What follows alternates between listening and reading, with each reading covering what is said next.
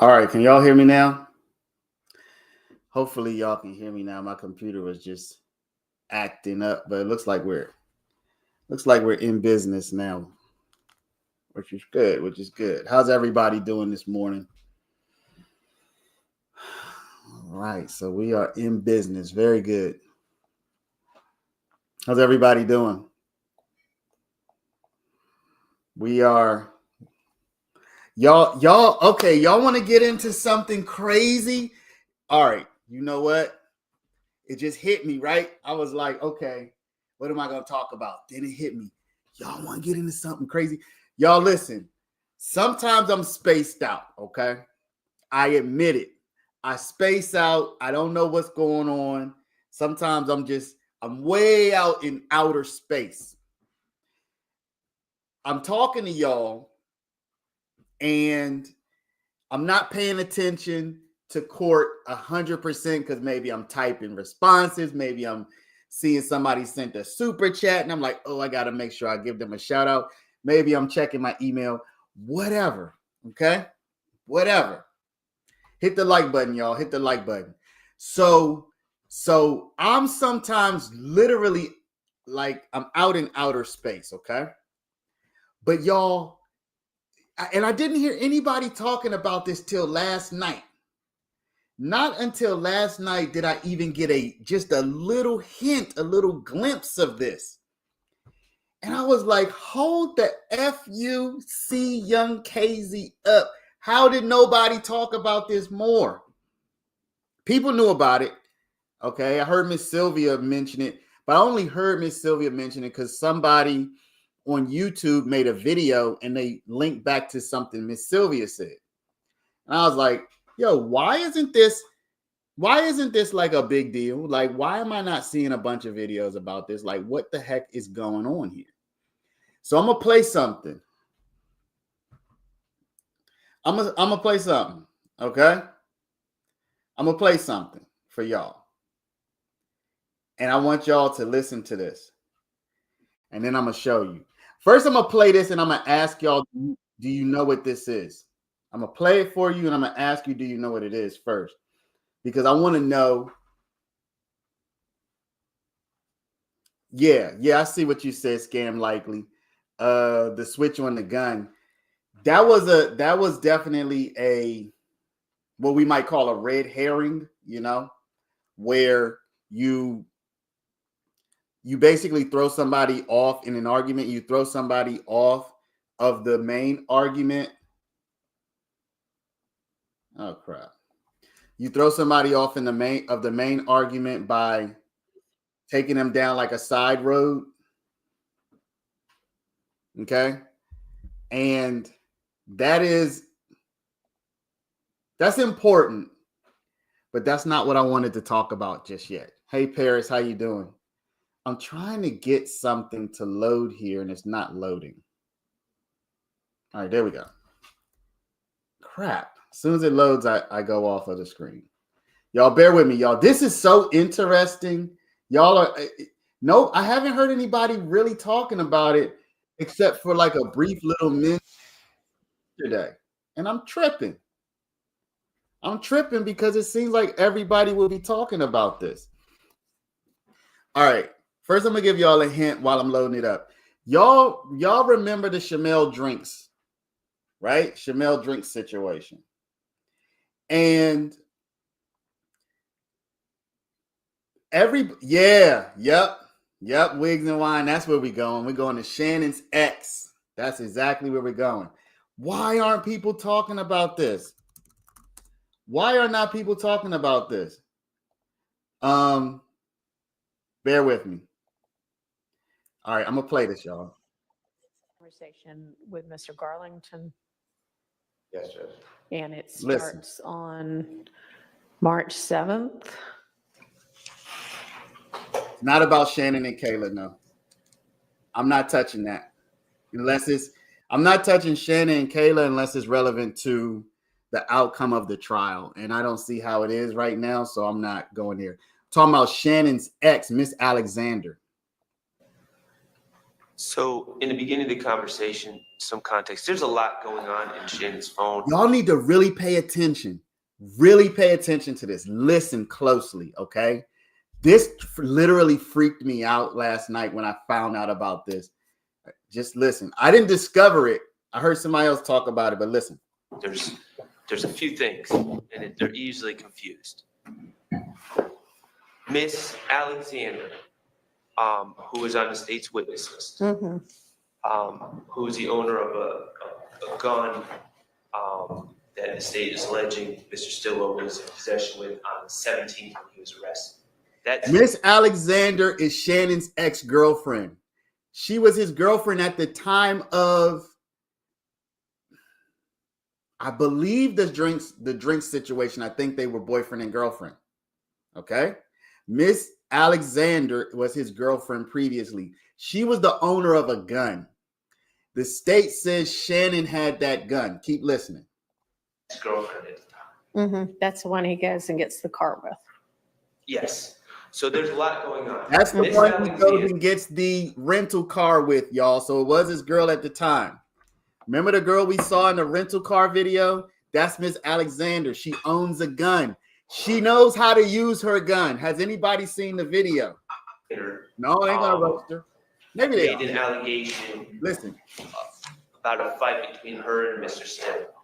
Okay, so there's talk about, y'all, we got video of Miss Alexander. I had this trial. It seemed like it includes everybody in some way. It includes everybody from Atlanta, y'all. All the gun carrying black folks are somehow, this tentacles of this trial brings them all together in some kind of way. Police reports involving that. Okay. Simultaneously, Miss Alexander, there's actually a video of it. There's actually a video. Listen.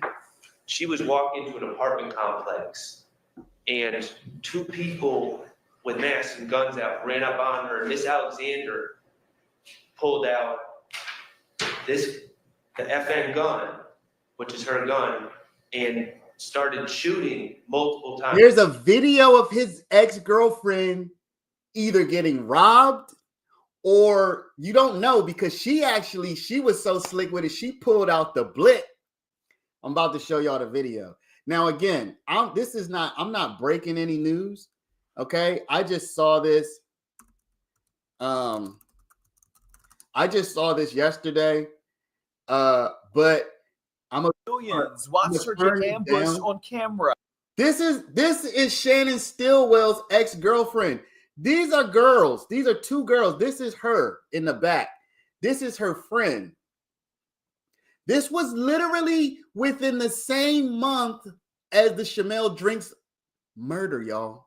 If I'm not mistaken.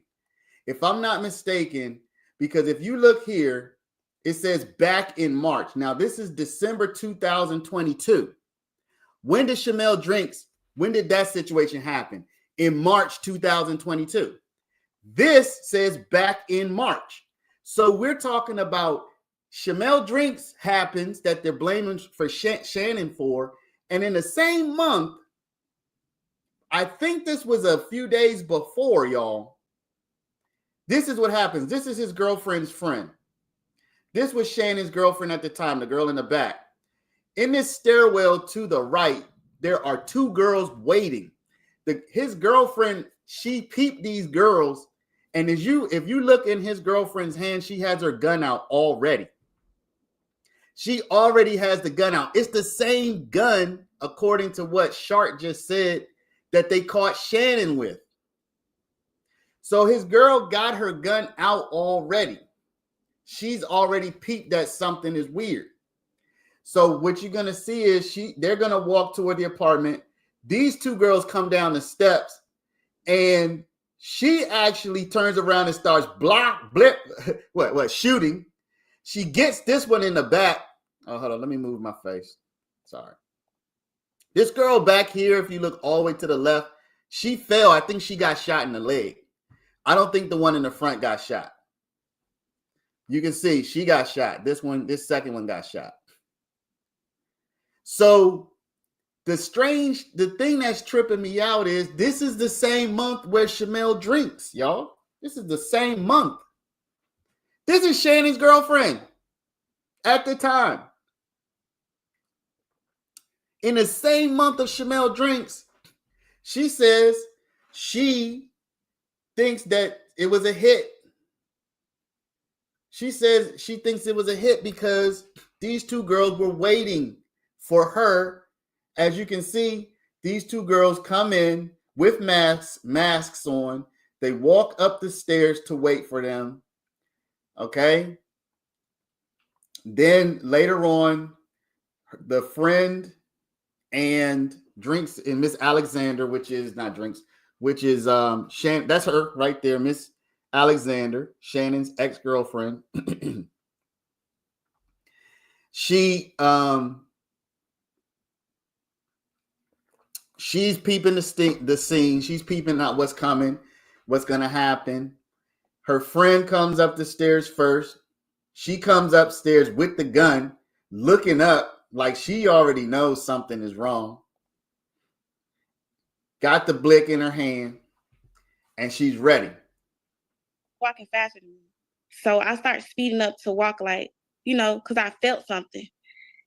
And once I heard, because it was so quiet, I heard them stomping down the stairs. That's how quiet it was. It sounded like they was stomping, like jumping down the stairs.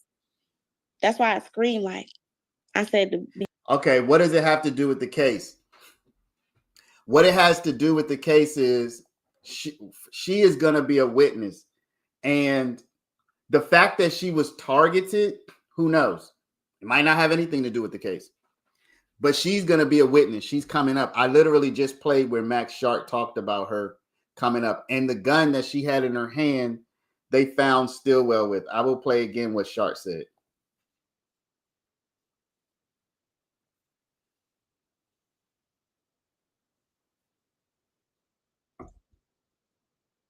In his phone, there's a few things, and they're easily confused.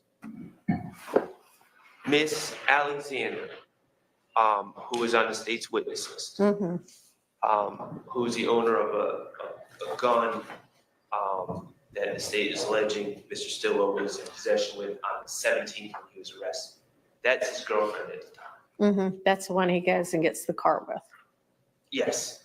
So there's a lot going on. Miss Alexander made an allegation about a fight between her and Mr. Stillwell.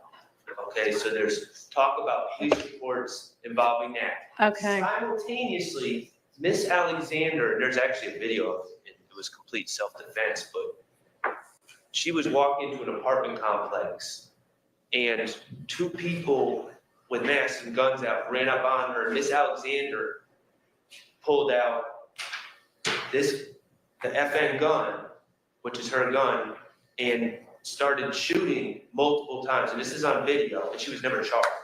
Okay. But there's a lot of concern about, Miss Alexander is the one that's initially asking about renting cars and all that, because there's concern that the robbers are coming after Miss Alexander because she was so bold to shoot at them when they had guns out and were robbing her. So there's a lot of police talk. I'm going to object to, for instance, the beginning of this, which if we're going backwards, it's 19 going to 18 because it's Mr. Stillwell in a very inartful ways expressing his frustration. So y'all, this is who we're expecting to come and testify. If not today, sometime this week. We're expecting Miss Alexander, the girl who was who we just saw in this video being attacked and apparently attacked, right? And she said, as Wiggs and Wine says, she doesn't think it was a robbery. You have two girls that ran up on her in her apartment building. She started shooting. She shot one of them apparently. And the other one, I guess, did not get shot. And now this is in the same month, March 2022, as Shamel Drinks. So Ms. Alexander says she does not think that it was some robbery or random situation, that she thinks it was maybe a hit that was put out on her or some kind of coordinated situation. So I had never seen that video before. I thought that was just totally wild how that's somehow maybe connected, maybe not connected, but we should be seeing from her soon. Somebody says she looks kind of like Kayla. She does kind of favor her a little bit. They have a favor. They do favor. I say, Yeah, they actually could be sisters. I mean, from this.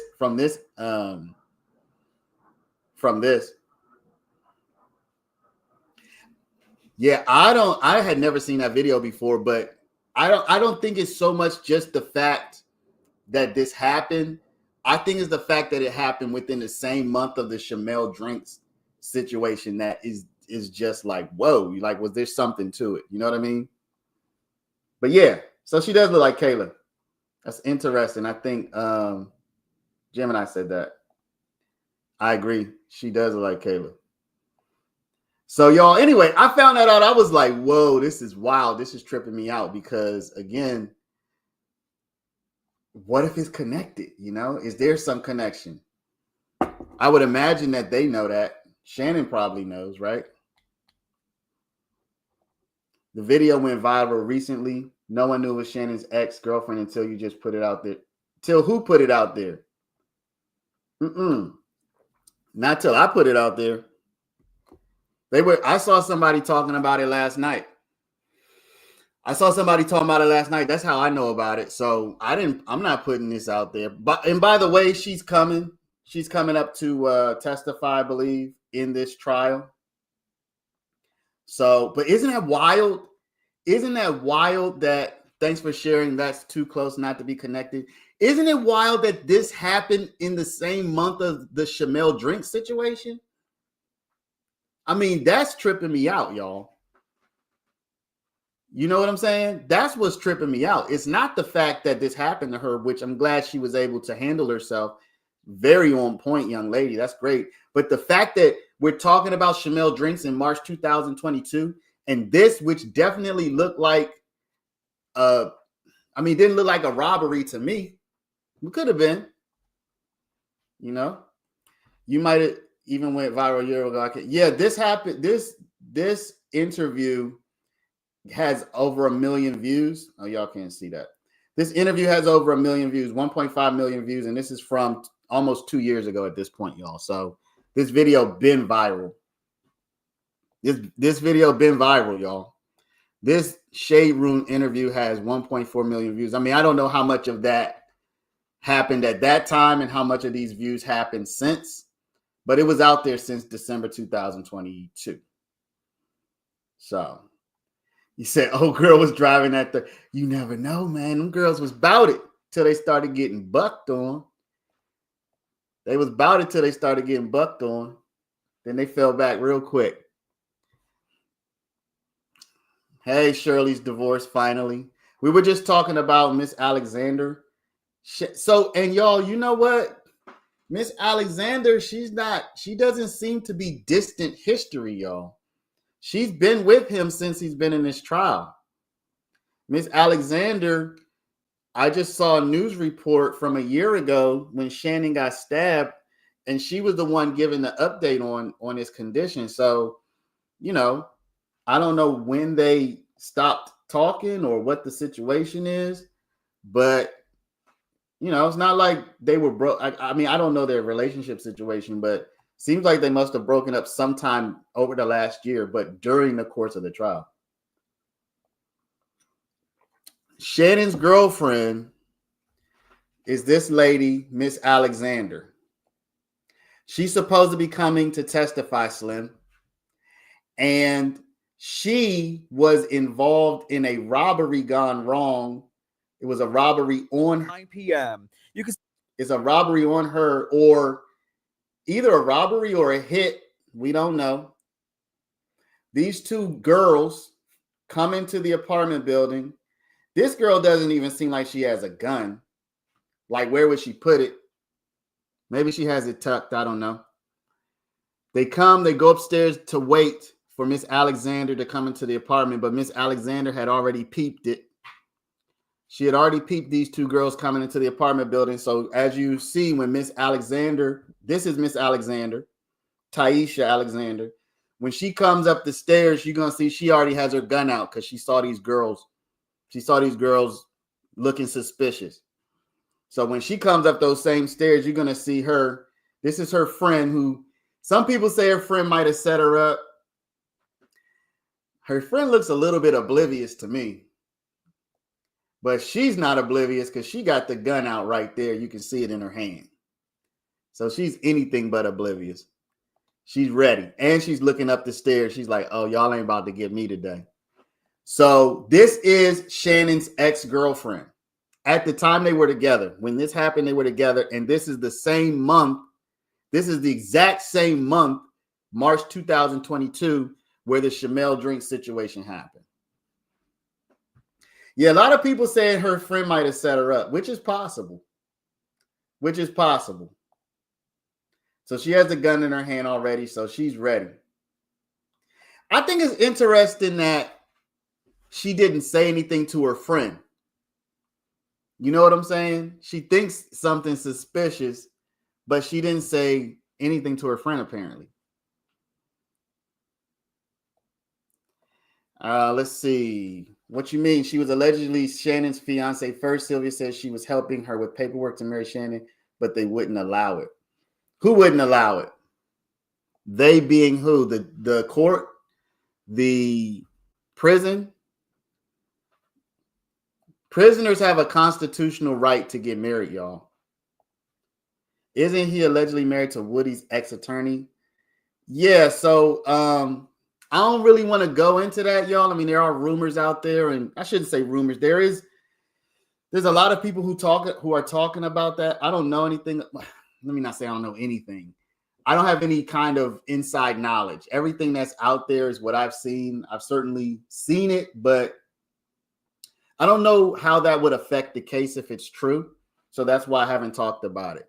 If it had some material effect on the case, we would talk about it, you know? It would be relevant information. Even if it had potential implications, but I haven't been able to find where, if they are married, where it might matter. You know, I haven't even been able to find that it might make a difference. So I'm not really touching that. But yes, there are many videos of people reviewing documents and all kinds of stuff out there.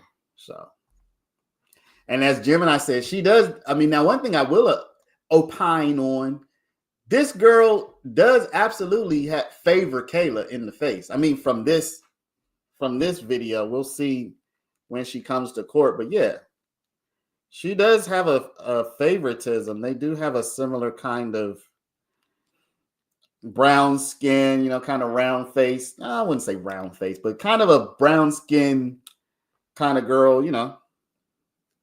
So yeah, they do have a similar kind of je ne sais quoi, if I can use that term.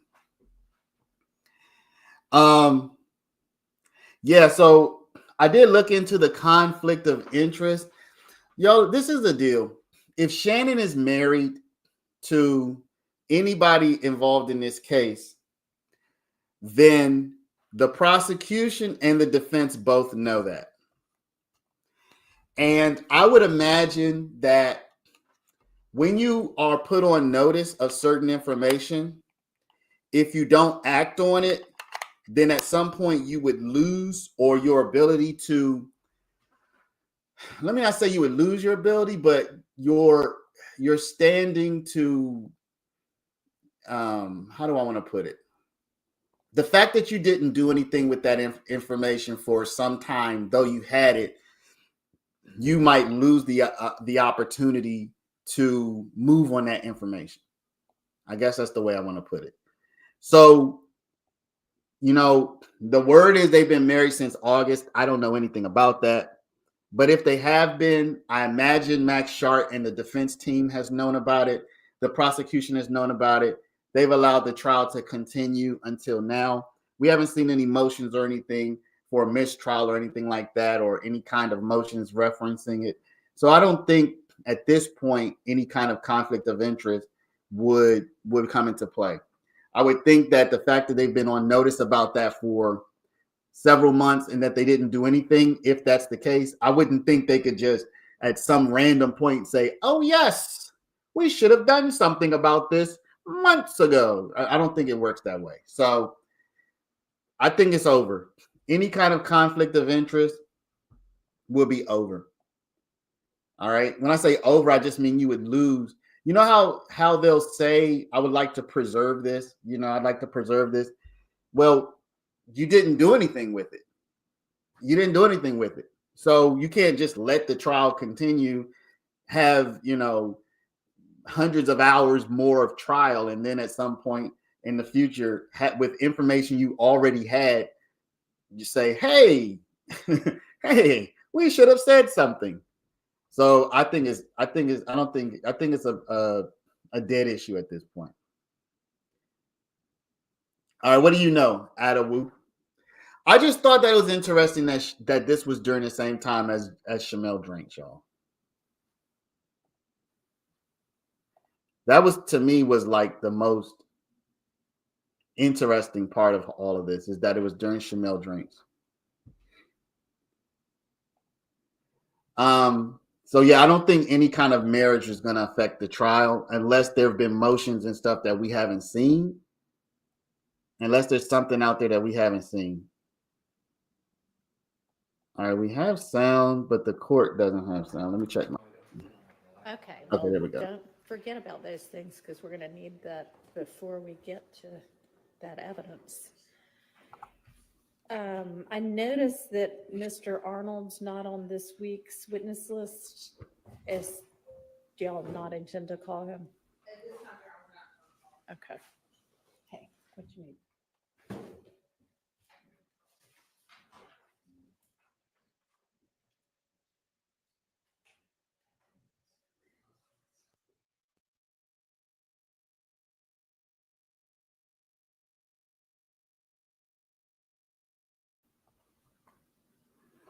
Morning, everybody. Morning, everybody. Was any of those girls connected to drinks in any way? I don't know. That's one thing I don't know. I don't know if they were connected to drinks. I did try to look up one of the girls because they actually give her name and a face. By the way, if y'all are wondering, this is the face of the girl who got shot by Miss Alexander. So this is what she looks like. I did try to look up her name, but I just didn't go too deep. I didn't go too deep with it, to be honest with you. But that's what she looks like. So she looks kind of rough there, y'all. She looks kind of rough there. So I don't know if any of these, if either of those two girls are connected to drinks directly.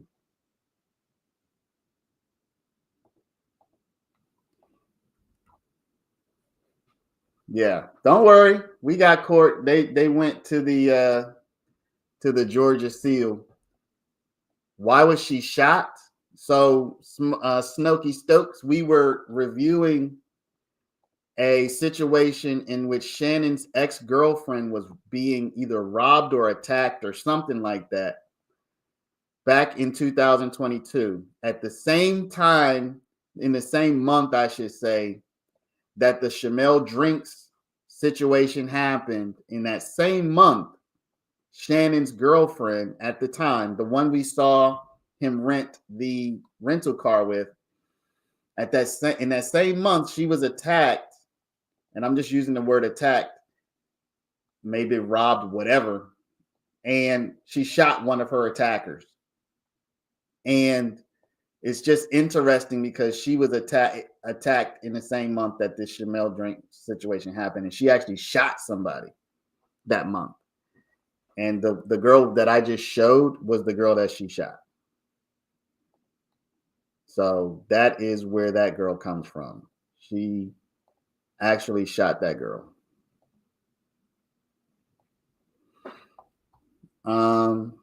Let's see. Let's see. Look at Mariah the Scientist video with Thug called Walked In. You will see that Mariah has on all. Yeah, somebody sent me a screenshot of that. We can certainly take a look at that. We can certainly take a look at that. Let's see if court is going to come back quickly. We saw an officer walk up to the judge. So you never know with this trial, something's always happening. You never know with this trial, something's always happening.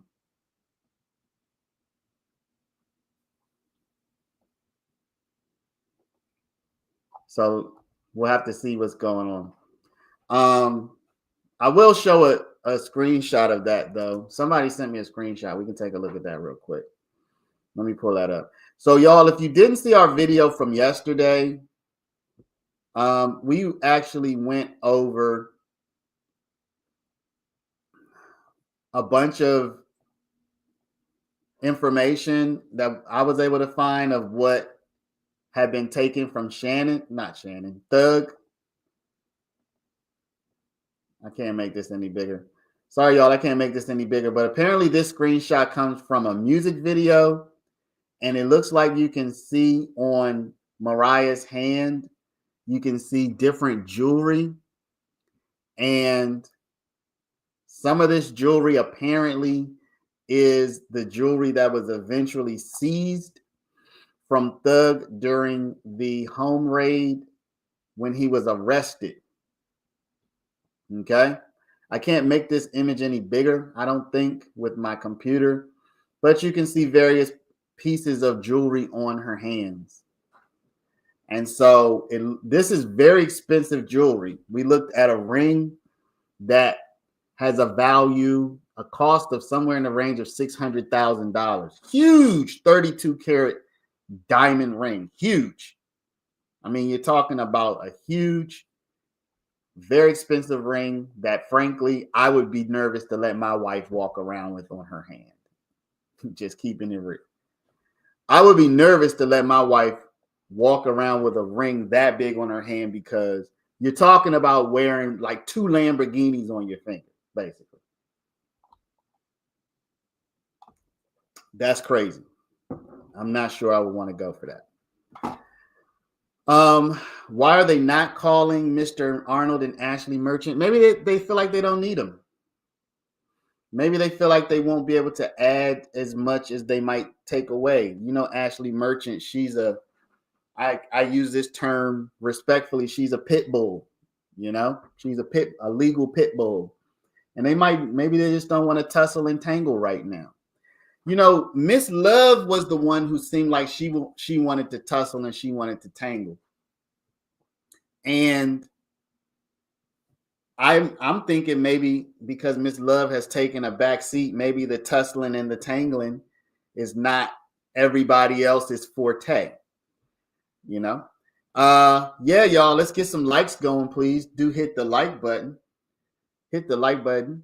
So I guess I'm gonna be spamming the like requests today. Y'all do hit the like button, please. It helps us out, helps us get this channel out there. Yeah, 20%. Come on, y'all. You literally are in here watching, listening, consuming.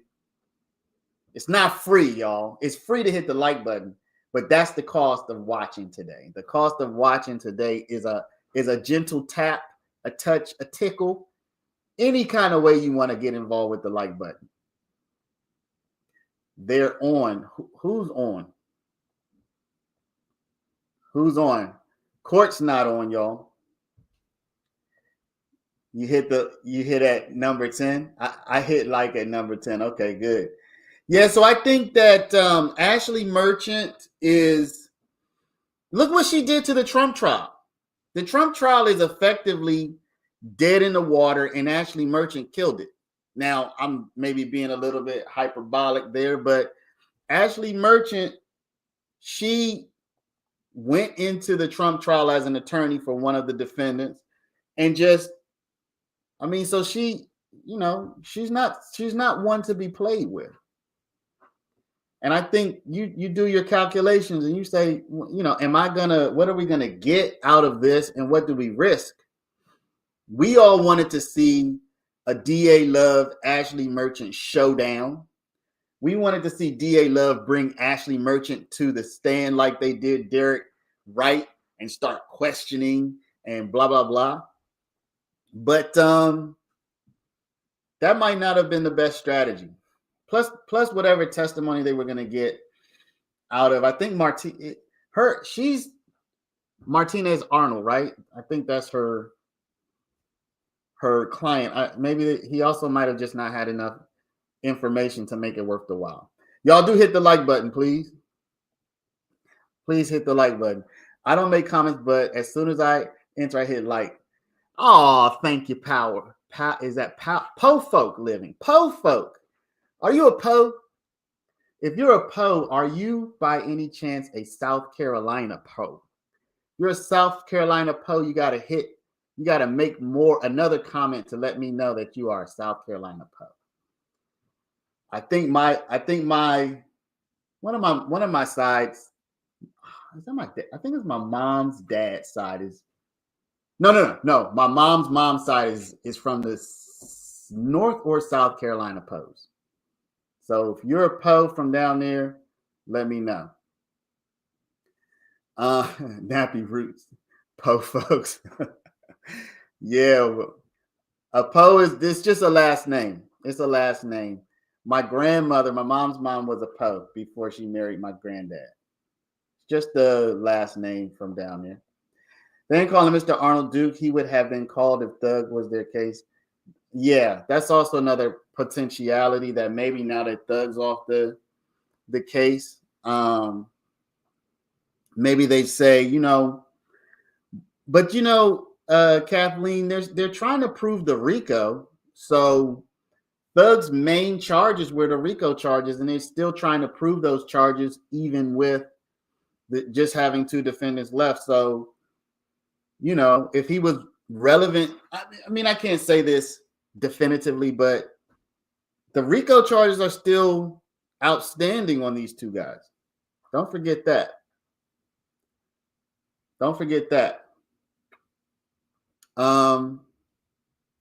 Yeah, y'all hit the like. Do hit the like. Y'all, something's always going on in this court, isn't it? Like, we think we're getting started. The cop walks up and he's like, yeah, we aren't starting yet. And now we aren't started. I mean, how does that work?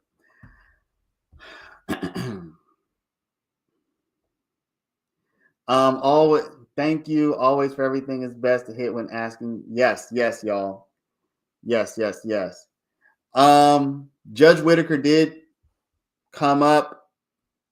She asked if they were going to be calling. I think did she say Duke or did she say Antonio Sumlin? Do y'all not intend to call him? Arnold's not on. Oh, Martinez Arnold. I noticed that Mr. Arnold's not on this week's witness list. Do y'all not intend to call him? Okay. Yeah, that's Ashley Merchant. Then this cop pops up. He says, Your Honor, I know you want to start on time, but let's just delay for a while. He's checking his phone. And the cameraman. Yeah, so that's Martinez Arnold. Hey, bro, $100 bet the state ain't resting this week. So I saw on X, Kathy Rasan. She said, and she would be in the know about this, y'all. Kathy Rasan said that there are 22 more witnesses on the state's list. I'll bring that up real quick so we can talk about it.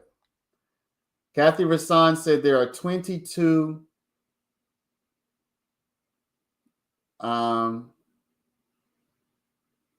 where is she? Okay, let's take a look at this since we have some time.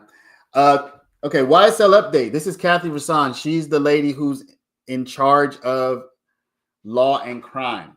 Okay. YSL update. It looks like the state has 22 witnesses left to call in their case in chief, including pled out co-defendant Antonio Sumlin. So we have Martinez Arnold. Y'all know what's tripping me out? Are these Italian, or these are like Romance language names, right? Martinez, Antonio. We have two Antonios and a Martinez. I just find that interesting. Anyway, Antonio Sumlin. They have 22 witnesses left to call their case in chief, including Antonio Sumlin, who took a plea deal. And he's also called Obama. Sumlin pleaded guilty to 1 count of conspiracy to violate the RICO Act, 2 counts of conspiracy to commit a crime, and participation in a criminal street gang or criminal street gang activity. He was sentenced to 15 years on probation, a 10 p.m. to 6 a.m. curfew. As part of the deal, Sumlin agreed to testify truthfully if asked to during trial, but reserves the right to invoke the fifth. Y'all saw what they can do with that. They can just give him immunity. Okay. So when you say, I think Andre said that $100 that the state will not rest this week, the state has 4 days. And if they're going to call all 22 people,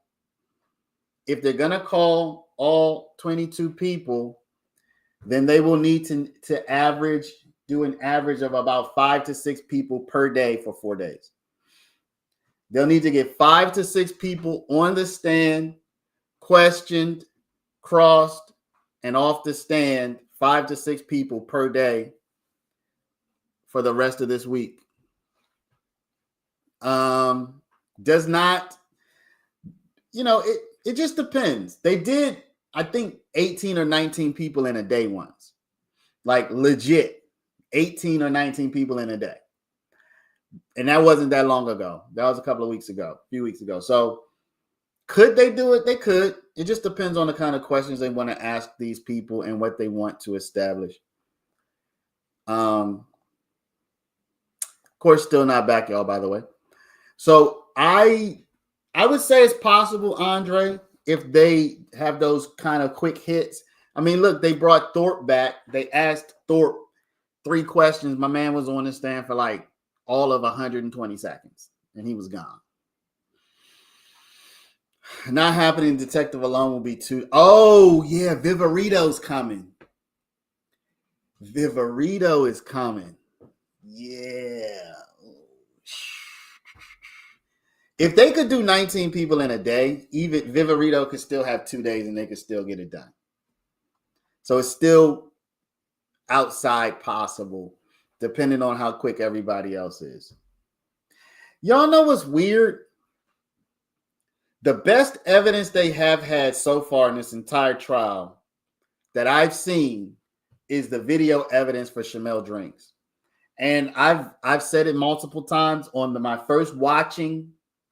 And as the detective walked us through it and explained, I thought, yeah, that looks solid.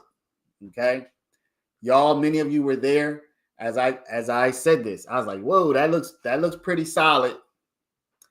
And then as the community started to talk about it, people were like, hey, what about this? What about that? What about that? But Shark didn't bring all of this stuff up. He did. I mean, he hinted at it, but he didn't really go into it. So it didn't hit me. It didn't dawn on me until the community, after the entire direct and cross was done, people started saying, hey, what about this? And I was like, oh, shoot, I didn't even notice that. So while that was the best evidence yet, it is very susceptible to reasonable doubt, in my opinion. Once you start to dissect it. If you just take what they say at face value, then it seems pretty conclusive. But once you start to dissect it, it's like, this is not conclusive at all. So that is the best evidence we have, and that evidence is again, because the defense gets to rebut the evidence or the presentation, not the evidence itself, but the presentation of the evidence. I think you have a Donovan Thomas. I don't think they presented enough evidence to show particularly that Yak was involved. I think Yak is getting off on that. Donovan Thomas, as it relates to Shannon, I don't even remember the evidence. I don't even remember the evidence that Shannon was involved in DT. His phone was like in the area and, something like that. There was a gas station somewhere around there. And now with the Shamel drinks, Yak is not implicated in that. And there's a reasonable doubt. So I think the 2 M charges, y'all, and it's really sad and it's terrible for the families. It is just devastating, I think, for the families. Obviously, I don't want to speak on behalf of anybody, but putting myself in their position, you would want to see somebody pay for what they did, because somebody did do these things. And it would just feel, I imagine, but you also don't want the wrong person to pay. And I think there may be some doubt among certain family members for one of these 2 victims or both. I don't know. There may be some doubt as to if they have the right people, particularly with Shamel drinks. So, but I think these guys are probably going to get off on both of them. When I say get off, it makes it sound like they did it. I think they're going to be found not guilty, probably on both of those M charges. And it's terrible. It's good for them, but the families won't get any closure.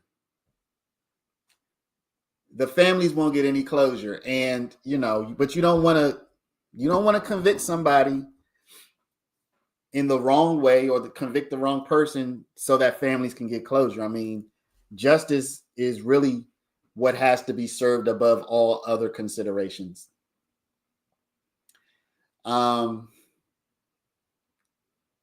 So the state has no physical evidence. I mean, again, the video, the fact that the video evidence is not conclusive, it's good evidence, y'all. It's just not, we can't have a standard where your evidence has to be like, a 4K, a 4K video of what happened narrated by the person who did it. That can't be the standard. The video evidence is very good evidence. It's just not evidence beyond a reasonable doubt. That's the problem. If that 3rd car hadn't pulled up, it for me would be evidence beyond a reasonable doubt. But the 3rd car, which I did not see or I didn't notice in my first viewing, the 3rd car is what creates reasonable doubt.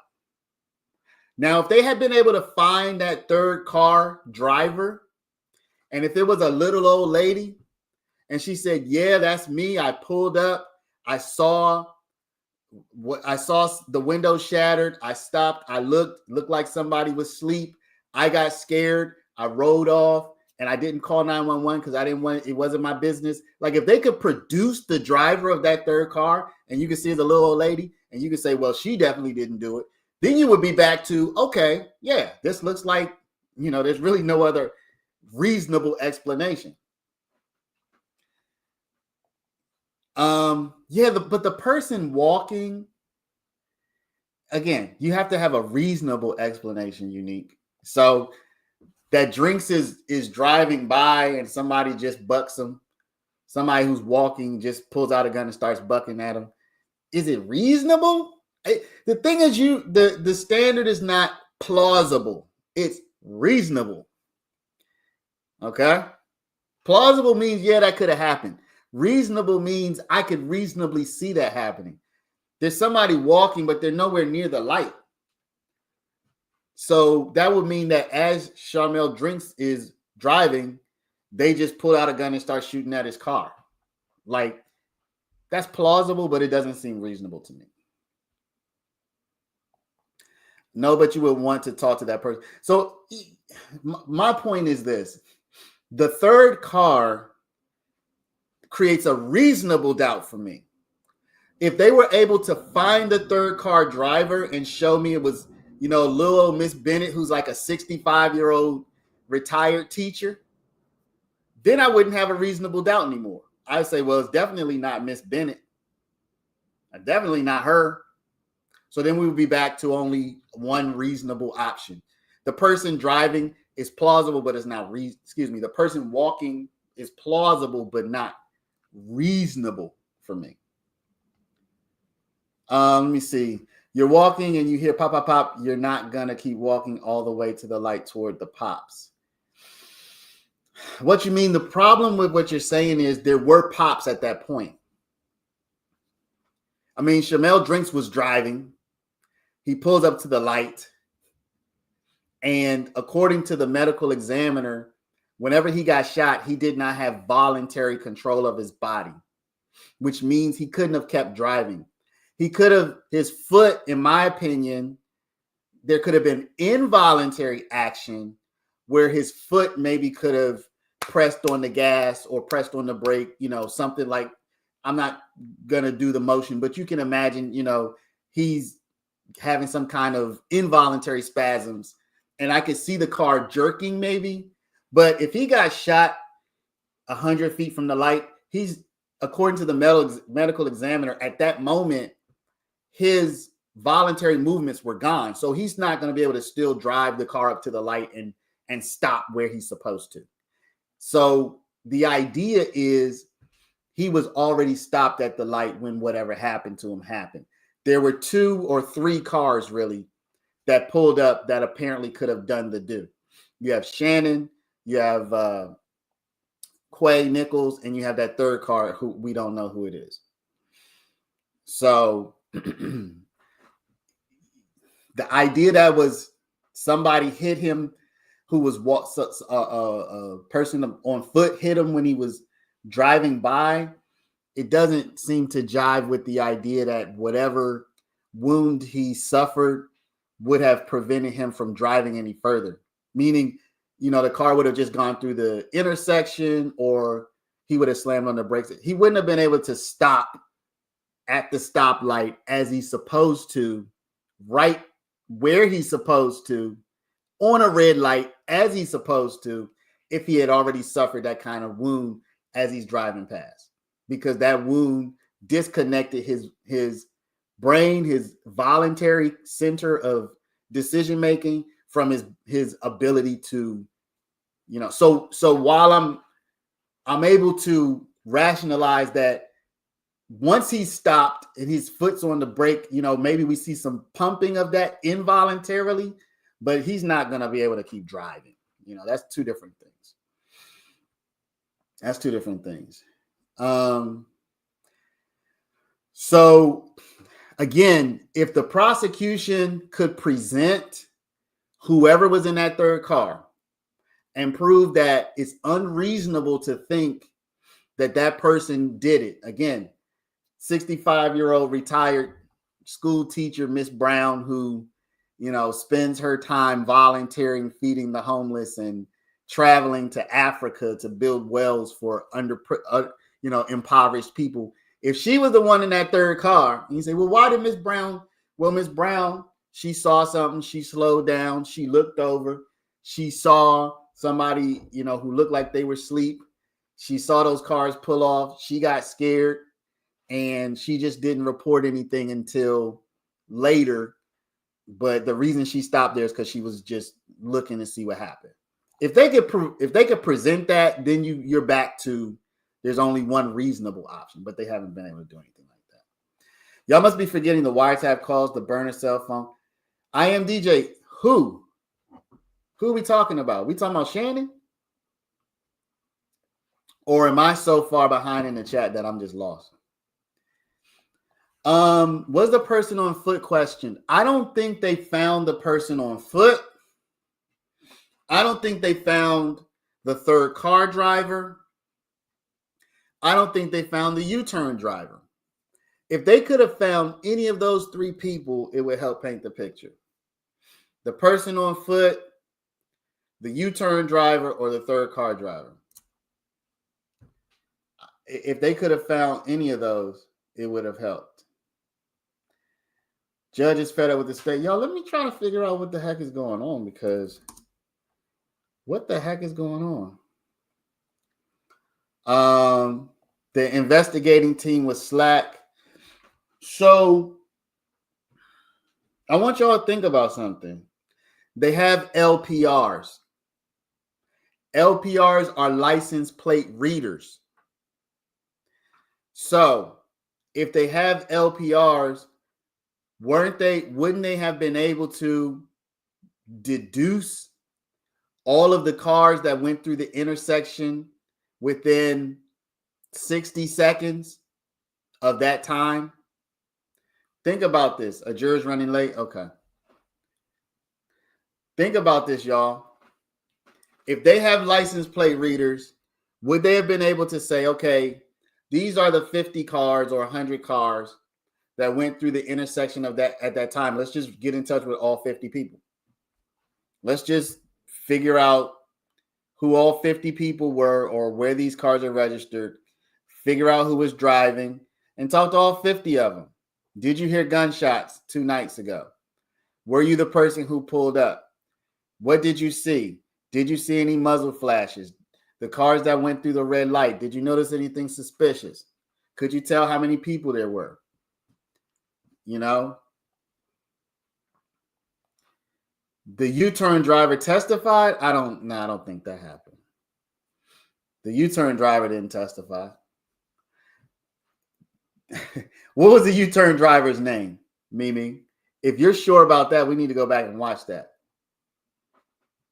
If you're sure about the person who did testify was Mr. Cheeseborough, who came onto the scene 20 minutes later or so, 15, 20 minutes later, and noticed that something was wrong and called for help. So he wasn't the U-turn. Well, okay, I see what you're saying. I see what you're saying, Mimi. Mr. Cheeseborough made a U-turn to go back and help. But Mr. Cheeseborough, you know, it's interesting. Mr. Cheeseborough, his representation of how everything happened, he was not the U-turn driver that we saw. You are right. Mr. Cheeseborough did make a U-turn to go back and help. But the way he discussed it, Mimi, was not he made a U-turn to get away. He said he went past the car, noticed something was wrong. So the U-turn driver we saw never went past the car.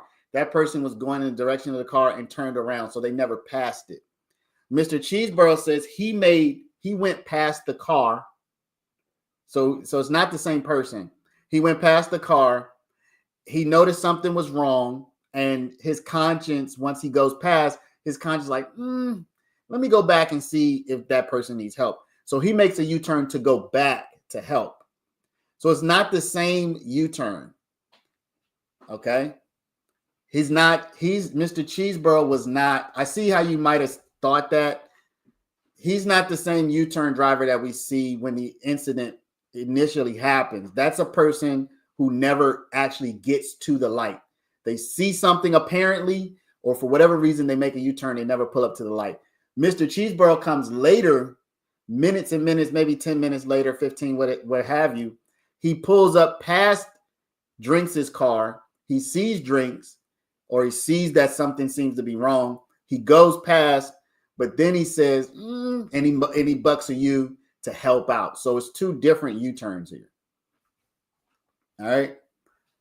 So hopefully Mimi, good point, but it's not the same person. Cheeseborough wasn't that, his cowboy hat was. So Andre, I feel like I saw you going in on Cheeseborough last week. I think you might have mixed up. Cheeseborough didn't have a cowboy hat. Cheeseborough was the dark-skinned the dark-skinned guy, black guy who tried to help Drinks. He wasn't the investigator. The investigator is not Cheeseborough, y'all.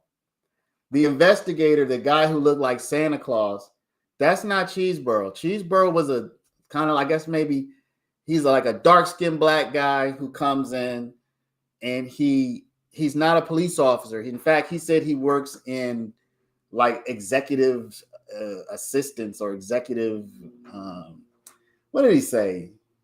Something like that. Yeah, he's kind of like a black guy. He's definitely a black guy. He maybe looks like he was kind of tall. Yeah, Andre, I was wondering why you were going in on Cheeseborough last week. I was like, yo, what did he do to you, man? I was like, what did Cheeseborough do to you? He tried to help. No, Cheeseborough was the guy who came in and tried to help. He was just. Let me see if I can find Cheeseborough, y'all. Cheeseborough was definitely not the police officer. Cheeseborough was the civilian, the regular average Joe who really tried to help this guy out. In fact, I called Cheeseborough a hero on stream. I might have typed that. I called Cheeseborough a hero, y'all, because Cheeseborough went out of his way to try to help somebody who looked like they needed help. And he kind of got himself mixed up a little bit because now he had to come testify and all that stuff. Let me show you Cheeseborough. This is Cheeseborough, y'all. Don't worry, I'm watching court when we're back.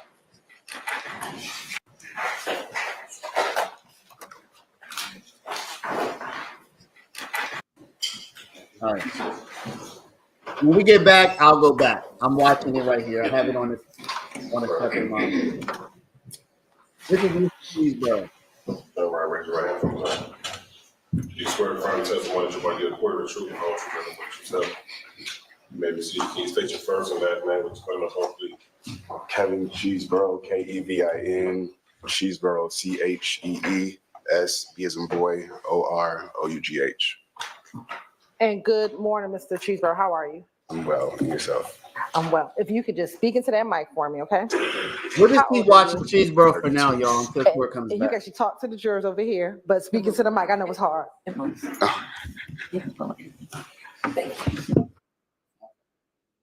Kendrick's plea comes in, and also covering Mr. Stillwell's pleas that already got admitted. Ms. Sharp, I guess, did y'all, that's what y'all are both jointly proposing.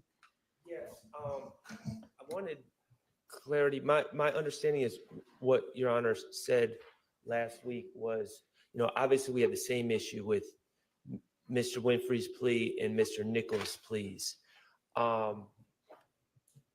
My understanding from the discussions last week is that Your Honor was going to, I don't know what the term would be, but unadmit those convictions. No, Okay. because those were still, I think, overt acts, right? Are they or not? Yeah. The whatever Mr. Nichols pled to and what Mr. Arnold Winfrey. Winfrey. Well, Winfrey's was an Alfred plea. Right, but the issue isn't the act or evidence of the acts. Yeah. The issue is non-testifying Oh. witnesses saying, yes, I did it. Which is what we expressed way back when they were Right. admitted. It's a confrontation clause issue. Yeah, it definitely is. Right. I remember being surprised that a limiter was not given at the time by the predecessor judge. Right.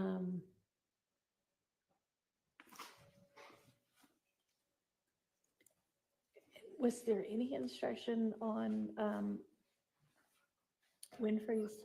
I cannot recall. Our stance is that the plea itself should not even be in evidence. And not even a limiting instruction wouldn't even be the issue. It just shouldn't be in.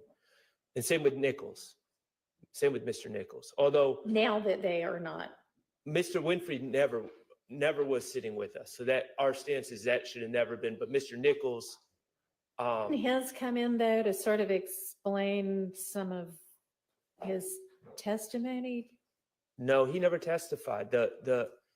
We were arguing that it was a controversial day because from our vantage point, the state was trying to suggest that Mr. Winfrey took a plea because of promises of a car or different things.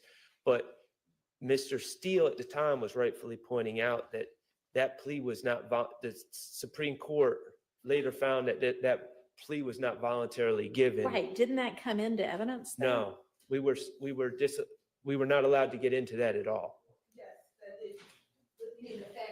The fact that it had been reversed and that he then entered an Alford plea instead of a guilty plea, right? That came in. That information came in, right? The information that he had to take the plea a second time came in. I don't think the reasoning came in, but the fact that he had to take the plea. I want to be clear. I don't know if the underlying reason came in, but the fact that he had to take another plea about a month or so later. Which didn't, I mean, that didn't help a lot for us No. because we wanted to get into the reasoning. But the bottom line is the plea, whether it was voluntary or involuntary at this point, it's still statements by Jimmy Winfrey, and he never took the stand. So, All right. You know what? I may need to just review that trial testimony. who was on the stand? Okay.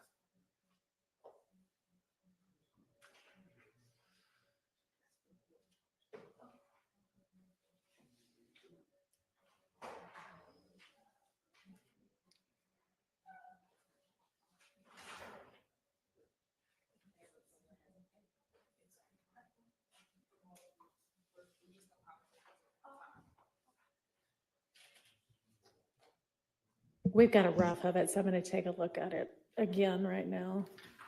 Great, thank you.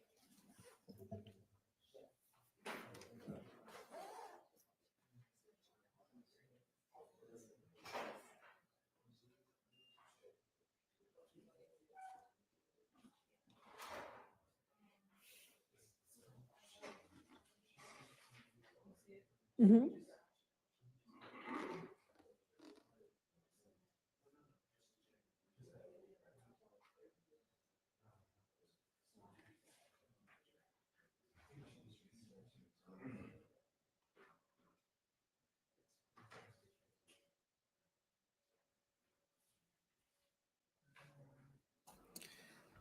Y'all, it's important to note that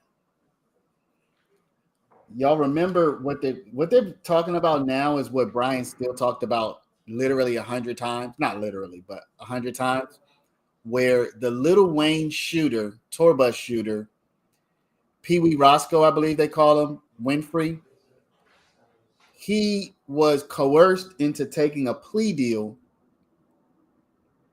He was coerced by the judge in his case to taking a plea deal. He appealed his plea deal. So he took a plea and then appealed it. And he won his appeal.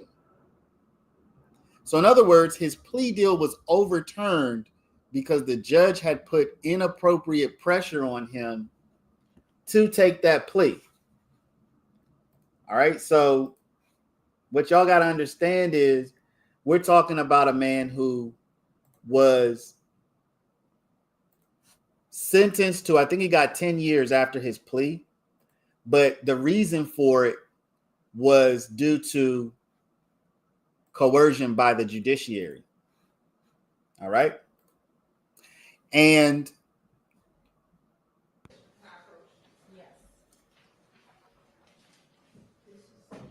all right, we're back to the Georgia Steele now. And so he was coerced into this by the judiciary. And So it was overturned. Now, when Glanville was on the bench, Glanville allowed them to get into this. Glanville allowed them to get into this, but he didn't allow. About the certified of Winfrey's plea redacted somehow. And Mr. Steele says, I know it's just going in and not going to be discussed, but at some point, and then the court says, well, yeah, I don't think it's going to go back with the jury anyway, and it's going to be redacted. Is there anything else I need to cover about it? I mean, so did it not get introduced in front of the jury and anybody say what it was? I mean, I hadn't read through the whole thing, but. It did. The defense did not acquiesce to this, but there was a kind of a standard operating procedure where things were being admitted and we discuss whether it goes back with the jury and things like that later on. Yeah. And so that is kind of the back and forth that occurred, but it was admitted in front of the jury. Did they know what it was? Or was it just, here's exhibit number 350? I defer to the transcript, but I'm pretty sure there was a discussion that Jimmy Winfrey pled guilty to, or pled whatever he pled to the charges.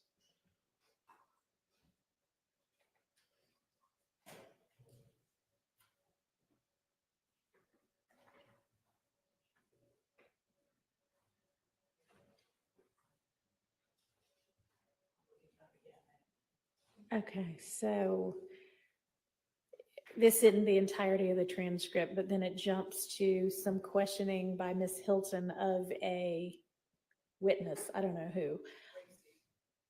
Oh, yes. As it relates to this case, do you know if Jimmy Winfrey ever took a plea? Yes, he did.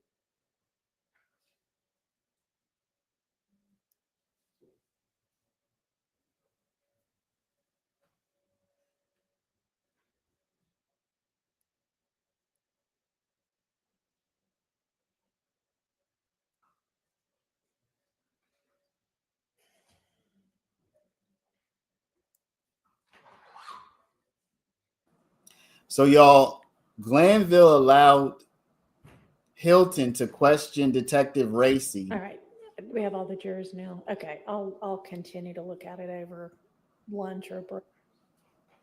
We're not going to need this limiter this morning, right? No, Your Honor, we probably won't need it until when the investigative finishes. Okay, great. All right, let's get the next witness, get the jury out to approach, sorry. The PowerPoints that we're gonna show, so you have a copy of them. Okay, okay. And the exhibit list is on its way down. Once we get that, we'll pass it up. So these duplicates or? No, different ones. Different ones, okay. Thank you.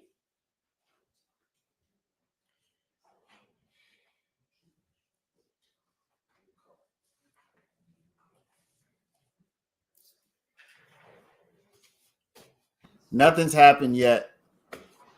So you're not lost. I mean, as far as today is concerned, a little bit of small talk, but you're not lost.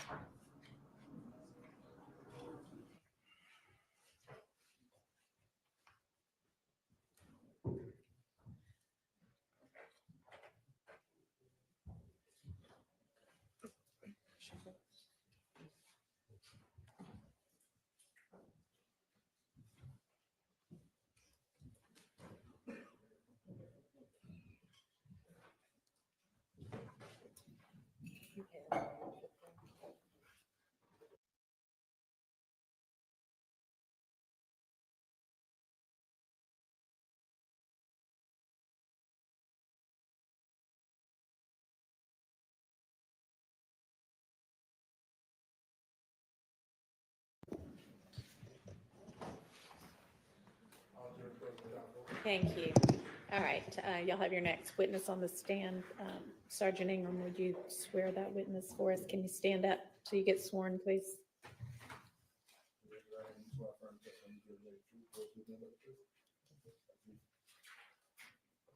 All right, go ahead, Ms. Hilton.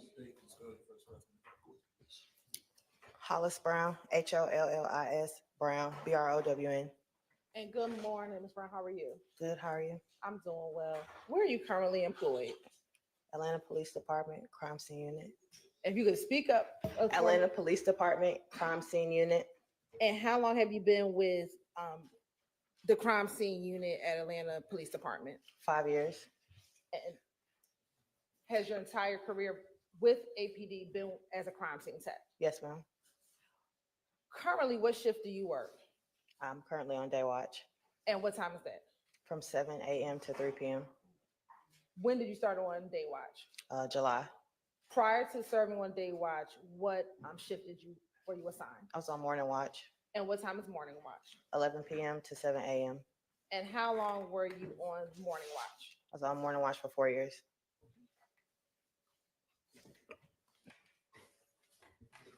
And taking you to March 2022, were you working morning shift back in March of 2022? Yes, ma'am.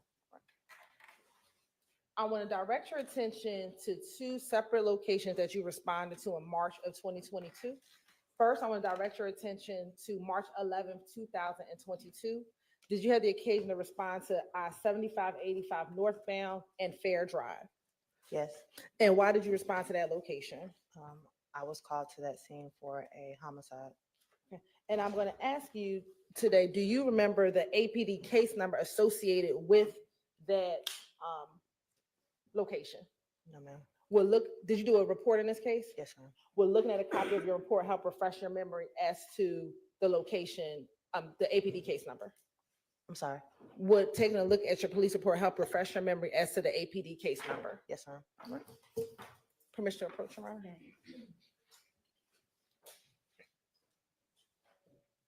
I'm going to show you what I'm going to mark as 4VVA. Is that your police report? Yes. And does that help refresh your memory as to the APD case number associated with that police report? Yes. What is the APD case number? 220700312.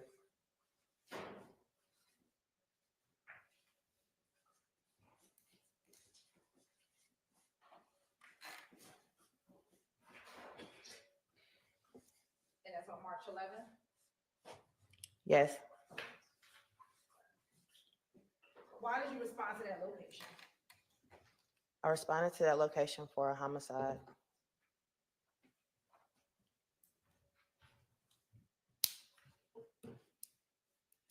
And about what time did you arrive at that location? Approximately around 5. Is that 5 a.m.? Yes, ma'am. And why were you requested to go to that location? There was a vehicle on the expressway with a passenger who was deceased and another male had been transported.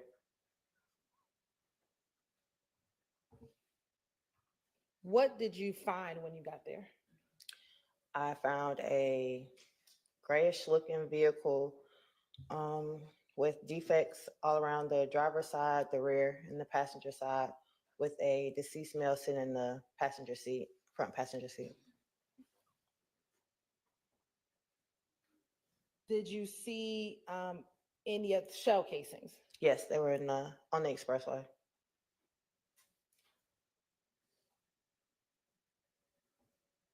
With the car, was there anything sitting on top of or around the car? There was a handgun sitting on the roof of the vehicle, On what side of the vehicle? the driver's side.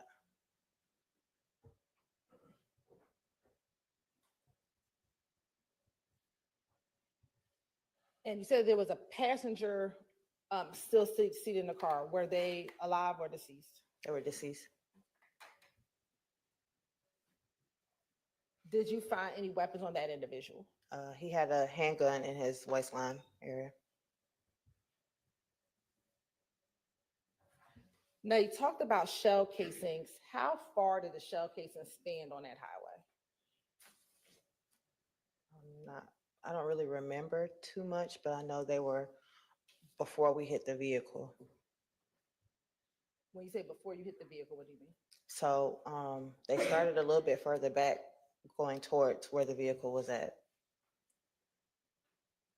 And did you take pictures of the scene as you found it? Yes, And have you had the opportunity to review some of those photographs that you took on March 11, 2022? yes, Okay, in front of you have the opportunity to look at Stacy Exhibit 4 VV through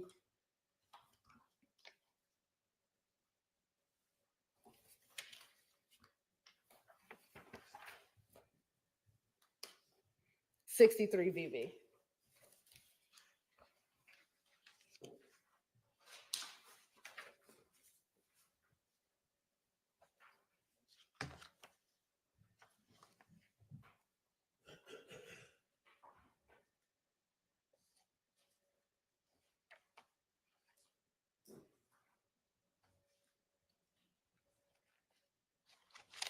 yes, And did you look at those previously when you were before coming into court? yes, All right. And do those appear to be a fair, accurate depiction of some of the images that you took back on March 11, 2022? yes. Your Honor, this time the state would like to admit Stacy Exhibit 4 VV through 63 VV into evidence. Those are admitted. How many shell casings did you recover? I don't recall. We're looking at a copy of your police report, help refresh your memory. Yes, ma'am. Okay. Once you've read it and your memory's been refreshed, just look up and let me know.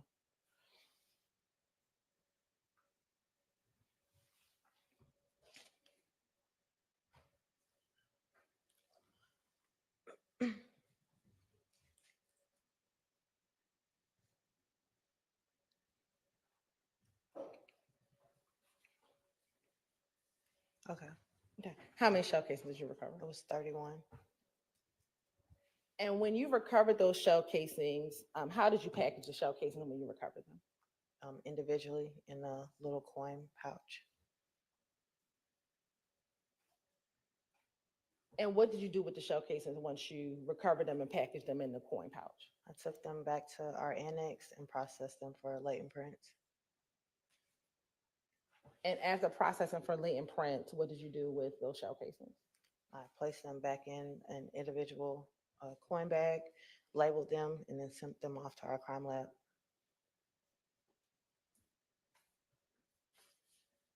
What caliber shell casings were they? 9mm.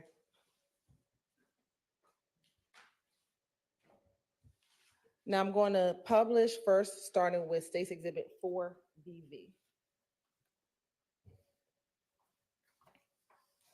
And it should come up on your screen as well.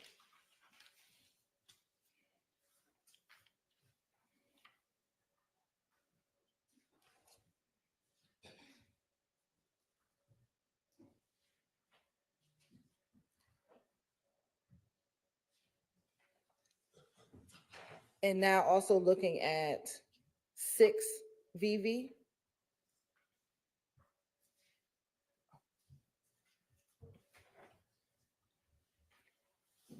Now I want to go to 6 VV. And then 7 VV. Is this the vehicle in which you found on the highway when you arrived at the location? Yes,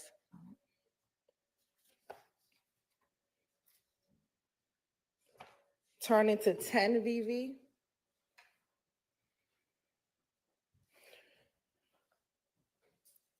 $11 VV and 12 VV. What were you depicting in those 3 pictures? the defects in the vehicle. Now looking at 14 VV. And let me go and ask, for 10, 11, and 12, what side of the vehicle were those defects on? The driver's side. Now looking at 14 VV and 15 VV. What were you taking pictures of in those 2 pictures? The defects in the vehicle and the damage to the window. And what side of the vehicle is that? Passenger side.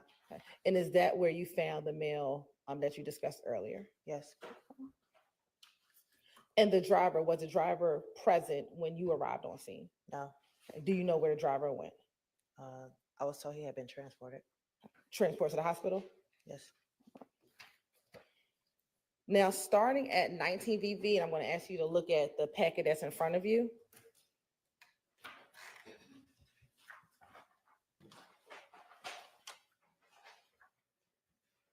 Through 51 VV, what is in 19 VV through 51 VV?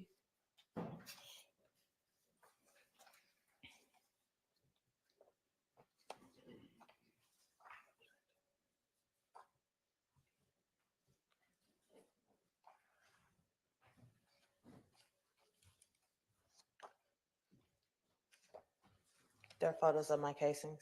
Okay. And are those the individual photos of the shell cases that you collected? Yes. All right. Now I want to go to 53 VV.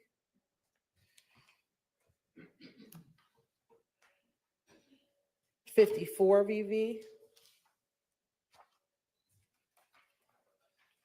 55 VV. 56 VV. 57 VV. 58 VV. 59 VV. 60 VV. 61 VV. 62 VV. And 63 VV. Were those all the shell casings that you collected in this case? Yes. And looking at starting from 53 VV to 63 VV, was that the stretch of where all of the shell casings were on the highway? Yes. And did the shell casings start from the rear of the vehicle where you found it all the way up towards the front of the vehicle? Yes. And did it go past the front of the vehicle? Yes.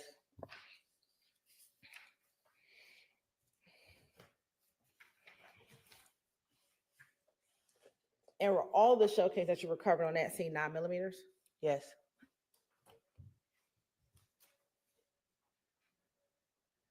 After collecting and processing the shell casings, once you went back to headquarters and after you took your pictures, did that conclude your involvement in this case? Yes. All right. Now I want to direct your attention to March 16th, 2022. Did you have the occasion to respond to 2830 Waters Road in Atlanta, Georgia? Yes. And was that about 5 days after the incident that we just looked at? Yes. And do you remember that APD case number? No, ma'am.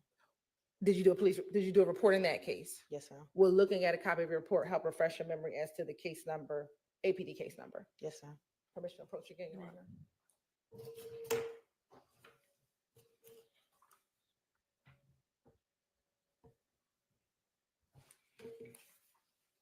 I'm going to show you what I'm going to mark as 248 VBA. Do you recognize 248 VBA? Yes. And how do you recognize 248 VBA? It's my report with my name on it. And what is the APD? Does that help refresh your memory as to the APD case number associated with this case? Yes. What is the APD case number? 220750015.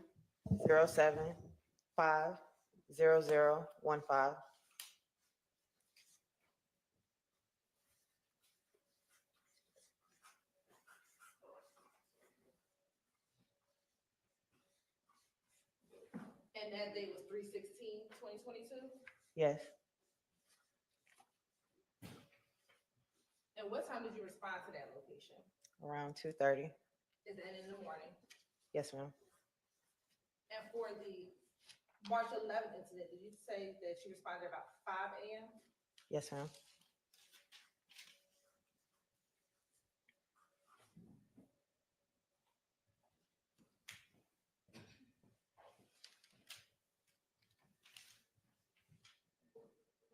And why did you respond to that location? I was called to this location for a shots fired call. And what was the weather conditions like when you responded to that location? It was raining a lot. You said it was. It was raining a lot.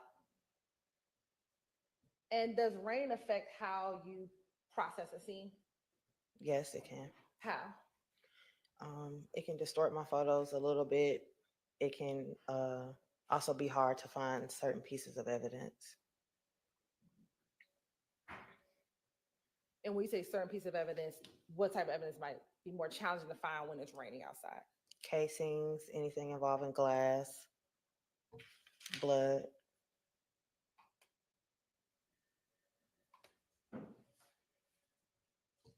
What did you observe when you first responded to that scene? When I arrived, I noticed there were shell casings laying in the grass area by the fence. In front of the fence, there was a little street. There was casings located in the street as well. There was defects in vehicles to the next door, the house next door. There were defects also in the fence and the vehicle in front of the house.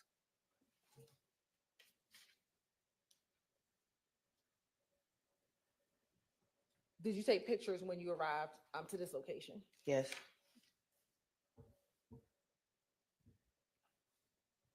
And have you had the opportunity to review those photographs before your testimony here today? Yes.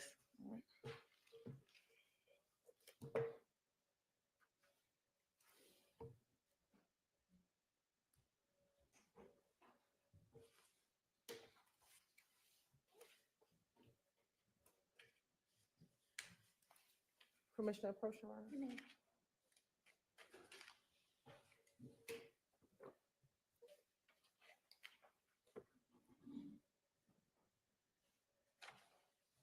I'm going to first show you 248 VV through 271 VV. Are these images that you saw prior to your coming into court today? Yes. And then I'm going to show you next 272 VV through 308 VV. Are those also items or pictures that you saw prior to your testimony today? Yes. And then last one, out of these 309 VV through 315 VV. Had you had the opportunity to review those photos prior to your testimony here today? Yes. Do those appear to be fair and accurate depictions of the pictures that you took on March 16, 2022? Yes. You're at this time, the state would like to tender State's Exhibit 248 VV to 315 VV into evidence. Those are admitted. And permission to publish. You may. First, starting with 248 VV.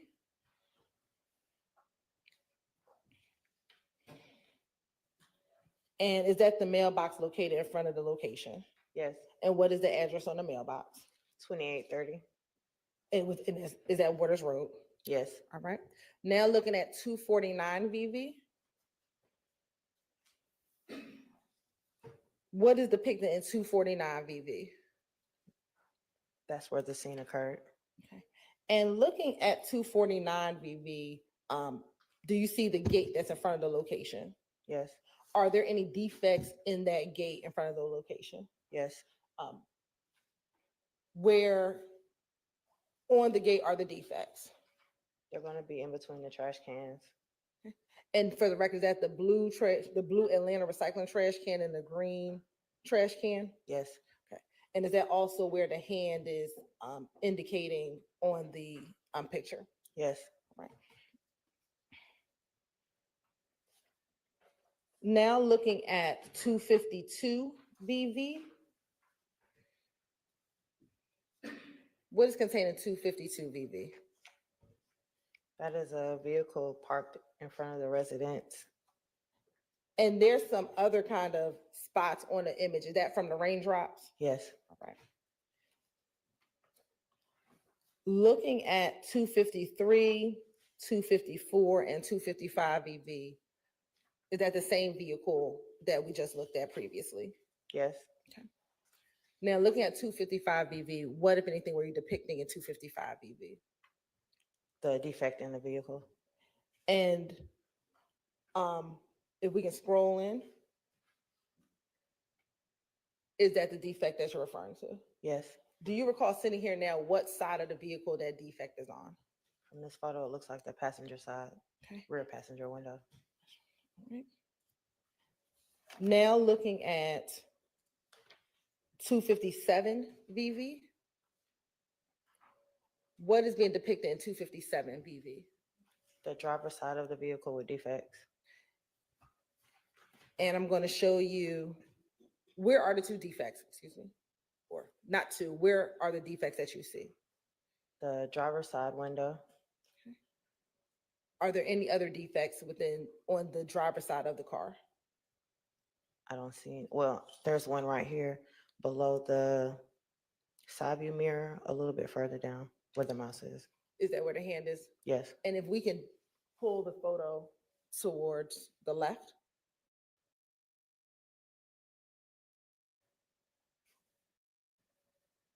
Are there any other defects? I can't see from this photo, so no. Turning, if you can look behind you, are there any defects on the back window? It looks like it may be a defect. I can't really tell between the raindrops. Okay. Now looking at 258 VV. Is that a close-up of the defect that we saw on the front the front driver's side window? Yes.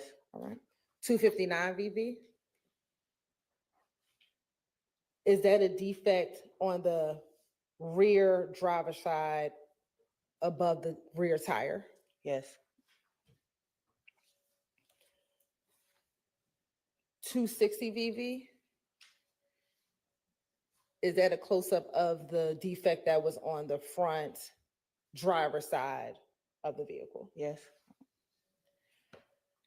Now looking at 261 VV. Where's this area of the home? This is on the right side of the residence. And this is on the front porch of the residence? Yes. All right. Looking at 262 and 263 VV. What were you depicting in 262 and 263 VV? The defect in the burglar bar and also the window. Now looking at 264 VV and 265 VV.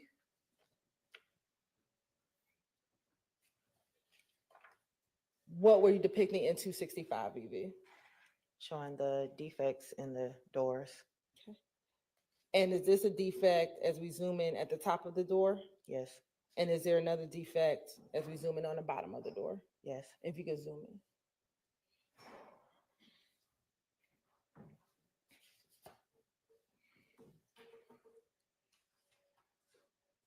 Now looking at 266, 267, and 268 VV.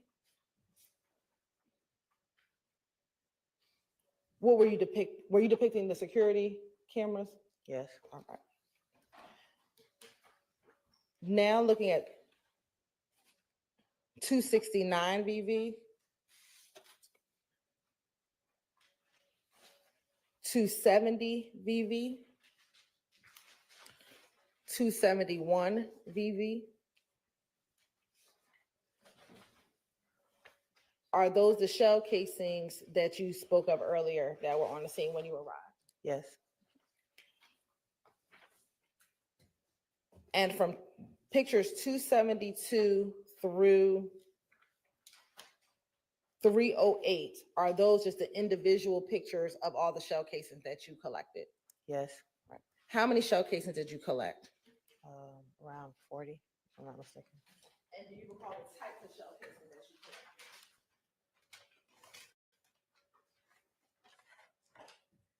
collected? They were, That's they fine. don't, well, okay. They were 40s, I'm sorry, they were 5.57s, 223, 40s, and 9s. Okay. And have you had the opportunity to look at those items today before your testimony? Yes. Mr. Sharp. Commissioner Coach, you're being around. Amen. I'm going to show you what's been marked as 424 DV. You can, you come prepared. Can you look in that bag and tell me if you recognize the items in your bag? In the bag, excuse me.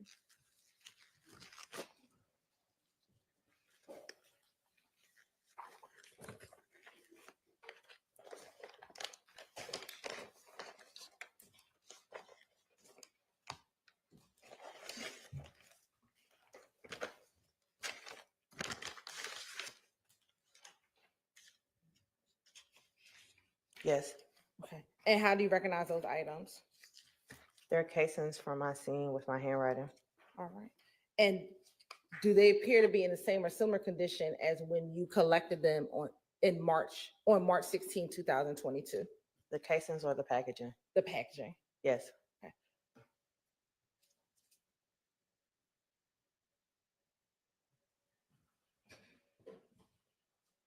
And is your identification on all of the packaging as you remember it from March of 2022, March 16th of 2022? yes, Now, this time the state would like to tender and admit the contents of 424 VV into evidence.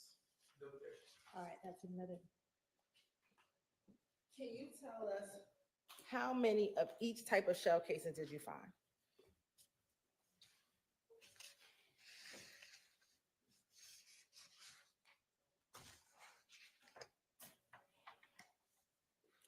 there were 11 5.7s, 2 223s, 8 40 calibers, and 19 9mm.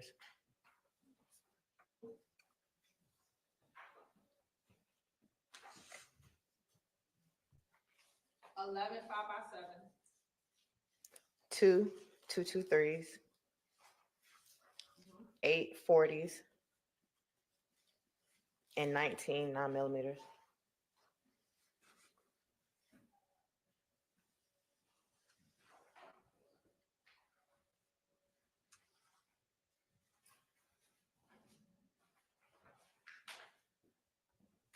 When you collected those shell casings, did you do the same thing that you discussed, that you did earlier with the March 11th shell casings? Yes, And when you talked about the March 11th shell casings and how you packaged them, did you package the shell casing from March 11th in the similar way that you packaged these shell casings? yes,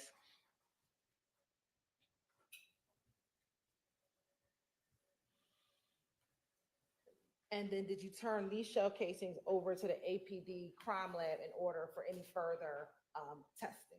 yes, After taking the pictures, collecting the evidence, and turning it over to APD, that concludes your involvement in this case. yes. All right, court's indulgence for a moment.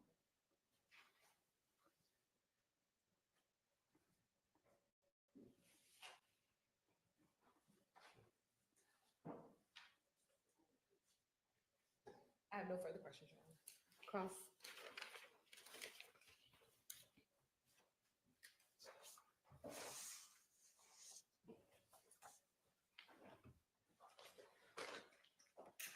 Good morning, Good morning. crime scene tech Brown. My name is Max Shard. I represent Shannon Stillwell, okay? Let me just ask you about the March 11th scene that you worked on first, okay? That's the one from the expressway, correct? The expressway. Now, did you write a report regarding that case? Yes, Okay. Do you have that report? yes, sir. Okay. If you need to refer to the report, just let me know if you need to refresh your recollection, okay? Okay, All right. March 11th on the expressway, we saw the pictures. Looked like a Kia Stinger on the right lane of the expressway. yes, Okay, and the car had numerous bullet holes in it. Correct? yes. Okay. Who were the victims in that case? For my report, I only have one listed, and that was the driver, And the driver, what was the driver's name? Christian McMiller. Okay. All right. And your understanding is 2 people were shot and ultimately died in that case, correct? Yes, sir. Okay. Do you know if anyone has been arrested for that case? No, No, you don't know, or no one has? no, I don't know. Okay. All right. I'm going to move to March 16th, okay, 2830 Waters Road. It sounds like from the pictures, there's a house on Waters Road with a wooden fence around it, correct? Yes, And that's what your pictures reflect? Yes, Okay. And when you arrived, it was rainy day and you were doing your best to document the evidence, correct? yes, Okay. And there were a number of shell casings. I think you said you collected 40, correct? yes, And were they all outside the fence? yes, Okay. And you noted as part of your work that there were bullet defects, there were holes in the house, in the windows, in cars that were parked in the yard, correct? yes, Okay. It was consistent with people shooting from the street area towards that house, correct? yes. Okay.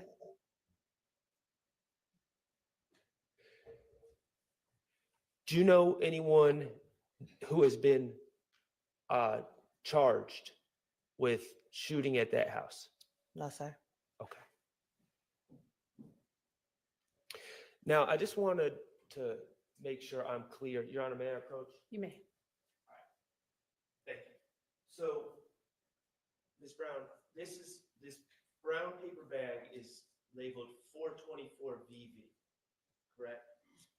Yes, And that's the paper bag that you put all the shell casings you collected from 2830 Waters Road, correct? yes, Okay. Now, you preserve that evidence so it could be later processed by GBI or other people for ballistics and things of that nature, correct? Not Yes. in hits, etc. yes. All right. If I am to ask the scientists or the GBI people later on about this case, what numbers would I need to know that we're talking about the same shell casings?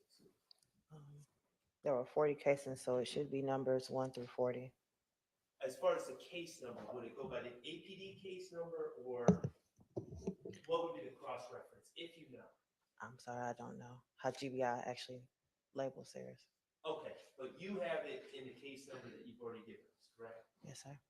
All right. One other thing I just wanted to clarify and possibly correct. We talked about the different shell casings that were collected, right? In a total of 40.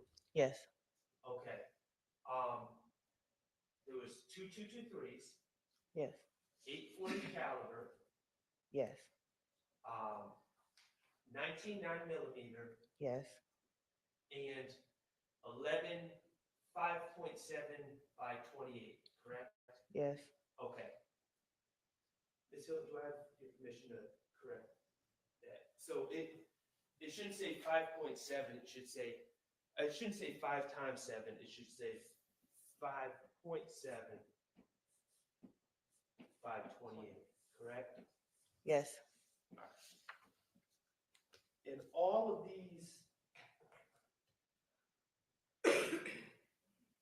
these shell casings are for different caliber bullets, correct? yes, And a gun wouldn't shoot different caliber bullets. A gun would just shoot one specific caliber, correct? I'm sorry, I'm not a ballistics expert. I Okay. just know they fire. Fair enough. Thank you.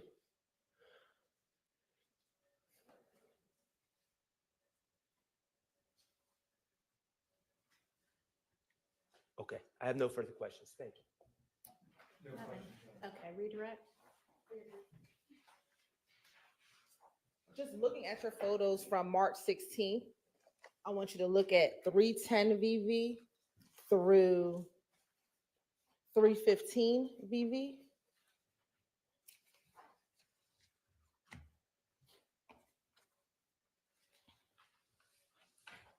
Which numbers? 310 VV through 315 VV. Okay. Earlier, you talked about going to another home and taking pictures of some defects. Is that the home next door to 2830 where you went and took other pictures? Yes, Right. And looking at 311 VV, 312, 313, 314, and 315, is that the vehicle that was of interest that had defects inside of the vehicle? yes. All right, thank you. No further questions. Your Honor. All right, thank you for your time. You're excused. Call your next witness. Yes, Your Honor, the state calls Detective Packard to stand. Judge, Yes. you'd like for me to leave these here? Yeah, that's fine. Thank you. Thanks.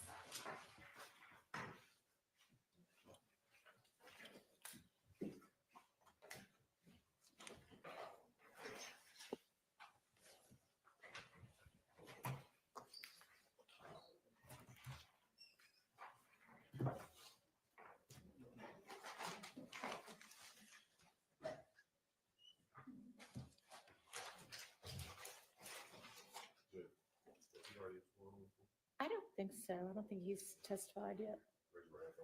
You swear to God, you want to report the truth, the whole truth, and nothing but yourself. I do. Let me see. Can you state your first and last name? Spell it out, please. My name is Kevin Leon Packer. It's Kevin. My last name is Leonpacher.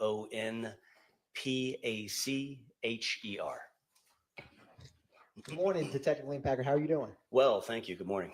Can you tell the jury where you're currently working at? Well, working and employed, I'm a detective with the Atlanta Police Department. I've been with APD for over 22 years.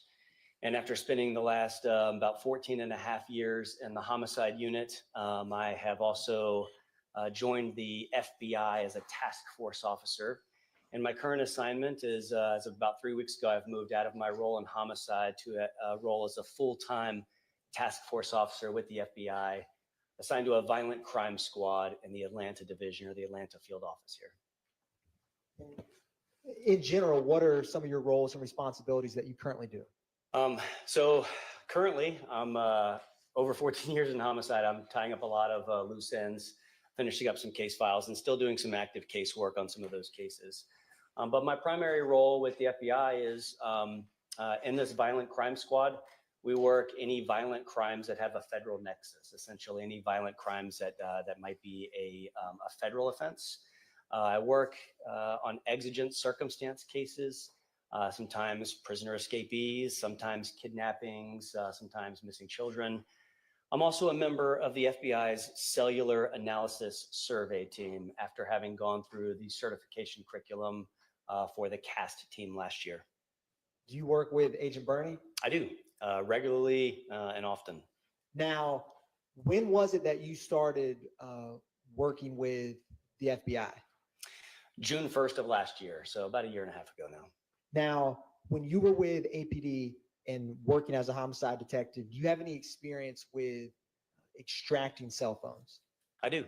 Can you explain to the jury what experience you have regarding that? Starting with my experience with APD that led me to mobile device forensics or dumping cell phones. After being a patrol officer, I joined APD in 2002, and I was a patrol officer up until 2008, where I made detective. I spent a year doing mostly violent crime investigations, but any generalized investigations. Sometimes I'd work shootings and robberies, and sometimes I'd work parcel thefts, like package thefts and fraud. In 2009, I was transferred to the Special Victims Unit, where my role there was working offenses, investigations into offenses of a sexual nature, but primarily those involving children, with an emphasis on protecting children from online exploitation. And in that role, I began to familiarize myself with mobile device forensics, because mobile devices were an instrument used to affect that type of crime. In 2010, I moved to the homicide unit, and there's been just an ever increasing use of mobile devices in criminal investigations and the data that we can obtain from them. In 2014, I attended my first formalized training in mobile device forensics, and that was a class put on by the Public Agency Training Council. They're a very large private entity that conducts law enforcement training. And that instruction was cell phone technology and forensic data recovery. So that was instruction, a 1-week course, 40 hours on working with cell phone records, mapping out cell phone activity, how phones communicate with cell networks. But it was also mobile device forensics. And at the conclusion of that class, I also obtained a certification in Oxygen Forensic Suite, which is one of the many tools that we use to dump cell phones, or at least did back then. In 2018, I attended a certification course put on by a company called MSAB, and they make a tool called XRY. Again, one of the forensic tools that are out there available for law enforcement to use to dump cell phones and get data off of cell phones. And I obtained 2 certifications from XRY. One was just a standard certification in mobile device forensics, and the other was an intermediate certification, which worked with doing some advanced extractions of mobile devices. In between 2014 and present day, I've taken other webinars, workshops, in-person workshops with various companies, including Gray Shift and Magnet Forensics, and product updates with XRY. I've attended and spoken at several conferences across the US and internationally, detailing how I use mobile device forensics and the extraction process and in sifting through data in criminal investigations, and learn from others and other law enforcement agencies that are doing the same to try to identify new strategies for sifting through data. Now, roughly how many phone extractions have you done in your law enforcement career? Several hundred would probably be a low number. It's not uncommon in many cases to come across, especially cases that have multiple suspects, to come across 10 or more devices in a single case. In my 14 plus years working homicide investigations, we didn't just dump suspects' phones, but oftentimes with the consent of witnesses that may have received a text message that was relevant to an investigation, or captured video of a crime in progress, we would conduct extractions of those as well. So a low ball, several hundred, probably into over 1,000 devices. Now, when you were with APD Homicide, would other detectives or officers come to you to help them with phone extractions? Yes, often. Did you ever have, or let me ask you this, do you know an investigator, Viverito? I do. Has she ever utilized or asked your help to extract cell phones on cases she's working? Many times, in many different cases. And before testifying here today, did you have an opportunity to review some USBs that pertain to some phone extractions? Yes. I'm approaching you with what's marked as 227 Victor Victor 1 and 227 Victor Victor 2. Can you tell the jury, or let me ask you first, do you recognize those items? I do. And what are they? They are USB drives, one of which contains cell phone extractions that were from devices associated with Mr. Shannon Stillwell or Shannon Jackson. I'm familiar with him by both names. And the other is and I should say that one is States Exhibit 227VV1. That's correct. And then the other one, which is a silver and gray USB device, States Exhibit 227VV2, contains mobile device extractions for phones that are associated with Marquavius Huey. And how many phones extractions are there on each of those USBs? If I could review Yes. My notes, but I believe it was 3 for each device. Yes, 3 for each device. Now, each USB drive. can you describe for the jury, you've discussed phone extractions, what kind of data comes back? Can you kind of describe the process when you get a phone to extract? Yes, it depends, is the short answer. So it depends on the state of the phone, whether or not it's powered on or powered off at the time we recover it, and whether or not the user had unlocked it since it's last being powered on. That's a good state for us, and using some advanced forensic tools, we can still recover a lot of data, even if we don't even know the passcode to the phone. So in a situation like that, we would recover most data that we would want to see for investigative purposes, like calls, messages, not just messages that are text messages, but messages that are iMessages, which are not text messages, by the way. iMessages sent from iPhone to iPhone do not travel through the cellular network like an SMS message. Those do not appear on records from cell phone companies. those will only appear in mobile device extractions. So, so we recover messages, photographs, videos, web history, sometimes health data, again, dependent upon the state of the phone, and third-party application data. So depending upon how an application works, if it stores data on the device, then we can sometimes recover that data. And depending upon the forensic tool we use, it could parse out that data and show it in the messages section as well. For instance, DMs on Instagram may appear in a cell phone extraction. In the case of a phone being powered off, Apple uses encryption to encrypt data. And if the phone powers off, from iPhone 5S, which is a long time ago, to present day iPhone 16, there's a whole separate chipset inside of Apple iPhones that does nothing but hardware encryption for iOS devices or iPhones. And that can present some challenges to us. If we do not have the passcode for the phone and the phone's powered off, we're gonna have a difficult time getting all that data that we wanna see for investigative purposes. And we'll be left with sometimes a list of blocked numbers on the device, sometimes some cached images or images that are temporarily stored in the phone's memory, but aren't the photos and videos taken by the camera inside the phone.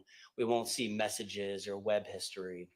So we're very limited if the phone's powered off. So again, it depends, but the shorter answer is, in best case scenario, we get pretty much everything that you have on your phone. Now, with is two of the phones that investigator Viparito asked you to extract pertaining to Shannon Jackson or Shannon Stillwell, did investigator Viparito have a passcode for those? Yes. And roughly, was it in December of 2022 when you conducted the extraction on those two phones?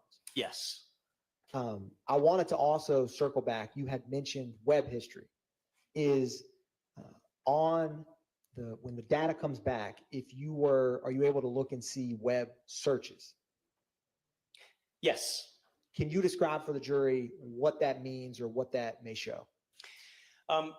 What's important to note that whatever we get on the phone is just a log of activity for the phone. So I may not know who was physically holding the phone unless we have a witness or it's on video to show who was physically operating a device. So when I see web history or I see a search that appears in the web history, what I know is that the phone navigated to the internet and conducted this search. So for instance, if I go onto my iPhone and I go to Google and I type in a search term, then I would see the URL or the web address of what that search term result is. That's the page that Google will navigate to, that my phone will navigate to. And in that URL, you'll see an indication that this may have been a Google search. You'll see some indication of what the search terms were. If there's multiple search terms like Kevin Leon Packer Court, then you may see Kevin plus Leon Packer plus Court. And what that means is that the phone navigated to that page that may have those results from Google. If someone were to send a link of search results, which I don't think I've ever seen someone send a link of Google search results, but that would have the same web address. So whether someone types in the search term or navigates to the page that resulted in those search terms because someone, say, texted them a link, then you would still navigate to the Google page that has the results for those search terms. Now, when you do these phone extractions for other detectives, like you did in this case for Vivarito, you didn't personally, in this case, review the contents of the extraction. Is that fair to say? Yes. Now, when you give it to them, are they able to navigate and see the data that you just described? Yes. And is the system that they see that data for messages or calls, are they able to tell if it's incoming, outgoing, and who they're communicating with? Yes. The tool that I use and used in this case is XRY. That's the one that's made by that company MSAB. And XRY has essentially, it's two different tools. One is the extraction tool, that's XRY, and then the reviewer or reader tool is called Examine. So Examine is used to open up the XRY extracted files, and it presents the results of the extraction. and you can create filters. You can say, I want to see all the calls, or I want to see all the messages, or you can select both and say, I want to see just calls and messages. And when you click on messages, it brings up the messages. It's essentially divided into 3 columns. Filters on one side, the left, calls, messages. And then in the middle, it'll display the calls and messages. And you can sort it by time or sort it by how frequently someone communicated with this person. And then when you click on a message in the right-hand side, it'll give you more details about it. So you can tell in the center column or in the more details column on the right, from whom the message was sent and to whom it was sent. Now, when you extract these phones, is there any data gleaned of if various SIM cards were used on a phone? Yes. Can you describe, one, what a SIM card is and how that data may show up? SIM cards, which are slowly going away. SIM cards are physical cards that insert into a mobile device. Before we had them just for like GSM phones. That's before we went to like what modern day LTE technology is. We would have a SIM card in like an AT&T phone, but maybe not a Verizon phone. But with SIM cards, they're inserted into the device and they contain information that is used to authenticate that phone or that user on the cellular network. So there are a couple of identifiers. One is an ICCID. That's the SIM card identifier, integrated circuit card identifier. The other is the IMSI, or International Mobile Subscriber Identity. That's a unique identifier for a cellular network, and the IMSI is used in that authentication process. You put a SIM card in your phone, you turn it on. If you have AT&T or now Verizon, it goes to the Verizon cell sites and it goes through an authentication process. Verizon looks at your IMSI, identifies your phone number. The phone number is stored on the SIM card as well. And it says, yes, Kevin's paid his bill this month. He's allowed to use the cellular network and you'll have access to make and receive calls. In iOS devices or iPhones, some of that SIM data is stored. Even if you remove the SIM card from the device, we may still see the ICCID or the IMSI and the date that SIM card was in the device. It'll have a date last updated. Did you see any SIM card changes in the 2 phones associated with Shannon Stillwell or Shannon Jackson that you got in December? I did. And did you ever find or see any connection or association with a phone number ending in any phone numbers of interest? Yes. What was that connection? Well, there was a phone number that I understand was a phone number that was identified by others. Sustained. What was the phone number without saying anything else about it? The phone number is 470-814-8694. And what was the connection with that 8694 phone number when you looked at the cell phones you got in December related to Shannon Stillwell or Shannon Jackson? It was the phone number associated with an Apple iPhone 12 mini. And that was one of those devices that investigator Viverito asked me to conduct a forensic analysis of, and that she provided the passcode for. Now, after you gave,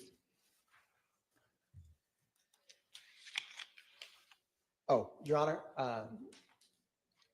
the state tenders State's Exhibit 227, Victor 1 and 2 into evidence. Yes.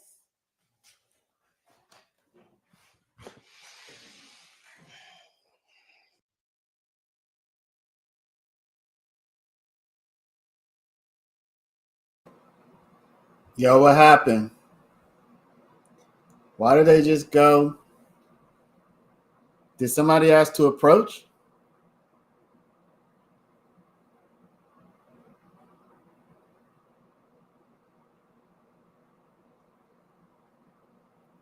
Did somebody ask to approach? Who was that? Was it Max? Okay, I didn't hear it. So what do y'all think? That y'all think that this guy is boring people to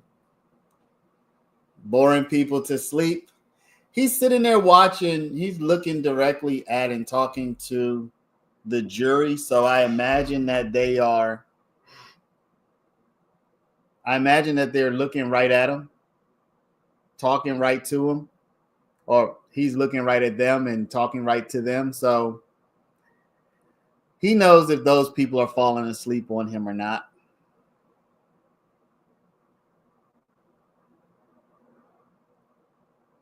Alexis is really bad. Who's Alexis? Is that this guy?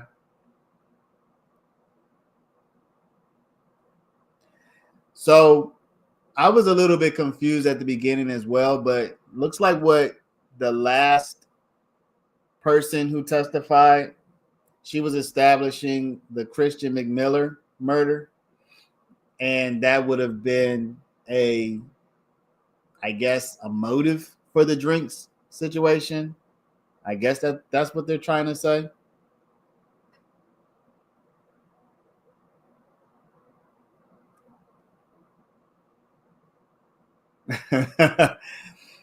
I just saw somebody. Does anybody know anything about these software that he's talking about? I saw somebody on X,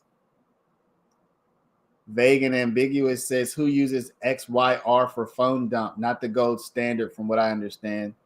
Does anybody here have any information about what type of software you would want to use for a phone dump?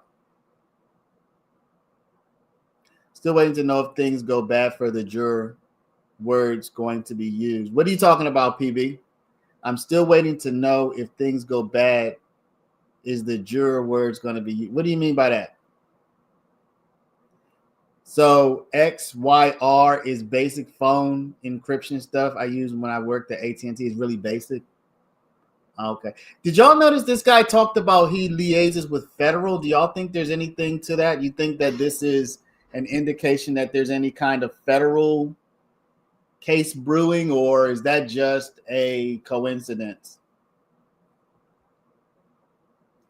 He's a seasoned vet in front of the camera. Notice how he ain't talking much after Max checked him.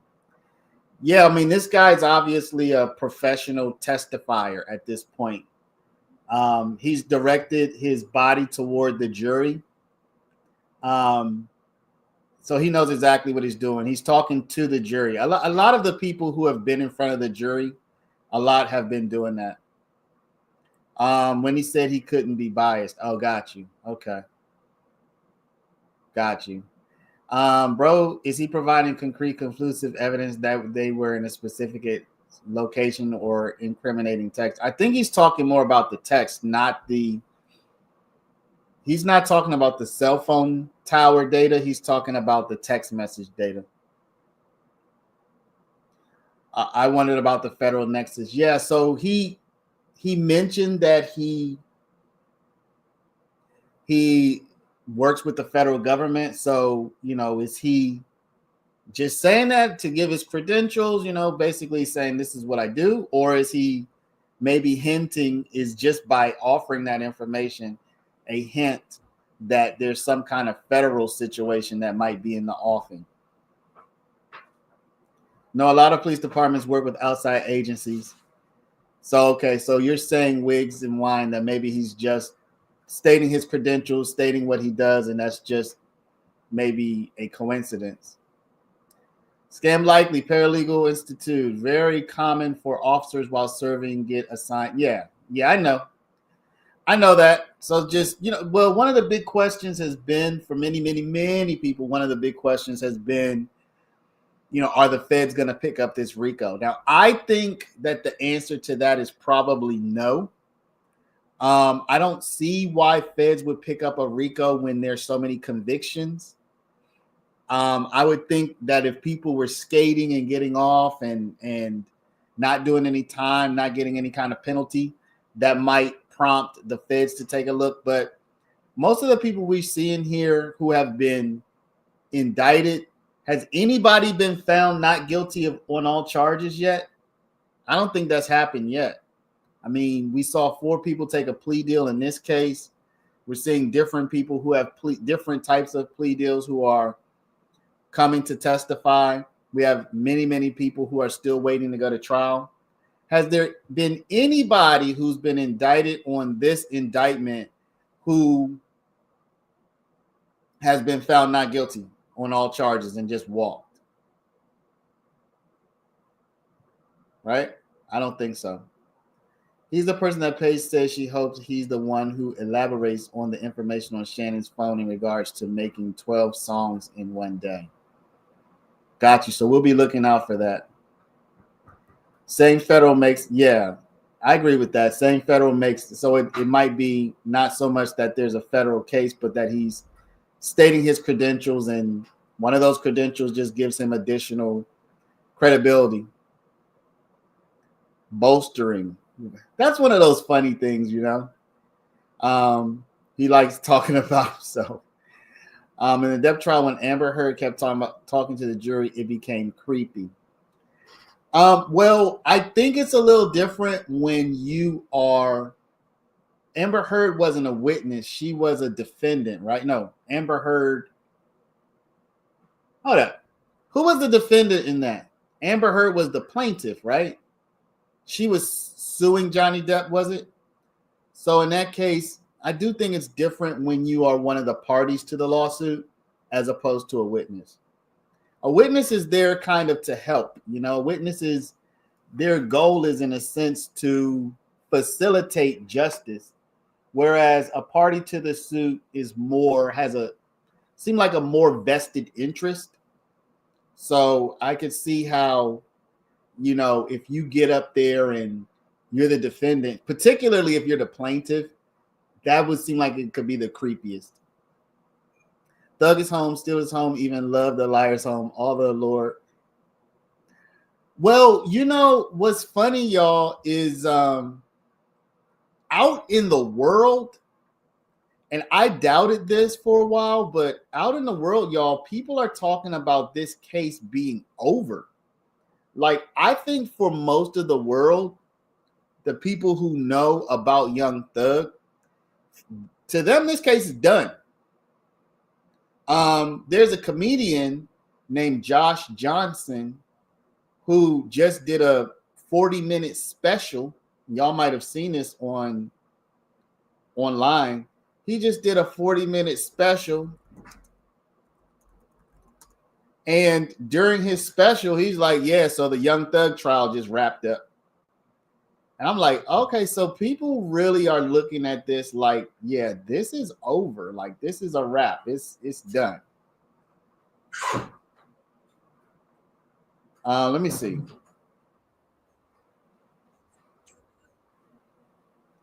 Let me show y'all while we have a little bit of time. The trial of Young Thug just ended. Now, if you don't know who Young Thug, if you do the trial of Young Thug just ended. Now, if you don't know who Young Thug is, so technically he's right. The trial of Young Thug did end because Thug is not on trial any longer. But if you take what the juror said, which is, you know, people that work like, yo, the trial's over when you're coming back to work. And then this is more anecdotal evidence that people like looking at, now that Thug's part is over, people are looking at this like, yo, the trial's over. So I'm you know, it's really interesting though that in the community and the people who are watching, you know, someone asked me today, you know, is the viewership down? Are the number of people watching down? I think there has been a drop off, but it hasn't been a big drop off. I mean, it certainly hasn't been massive. The people who were following the trial just stuck with it all through last week. Once Thug was off the case, I think most people just kept watching. Most people kept, the videos have a similar number of views. People are still invested. People are still interested. But I think for the casual person who wasn't watching, I think the casual person has heard that the Thug part wrapped up, and they probably don't even know that this thing is continuing with other people. The state can't possibly be able to seek another set of victims. I mean, nah. This is going to a verdict or mistrial sometime in the next month or so. Jurors still obligation to call in the morning. Yeah, the jurors still have to come in. I'm watching till. Yeah, that's the thing. That's what I'm saying. It's definitely been interesting that most of the people here, most of the watchers, most of the trial watchers are in, and the fall off on this live stream for people like myself, people like Kat, I think, I can't speak for her, but it seems like everybody's numbers are relatively similar considering Thug is gone. But I said this for a number of weeks before. Thug was not the main character in this trial. Now, Miss Love was a main character. So if you really think about it, Brian Steele was a main character. I would say the three main characters were Love, Steele, and Judge Whitaker. And this trial has more or less lost Love as a main character because she's not there much. It's lost Brian Steele because he's not in court at all. And so considering that Love, Steele, and Whitaker are all main characters, and Love is MIA, Steele is gone, Whitaker, of course, stayed on, it's really incredible, I think, that the amount of interest that there is has continued. Woody, I wouldn't say Woody is a main character. He's certainly an important character, and you can't tell the story of this trial without him, but he wasn't there on a daily basis. If you follow Josh Johnson, he will send you his contact to your phone like a friend. It's clever marketing, and if you follow him, he will send you his contact. What you saying? So like you could text him or whatever, like, yo, Josh, what's up? Josh Johnson has brought attention to the case because the audience didn't believe some of the stuff that he said happened during the trial. Yeah, I've been watching it. Definitely very interesting how he has made a whole comedy special out of this trial. And in fact, if he wanted to, he could do a whole nother comedy special off of this trial. There's a lot he didn't even touch on. Woody, when I say main character, I'm really more referring to people who are here every single day. I'm saying that like a week ago, 2 weeks ago, y'all were watching because it's the Young Thug trial, because of the RICO trial, because of everything, because of DA Love, because of all of this. Woody wasn't here a week ago or 2 weeks ago or even a month ago. So that's really what I'm getting at. Of course, if you were to tell the story, there's no way to tell the story without Woody. I mean, Woody's a central figure, but he's not a main character in the sense of he's not here every day. Unfortunately, because Thug is out of the case, the average regular people. Yeah, but Andre, the viewership on YouTube, the viewership on the videos, I think it's not the same, but it certainly didn't fall off by like, 70% or something like that. LTK, what's going on? Welcome. Nothing has happened. You haven't missed anything so far. We are in an approach. Shard, I think, asked to approach, so we're just waiting. I tried explaining this crazy case to friends and couldn't have said it better than Josh did. Kimberly, the problem is there's too much craziness in this case to explain at one time. There's too much craziness to explain at one time. I don't think I've been said it, and I'll say it again. I said I don't think anybody understands this case, and I maintain that there is probably not a human on this earth who can bring everything, all the pieces of this case together because it's just so much. Like again, just last night I found out, and we talked about this earlier, that Shannon Stillwell's ex-girlfriend had been attacked essentially in the same month that the Shamel Drinks murder happened and she actually shot one of her attackers, and she thinks somebody sent those people after her. And those were girls who attacked her, 2 girls. You know, so I didn't even know that until last night. It's like every once in a while you just find out something new. Y'all hit the like button, please. Hit the like button. It's free 99, as so many people like to say. Yes, this case sounds like fiction.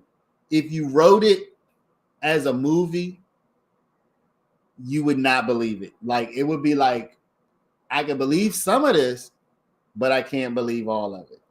And any movie that's made out of this will not be able to contain everything that happened that's important, or everything that is attention grabbing, I should say. You could not make a movie out of this trial and include all of the attention grabbing, interesting moments, because there's too many. And it would make the movie seem unbelievable. And you would just be jumping from outrage to I can't believe it to to WTF. Like, a movie needs, you know, calm moments and emotional moments. And this case would probably be better as a series, you know.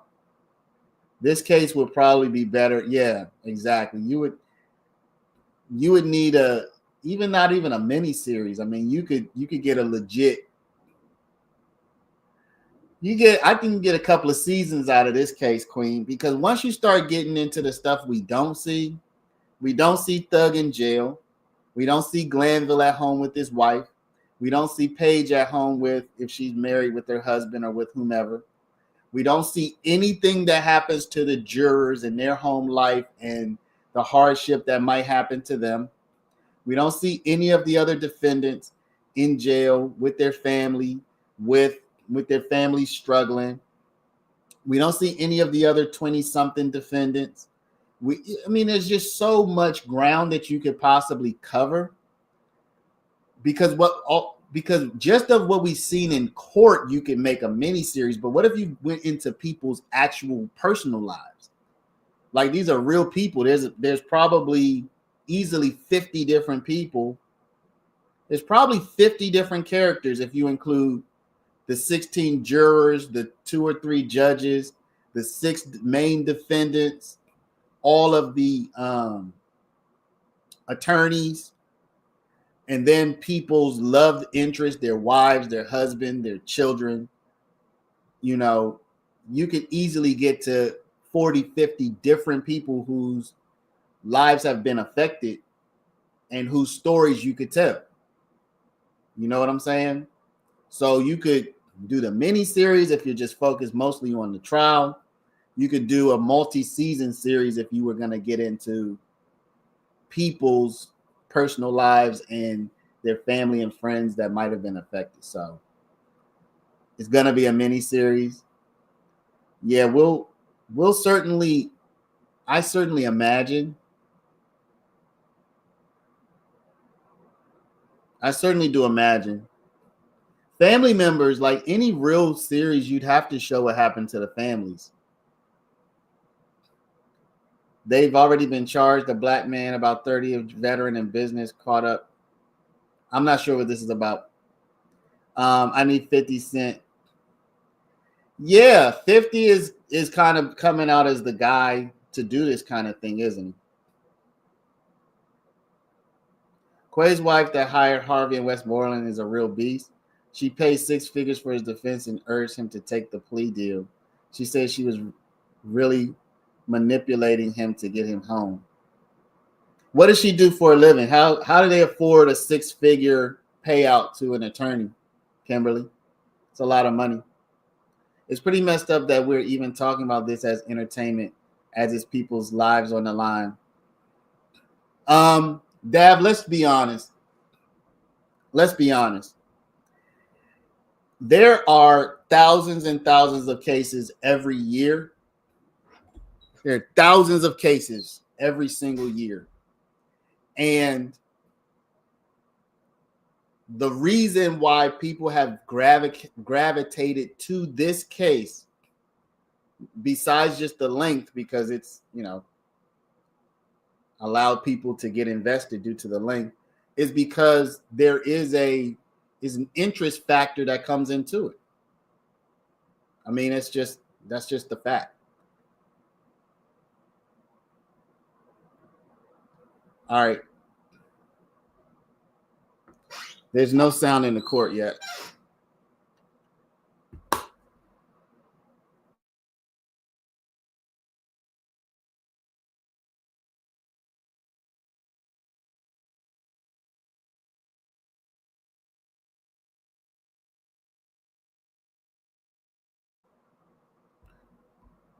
I do know what you mean, though. All right, y'all go ahead. Thank you, Your Honor. Now, Detective Lane Packer, did you have the opportunity on March 17th of 2022 to participate in a search warrant at Yes. 2830 Waters Road? Yes. Can you describe for the jury how you got involved in that search warrant? Well, I mentioned just a moment ago that I know Investigator Viverito. I've worked with her a lot over the years.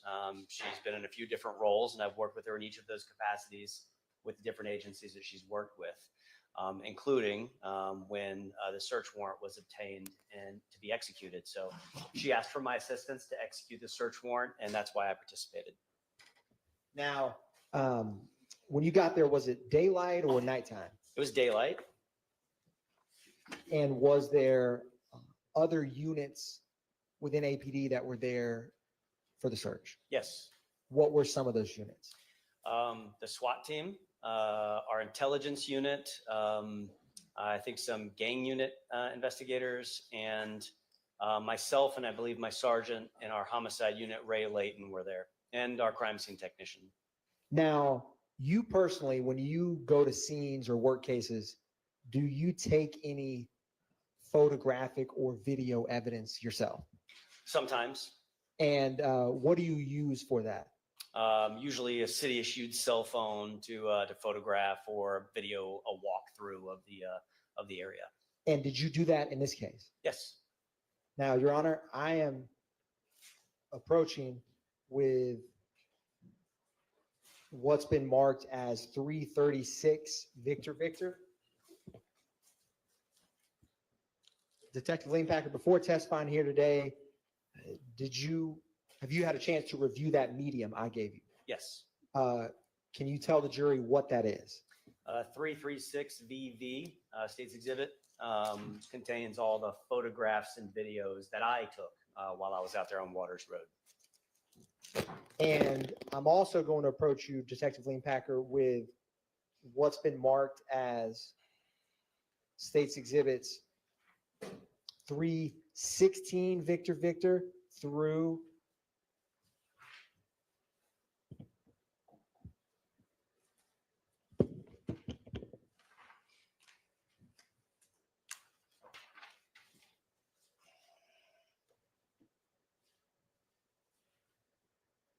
335 Victor Victor.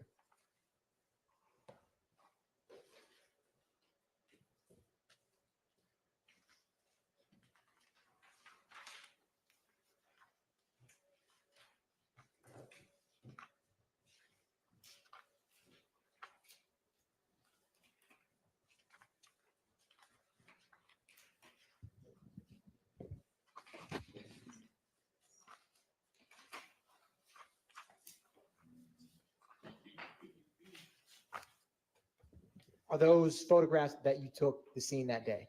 Yes, and at least one photograph is, I believe I took when I was back at Atlanta Police Headquarters after packaging some of the evidence, and I photographed the packaging of it.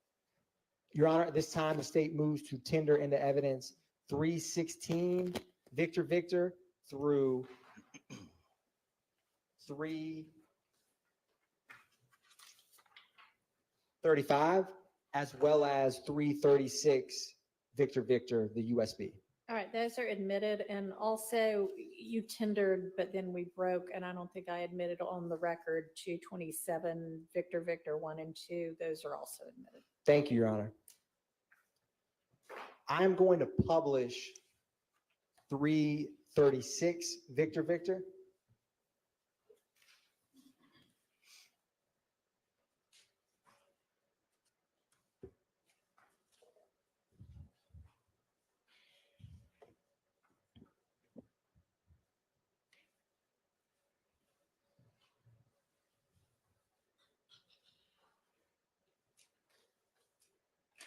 Now, is this the location that you were at, Detective Lean Packer, on March 17, 2022? Yes. And when you do document search warrants or scenes that you walk through, do you kind of take an overview of the location? Yes. And is this you walking to the mailbox to document the address for this search? Yes. Now, had SWAT already cleared the residence by the time that you started searching? Yes. And I'm going to publish another portion of State's Exhibit 336, Victor Victor.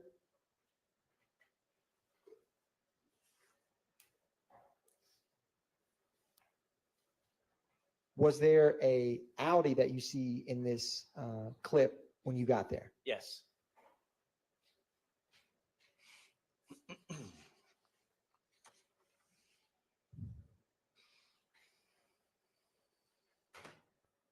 Now, do you typically try to capture the VIN number of vehicles that are on scenes? Usually. Can you tell the jury how were law enforcement officers able to get in this Audi vehicle? You can see on the left there at the door, there's a coat hanger.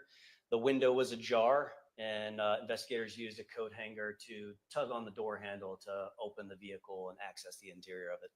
Now, was there a firearm in that car? Yes, on the passenger floorboard, protruding up into there's me. The passenger floorboard, the firearm was laying down on the floorboard and leaning against the passenger seat. Now, after documenting the firearm inside of the vehicle, did you ever pull it out of the vehicle to examine it closer? Yes.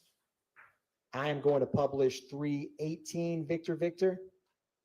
Is that a picture of the firearm in the passenger seat where you found it? Yes. And what type of firearm was it? This was a Ruger AR 5.56. It takes 5.56 caliber ammunition. And I'm going to publish another portion of 336 Victor Victor. Do you see on the screen before I start this magazine and a firearm on the roof of the car? Yes, that is the magazine that was inserted into the weapon when it was recovered. Now, I'm going to play this first and ask you, is that cartridge you saw on the purple glove something that you had to get out of? Was that in the chamber or in the firearm when you examined it?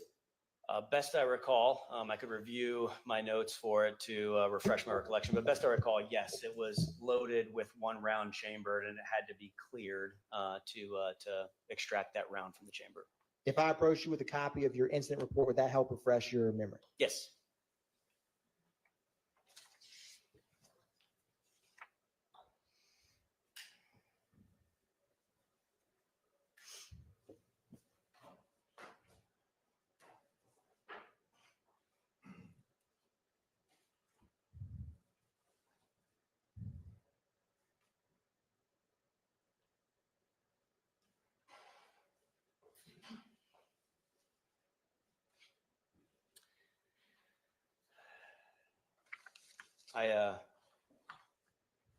I've refreshed my recollection about what I wrote in the incident report.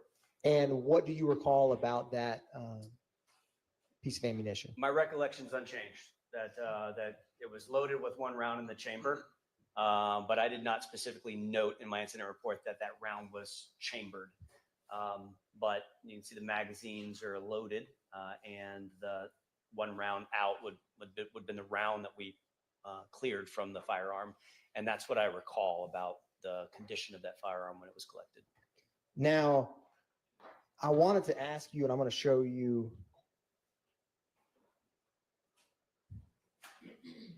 from this clip. Can you describe for the jury what is that, two magazines? And can you describe like what that was and with the tape and the different magazines? Well, there's two magazines that are designed to fit that weapon, that AR, and they're taped together facing opposite directions. So if one were to insert the magazine and fire enough rounds to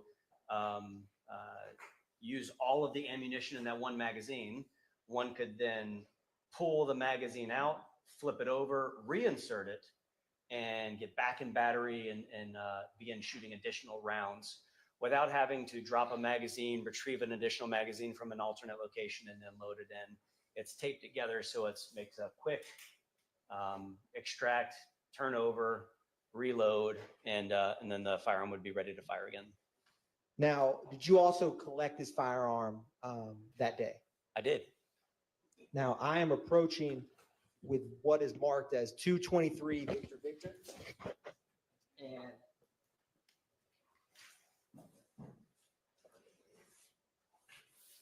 oh, actually, one brief second. With this specific firearm, did you do any research with this and contact any other law enforcement entities? I did. Can you describe for the jury what you did in relation to this firearm? Is it permissible to talk about the results of inquiries I made on the firearm? Yes. Okay. So I checked the serial number of the firearm in the same way we would run a license plate to see if a car was stolen. We can run serial numbers of articles and firearms to see if they have been reported stolen. What I found was this firearm was reported stolen while in transit from a Ruger manufacturer in North Carolina while it was en route, I believe via UPS, to Baton Rouge, Louisiana, somewhere between origin and destination. It was stolen in this essentially cargo theft from UPS. And so it was recovered when I wrote the report for it. The ATF investigates firearms stolen while in transit. And I communicated with an agent of the ATF who then recovered the firearm at a later time.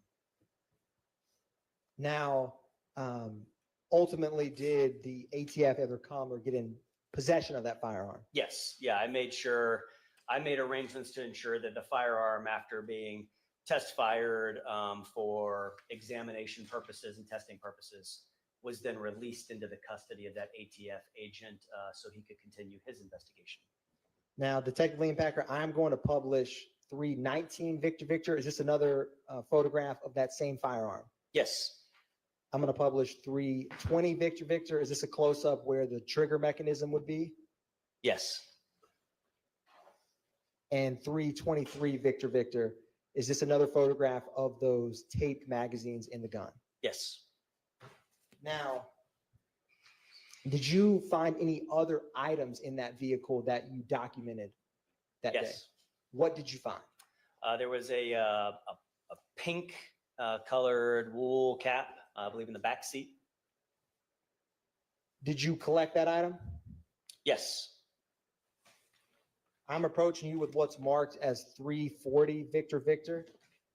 And Detective Liam Packer, when you collect items at a scene, are you familiar with how APD property evidence labels and case numbers are for pieces of evidence? Yes.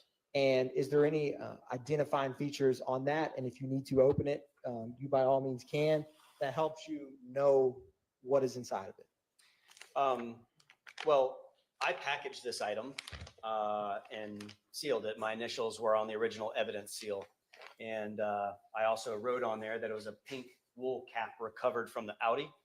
And in the evidence label that I created, I labeled it as the brand Time and True pink wool cap.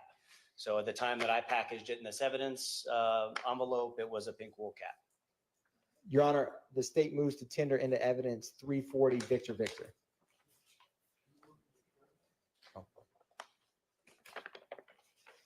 And this, I have an objection.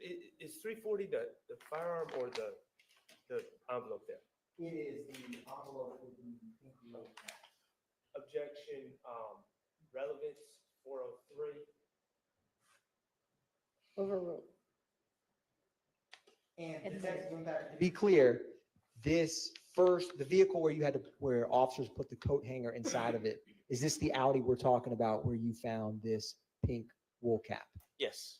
that first vehicle if you were to enter the property on kind of the right-hand side of the yard? I'll go back to 318. Victor, is this the vehicle that you found that pink wool cap? Yes. Did you also find any temporary tags or license plates in that vehicle? Yes, multiple. I am going to publish 324, Victor. Are these some of the temporary plates that you found? Yes. And did you ever find a driver's license or identification in that car? I did. I'm going to publish 325, Victor. Who was the individual's name that you found? Eric Jerome Moore. I'm going to publish 326, Victor. Did you find some other registration paperwork for that vehicle Yes. with the same individual's name? Yes.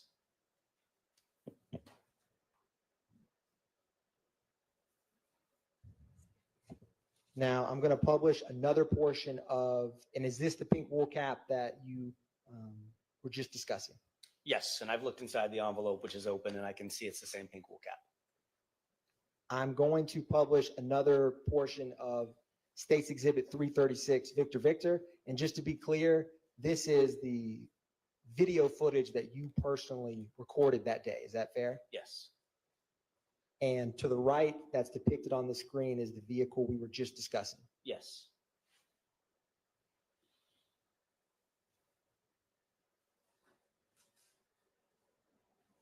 Did you find any other firearms in the yard that day? Yes. Approaching this Jeep vehicle on the ground, there was this firearm with a drum magazine. Is the circular item the drum magazine? Yes. Is that increase the capacity of rounds that it can hold? Yes, the drum magazine is a high capacity ammunition magazine that loads rounds or cartridges in a circular motion. And as rounds feed into the firearm, they continue loading a round in that circular motion to feed into the firearm. So it's just a high capacity magazine.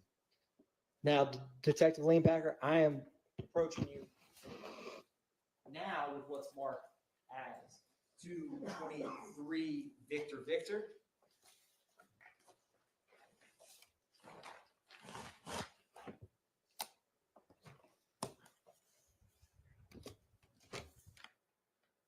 And I wanted to ask you if you're able to recognize that before you. Is it okay to go ahead and open it up? It is. Yes. And what is that item? It's the firearm that was just depicted in the video, and it's a AK M10762P firearm, and the drum magazine that was there as well. Your Honor, at this time, the state moves to tender into evidence what is marked as State's Exhibit 223 Victor. Objection, Your Honor. Relevance in 403. Has nothing to We may need do with to this case. Your Honor, check that up. I object to the speaking objections, and I can explain relevance outside All the right. presence of the jury. Come on up.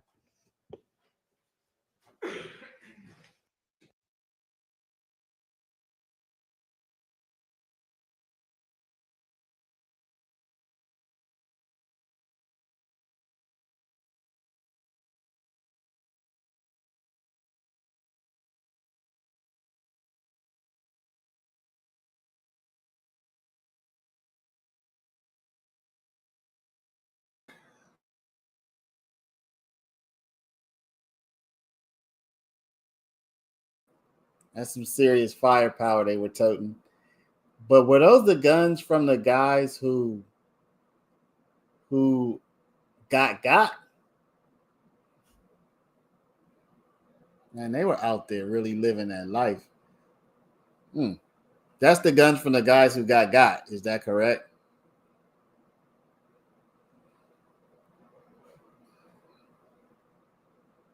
A lot of 403 happening here.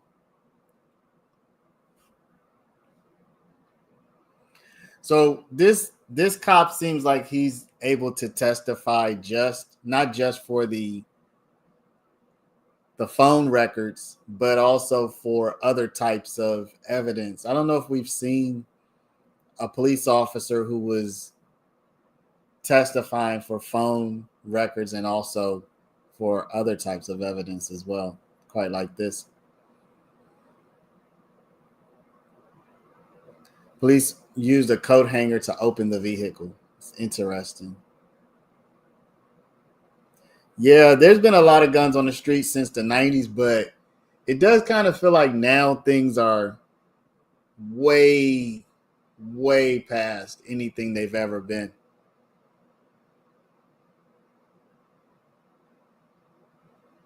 These weapons are not for hunting, not for hunting deer. Yeah, Atlanta seems like the Wild West where any person can just walk around with weapons. That's wild. AAA has professional door opening equipment, but APD had coat hangers. I always wondered if you could really open a door with a coat hanger, so I guess the answer is right. Yes, you can.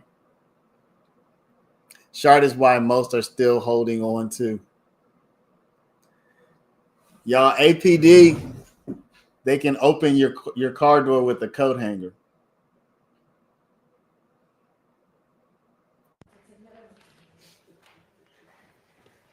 So, Detective Lane Packard, this is the firearm we were just discussing with the drum magazine that we see in the yard of 2830 Waters Road. Yes, still covered with the same dirt. Do you know if it rained the night prior? I don't recall. Now, I am going to.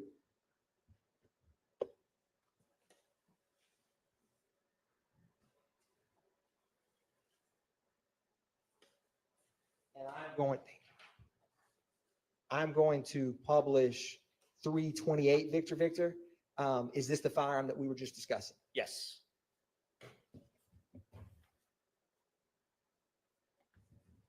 I'm going to publish 329 Victor Victor. And with this specific type of magazine, do you see how the ammunition at the very end to the right? Does it keep feeding into it until all rounds are discharged or something else? Until all rounds are discharged, or whoever's operating it stops shooting, as long as there's still rounds left. But yes, that's how it feeds, and that it's loaded in that circular motion and feeds up through the magazine into the firearm.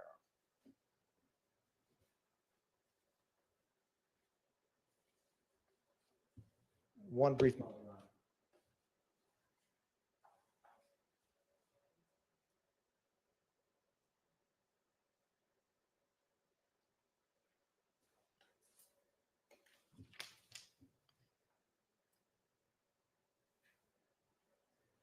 Now, you had mentioned that Jeep Liberty that we saw in that video. Yes. Was there any defects in that car or anything of note in that blue Jeep Liberty? Yes. What did you see? On the driver's door, there appeared to be what we often say in homicide cases. We don't know what caused it, but it's a defect consistent with gunfire. It looked like a bullet hole in the door. Now, I am about to publish, before I do another portion of 336 Victor Victor, what part of the house is this frame right here? This is the rear of the house. And is that a stairwell in the rear that you see in this photograph? There's a set of stairs that leads up, and then there's an open door in the back. And did you ever go and explore or examine the basement level of this residence? Yes. I'm going to publish this next portion of 336 Victor Victor now.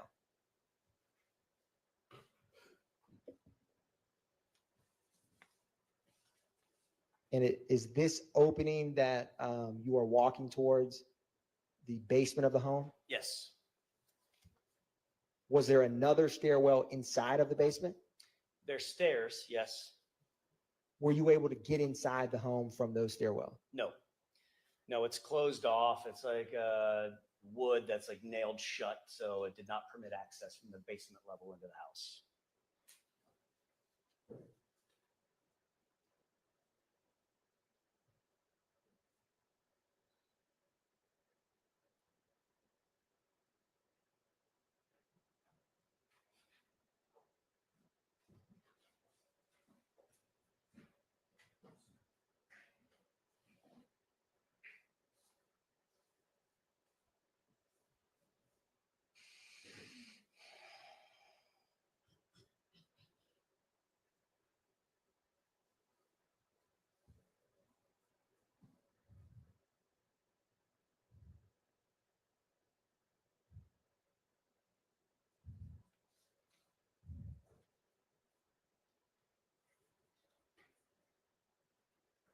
Now, when you looked in the ceiling in this basement, was there any openings that were in the basement?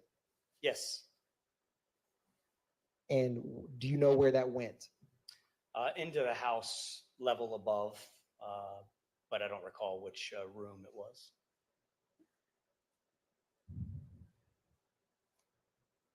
Now, ultimately, did you go and conduct a search of the house inside the home? Yes. I am publishing 336 Victor Victor, another portion. But before I do, what is that? Or let me ask you this. If you were to walk in the front door, do you know where we are in the house with this photograph right now? Yes, if you walk in the front door, just to the left, there was a television, a large television, a flat panel TV. And yeah, there's some wires hanging down there. I am publishing this next portion of 336 Victor Victor.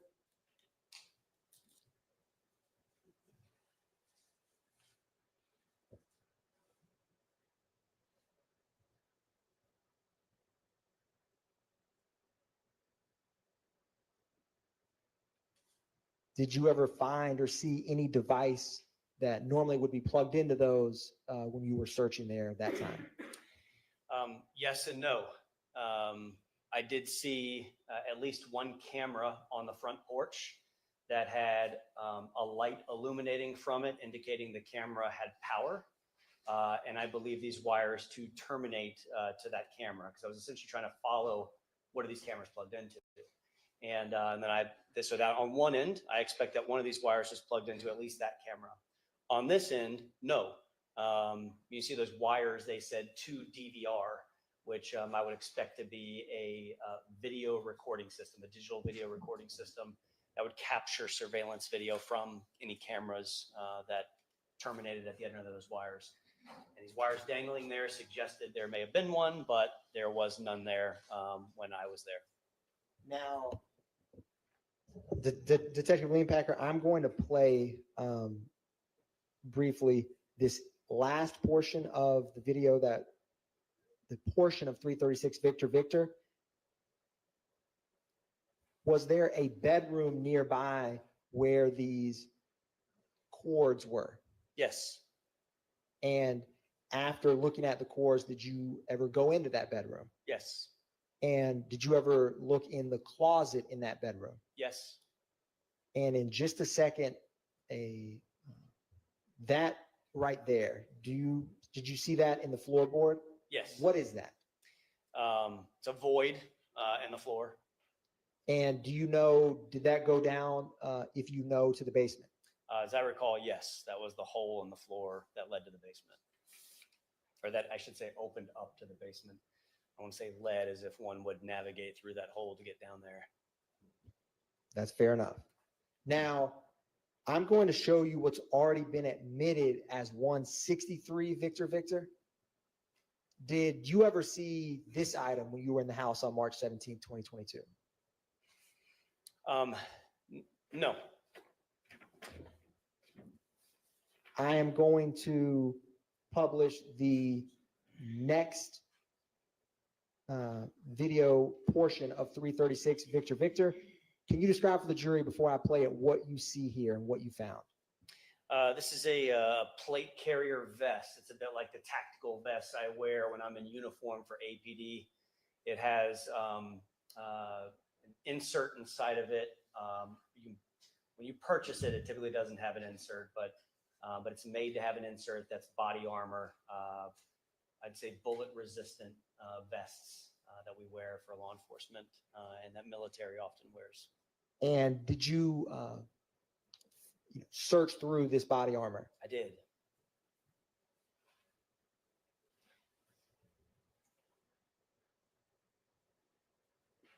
Did it have, if you recall, what type of, in general, plate? Was it hard, soft, or some? It was hard. Body armor that I have for my Atlanta police uniform is soft and flexible. This one was extremely heavy and hard, which would indicate to me it's a different level of body armor than the one that I wear for APD.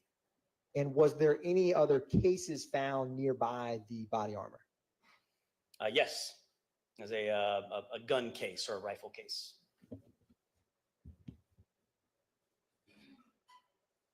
Now, I wanted to ask you, did you ever find any firearms inside of the house? Yes. Where did you find it? In a bedroom closet on the top shelf, there was a pistol. I'm going to publish the next portion of 336 Victor Victor.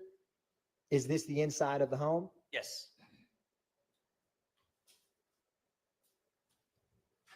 And you had mentioned a top shelf where you found a firearm. Is this what you were discussing? Yes. Did you collect that firearm? Yes. Ultimately, a crime scene technician took it away from the scene, but I participated in the collection of the item. Now, I'm going to approach you with what has been marked as 222 Victor Victor.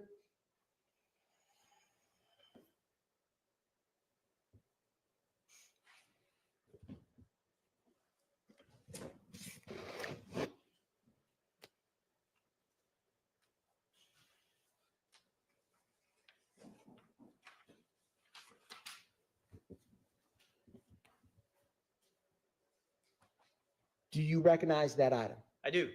What is that item? It's the Taurus pistol that was on the top shelf here. And was that firearm loaded? And if you need, I don't recall. It's got a magazine inside of it, but I think that the full processing of it was done by the crime scene technician. that's fair. I'm publishing 317 Victor Victor. Is this the firearm we were just discussing? Yes. And 330 Victor Victor, is this another photograph of that firearm? Yes. Now, did you ever go up into the attic of that home? I did. How did you get up to the attic, if you recall? I don't recall if there was a pull down stairs or a scuttle hole. I don't recall. Now, before I play this next portion of 336 Victor Victor, is this the attic area of the home? Yes. And did you find anything up in the attic? Yes. What did you find? There was a bucket full of ammunition of various calibers. Now,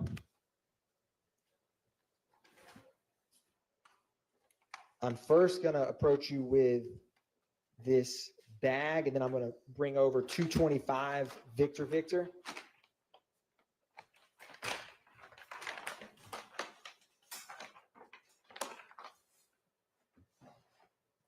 And I'm going to set it down by your feet and ask you if you recognize that item.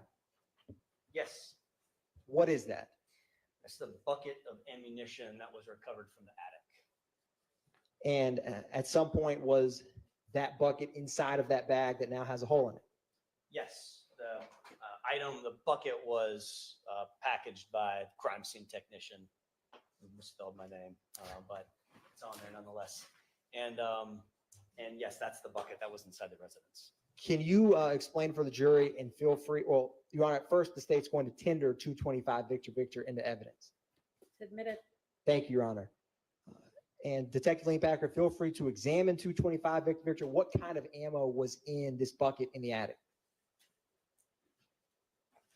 5.56 ammunition.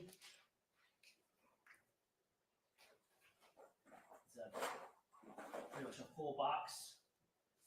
223 ammunition.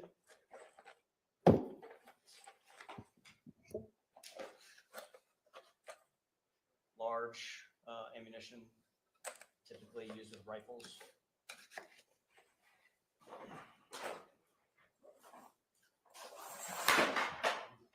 And the 5.56 are the green tip ammunition, much like the ones that were loaded into that stolen rifle had green tips as well. The two magazines taped to each other.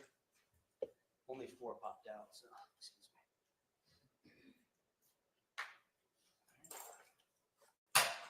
You did say feel free to examine it. Thank you, Detective Lane Packer. Is there any other items inside 225 Victor Victor? And this is a ammunition box. When ammunition is sold in large quantities, it often will come in a large box, and it's labeled 9mm Luger.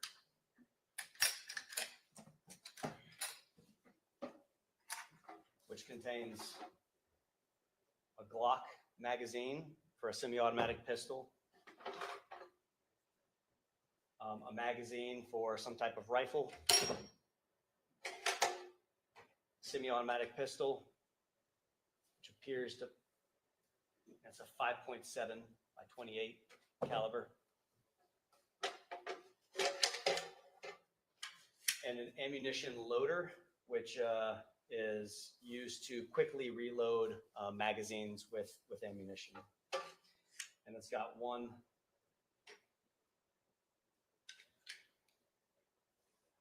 cartridge loaded inside of it.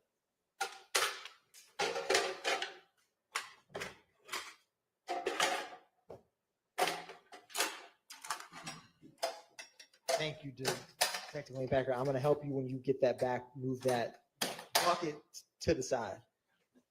There's more. There's more. Keep going, Detective Lane Packer. What else is inside? Another box of 223 ammunition.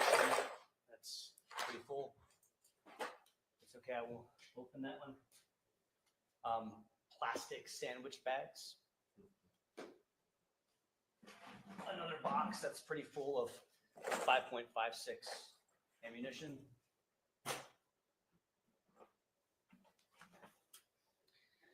A digital scale. 5.7 by 28 ammunition. A box for an FN57 pistol magazine.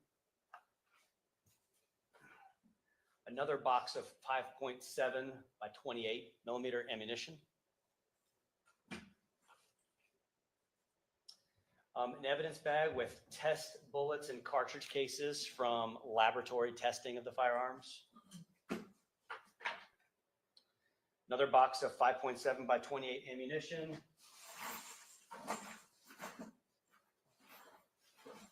Some loose bag packaged ammunition, and a small sack of marijuana.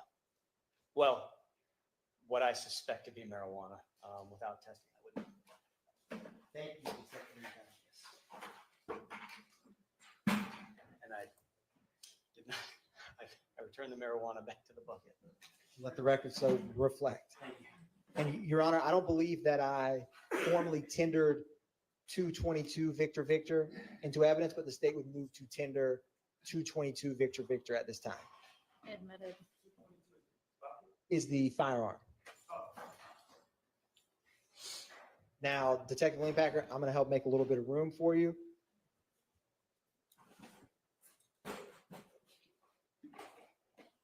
Is that a different firearm than 223 was? Yes, Your Honor. Okay.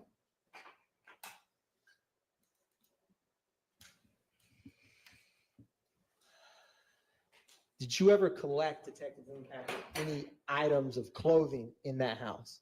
Yes. What did you collect? A T-shirt that was found in a bin inside the house, plastic bin.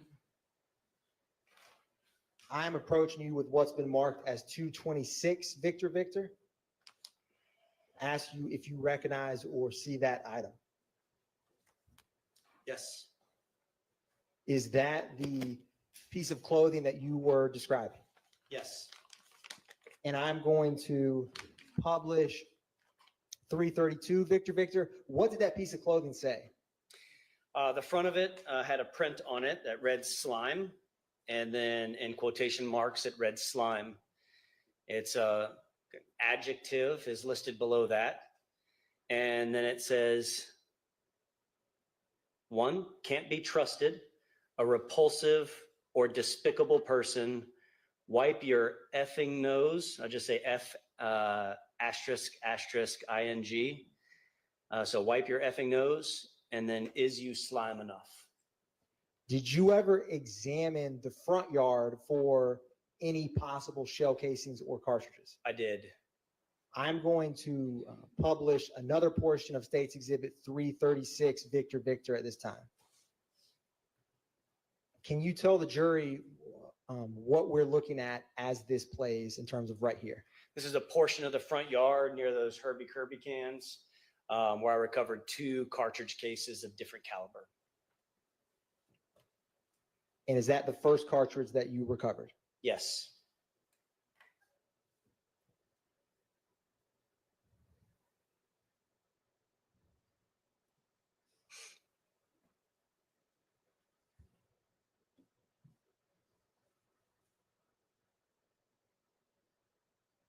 Is there a second cartridge case that you recovered?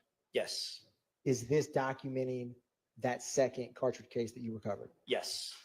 The first one was a 5.7 by 28 millimeter, much like the ammunition that was in that bucket. And the other one was a 223 Remington ammunition. And did you package those items or help them get transported back to APD? I did. I packaged them and then photographed the packaging, which I referenced earlier. Is publishing 334 Victor Victor, are these cartridges that we just were discussing? Yes. Another picture of them at 335, and Yes. then 316 Victor Victor, is that the packaging that you just discussed? Yes. I'm approaching you with what's been marked as 224 Victor Victor. Do you recognize that, Detective Leanpacker? Yes. Is that, or what is that, I should ask you? These are those 2 cartridge cases packed as I packaged them. And initially I sealed it and my initials were on the evidence seal before it was submitted to the crime lab for additional testing, which is that additional seal on there.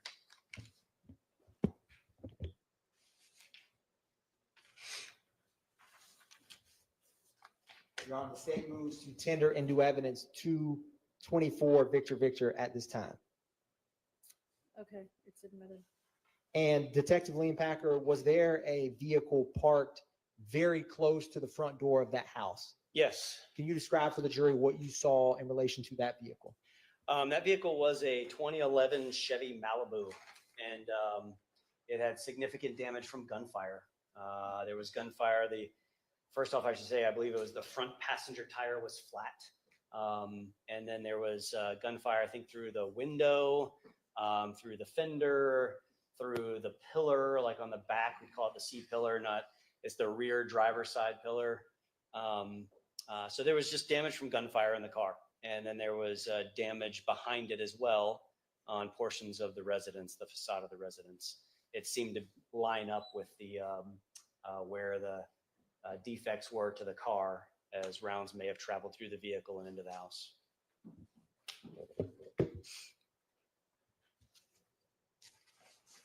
Was there any cell phones on scene that were collected? Yes. Do you know how many? As I recall, I think 5, and I can refresh my recollection. But if looking at a copy of your report would refresh recollection? Yes. Please do. Yes.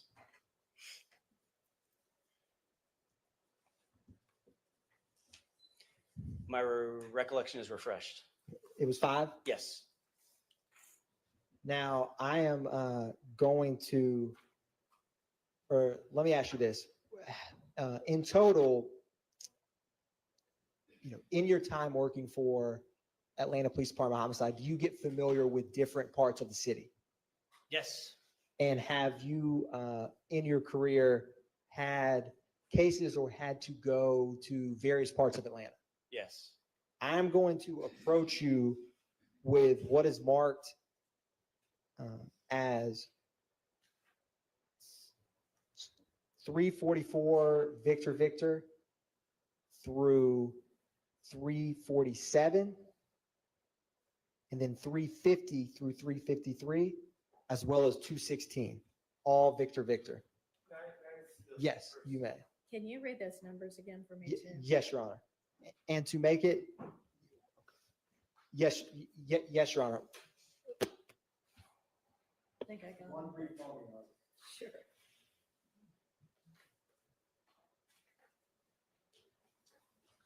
So, Your Honor, it is 344 through 353, minus 348 and 349, if that makes it Okay. easier for the court. So, and I'm not Or admitting 347, 216, 350 through 353, and you're not tendering 316. 216, Your Honor, not tendering 216. So it's 344 through 347, Your Honor, and 350 through 353. All right, those are admitted, and did you tender for admission 226, the shirt? Your Honor, I believe that I did, but to be clear, the state would move the tender into the record 226 Victor Victor Okay. at this time. All of those are, No objection, and no objection to 344 to 353 minus the two. thank you. Thank you, Mr. Sharp. Thank you. Detective Leanpacker, before testifying, did you have an opportunity to look over some of these photographs? Yes. And with the photographs before you, do you recognize them? Yes. And are they a fair and accurate depiction of the locations in Atlanta that they depict? Yes. Your Honor, the state moves to tender into evidence those items. I had shown them to Detective Leanpacker, Your Honor, before we admitted them. These are the ones okay. Correct, Your Honor. Yes, Thank you. they're admitted. So Detective Leanpacker, I'm going to publish 344 Victor Victor.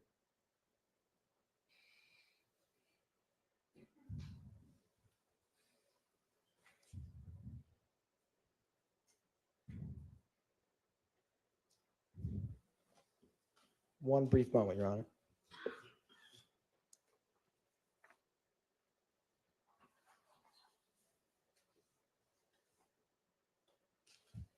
It should come up on the screen here momentarily.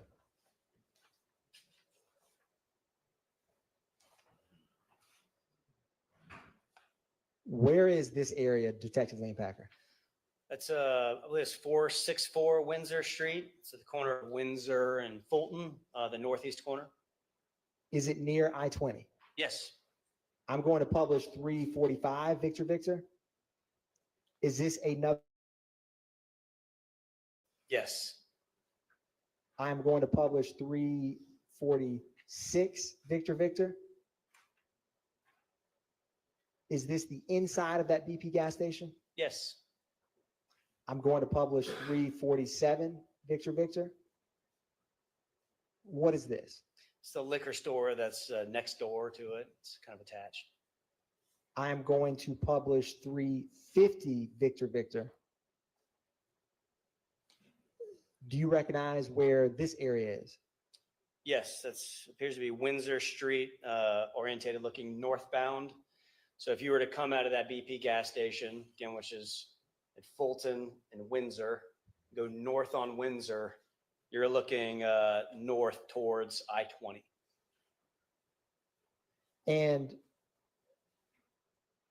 I'm going to publish State's Exhibit 351 Victor Victor.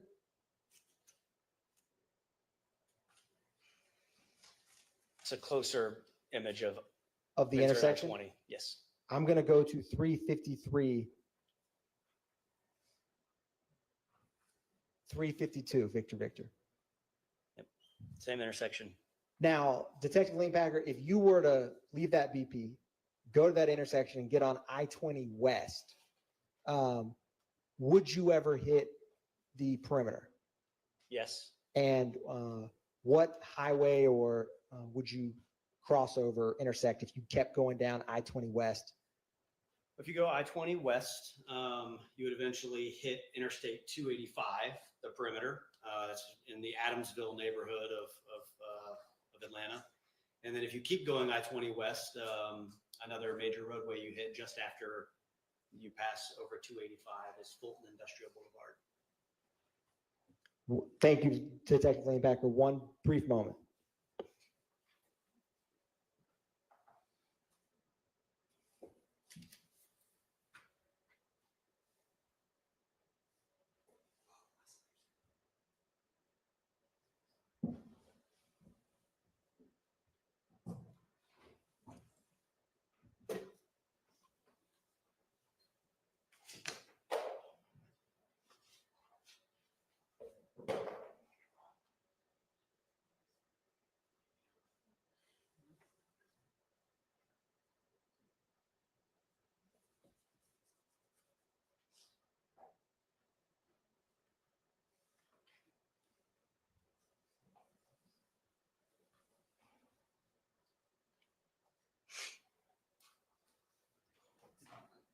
Detective Lee Packer, I'm going to publish 353 Victor Victor. And that's a Scribner's error, Your Honor. It shows 253, but that's what has been admitted as 353. Is this also what you were just describing, Detective Lee Packer, with I-20 near Windsor?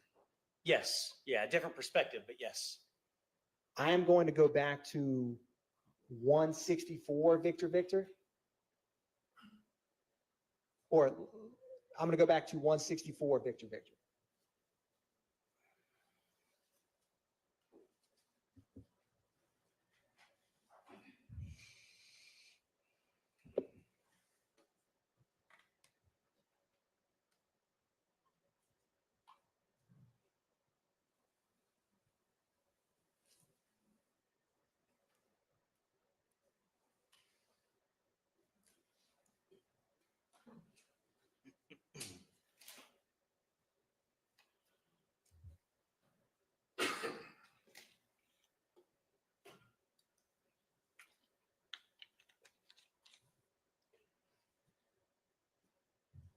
I'm going to go one.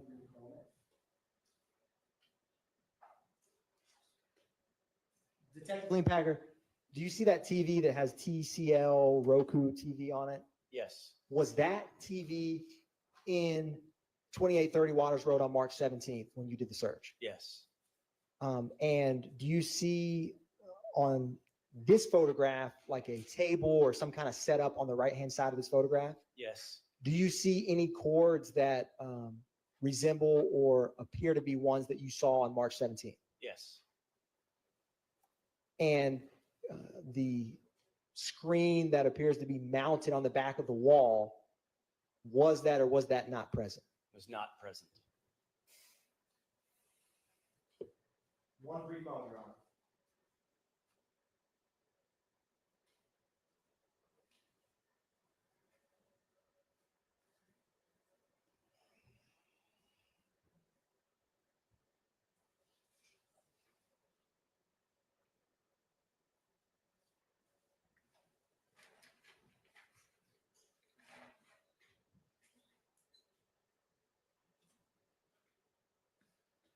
Detective Lee Packer, I'm going to go back to 252. It should come up on the screen in just a minute. And if you were heading north from that BP gas station at 464 Windsor, and we're trying to get on I-20 West, where's the rampway that you would get on? You go underneath the Interstate 20 and then go west from there. Yeah. You'd have to go past the interstate then to go west. Okay. Thank you. Or I'll publish 253. What is really, yep. So is this what you were discussing? Yes. That's the westbound ramp. So this perspective is looking south along Windsor Street. And that roadway that goes at the right edge, that would be heading west on I-20 there. Thank you, Detective Lee Packer. Your Honor, no further questions at this time by the state. All right. I assume y'all are going to have cross. Is it going to be like 30 minutes? All right. Y'all want to just go ahead and get this finished before we break for lunch? Yes. Okay, go ahead.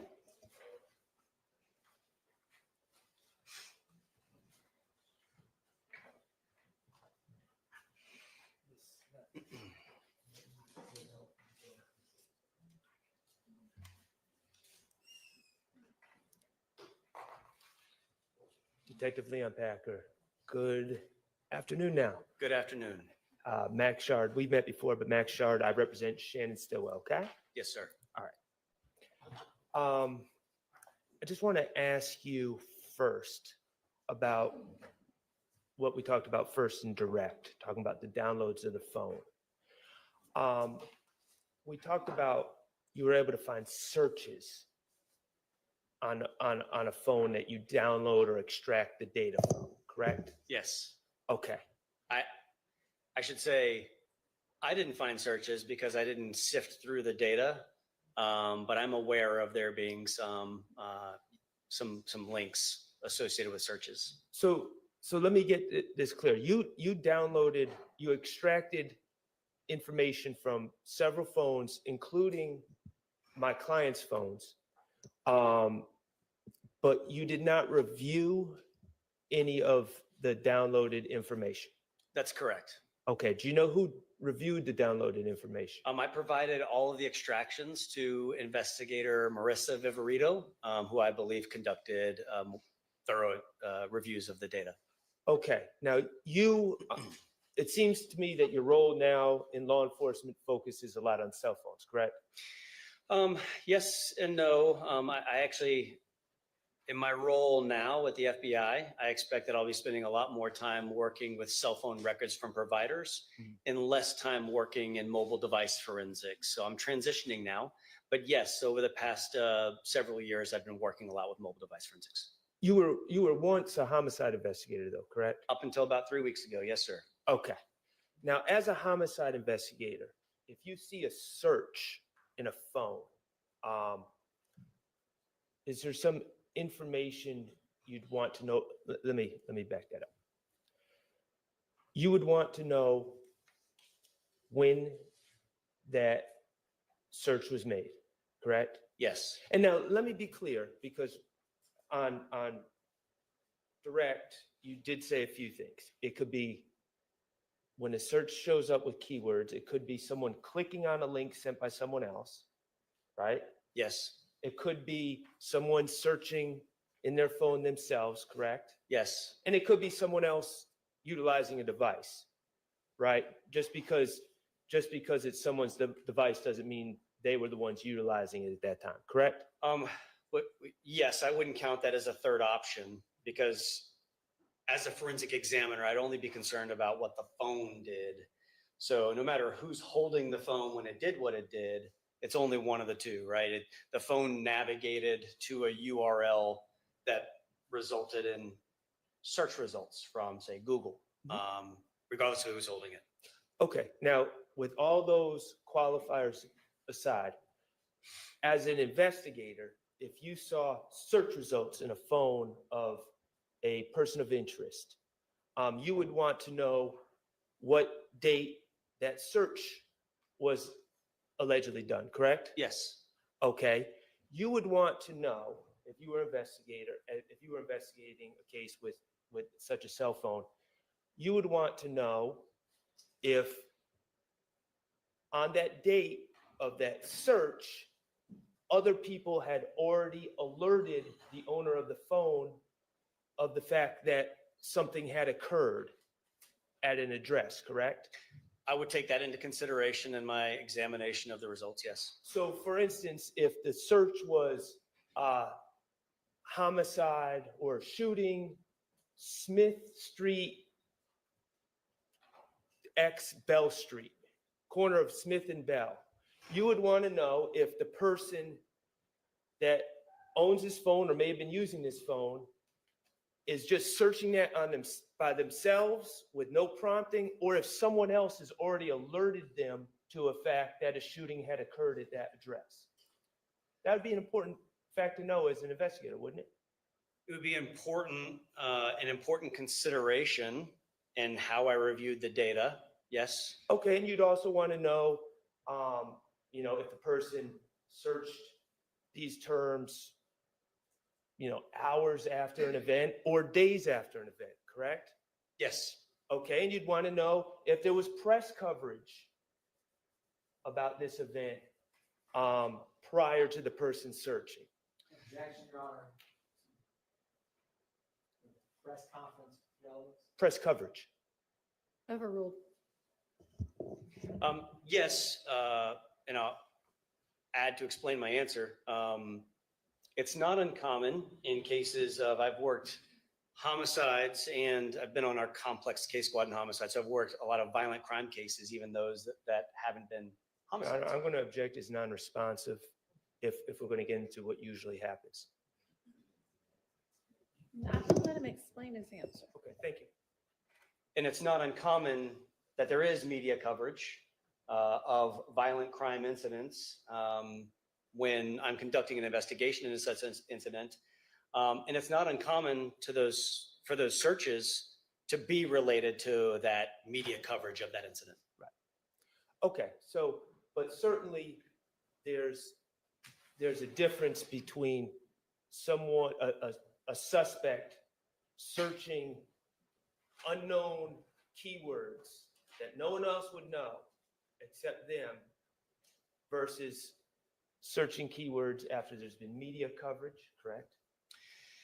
That's difficult for me to answer in the hypothetical because oftentimes as an investigator, conducting this type of search of a forensic analysis of a phone, I don't know what someone knows about the incident or how many people know it, especially if it's an incident that I suspect multiple people were involved in. Well, what if in that phone, there was actual messages from other people alerting that person to the event? Would that give you insight as to whether they knew about the event? The person conducting the search? Yes. If other people had told them, texted them, Yeah. sent them news articles in their phone. Yes and no. Yes, and that it would give me insight that there's evidence in the phone of the person operating the phone likely receiving information in that text message that, hey, this incident occurred. But no, in that I've worked many homicide cases where I see people that that I did charge with participation in a murder that were receiving notifications from other people. Hey, did you hear about this incident? So one may have nothing to do with the other, but one could have something to do with the other. It could be important. I would take it into consideration. Yes, that absolutely be a part of my consideration in examining the phone. As a homicide investigator, you would take it into consideration whether someone told the owner of the phone about specifics of that event before they typed in the keywords. Yes. Okay. And do you know what ATL Scoop is? Yes. Okay, ATL Scoop gives updates or really quick news about events around Atlanta, correct? Yes, largely the reposting of individual Instagram users' coverage of events around Atlanta. It's a big reposting site typically. Did ATL Scoop, to your understanding and knowledge of this case, Shamal Drink's shooting, did ATL Scoop have updates being sent throughout Atlanta within hours of the shooting? I don't know. It's assuming facts. Okay, well, he said he doesn't know. If you know. I don't know. I honestly know very little about this case other than I worked next to the detective that was the lead detective, Al Hogan. But I know very little about the circumstances of this Do you case. know if my client's girlfriend reached out to him within hours of the shooting just to check if he was okay and alerted to him about the shooting? Objection, Your Honor. Lack of foundation, assuming facts. Sustained. Do you know if my client's grandmother did the same? Same objection. Sustained. Okay, so you didn't review the phone, so you don't know any of these answers that could add context to any searches. From the phone or my knowledge of just being in the homicide unit next to the lead detective, no, I still don't know the answer. Okay, great. Now, let's turn the page to the search warrant on 2830 Waters Road. Okay, is that okay? The execution of the search warrant. Yes, sir. All right, awesome. Now that happened there was, to your understanding, there was a shooting in the morning hours, March 16th going into March 17th of 2022 at that address, correct? Yes. Again, I know very little about the other shooting as well. I just went to assist in the execution of the search warrant. So I don't know very many case details about the other shooting, but it is my understanding that yes, there was another shooting that was just before this incident. And you observed holes in the house, you observed holes in vehicles that were parked in yard, et cetera, correct? Yes. All right. Do you know how many people were living at 2830 Waters Road at the time that you executed the search warrant? No. Do you know how many people frequent that address, were frequenting that address in March of 2022?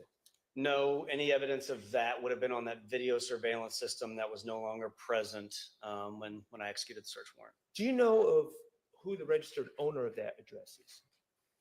No. Okay. Now, I wanted to just clarify a few things about your direct testimony. First of all, Ms. Knight or Mr. Atkins, could you kindly display 318 Victor Victor?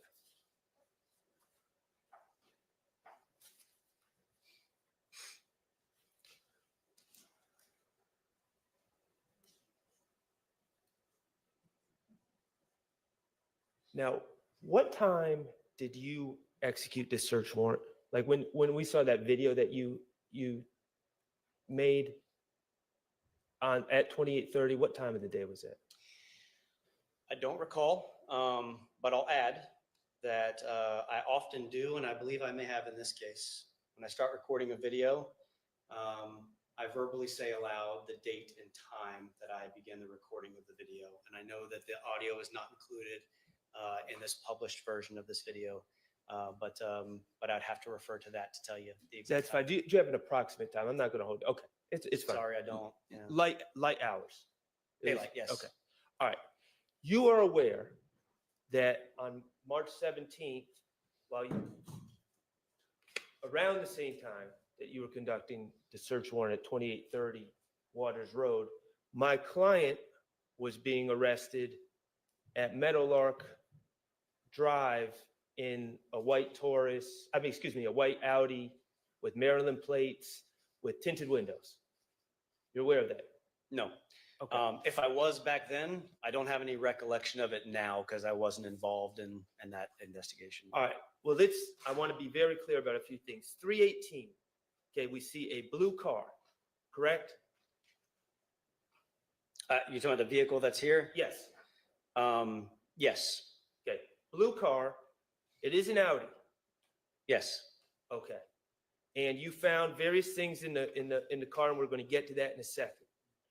You are not suggesting that this is the white Audi with tinted windows that was rented to Shannon Stillwell, are you? I have no idea. I don't know anything about that. Okay.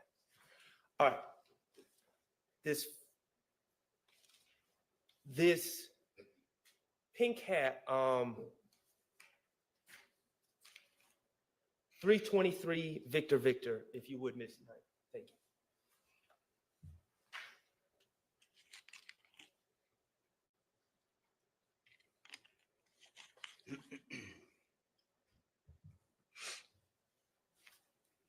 See that pink hat? And I think there's a better picture somewhere in here, but we're talking, and you have it in front of you. Yes, it's right here. Okay, that pink hat that's in that envelope. You aware that Mr. Stillwell was arrested on the same day in the white Audi wearing a pink hat? No. Okay. This pink hat would not have been something that you took from the scene and then somehow met up with Shannon Stillwell and gave it to him to wear for when he would be arrested, is it? No. Okay, so this is a completely separate pink hat. Isn't that correct? I don't know when Mr. Stillwell was arrested or what the circumstances were, what time that was, if it was before or after the execution of this warrant. If I accept what you're telling me as fact, then sure, he was arrested before with a pink hat, but I don't know. I just know that this hat was recovered in this car on March 17th. I put it in this envelope, sealed it, and put my initials on it, and that's the last time I saw it before today. Okay. All right. Well, I think that answers the question. Now, in this car, you also found a gun, a very large gun. And that's what's in front of you on that table, correct? Yes, sir. And what kind of gun? No, that's the gun that went back to the ATF. You're right. Thank you for Stolen that firearm. correction. And what type of gun was that? That was it was a Ruger AR 5.56. Okay. And that gun was found in this blue Audi. And it was also inside the blue Audi was a license in the name of Eric Moore. Yes. Correct? Okay. And Eric Moore, did you investigate further into who Eric Moore was? I believe I ran Eric Moore's driver's license at some point to identify who he was, but no, I didn't conduct any follow-up investigation into that aspect of the processing of this vehicle or its contents. Okay. Miss Knight, if you could put up 319 Victor, please.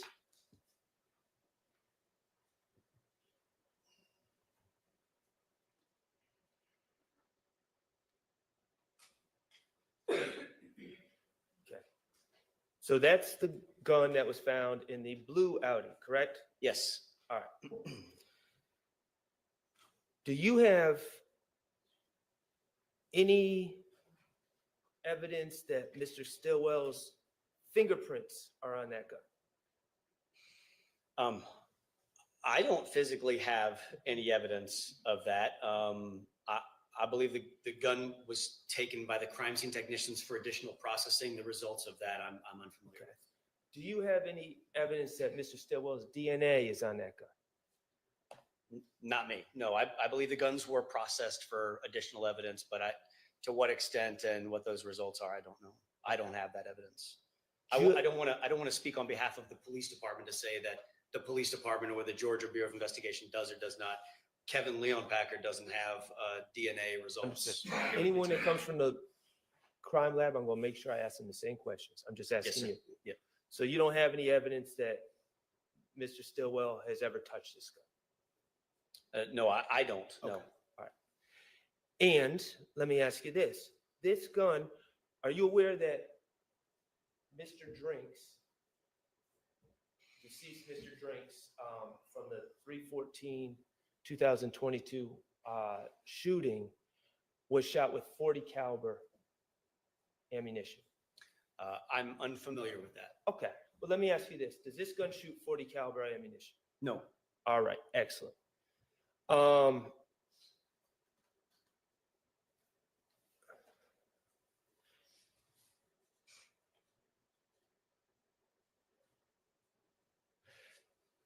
Miss Knight, if you could help me out and look 328 VV.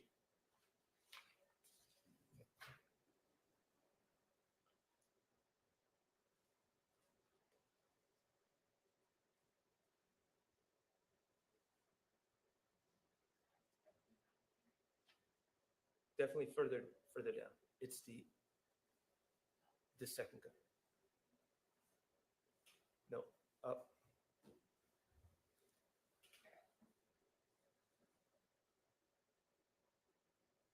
There we go. Thank you. All right. This is the second gun that you collected at 2830 Waters Road, correct? Yes. And that was in the mud. This gun was in the mud by a Jeep Liberty. Yes. Okay. Did again, I'm going to ask you any DNA or fingerprints that you're aware of that link to Shannon Stillwell? Not that I'm aware of. Okay. And how about that Jeep Liberty? Are you aware of any links that would link or connect Mr. Stillwell to that Jeep Liberty? Not that I'm aware of. Okay. So, and let me ask you about what type of gun is this? It's a 7.62, I believe. It's a Romarm Cougar 7.62. The model is M10-762B. It's an AK-47 type firearm with a drum magazine. And it shoots 7.62 bullet or caliber bullets? Yes. Okay. It does not shoot 40 caliber bullets, does it? Correct. All right. Excellent. And Miss Knight, if you could 330 Victor.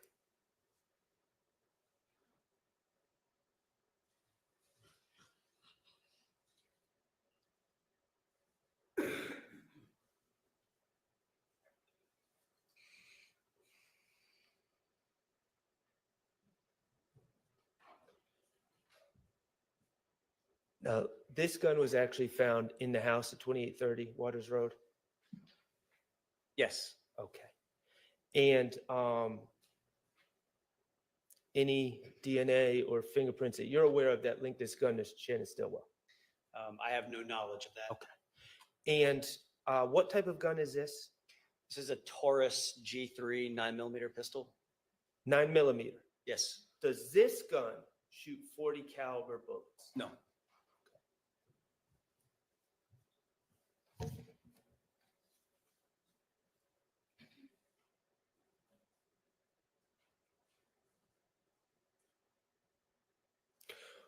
Were you involved in the search warrant of 855 Allison Way, No.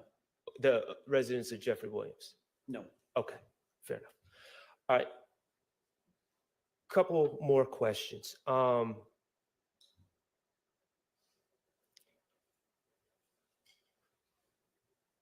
5.7 by 28 an FN gun, a 5.7. Would that shoot 40 caliber bullets?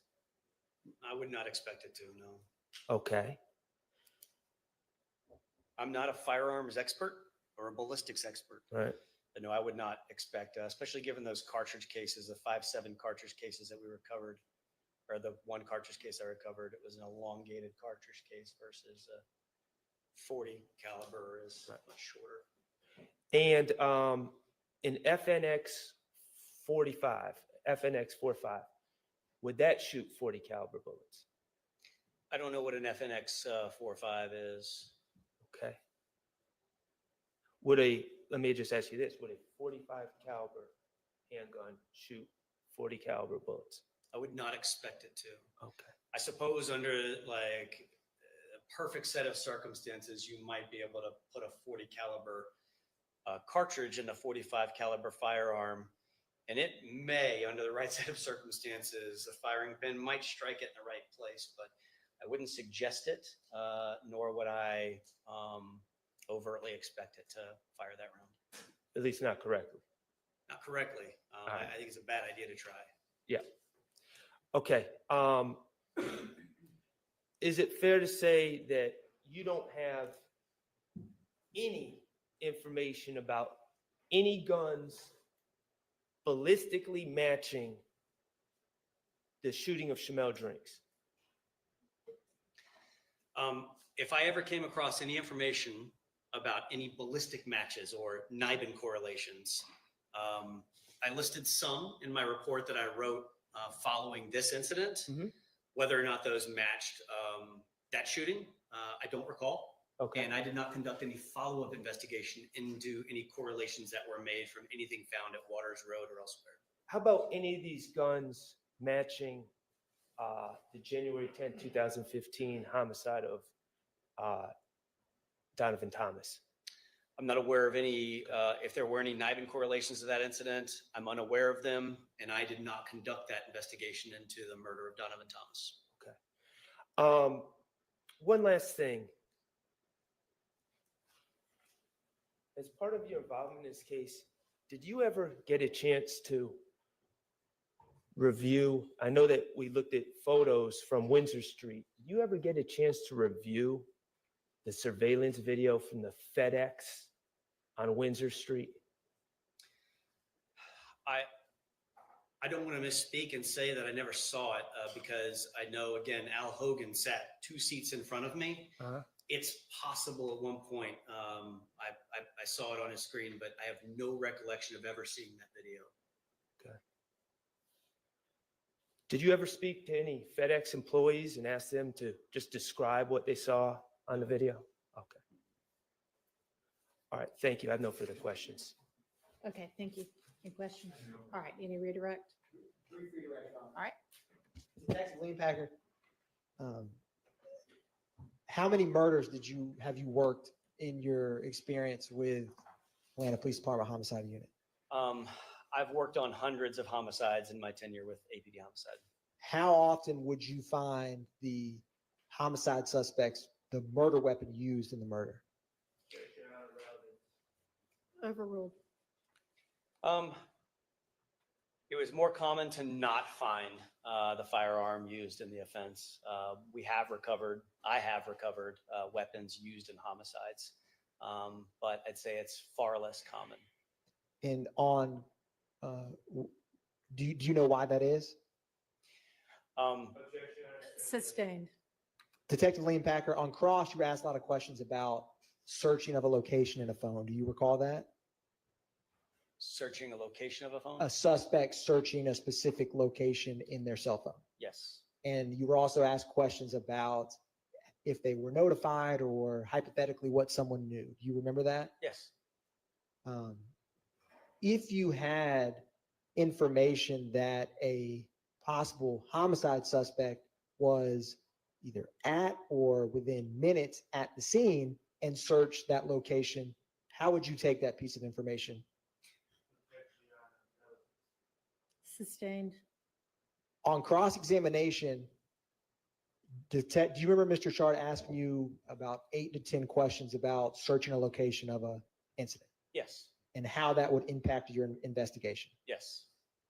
With those line of questionings that you remember, how would it impact your calculus if the person that searched the location was on the scene when the murder happened? I would perceive that as being intelligence gathering to determine what the police knew about the incident through media reporting. And if I obviously knew who my suspect was because I'm searching his or her phone, then I would incorporate that into a series of questions that I might ask that individual given the opportunity to interview them about their search of these items. It's not uncommon in my experience for people that have been determined to be involved in an incident to say that they had no involvement and they weren't there, and that they had little if no knowledge about the incident at all. So whether I confront them with the knowledge of knowing they searched about the incident and probably other evidence that suggests that they may have been at the scene and the duration of time that passed between the incident occurring and when the search occurred would all be things that I'd want to talk to that individual about. One brief moment, Your Honor.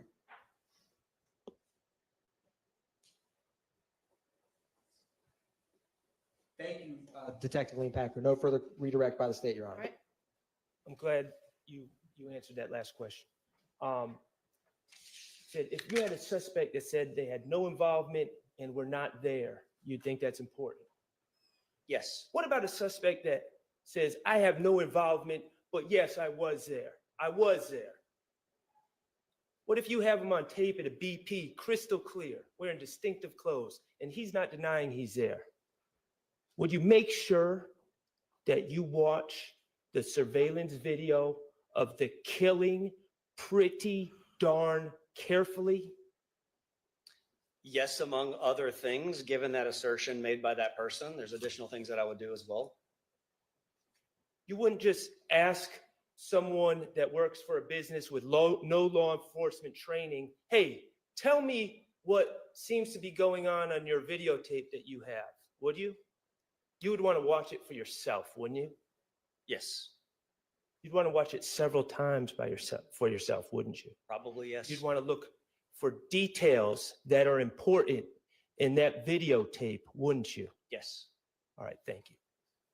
All right. Let's take our lunch break. Thank you, Detective. You are excused. Thanks for your time. Let's take until 1:30.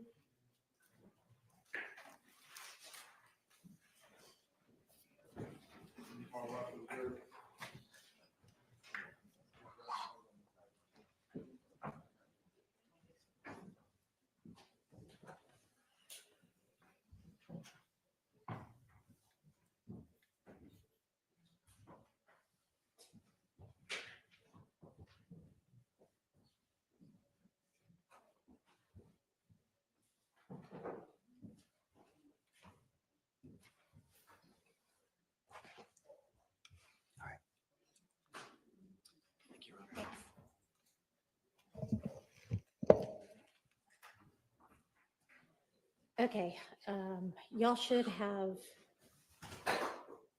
a copy. I received your proposed instruction and I took a look at it and made some potential edits, and it's about to get sent to you, and we can we don't have to sort it out right now, but if y'all will take a look at that, see what you think, and then maybe we can come back at maybe 125 and put whatever on the record about that then. Okay. All right. Anything else before we take our lunch break? All right. See y'all at 125. Thanks.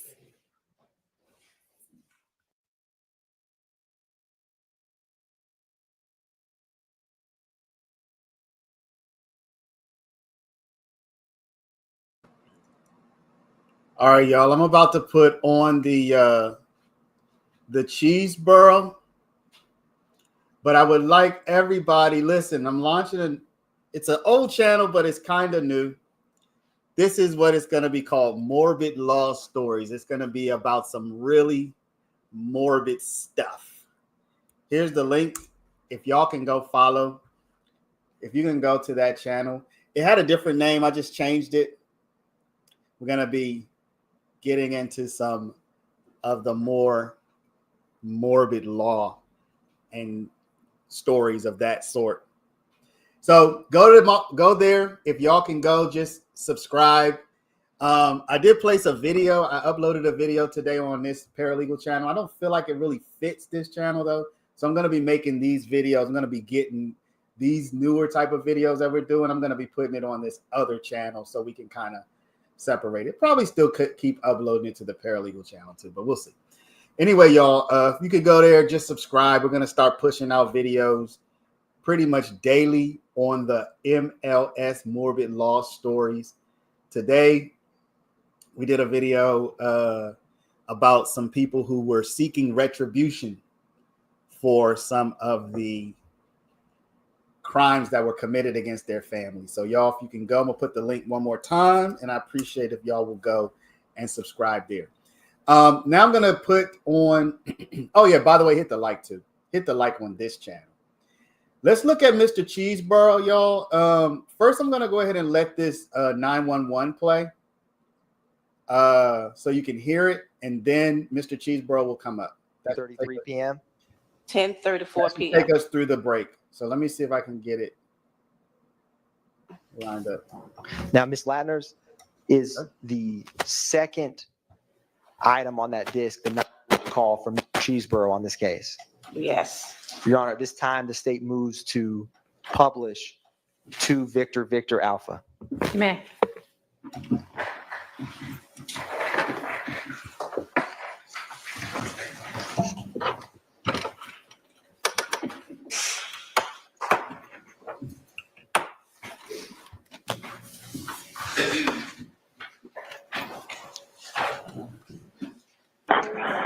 Atlanta 911 operator 7663. What's the address of the emergency?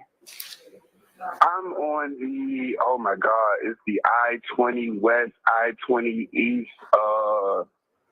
damn, exit. What is this? Oh my God, I don't know what's that. Oh, do you need Exit number. Do you need police, fire, or EMS today? I'm sorry? Do you need police, fire, or EMS today? It's an EMS. So basically, Oh, I'm in so traffic. Brody, EMS. You need an ambulance? Do you need an ambulance? It's not me. It's for someone in a car. Hold they're on. sitting in a car and they're not shot. We were telling you to hold on for an ambulance. EMS, what's the address of your emergency? I'm unsure. If I gave you an exit number, would you be able to find it? Yes, sir. Go ahead with it. I think it's like exit 56B. It's like the I-20 West, I-20 East, how you get on to I-20 West, I-20 East. So, you're on Windsor Street trying to get on 20 West, or you're on 20 West getting on Windsor? I think I'm on Windsor trying to get on I-20 West or East. It's like you can go either way. And essentially there's a car here and someone in the car, he's not moving, and there's a gun hole in the door. And I'm not really trying to find out more, but that's basically what I've deduced from the situation. Okay, so give me 1 second, okay? No problem.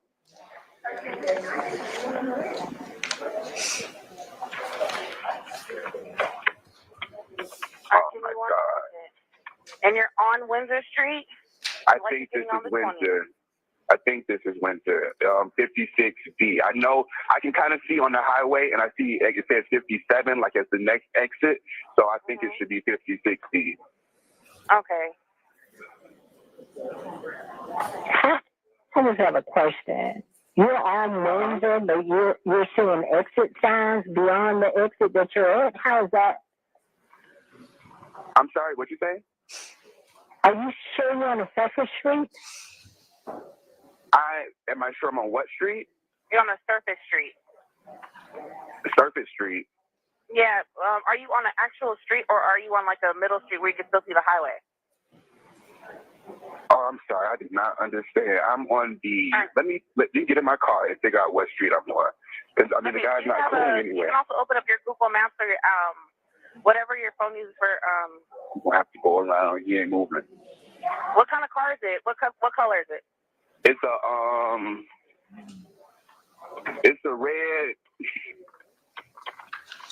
Nissan Versa. Yeah, a red Nissan Versa. Yeah, his window is shot out. He's definitely His window is shot out? Oh my God! Yes. What kind of car is it? You stopped at the. It's a red Nissan Versa. Okay, go ahead and open up your mapping system on your phone and tell me what street you're on. Okay. Okay, hold on. Google Maps. Oh my God, I want to get out of here now. I'm on Windsor. Yeah, Windsor. And what's the crossing area?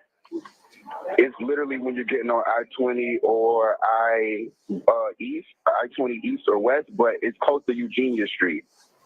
So Windsor and. Give me 1 second.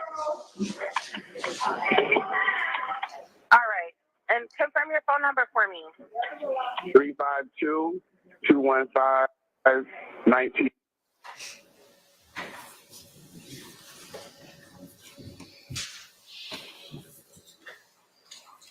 Fire department that's responding, okay? Okay. All right. So, give me 1 second. Mm-hmm. All right. And are you with the patient now? I'm at the location now. I understand that they're at the location. Are you with the patient? Can you see them? I can see them in the car, yes. Okay. And how old is the patient? He's probably early 20s. I would say younger than 25. Okay. Is he awake? No, he's not awake. Is he breathing? I don't think he's breathing. I have not seen this man move at all. Okay, give me 1 second. Atlanta 873, a 27 Delta 1G. I'm 7663. 7663. Thank you, ma'am. I do need to ask you a few more questions, Kevin. If you don't know, it is okay to say you do not know, okay? Okay. Is the assailant still nearby? No, I don't think so. I don't know. I didn't see the assailant. Is there any serious bleeding? I'm not getting that close, so I'm unsure. I can't confirm that. That's okay. I'm sending the paramedics to help him now. Stay on the line, and I'll tell you exactly what to do next. Give me 1 second, okay? Okay.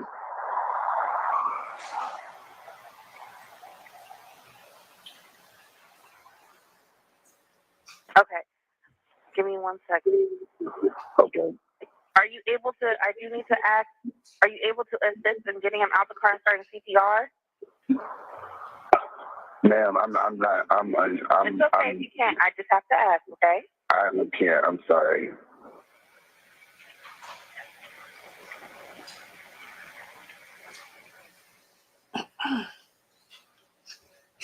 Okay. Give me 1 second. Oh my God, that's so sad. Okay, sir, can you tell me if there's any businesses or residential or anything that you see near you guys? There's a FedEx, and a liquor store. So there's a FedEx, like right. I think the name of the liquor store. King's Liquors. King's Liquor. Looking like LAKINGS? KINGS. Yeah, liquor. Okay.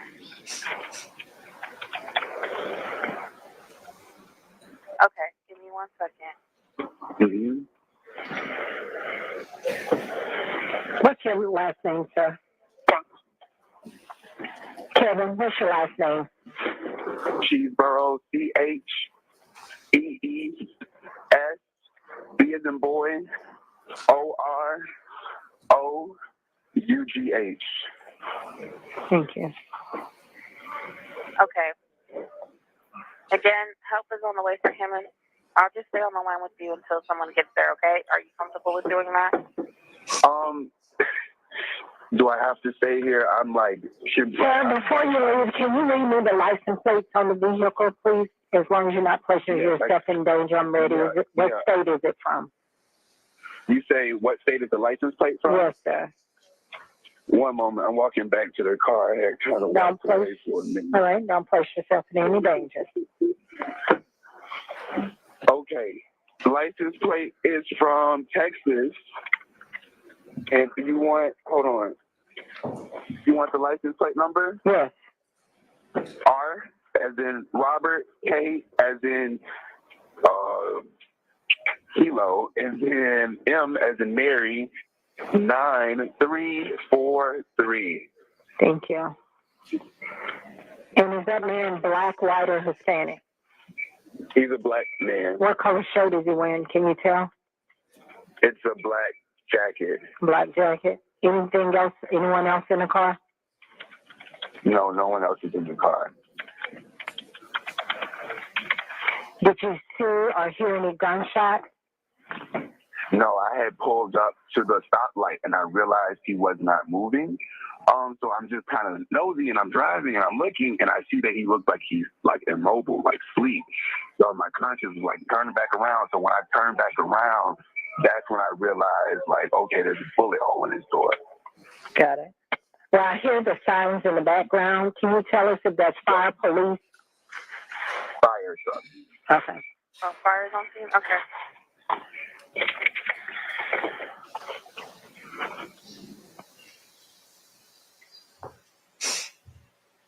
Okay. Did they stop with the patient, sir? I don't hear the sirens anymore. I think they're turning around. I think they had to make a mission. Are you able to flag them down without placing yourself in danger to guide them to the patient? I'm about to do it now because they probably would. I'm not sure if they would be able to get, but I'm about to. Don't place yourself in any danger.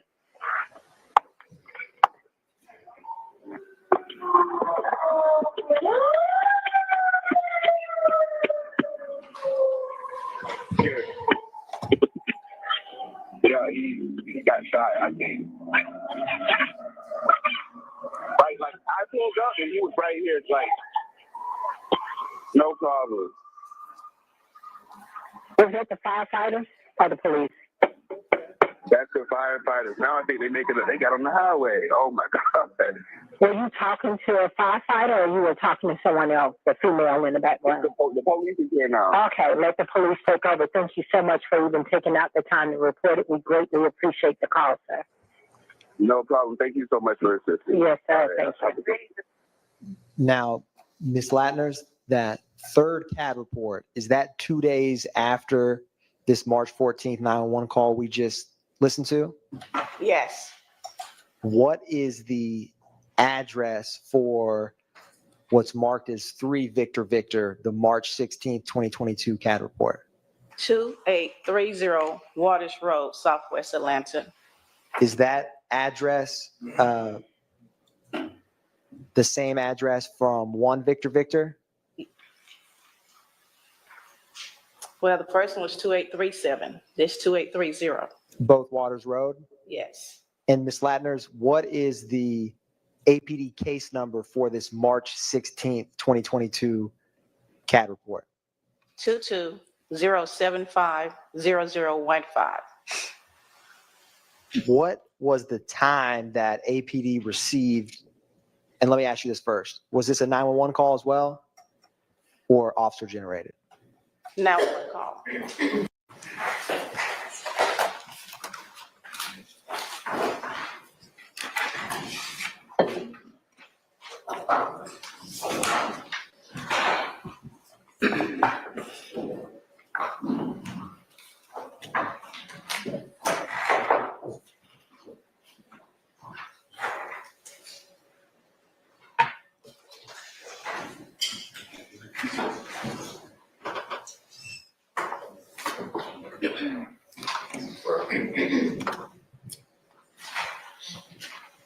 All right, raise your right hand for the time.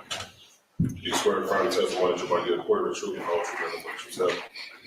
You may proceed. Can you state your first and last name with disclaimer, please? Kevin Cheeseborough, Kevin Cheeseborough, Chees, B as in boy, Orough. And good morning, Mr. Cheeseburger. How are you? I'm well, and yourself? I'm well. If you could just speak into that mic for me, okay? How old are you? 32. And you can actually talk to the jurors over here, but speaking to the mic, I know it's hard.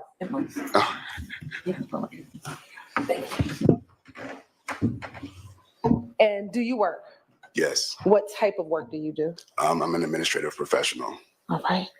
And did you do the same type of work in March of 2022? Yes. Where are you from originally? Florida. And how long have you lived in the Atlanta area? 3 years. What area of the city did you reside in March of 2022? West End. Back in 2022, did you have a car? Yes. What type of car? Kia Soul 2018. You said 2018 Kia Soul? Yes. I want to direct your attention to March 14th, 2022 at approximately 10:20 p.m. Did you have the occasion to be in the area of Windsor Street and I-20? Yes. Why were you in that area? I was coming from the gym and I missed my turn. So that was kind of the way that I was rerouting myself to get back home. And where was your gym located? Midtown, LA Fitness, Midtown. And briefly, what was the route that you were traveling from the gym to go home? I am not sure, honestly. Were you traveling on the highway? Yes. Was that highway 7585? I'm not even gonna lie, I'm not like the most familiar with the streets like that, but I want to assume yes. Okay. It was the highway. So yeah, it's a highway I take often.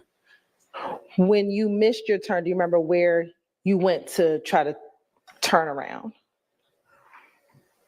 I do not remember the specifics, no. Did you ever pass a BP gas station? Yes. Okay. When you passed the BP gas station, what, if anything, do you remember doing?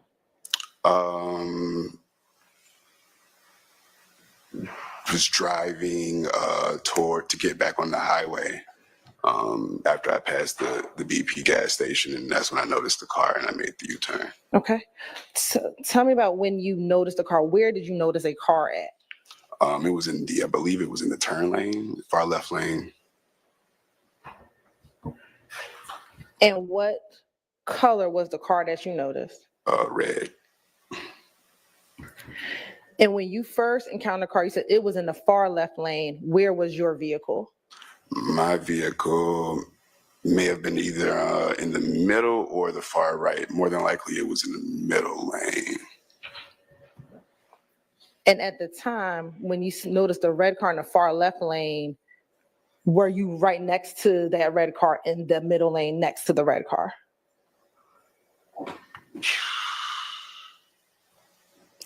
I can't speak for certain. I do know the car was holding up traffic, but as far as the exact lane, I'm unsure. I'm sorry. And when you say the car was holding up traffic, can you remember now approximately how many cars were out there at that time? It wasn't completely holding up traffic, considering there were about 3 or 4 lanes, but I would say roughly 10 cars.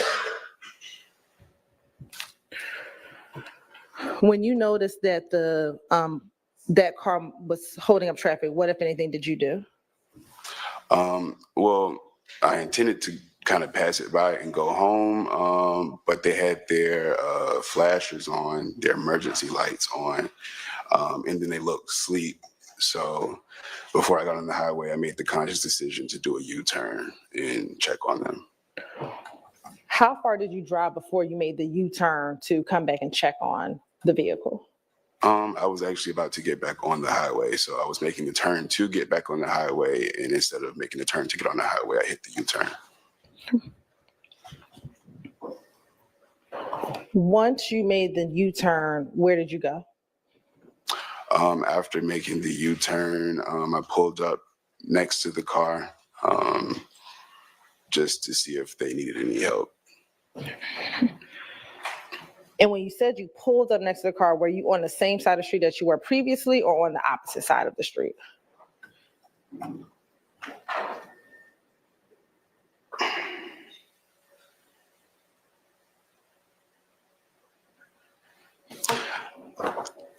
I cannot really confirm which side, because I did eventually end up, I remember being back on the other side, but actually, no, I was on the opposite side. I do remember I was on the opposite side. So I pulled up, if the car is facing this way, I was facing the opposite side. All right. You have permission to approach? I'm going to show you what's been marked as 64 VV, 67 VV, and 68 VV. I want you to first tell me if you recognize those pictures.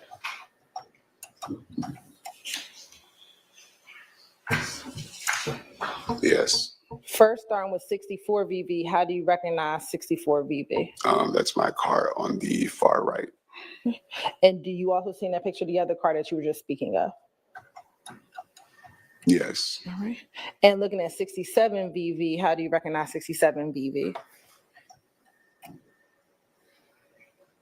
That's probably the view I would have had. Put that other one down for me. Sorry. That's okay. That's probably the view I would have had before I did the U-turn to get on the highway. All right. And then 68 VV. Just another view of the car, so looks familiar. And do those appear to be fair and accurate depictions of the area where you were when you saw the red car on March 14, 2022? Yes. I don't remember this debris on the ground, but that might be like a minor oversight. But other than that, there's a box on the ground like of debris or something like that. I mean, that's minor, but I don't remember that. But other than that, everything looks accurate. Okay. Your Honor, this time the state would like to admit 64 VV, 67 VV, and 68 VV into evidence. All right, those are admitted. Permission to publish. Yep. First, I want to start with actually 67 VV.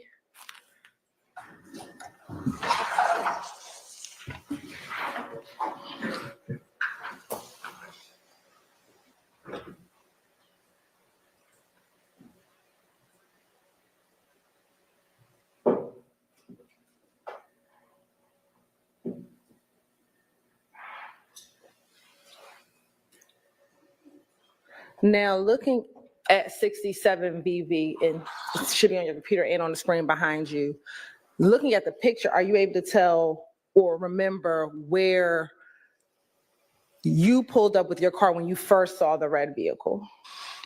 I was more than likely in the left lane, and then after the car wasn't moving, so I probably was more than likely held up by the car, and then I moved over to the right lane to pass the car. Okay. So initially you were behind the red car. Yes. And when you said there were other cars out there, were there other cars in front of you between your car and the red car? So there were initially, but due to the car not moving, they eventually ended up going around until I was directly behind the car. Okay. And when you said you went and made the U-turn, and I believe there's a stick to the side of it. If you can stand up a moment and just show the jury where you went to go make the U-turn. It would be actually past these cylinders right here to get on the highway, where this light is right here. And when you were driving, before you decided to make a U-turn, would you have been going westbound on I-20? Yes. Okay. Thank you.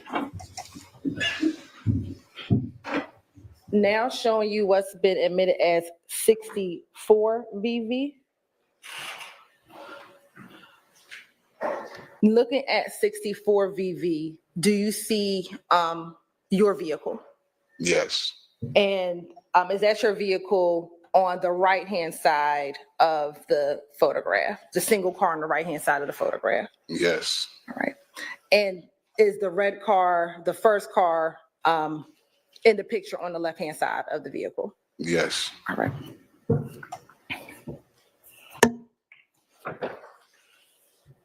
Now, once you stopped your vehicle, please continue. What did you do once you stopped your vehicle and exited your car? So I vaguely remember, it's been a few years, but essentially I got out the car, I walked around the car, I was going to knock on the window, but then that's when I noticed the glass was shattered. So when I noticed the glass was shattered, that's when I called 911 for assistance. Did you call anyone else besides 911? Before 911, I doubt, no. If anything, it would have been my brother, but I doubt I called him before. I did call him after, but not before. Okay. Once you saw the shattered glass, did you see anything inside of the vehicle? No. Did you see anyone inside of the vehicle? Yes. Okay. Where was the person who was inside of the vehicle? Driver's seat. And if you can describe to the jury, how did he appear in the vehicle? I'm sorry, was it he or she? He. How did he appear inside of the vehicle? He actually looked asleep. I didn't notice any blood or anything. He just looked asleep. But considering the glass was shattered, I figured something might have been wrong. Permission to approach, Your Honor? You may.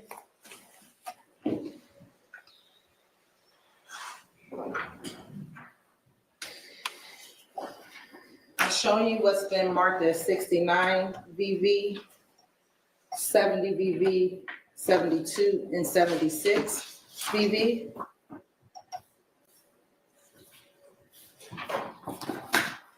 Take a moment and look at those. Tell me if you recognize these.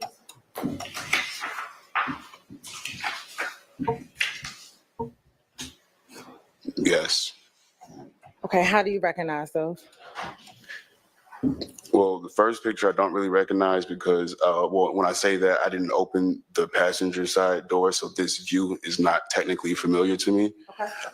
For the other three pictures, I would definitely say those views are familiar to me.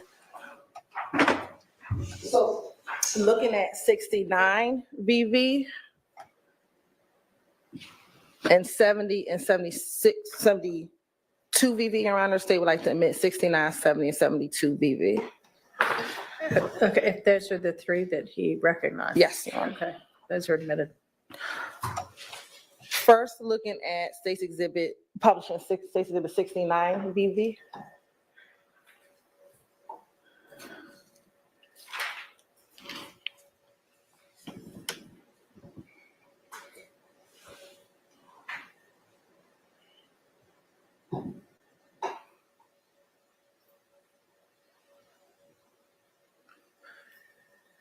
Now, looking at 69 VV, is that the view that you had once you exited your vehicle? Somewhat, yes. When you say somewhat, tell me, what do you mean? This view would put me kind of in the pedestrian crosswalk, and I was a little bit behind the car. So your car is further to the right of this picture? Yes. Okay. And when you got out of your car, did you walk back towards the car, in the direction of the car? Yes. All right. Looking at 70 VV.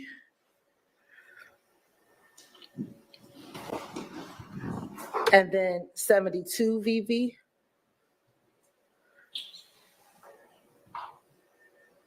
Is that the shattered window that you just referenced that you saw when you approached the vehicle? Yes. Now, when you approached the vehicle, how did you see that the victim looked asleep? Well, they just were leaned over, so I got out my car, and then I approached the vehicle, and then I noticed they were kind of just like leaned over.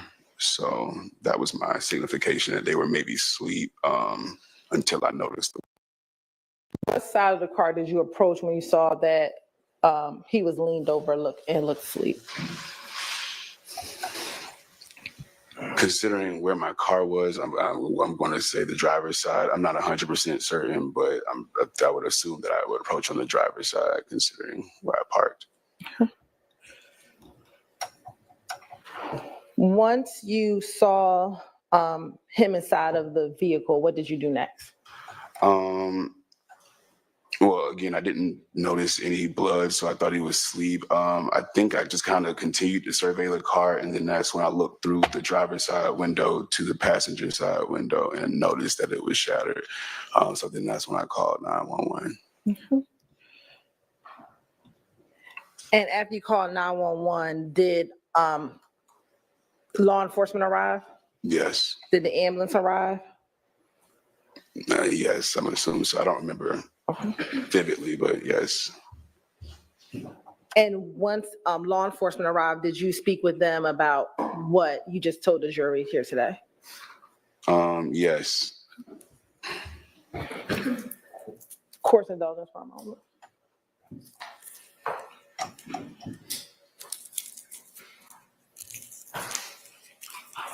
No further questions. All right, are there defense questions? Yes. Go ahead. This number, about 67.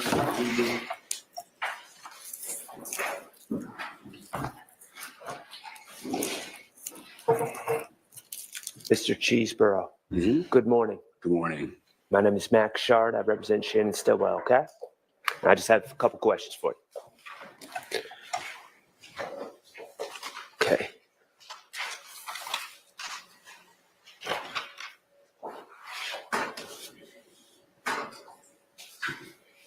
I'm sorry.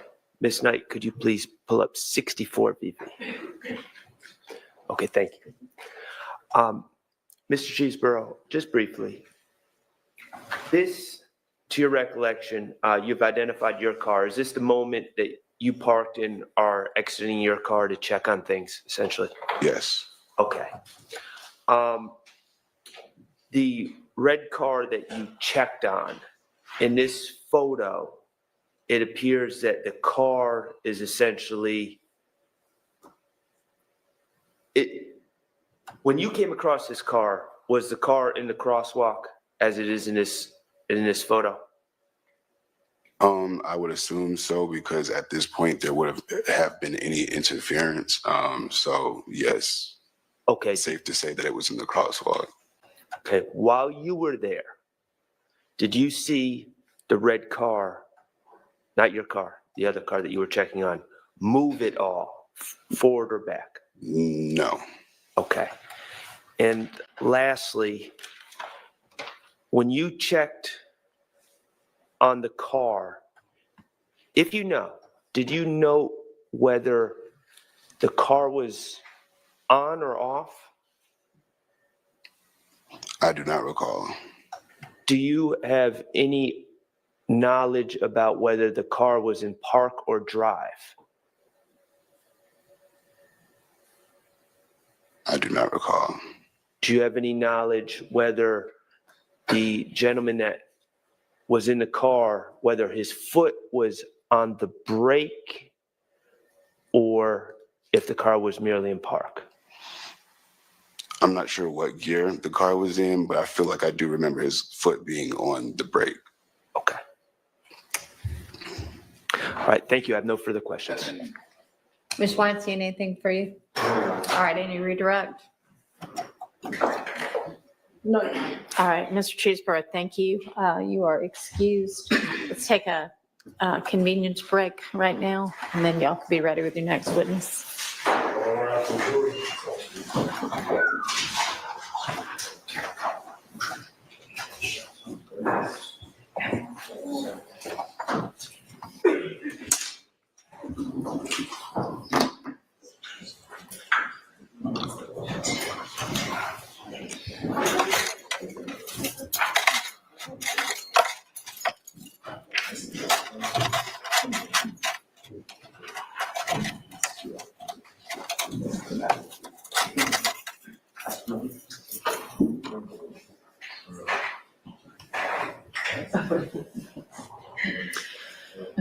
And just before we break, the two juror communications, I'll make those court's exhibits. I still don't know what court exhibit number we are on, but those will be court's exhibits.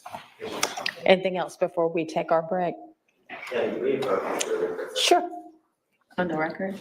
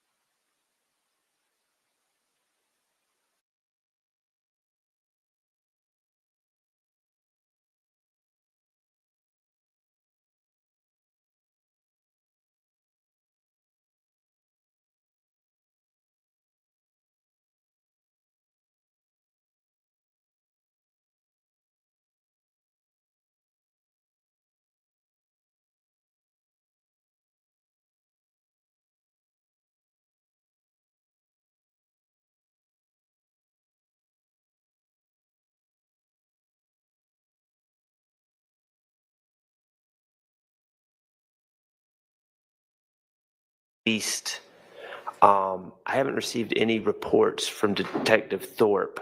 Now, typically there's an initial investigative report, but my understanding from Ms. Hilton is he wasn't the initial homicide investigator. But I have not received a report indicating it. I'm trying to describe it. When I'm representing someone charged with a homicide, typically there's, it could be 50 pages or whatever. It's a summary and it goes through all the things that they did as part of their work. I don't know, it may be an issue because this case is open and pending and not solved. I don't know why that hasn't been released, at least some rough drafts of the report. My concern is this. I believe that the state is going to try to elicit from Detective Thorpe that while no arrests have been made, while no charges have been filed, their chief suspects are YFN members or if gang members. I don't know how they're going to verbalize it. But to say that we haven't arrested anyone, but this is who we suspect, and then also I can't get a copy of their rough reports to even check behind that and check behind the work, I think is inappropriate and it handcuffs me.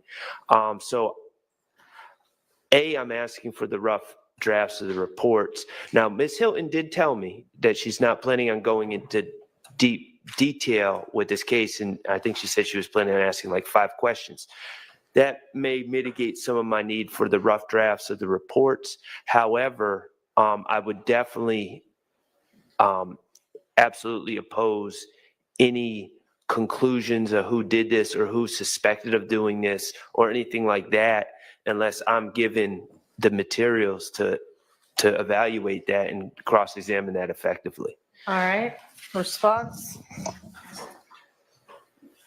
Thank you, Your Honor. So as it relates to Investigator Thorpe, the investigation is still open and pending. And so generally, the reports are not issued until the investigation is completed. And then once that case is turned over, there is a complete. I would suspect that generally you don't call the detective to testify to a pending investigation. So that, is it available for the defense attorneys to be able to review before examining this witness? He's going to be testifying as to it, correctly? Correct. He was testifying to certain facts, of which is a report that that the defense already had, which was the date of the incident, the location of the incident, and the individuals involved in the incident. And that report has been given to defense counsel in discovery. as it relates to any further information regarding the suspects or the fact that they believe that this shooting was a targeted gang shooting. That information has been developing over the course of the 2 years that this case has been open and pending. I know there is a draft. I do not know if APD releases that draft because it's still a pending investigation. So do you have it? I do not, Your Honor. I do not. I only have the initial report that has been turned over. Okay. Has the defense talked to Detective Thorpe about this at all? I mean, if y'all just ask him questions, And Mr. Sharp brought it to my attention during the break. And so that's the only reason why I know there's a draft, because I went and asked Investigator Thorpe, but until it was brought to my attention, I was actually asking Mr. Sharp if they had asked Detective Thorpe anything, which they're certainly, able to do. I have not. I mean, the plan for Detective Thorpe to testify about this incident was new to me because I thought it was new as of what this weekend when we got the new witness list.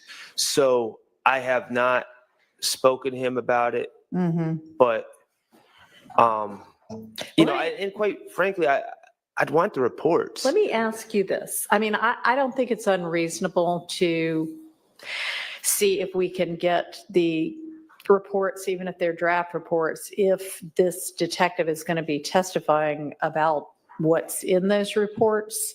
And we can do it with an instruction that it can not be released to others and that it, can be just used for the purposes of this examination. I mean, I'm fine with putting some strictures on it. And maybe instead of having him next, is he here available right now? He's here.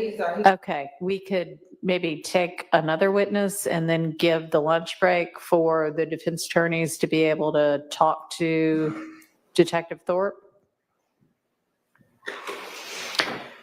Yes, they can surely talk to Investigator Thorpe at the lunch hour. He'll be available. As far as the releasing of that report, given the sensitive nature of it, we don't have it. If you're going to have him testify to it, though, then. But he was testifying to what is in the report that they already have. They already have the report that has who the individuals were. Okay, well, I mean, do y'all want to come up to the bench and we'll review what the testimony is going to be? Yes. Okay, come on up. Actually, why don't we do this when we break for lunch? And we'll maybe just take a little bit longer break. Can y'all just call a different witness for now? All right, let's get the jury out, call a different witness, and we'll deal with this after that.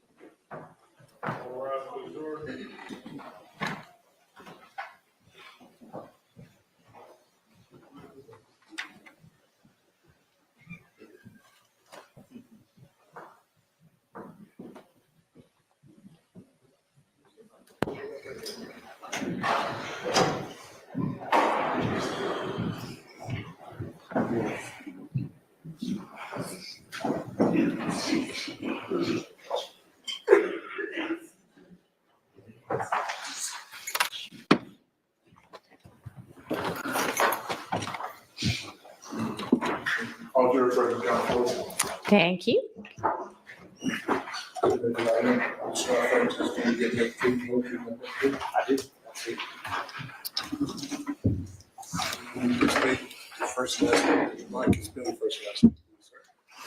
It's Christopher Butler, CHRISTAPHER, BUTLER. Good morning. Morning. Mr. Smith, do you mind grabbing one of those mics that move and speak into that so everybody can hear you? Thank you. Is that better? Great, thanks. Lieutenant Butler, where are you employed? I'm with the City of Atlanta Police Department. And how long have you been employed with APD? A little over 14 years. And what unit are you currently assigned to? I'm currently assigned to Special Victims Unit. All right. As of March 2022, what unit were you assigned to? I was a sergeant with the Homicide Unit at that time. Okay. Can you tell the jury some of your what your role was and your responsibilities within the Homicide Unit? So I worked on evening watch. So our hours were 2 to midnight. And we would respond to any homicide, any kind of suspicious death, suicide. So anytime an officer would raise us, we'd respond out to that location. Now, are you familiar with the with VIC cameras? Yes, those are our cameras that are around the city. Okay. And what does what are they? So basically, the city has cameras around the city. Some of them they record all the time, and some of them are license plate readers, which we refer to as LPRs. And currently, businesses are allowed to let us have access to let us know there's cameras there. They kind of operate like security cameras, basically. Okay. And what is the VIC unit within APD? Our VIC unit's manned by sworn and civilians. It's a video integration center. So we have people up there 24 hours a day monitoring the cameras. So if a crime occurs, we can radio to them and they can start looking into it off scene while we're handling the scene. Now, are you familiar with GDOT cameras? GDOT, that's our Georgia Department of Transportation cameras. So through our VIC unit, we have access to their cameras as well. And those usually monitor the highways. Now, can you tell the jury how GDOT cameras operate? So they're different than ours. Ours are live stream and they record. GDOT cameras don't record. So like when you're watching the news and you're seeing the traffic ebb and flow, GDOT, they just keep going. They don't record. So we can't go back and ask for a recording. They're just live stream. Okay. Now, is the VIC unit able to look at an integrated map and tell which cameras are working? Yes. So the way it works, it's kind of, we just have a program and it kind of works like Google Earth and Google Maps. You can zoom in and out. And when we zoom out or zoom in, it narrows down on that and tells us what cameras are there. So whether it's ours or a school or if it's a GDOT camera, it'll tell us what cameras are there and if they're working or not. Okay. And if it's a GDOT camera, it tells you it's in real time, correct? Correct. Okay. Now, in your role, is it routine to look at these VIC cameras? Yeah, typically anytime a call would come up, depending on the location, an officer would respond to the scene and raise us on radio. So before we would respond, I would typically, given the type of crime, if it's on a street or a parking lot location, I'd try to pull up and see if we had any cameras in the area. Okay. Now, is there any kind of correlation between the VIC cameras, the LPR cameras, and the GDOT cameras? They're just all manned by the same system that we can access. GDOT has their main hub. We have ours.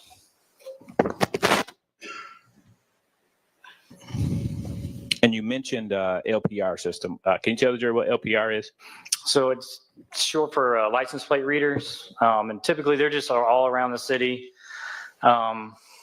They basically are just, their main job is to run tags. Every tag that runs through there, it captures it, takes a picture. And then if we, for investigative purposes, need to locate a vehicle, we can put in the license plate and it'll run it through the system and tell us it'll give us a picture, what intersection and time that it hit. Okay. I want to turn your attention to March 14th, 2022. Did you assist in the investigation of a murder at Windsor Street and I-20? Yes, I was on duty at that time. Okay. And tell the jury what you did. So typically the officer would raise us on radio and let us know that they had a male deceased in a vehicle. And like I stated, before we left the office, I went ahead and pulled up our cameras. And we were able to locate that GDOT had a camera that was pointing at 20 in Windsor, so I-20 in Windsor. And it captured that intersection where the crime scene was. And at that time, the camera was actually frozen. So before I left the office, I took a screenshot of it just for preservation, because I didn't know if the camera was going to come back on. And then we would respond to the scene. So myself and other detectives would respond out to the scene, and typically we'd task them out with different responsibilities, whether it's evidence collection, speaking with witnesses. And I kind of just oversee all that and coordinate with crime scene and the medical examiner and notifying other people. I'm now going to go ahead and publish what's already been admitted as States 64, Victor, Victor.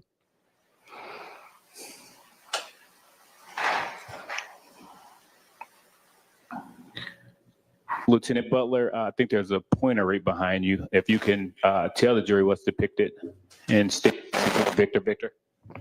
Right, so that's going to be the intersection of Windsor. So the way the camera is facing, it's actually it's pointing south on Windsor Street.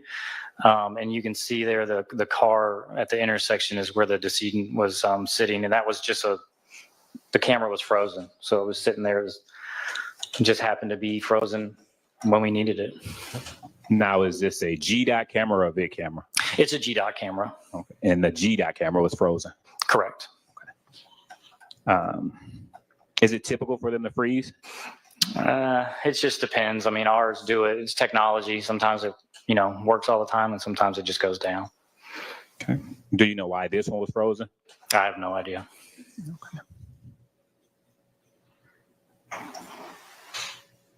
Okay. And what else did you do? So we responded out to the scene. Also, when we got out there, we didn't know the vehicle's license plate.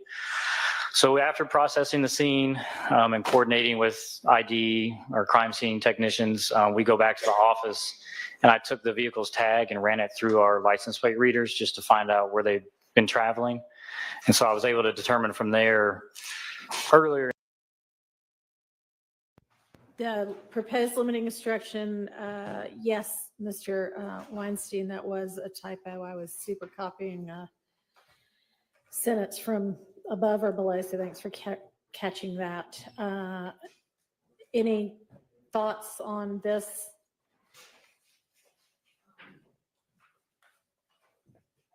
I had none other than that one. Okay, Mr. Shart and Mr. Shart, do you,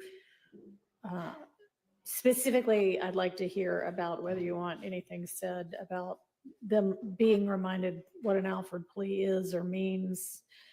If so, if that's what you'd like, and then just generally how you feel about that.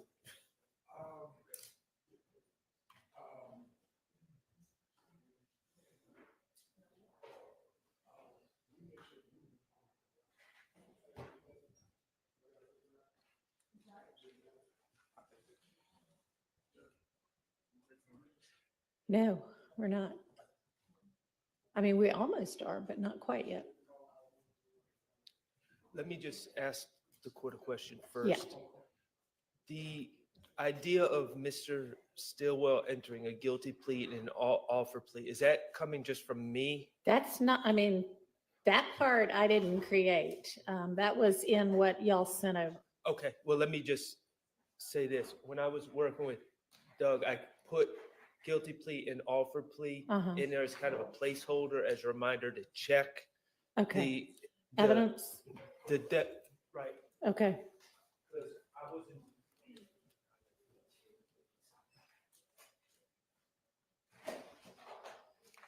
I mean, I think it said, when it came over to me, I think it said guilty pleas and offered pleas, and I just figured it was one of each. So I did change that.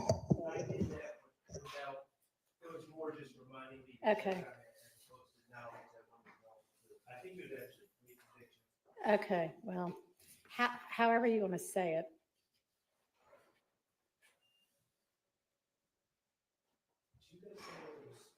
certified convictions.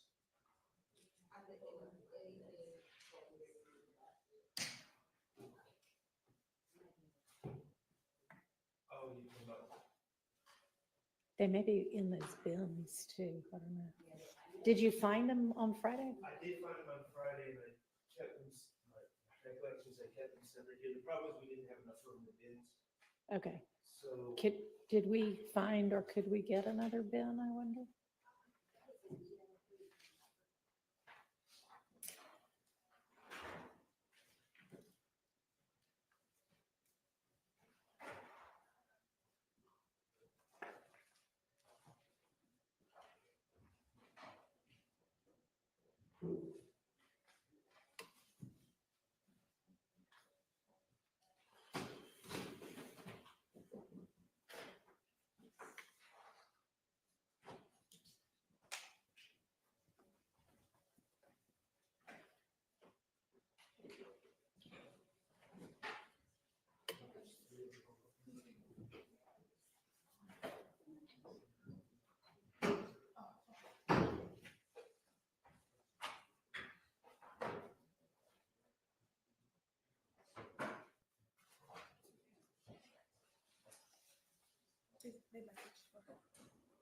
Thank you.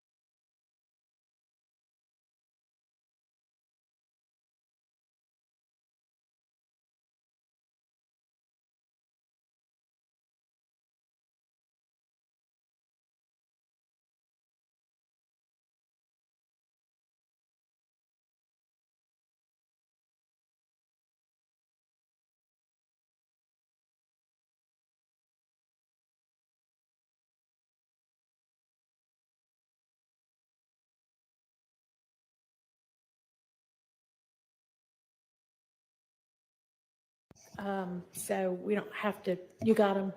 All right, what do we know? All right, so there appears to be a 10SC 87662. 10SC 87662. Okay. I'm just trying to figure out where they would. All right, you know what, let's figure it out on the next break or after court today, because we don't have to deal with this today. I just, and then we have to still sort the Nichols thing too. And I found out some more information about Winfrey, but we'll do all of this after, not on the jury's time, but yep. And these are in Q. Q? Yes, in folder Q. Okay, thank you. All right. All right, is the jury ready? Okay. Just find out and we'll do it on the next break. All right, we're ready for the witness, next witness.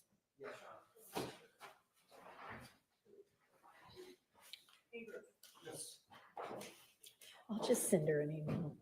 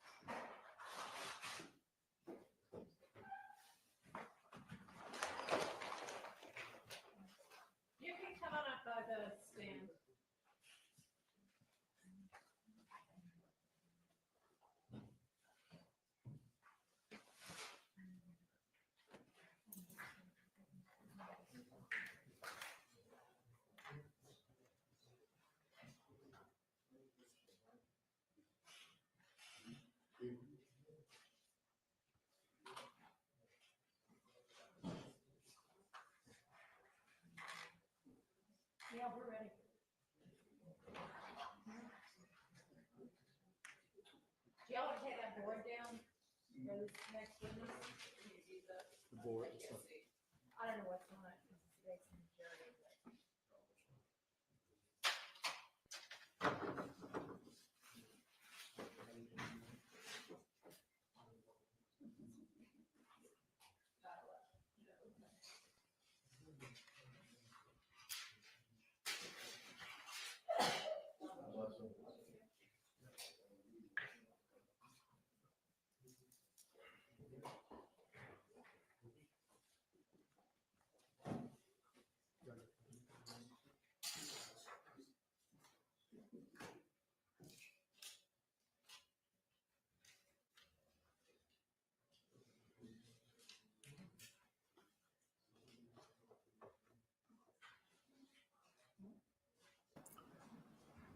Nothing important, y'all. Nothing has happened yet.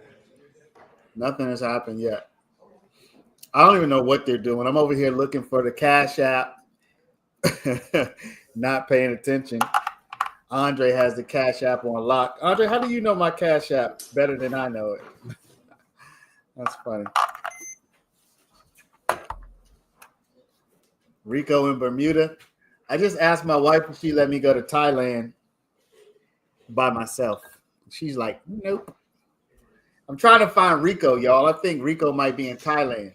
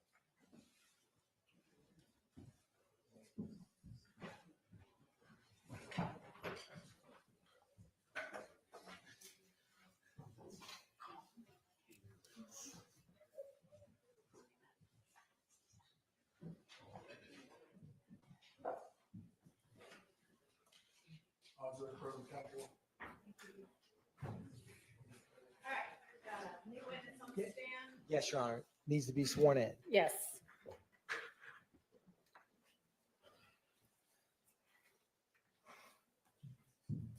Raise your hand. You swear affirm testimony given in the truth, the whole truth, nothing but the truth. State, spell your first and last name for the court, please. My name is Doug Bailey, DOUGBAILEY. Good afternoon, Mr. Bailey. How are you doing, sir? I'm doing well. How are you? Doing well. Can you tell the jury where you currently work? Yes, I'm the operations manager of GPS monitoring and tracking services. Can you explain a little bit about what GPS monitoring tracking services does? Yes, we are an electronic monitoring service provider. We install GPS ankle monitors and alcohol ankle monitors on people to track location and alcohol consumption. Who is your primary client? Typically, pretrial defendants, as a condition of bond, that they're required to wear an ankle monitor. Hang on just a second. Yes.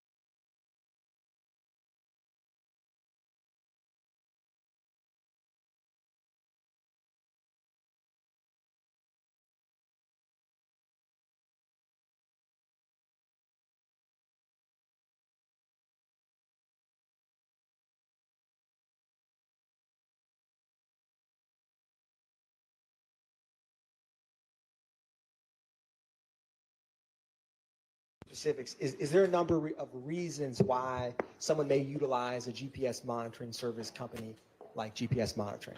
Yes, sir.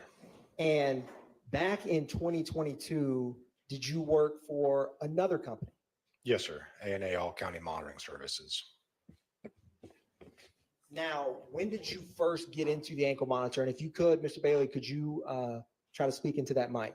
Thank you, sir. Yes. Yeah. I started in ankle monitoring in September of 2016. And can you, or let me ask you this. Since working in ankle monitoring since 2016, can you tell the jury your experience with the data that's collected on ankle monitoring in general? Yes, for the Scram GPS ankle monitor, which we've used probably since 2017, I've seen all sorts of use cases and all kinds of data, location, and just a lot of data. Is some of the data in what's called a Scram report? Yes, sir. Is some of the data in Excel spreadsheets? Yes, sir. Now, before testifying here today, did you have the opportunity to review, and I'm approaching you with what's marked as 397 Victor Victor and 397 Victor Victor Alpha? One of those is a disk. Did you have an opportunity to review that disk before testifying here today? Yes, sir. And did you initial that disk after reviewing its contents? I did. Can you describe for the jury what data is on that disk? The disk contains, if I recall correctly, it's 2 different Excel reports containing location history data for Mr. Jackson. And this same, I believe, stop report, which is a summary of that location history, and an event details report that shows any events recorded by the device on his leg. And is that 397 Victor Victor Alpha, that document, that Scram report you had just mentioned? Yes, sir. This is the stop report. Yes. Your Honor, at this time, the state moves to tender into evidence 397 Victor Victor and 397 Victor Victor Alpha. My understanding is there's a disk and then a printed out report. Could I Correct. just see what the Scram report is? Which one of them is? Right, cool. Thanks. All right, those are admitted without objection. Thank you, Your Honor. Now, before we get into these documents, can you talk about the technology of the ankle monitor in terms of, in general, how does it work?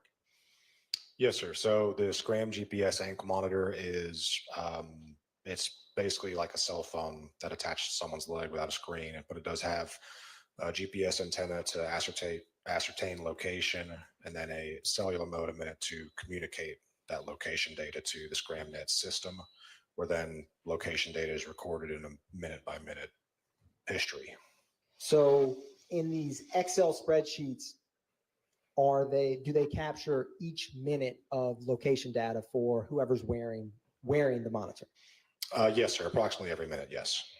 Now, are they battery run, the ankle monitors? Yes, sir. Can you explain what's the average shelf life of the battery before you have to charge it? Yes, sir. So the manufacturer recommends that the device be charged for 2 hours per day, and that should last at least 24 hours continuously, never dying, as long as every day it's connected to a charger for 2 hours. If a battery were to get low, is there any kind of warning system involved? Yes, sir. The system itself, the device stores an event called a low battery event, and the person who is wearing the device would feel a slight vibration that lasts maybe about a second.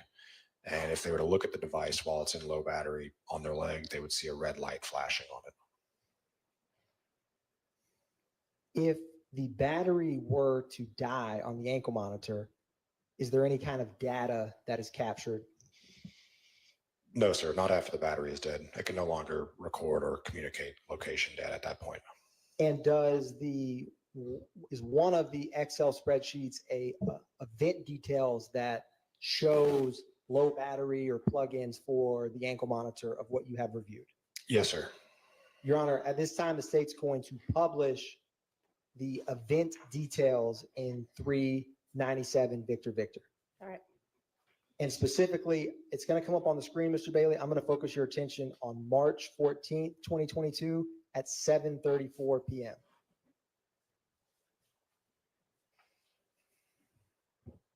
And we're going to zoom in a little bit on this document. And what I may ask you, Mr. Bailey, and if I have a old school pointer that I may use so you can help orient the jury to what we're discussing. I'll find it here in a moment, but I also have a laser pointer that I think would do the trick. But can you describe the columns for this to the jury while I'm pulling that up? And I'm going to give you this laser pointer. You click this big red circle and it should, well, that screen consumes the laser pointer, but we'll make it work. This one should work. Yep, and it does. So I'm going to give you this laser pointer. Use it carefully, Mr. Bailey.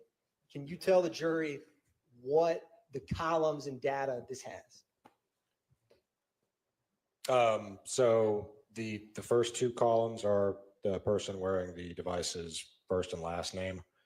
The third column, column C, the events.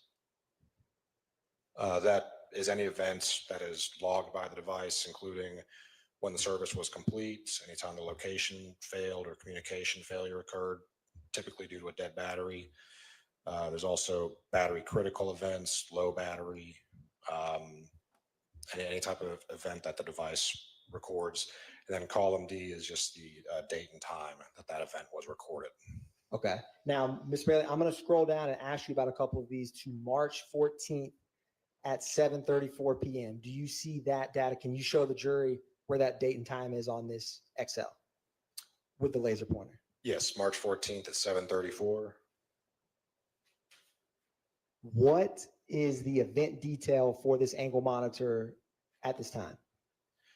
At that time, it was a battery critical event. Now, can you tell the jury what does battery critical mean? Battery critical, just it's below low battery. It's 10-15% battery remaining. Would the person wearing the ankle monitor be alerted that the battery is in a critical state? As with the low battery, it's the same type of event. At low battery, the device vibrates and there's a red light flashing. If one were to look at it and that battery critical, the device again vibrates and that red light keeps flashing. Now, do you see the entry above that? And if you could show the jury at March 15th, 2022 at 12:07 a.m. What is the event detail at that point? At March 15th at 12:07 a.m., it was a potential dead battery event. Now I'm going to scroll up 2 rows and ask you about the next input. So after that 12:07 March 15th potential dead battery, what is the next event detail? So the next 2 events at 12:07 and 12:11 a.m. on March 15th were communication failure and location failure when the device, rather the system realized the device had no longer been communicating or providing location data. Now, with potential dead battery at 12:07, communication failure 12:07, and location failure 12:11, are those events connected in terms of in the system? Yes, the assumption is that the device is no longer communicating because the battery has died. Obviously, the device can't communicate that it's dead. It can't phone home with a dead battery, but it's correlated, assumed that the device has died. Now, can you go up to the next input in this Excel? So we have, what's the next date and time? You can show the jury. So that is March 16th, 2022 at 8:41 p.m. There's a communications failure clear event. What does that mean? That would typically mean the device has been charged and is now communicating and ascertaining location once again. So from March 14th, 2022, you have battery critical. When, can you explain to the jury, you have this potential dead battery at 12:07. Does that mean that the battery died at 12:07, or what's the time range of when this alert would come? Not necessarily that it died at 12:07. I don't remember the exact configuration at the time, but it's typically 60 to 90 minutes prior to that. And like I said, the device can't report once it's dead because it's dead. So a certain period of time passes where it's out of communication that the assumption is the battery's dead. Would the event report XL that's minute by minute help give clarity on when exactly it died? Yes, sir. Now, I am going to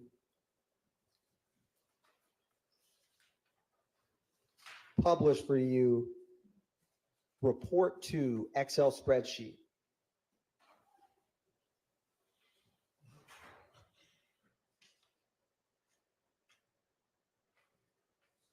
And I'm going to scroll to the very bottom or the oldest date of that document. And from reviewing this report while it's coming up in general, and I can ask you when it comes up, what is the time frame for report 2? If I recall correctly, report 2 is from January of 2022 through March of 2022. If we scroll to, so you see at the top, it says January, and we're going to zoom in some. Can you explain for the jury while we're zooming in what these columns show? Yes. So from what we can see here. Can you use the laser pointer, Mr. Bailey? Thank you, sir. Column B is the person wearing the monitor's last name. And then date and time column. Date and time column is column D.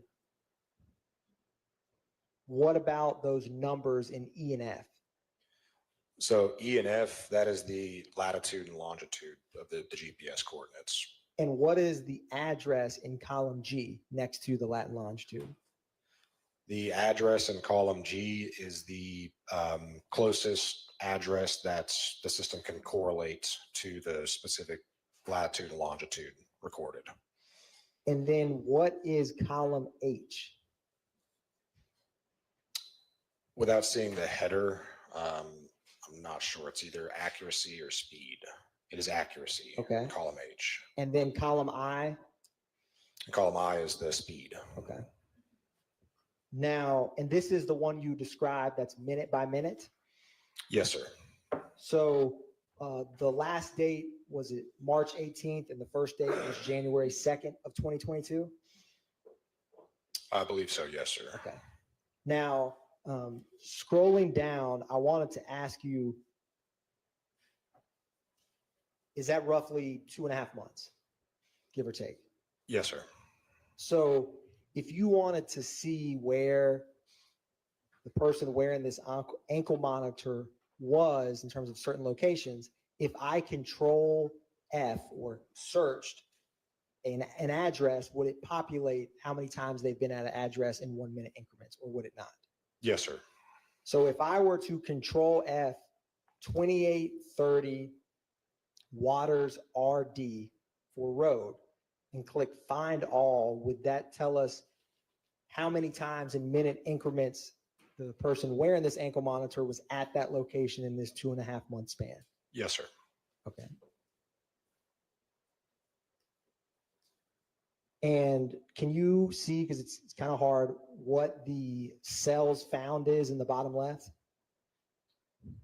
It says 3,331 cells found. So I'm not going to ask you to do this math, but is that 3,011 minutes at that address? Yes. Between January 2nd, 2022 and March 18th, 2022? Yes, sir.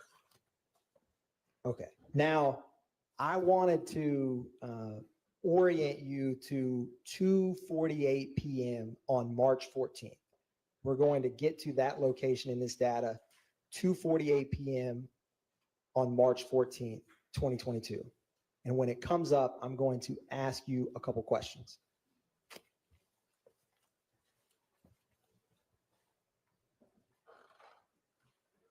What is the location at 2:48 p.m.? And if you can use that pointer, Mr. Bailey, I appreciate it. Is that Hartsfield-Jackson Atlanta International Airport? Yes, sir. And then do you see in the rows above 2300, 2200 Rental Car Center Parkway? Yes, sir. Are you familiar with what's at that location in general? I believe that's the Hertz Rent-A-Car adjacent to the airport. Now, we had talked earlier, but I wanted to ask you about the ScramNet GPS report. Do you remember that? Yes, sir. Can you describe for the jury, this is minute by minute, what is captured on the ScramNet? Does that have every minute? So the ScramNet, the stop report is more a summary. It's named a stop report because you pre-configure a number of points at a location, and it'll only show you if the person has been there for more than that number of points. Which would be 3 minutes? On this specific report, yes, it's anything longer than 3 minutes. It marks down that they were there for longer than 3 minutes. So if you wanted to check stable addresses for someone wearing the ankle monitor, would that ScramNet GPS be a good document to use? Yes, sir. It's eliminates travel time driving around because you're moving and not staying in the same location. Now, I'm going to publish page 6 of 7, and you have the physical document before you on what's.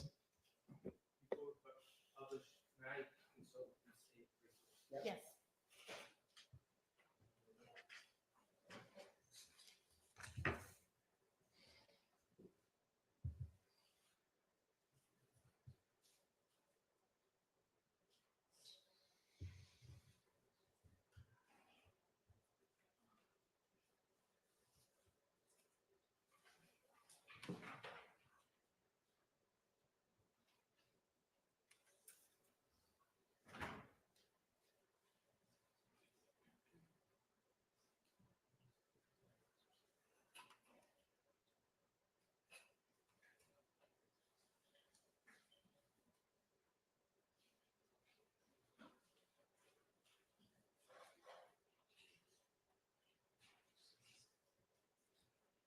So, Mr. Bailey, you can use that physical copy. We're going to zoom in on page 6 of 7 of that report on March 14, 2022 at 3:10 p.m.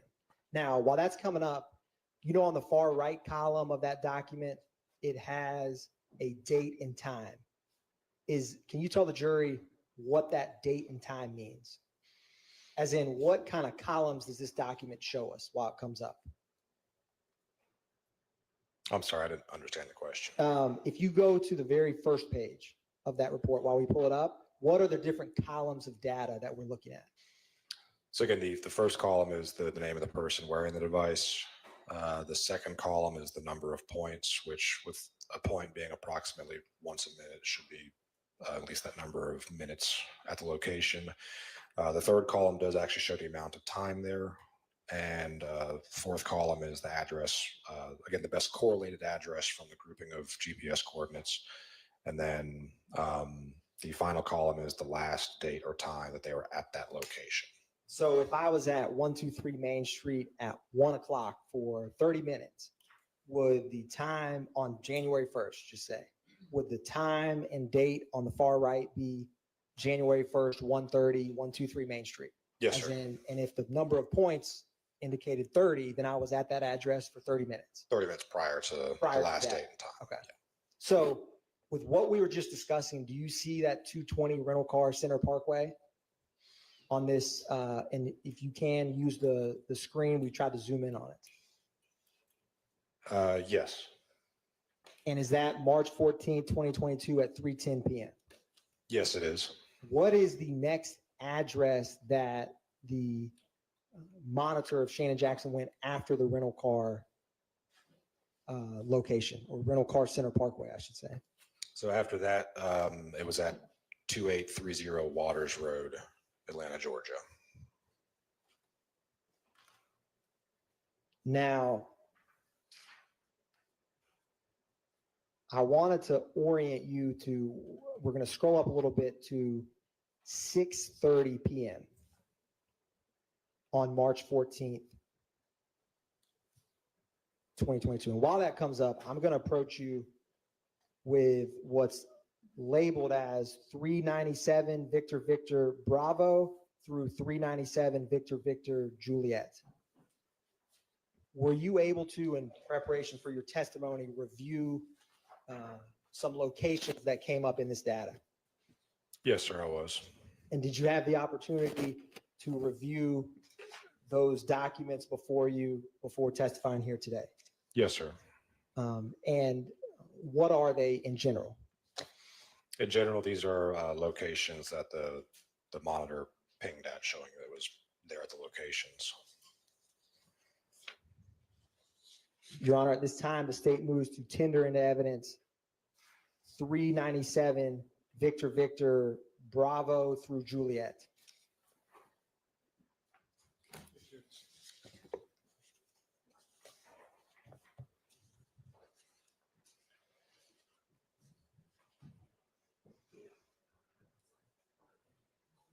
No objection. All right, those are admitted. So to orient the jury, this is March 14, 2022, what's displayed on the screen. Yes, sir. Can you describe the date and time in minutes for this 257 Flat Shoals Avenue, Southeast Atlanta, Georgia? So it was March 14th, 2022 at 6:56 p.m. and then again at 7:52 p.m. And is there also one at 6:30 p.m.? Yes, sir. And in general, with the amount of points or minutes there, what's a rough ballpark of how long at this address?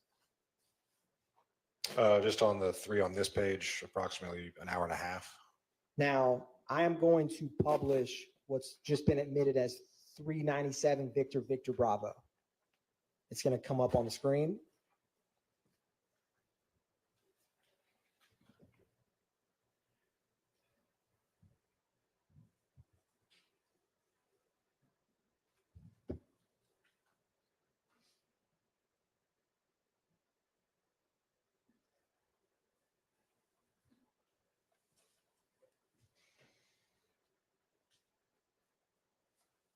And we're going to zoom in a little bit, but is this 257 Flat Shoals Avenue Southeast if you were to look at it on Google Maps? Yes, sir, it is. And do you see that red Dodge truck in Yes, the far sir. left? Yes, sir. Do you see that writing behind the truck? Yes, sir. Window tinting. And is this the address we were just discussing for roughly hour and a half on March 14, 2022? Yes, sir, it was. Now, what is looking back on page 5 of the GramNet report, do you see a time at 8:36 p.m.? On page 5, yes, March 14, 2022, 8:36 p.m. is at 2830 Waters Road.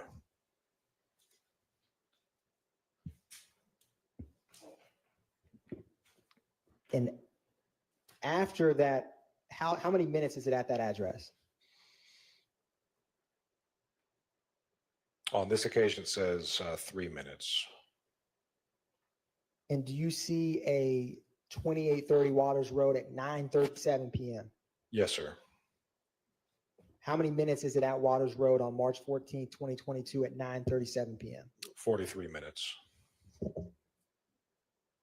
Now I'm going to go back to the report to minute by minute Excel, and I'm going to go to March 14th, 2022 at 9:50 p.m. It's going to come up on the screen here in just a minute.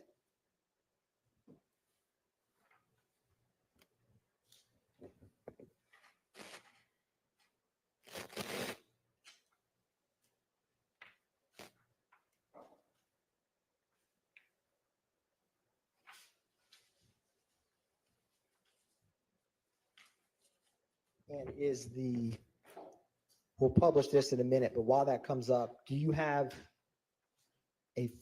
well, here it comes.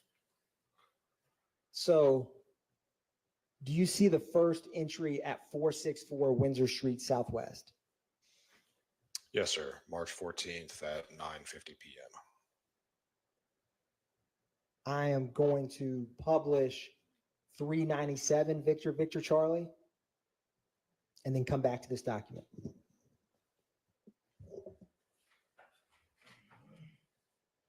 Was this one of the addresses that you reviewed that was contained in this data, the 464 Windsor? Yes, sir. And on the screen, is this the 464 Windsor Street Southwest? Yes, sir. And is there a gas station at that location? Yes, sir. It's a BP gas station, I believe. And this is at 9:50 on March 14th, 2022. Yes, sir. I'm going to go back to the report 2. If you look at this report minute by minute, can you tell how many minutes someone's at a location? Yes, sir. So starting at the first 464 Windsor at 9:50, we're going to scroll up a little bit until the last time we see 464 Windsor. We'll stop right there. What's the last time it's at 464 Windsor? March 14th at 10 p.m. And can you show the jury that with the laser? So it's at the ankle monitor for Shannon Jackson is at the BP gas station for about 10 minutes on Yes. March 14th. Yes, sir. Now, earlier you had described about this latitude and longitude that we see here. Do you remember that? Yes. If you put in latitude and longitude into Google, will it give you an address? It will. Now, at 10:01, does the address change from 464 Windsor Street? It does. It changes to 405 Cooper Street. Now, if you were to put in the latitude and longitude depicted there, would you also get that address? So I'm going to show you or publish what's admitted as 397 Victor Echo.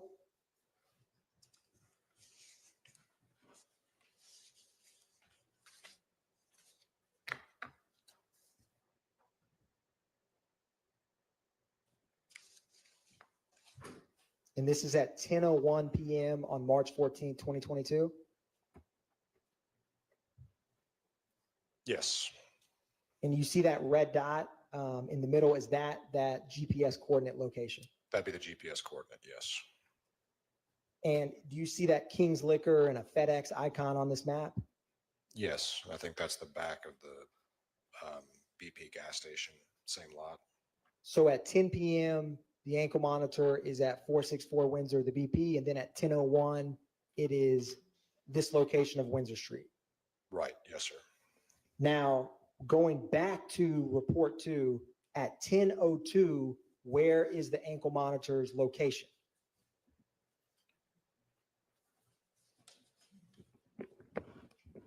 It's going to come up in just a second. We're going to scroll up one column. Do you see where it says PJ V2 plus VR Atlanta, Georgia? Yes, sir. Is that also an address you can put into Google to see where the ankle monitor is at 10:02? It's closer to it like a GPS coordinate. They call it a plus code, but it's like more like a GPS coordinate than an address. But yes, you can search that in Google Maps and it'll show the location.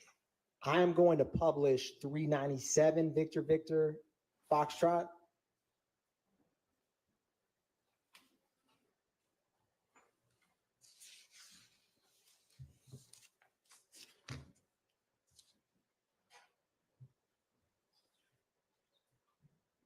We're going to zoom in just a little. Is this that address at 10:02 p.m. on March 14th, 2022? Yes, sir. And is that the same King's Liquor and FedEx icons we see in blue on the bottom? Yes, sir. Is it fair to say that this is more north on Windsor Street than where it was 1 minute before? Yes, sir. Just north. And is that I-20 that major highway that you see depicted on this exhibit? It is. Now,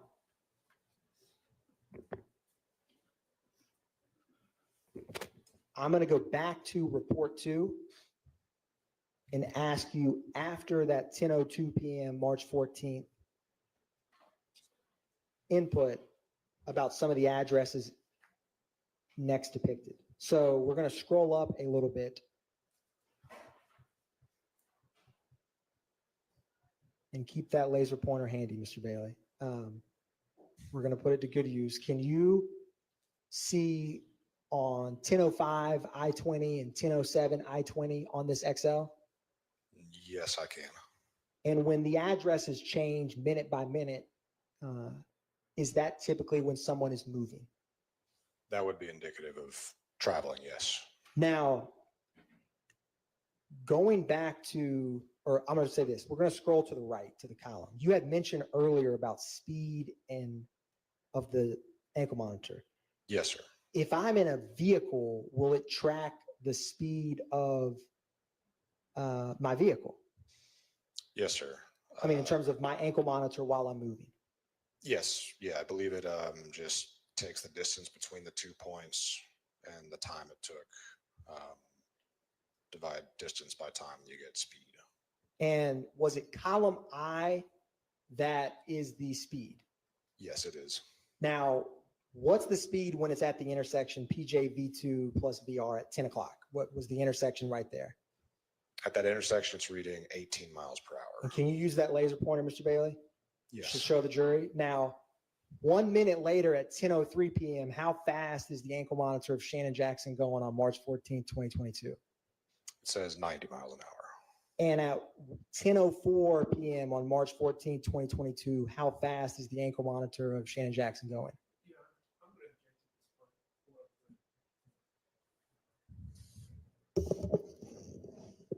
What time did you ask about? 10:04 p.m. Overruled. At 10:04 p.m., it says 83 miles per hour. Now, Mr. Bailey, how fast is it at 7:05 p.m.? Can you use that laser pointer, Mr. Bailey? Thank you, sir. You mean at 10:05 p.m.? Sorry, 10:05. Yes, sir. That'd be 77 miles an hour. What about at 10:06 p.m.? 10:06 p.m. is 80 miles an hour. 10:07 p.m.? 10:07 p.m. is 85 miles an hour. I'm going to go up another column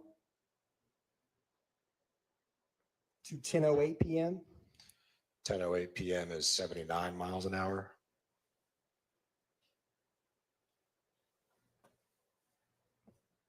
Now,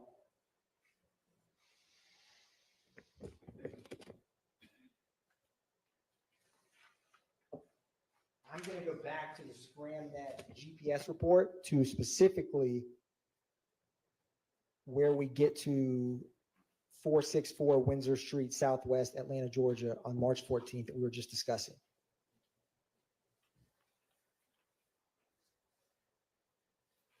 Okay, yes, sir. What is the next stable address after that? Captured on that report. So after Windsor Street, March 14th at 10 p.m., the next address where the device, where the stop report marked that it was longer than 3 minutes was 600 Interchange Drive in Atlanta. And it says it was there for 38 minutes, ending at 10:55 p.m. Now, I'm going to publish 397 Victor Victor Golf.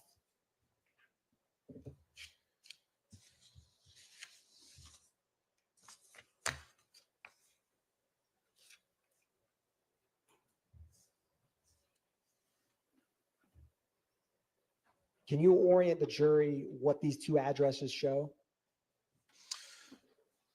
So the right side of the screen is, I believe, the Windsor Street starting location.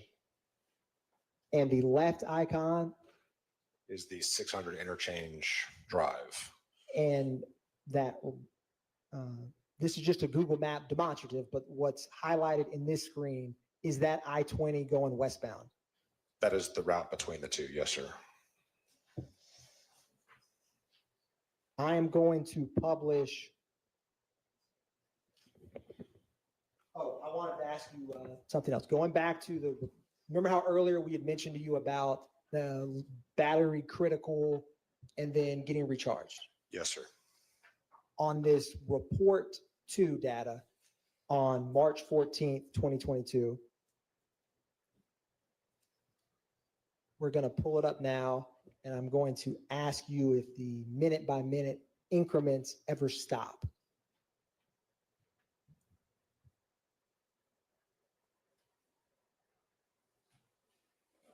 So we're going to scroll up a little bit.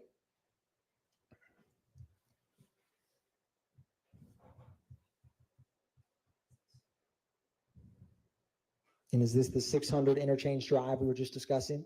Yes, it is.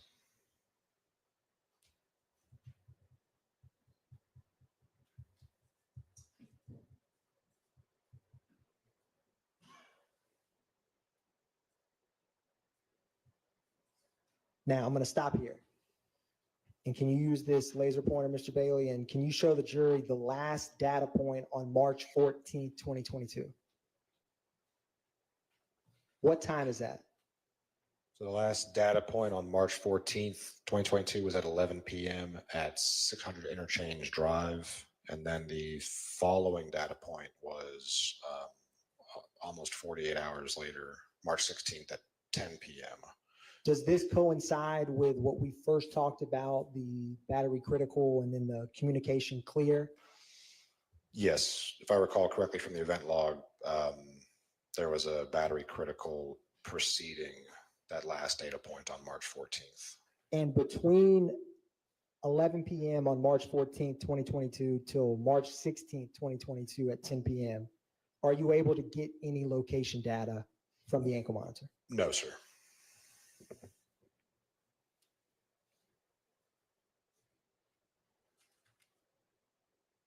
Now, when the ankle monitor does plug or comes back online to register data, what is the address? The address is 7055 Concourse Parkway in Douglasville. And is that at 10 p.m. on March 16th, 2022? Yes, sir, it is. Now, I'm going to publish 397 Victor Victor India.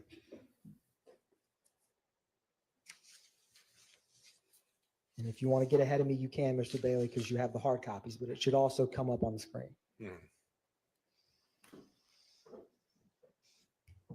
Is this the address that comes up for that 7055 Concourse Parkway? Yes, sir. It appears to be a hotel.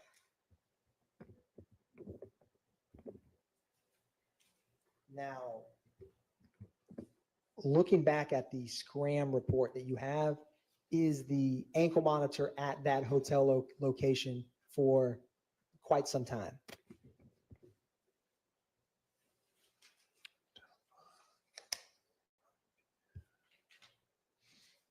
Yes, sir. Yeah, at least several hours.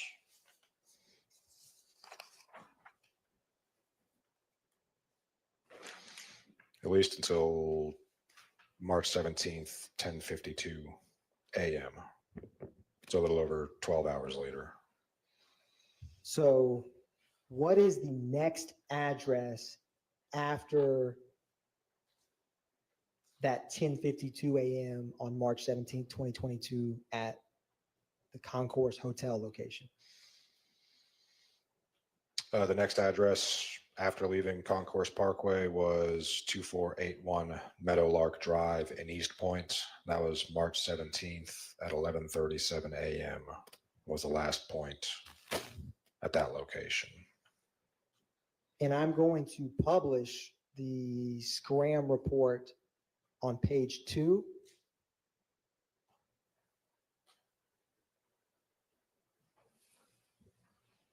Is this what you were just discussing in terms of the 10:52 a.m. March 17th is the last time it hits at that Concourse address, and then the address above that is the Meadowlark Drive? Yes, sir.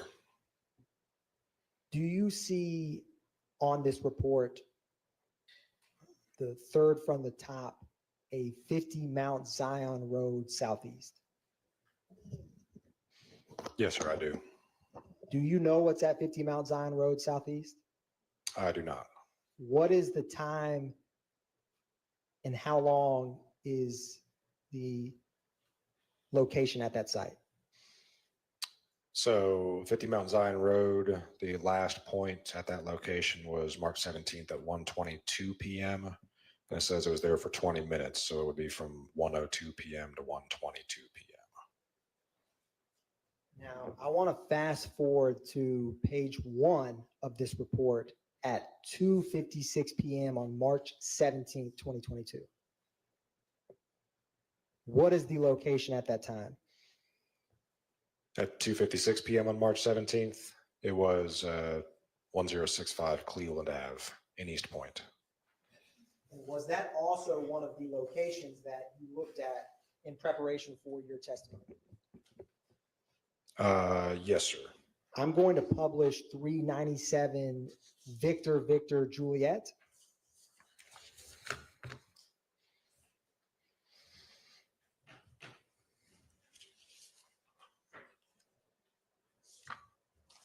And this is 2:56 p.m. on March 17, 2022. Yes, sir. Does it appear to be a Chick-fil-A? Yes, sir. Now, after that location, what from the Scram report, what is the next stable address that the ankle monitor reports location data for?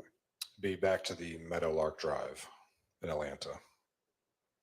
And does it have numerous data points at the Meadowlark Drive in East Point, Georgia, or Atlanta, Georgia, as you see the report where it has the different Meadowlark Drives? Yes, sir. And does that continue for some time at that location?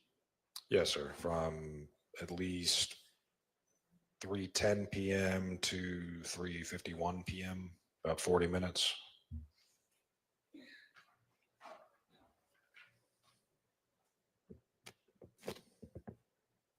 One brief moment, Your Honor.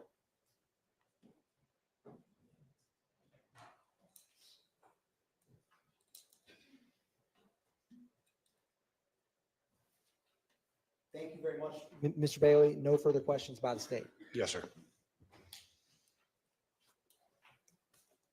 Mr. Bailey, good afternoon. My name is Max Shard. I represent Shannon Stillwell, okay? Yes, sir. All right. Now, let me just back up to when someone has, let me back. Ankle monitor. I know it seems self-explanatory, but could you just explain what it is? Yes, sir. I'm talking about the device itself. Yes, sir. So it's a kind of like a bracelet that goes on the ankle. There's a black box portion of it that contains the electronics to record GPS location data, and like I said, the cellular modem to communicate that data to the system. Then there's a strap that wraps around the person's leg from the device back to itself and secures it. Okay, when you say a strap, are you talking about like a Velcro strap that can be taken on and off easily, or? A hard plastic strap. And for instance, if I'm getting an ankle monitor, do I just put it on myself, or does someone else put it on? Typically someone from the service provider, the company would have to come and install it. Okay. And without getting into exact words, if someone is putting an ankle monitor on my leg, your company, would you explain what it is, explain how it works, and explain the data it collects to me when you're putting it on my leg? Generally, yes, sir. Okay. So in your experience and expertise, someone wearing one of your ankle monitors would know what it's doing, know the data it collects, and know that you will be getting, be a recipient of that data, correct? Typically, yes, sir. Okay. In other words, the person wearing the monitor knows they're being monitored. Yes, sir. All right. Okay. Let's talk about the battery issue. I know that you testified that typically, if I were to charge my ankle monitor for 2 hours, it would be good for a day. Yes, sir. Okay. How would I charge my ankle monitor? So there's a proprietary charging cable that is issued to the person when they get the ankle monitor. It's standard, plug one end at the wall and the other end attaches to the monitor. Okay, and how many chargers do you typically give each person that's getting an ankle monitor? One at time of install. Okay, so there's no car charger like we have for phones? No, sir. The manufacturer recommends not to do any kind of car charging. And so to charge my ankle monitor, I would have to plug it into the wall, plug the charger into the wall, typical outlet, I'm assuming, in a house? Yes, sir. All right, and then plug it into my monitor to charge it, but the monitor stays on my leg. Right. Yes, sir. Okay. So when we say you got to plug it in for 2 hours, typically what we're saying is you got to be still for 2 hours while your leg has a device on it that's connected to the wall. Right. Yes, sir. Cool. Now, in your experience, I think you testified that about a critical battery and then the battery running out on Mr. Stillwell's monitor on the evening or the early morning of March 15th. Yes, sir. Okay, cool. You've been doing this for a while. Mr. Stillwell's not the only person that's ever had a dead battery on his ankle monitor, is he? No, sir. It's quite common. I'm not sure it's common is the right word, but it definitely does happen. Yes. Okay. And in fact, you know, the states or prosecutors focus on March 15th. Mr. Stillwell, you have his records of troubles with his battery going back to when he got the monitor, correct? Could you clarify? Well, you've displayed, or the state has displayed all these Excel with minute-to-minute updates and everything else. We can look at those records to determine if Mr. Stillwell has had problems with his battery in the past, or if it was just on March 14th, correct? Insofar as the battery dying, yes, yeah. Yeah. I believe the event report goes further back than that. Do you have the event report in front of you? I do not. That's, I guess, on this CD, but not on paper. Okay.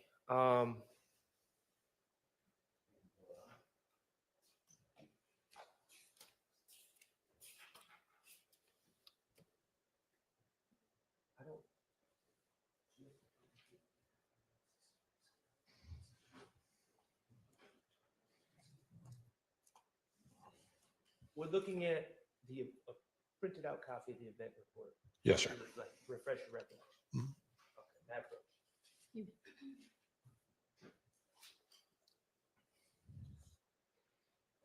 All right.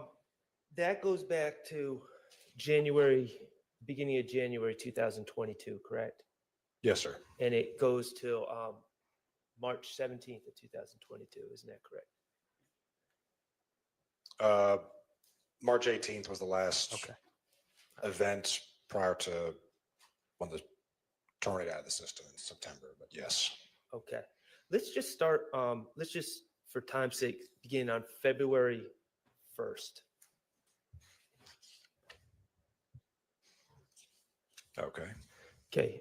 February 1st, going into February 2nd on Mr. Stillwell's ankle monitor. At 6:18 p.m. on February 1st, it was a low battery. Yes, sir.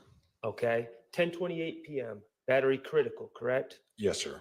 Okay. 2:48 a.m. on February 2nd of 2022, location failure, correct? Correct. Yes, sir. The battery's dead, correct? At some point prior to that, it would be dead. Yes, sir. Okay. 2:50 a.m. potential dead battery on February 2nd. Yes, sir. Okay, and it's not plugged in until 10:50 a.m. on February 2nd. Says AC plug-in, correct? Right. Yes, sir. All right, let's go to February 4th. 5:10 p.m. low battery, correct? Yes, sir. 8:09 p.m. battery critical, correct? Yes, sir. Okay, February 7th. 6:24 p.m. low battery, correct? February 7th. Yeah. February 7th, 6:24 p.m. low battery. Yes, sir. 9:43 p.m. battery critical, correct? Yes, sir. Okay, I'm going to February 12th going into the 13th. Okay. 8:50 p.m. low battery. Yes, correct? sir. Yes. 12:46 a.m. on February 13th, battery critical. Yes, sir. Okay, on February 25th.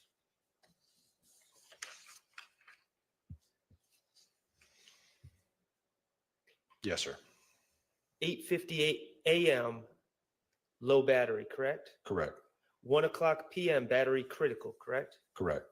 4:55 p.m. potential dead battery, correct? Correct. Yes, sir. All right, and on that particular instance, the charger stayed uncharged or dead for some time, correct? Correct. March 25th or February 25th through March 3rd. Okay. So we're talking about 7 days. Yes, sir. Approximately February 28 take days, maybe 6 days. 6 days, yeah. All right, cool. March 4th, going into the 5th. 8:57 p.m. low battery. Yes, sir. 12:20 a.m. on March 5th, battery critical, correct? Correct. 4:45 a.m. potential dead battery. Correct. Okay, let's look at March 7th going into the 8th. Okay. 9:04 p.m. low battery, correct? Yes, sir. March 8th at 12:34 a.m. battery critical, correct? Yes, sir. March 8th, 5:13 a.m. potential dead battery. Yes, sir. All right. March 8th, later on that day, 2:21 p.m. low battery. Correct. 5:58 p.m. battery critical. Correct. 9:48 p.m. potential dead battery. Correct. Yes, sir. All right. March 10th, going into the 11th of 2022. 11:47 p.m. low battery, correct? Correct. March 11th, 3:32 a.m. battery critical, correct? Correct. 8:10 a.m. potential dead battery. Correct.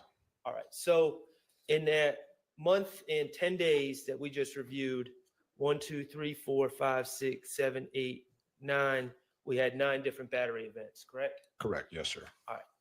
And that's what we had on March 14th as well, correct? A battery event. Correct. Yes, sir. All right. Not his first one. Correct. No, Not sir. his only one. No, sir. All right. Now, here's the thing about the battery event. March 14th at 10 p.m., it was working, right? March 14th at 10 p.m. I think, yes, sir. Yeah, it was. Right. It's that monitor that he was wearing that allows you to put him on Windsor Street, correct? Correct. Yes, sir. Okay, so we're talking about dead batteries. March 10th, 10 p.m., the battery is still working. March 10th at 10 p.m. Excuse me, March 14th, 10 p.m. March 14th, 10. Yes, sir. Still working. Yes, sir. All right. So now, other than just hoping your battery runs out, there's other ways to stop a monitoring company from tracking you, correct? Yes, sir. You could smash the monitoring device, correct? Yes, sir. You could also, and this is quite common, you could gnaw at with a knife and cut off the monitor from your leg if you didn't want someone to monitor you. Yes, sir. If you wanted to hide your location, you could do that. Correct. Yes, sir. Okay. Was Mr. Stillwell's monitor smashed? No, sir. Either of those two scenarios, the device can tell if it's been smashed or if the strap is cut, and it would show an event. Mr. Stillwell didn't cut off the device either, did he? Doesn't appear to, no, sir. Okay. And in fact, at 10 o'clock on March 14th, the device was working just fine. It just needed to be charged eventually. Yes, sir. All right.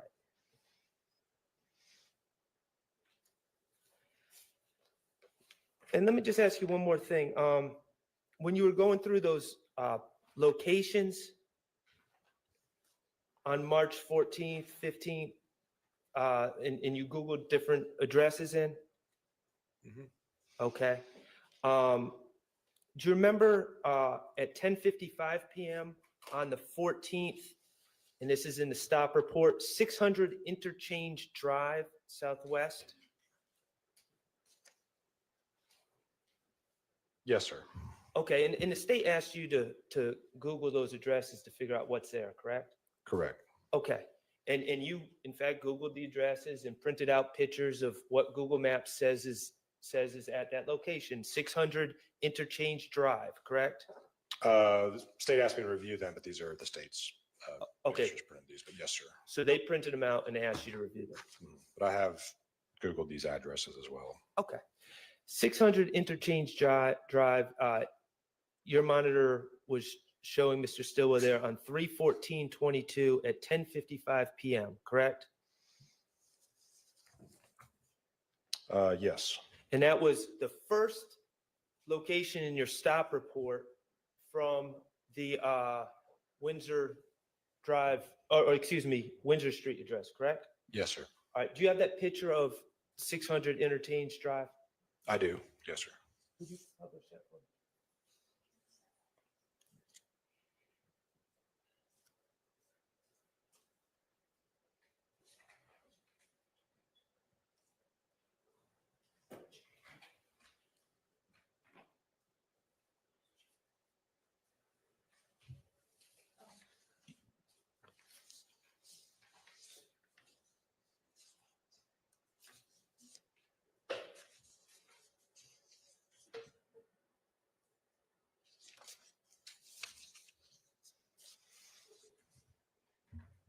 Okay, and this is where the monitor puts Mr. Stillwell at 10:55 p.m.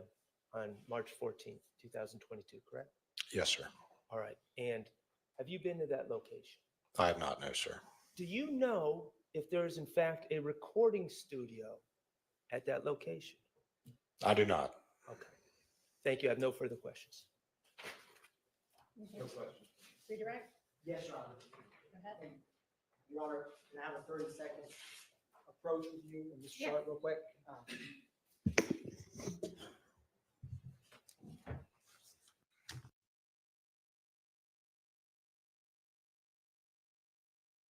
Y'all didn't Max already admit that Shannon was at the scene though? I feel like Max already conceded in front of the jury that Shannon was at the scene. So is there any dispute as to whether Shannon was there? I'm confused about he was on camera in the pink, right? Maybe he's narrowing it down to exact moment. Yeah, maybe because Max has conceded that Shannon was there. He was at the gas station and he pulled off behind Mr. Drinks. And I don't remember if he conceded that that was Shannon at the light. But the idea that Shannon was right there at the scene or in that vicinity, that's already conceded. Is there a studio by the BP? I don't know. At that time, we can take a look. What was that? The BP. What's the name of that road, y'all? Windsor? I forget the name of it.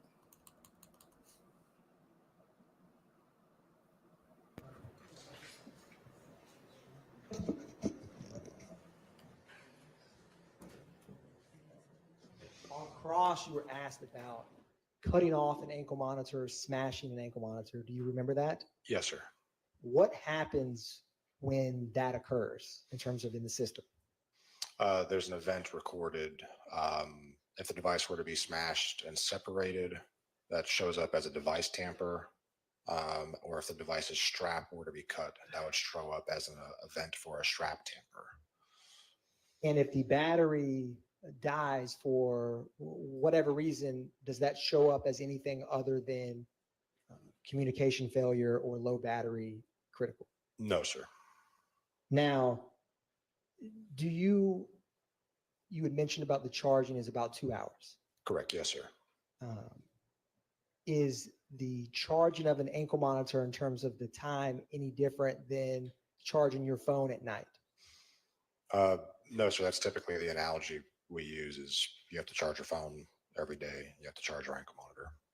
And is the person wearing the ankle monitor responsible for charging the ankle monitor and making sure that it is active? Yes, sir. And they are notified when the battery begins to get low. Is that fair? By the device itself, by a vibration, and if they were to look at the device, they would see a flashing red. And on cross, you were asked about other times that the device stopped working or was not registering data. Do you remember that? Yes, sir. Does that event details, that same document that you were looking at, show you when the device is plugged back in to be charged? Yes, sir.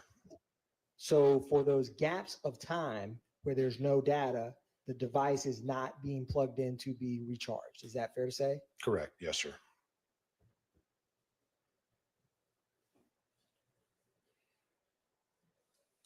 And you also had mentioned that the battery critical warning, there's a window of time for when it can die. Do you remember that? Yes, sir. So would the person wearing the ankle monitor know exactly to the minute when their battery would stop communicating with the monitoring company after that vibrating low battery?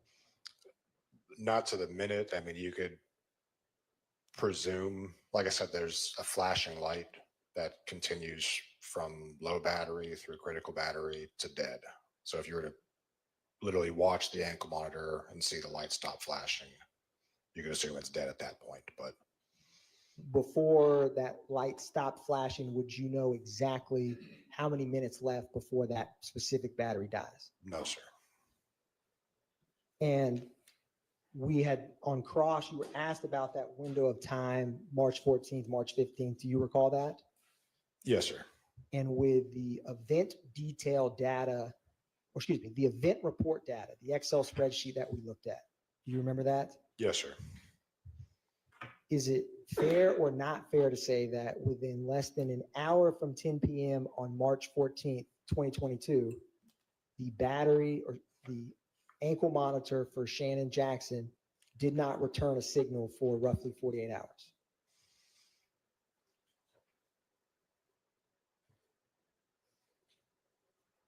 Yes, sir. No further questions. Thank you, Mr. Bailey. Okay, yes, sir. Or you want me to ask one last question? My apologies. But what happens when there's an alert for a device tamper or tamper with the strap? Can you clarify what? When you had mentioned the device getting separated or the ankle monitor being physically cut, you said it's a tampering notification. What happens with that notification? Oh, typically someone in our office would immediately get like a text message and an email, and the way the system is oriented on the computer screen for us, that person moves from wherever they were alphabetically to the very top, and there's a flashing red light. It's a high alert for a tamper, and one of our employees would then call the person, see if it's something happened out of their control, and see if we can get them in to get it corrected, or if there's belief that there's an issue for public safety, we might call 911 and ask law enforcement to respond to the location. But tampers are addressed as soon as possible by our staff to make sure the device is still functioning and on a person. Thank you, Mr. Bailey. No further questions. Yes, sir. Mr. Bailey, I believe either you or the prosecutor said tampering. Charging a monitor is like charging a cell phone. Like I said, that's the analogy we use. You have to charge a phone, you have to charge a monitor. Right. I mean, that's fine as an analogy, but do you connect your cell phone to your body when you're charging it? No, sir. Okay. Do you have a car charger and a travel charger for yourself? Yes, sir. Okay. And about these alerts. You never received a device tamper alert. Bottom line is you never received a device tamper alert for Mr. Stillwell with his No, sir. ankle monitor. And you never received a strap tamper alert. No, sir. Okay, thank you. All right, thank you for your time. You are excused. Call your next witness. And are y'all going in order? Is our next? No, we had to go slightly out. Okay. Your Honor, the state calls Michael Saez. Jurors, if y'all need to stand and stretch or anything while he's making his way in, go ahead and do that.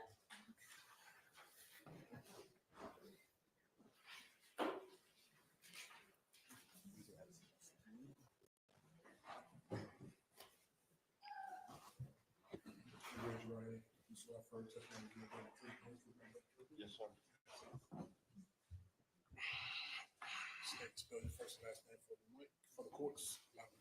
All right. First name Michael, last name Syas, Syass.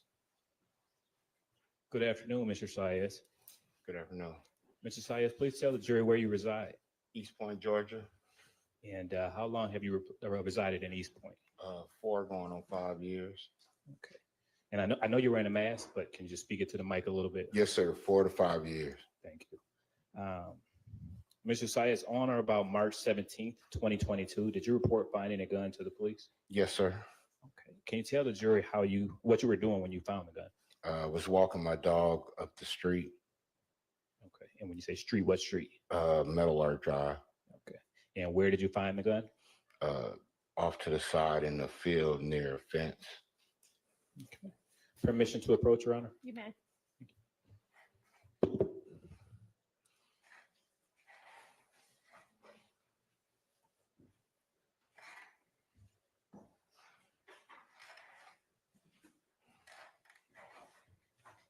Mr. Saez, I'm now showing you what's been pre-marked as State's Exhibit 398 Victor Victor through 403 Victor Victor. Okay. Do you recognize what I've just handed you? Yes, this is the street going down to my block. And how do you recognize those photos? I walk down this street every day. Okay. Is it a fair and accurate depiction of the area where you found the gun that you reported? Yes. Okay. Your Honor, this time the state moves to admit 398 Victor Victor through 403 Victor Victor. Admitted. Thank you. I'm now going to go ahead and publish. Permission to publish, Your Honor. You may. Thank you. I'm now going to publish 398 Victor Victor. And right in front of your right hand, Mr. Saez, is a pointer. It looks like a marker on the top of the desk. Mm-hmm. And if you could turn around at a screen on 398 Victor Victor, can you kind of orient the jury on what's depicted in 398 Victor Victor? The street leading down to my house. Okay, and what street is this? Metal Art Drive. Okay. I'm now going to go ahead and publish 399 Victor Victor.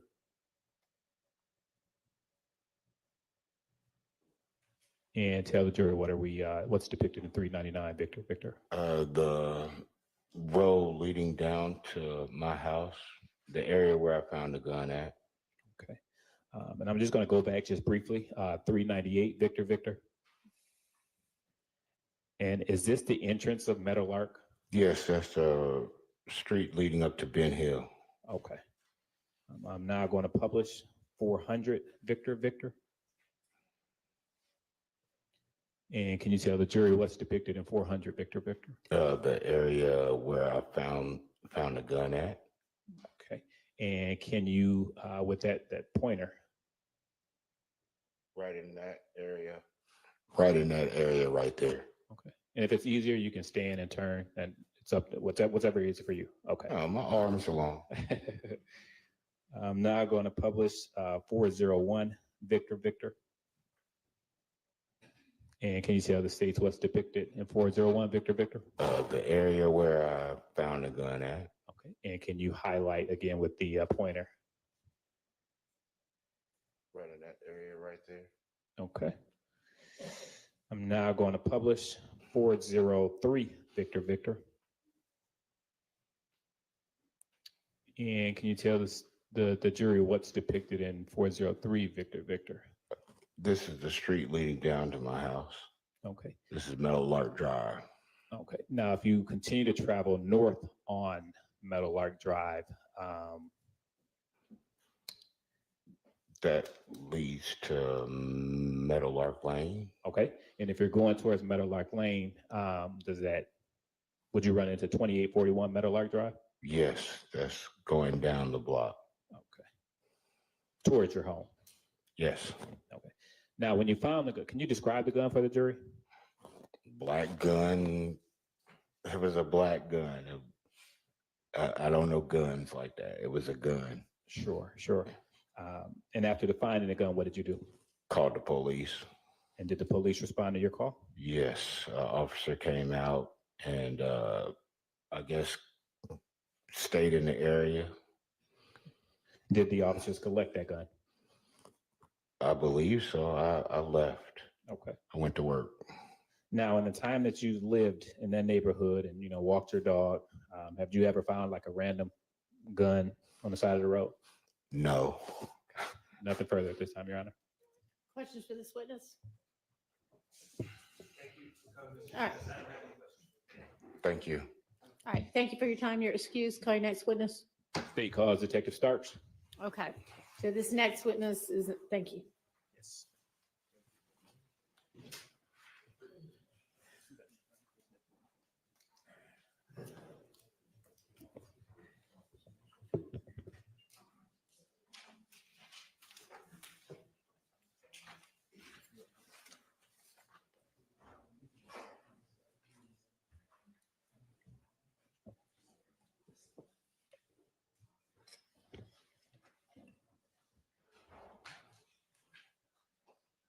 Yo, they about to do the we don't get to see you thing or what?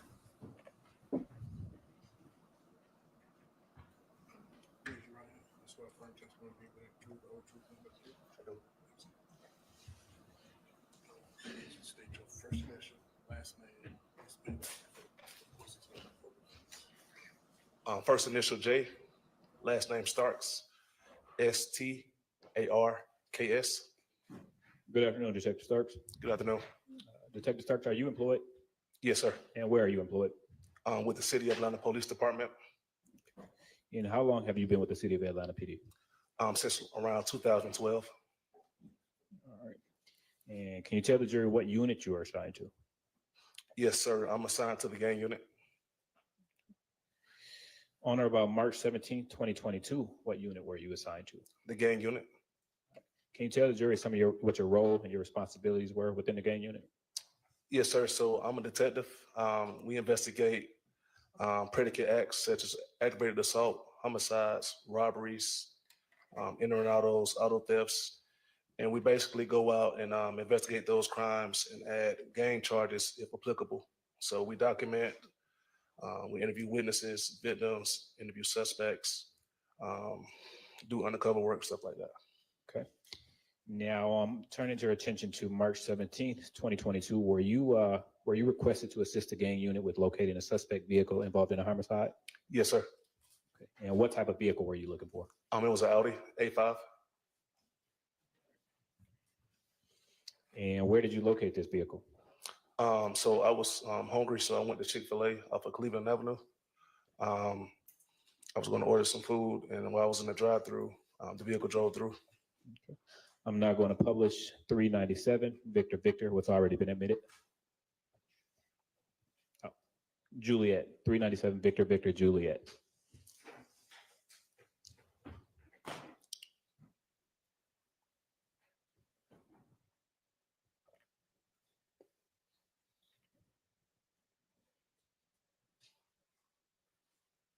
And Detective Starks, is this the Chick-fil-A that you just referenced? Yes, sir.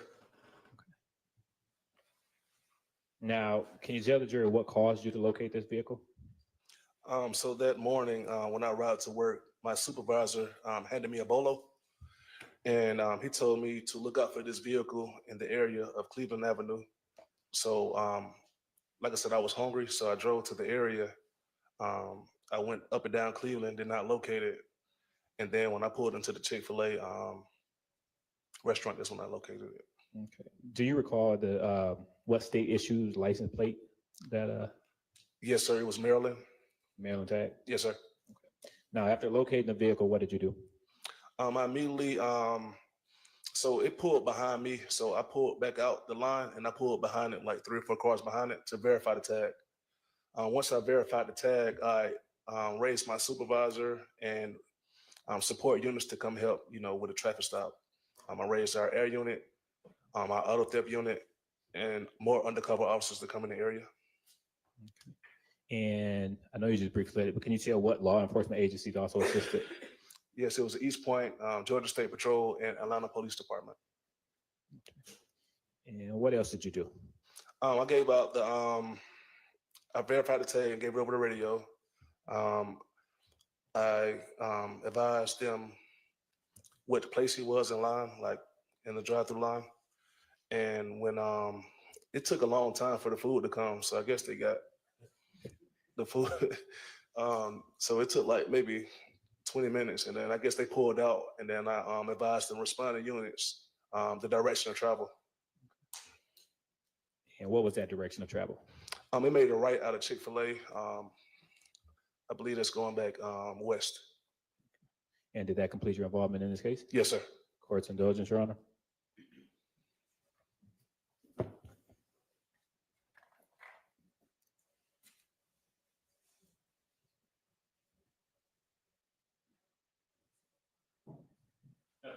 All right, questions for this witness? Investigator Starks, good afternoon. Max Shard, I represent Shannon Stillwell. As part of your work in this case, were you able to review a FedEx video? No, sir. From March 14th of 2022? No, sir. And did you take part, I know that you said you raised other units. Did you take part in any sort of apprehension of Mr. Stillwell on March 17th? I drove to the area, but I did not participate because I was undercover, so I did not do anything to apprehend him. Fair enough. Okay, so let me just ask you this then. You, other than when you were getting lunch, yes, when you actually found the car, that day earlier, you were looking for Mr. Stillwell because there was an arrest warrant for him. I was looking for the vehicle. Okay. Per se. Okay. You were looking for a particular vehicle. That information had been given you emanating from Detective Hogan to be on the lookout for this vehicle, so an arrest could be made. Is that fair to say? No, sir. So my supervisor just gave me a bolo with a vehicle with the tag description and said, hey, this vehicle was involved in a homicide. It should be around the Cleveland area and look for it. Okay. All right. What was that description you were given? A white Audi A5 with a Maryland tag. I don't recall the tag. What about tints? The car was tinted because I could not see the occupants of the vehicle when I was in Chick-fil-A. Right. You could not? No, the windows were up. Okay, exactly. So you were looking for a white Audi A5 with Maryland tags? Yes, sir. All right. And now, in your experience as an officer, this is not the first time you were looking for a specific vehicle, is it? No, sir, it's not the first time. In your experience, sometimes when you're looking for vehicles for law enforcement purposes, people ditch the vehicles or hide the vehicles or put them in a garage or put them up, correct? That's a fair statement. Okay. Other times, people might get a wrap. You know what a wrap is? Like a paint job? Yes. A wrap or a paint job on a vehicle to change the appearance of the vehicle. Yes. Right? Yes, sir. Other times, people might get a different license tag number and take off the tag that they normally have on the vehicle and put on a different tag number, right? Yes. All to throw you off because they know that you're looking for them or they believe that you're looking for them. Yes. Okay. In this particular case, when you were looking for a white Audi A5 with Maryland tags, was the Audi in fact still white? Yes. Did it in fact still have Maryland tags? Yes. Did it in fact still have the same license number as you were given? That's it because, like I said, I verified the tag and everybody came to the location and verified it was the correct tag when I gave it over the radio. Okay. Thank you. I have no further questions. Any redirect? No, Your Honor. All right, thank you for your time. Your next one is going to be Sergeant Newman, the Phoenix. okay. That won't take long, right? We need a break. Break. Okay. All right. Let's take a quick break.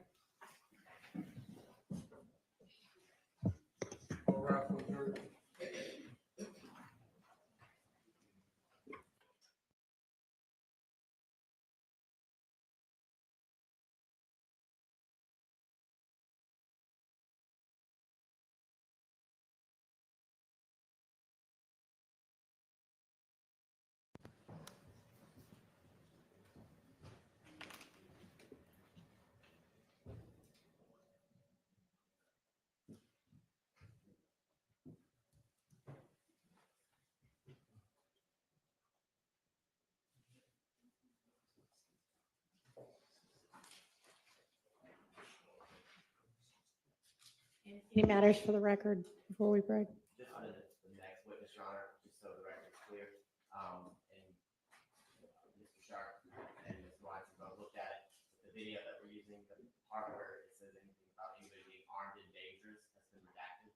Okay. So there's no issues from what I understand with the audio now. Right. On an entirely other.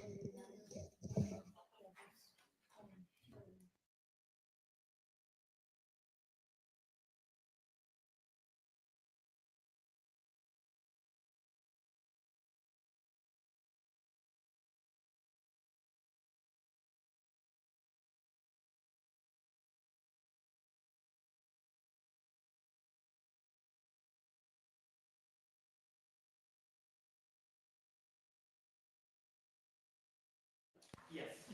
I hope so. If I get my way, it is.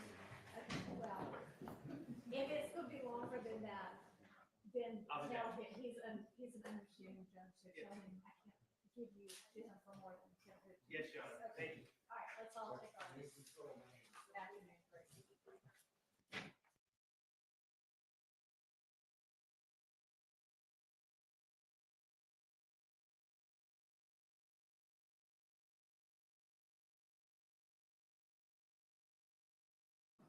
That was a little boring, y'all, but yo, this cameraman is off the chain today. I'm gonna run that back for a sec, y'all. Proprietary charging cable that is issued to the person when they get the ankle monitor. It's standard, plug one end of the wall and the other end attaches to the monitor. Okay, and how many chargers do you typically give each person that's getting an ankle monitor? One at time of install. Okay, so there's no car charger like we have for phones? No, sir. The manufacturer recommends not to do any kind of car charging. And so to charge my ankle monitor, I would have to plug it into the wall, plug the charger into the wall, typical outlet, I'm assuming, in a house? Yes, sir. All right, and then plug it into my monitor to charge it, but the monitor stays on my leg. Right. Yes, sir. Okay. So when we say you got to plug it in for 2 hours, typically what we're saying is you got to be still for 2 hours while your leg has a device on it that's connected to the wall. Right. Yes, sir. Cool. Now, in your experience, I think you testified that about a critical battery and then the battery running out on Mr. Stillwell's monitor on the evening or the early morning of March 15th. Yes, sir. Okay, cool. You've been doing this for a while. Mr. Stillwell's not the only person that's ever had a dead battery on his ankle monitor, is he? No, sir. It's quite common. I'm not sure it's common is the right word, but it definitely does happen. Yes. Okay. And in fact, the state's or prosecutors focus on March 15th. Mr. Stillwell, you have his records of troubles with his battery going back to when he got the monitor, correct? Could you clarify? Well, you've displayed, or the state has displayed all these Excel with minute-to-minute updates and everything else. We can look at those records to determine if Mr. Stillwell has had problems with his battery in the past, or if it was just on March 14th, correct? Insofar as the battery dying, yes, yeah. Yeah. I believe the event report goes further back than that. Do you have the event report in front of you? I do not. That's, I guess, on this CD, but not on paper. Okay.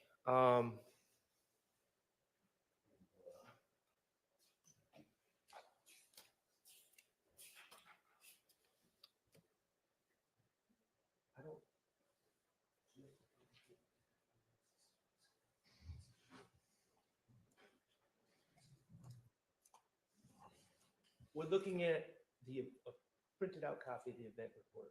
Yes, sir. Like, refresh your recollection. Okay, that approach.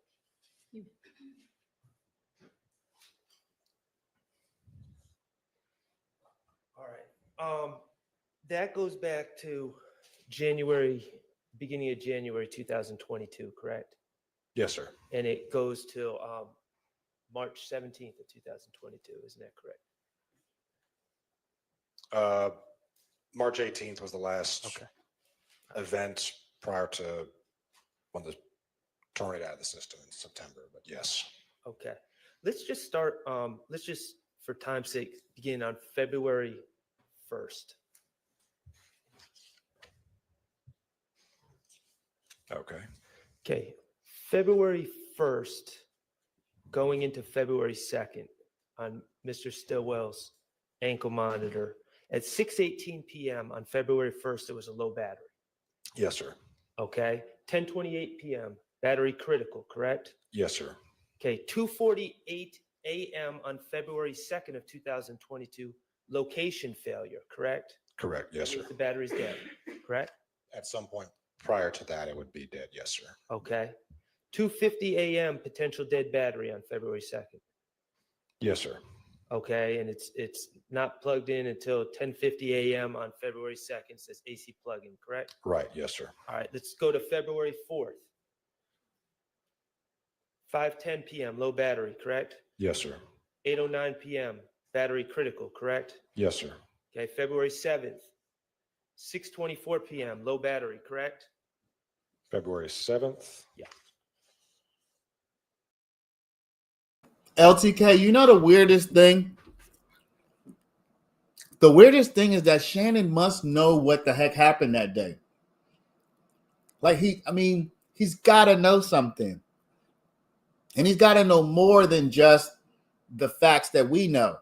I was at the gas station. I went to the light. I sped through the light. He's got to know more than that.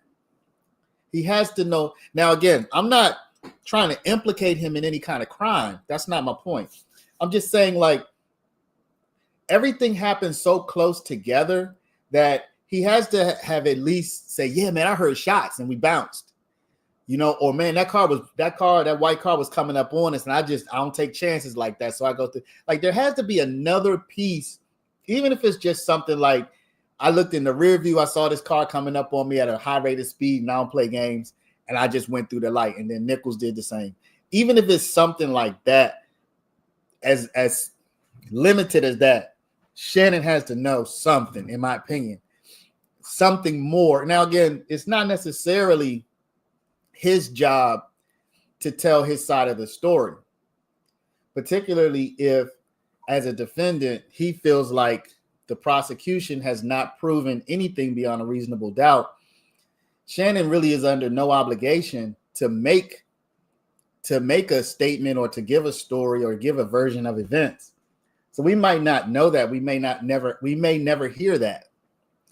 But with everything happening so close within just literally seconds, He and I would imagine Nichols as well. They probably both know more, whether it's a lot more or just slightly more. They have to have some kind of information. Again, that's not necessarily our business, and he may never give that side of the story. It's very doubtful he's going to take the stand. Very doubtful. Who else could possibly take the stand to testify about these events and try to give Shannon's version of the story? I don't know. But I think when you look at it, you do have a few different options. You have the third car was with Shannon and Nichols, and they did some business either not with Shannon knowing or with him not knowing. You have the third car was after Shannon. That seems less likely, in my opinion. Let me turn this camera on. That seems less likely. It seems less likely that the third car was actually after Shannon, because, I mean, it's possible, but why would they have gotten drinks if they were after Shannon? Got some iced coffee, by the way, for my iced coffee drinkers. No sugar, no cream. So you got the third car was after Shannon, and drinks somehow got caught up in that. If drinks were in a white car, I could buy it. With him in a red car, that's a lot less believable. You have third car is totally unconnected to everything, to Shannon in every way, and they get drinks on purpose or by accident, but having nothing to do with Shannon and Shannon and Nichols. Just totally, just a wild coincidence that whoever wants to get drinks or whoever's gonna get drinks by accident gets drinks at the exact same time that Shannon's on the scene. That doesn't seem very believable as well. Tried to get Shannon and missed. If drinks were in front of Shannon or even behind Shannon, I could get that.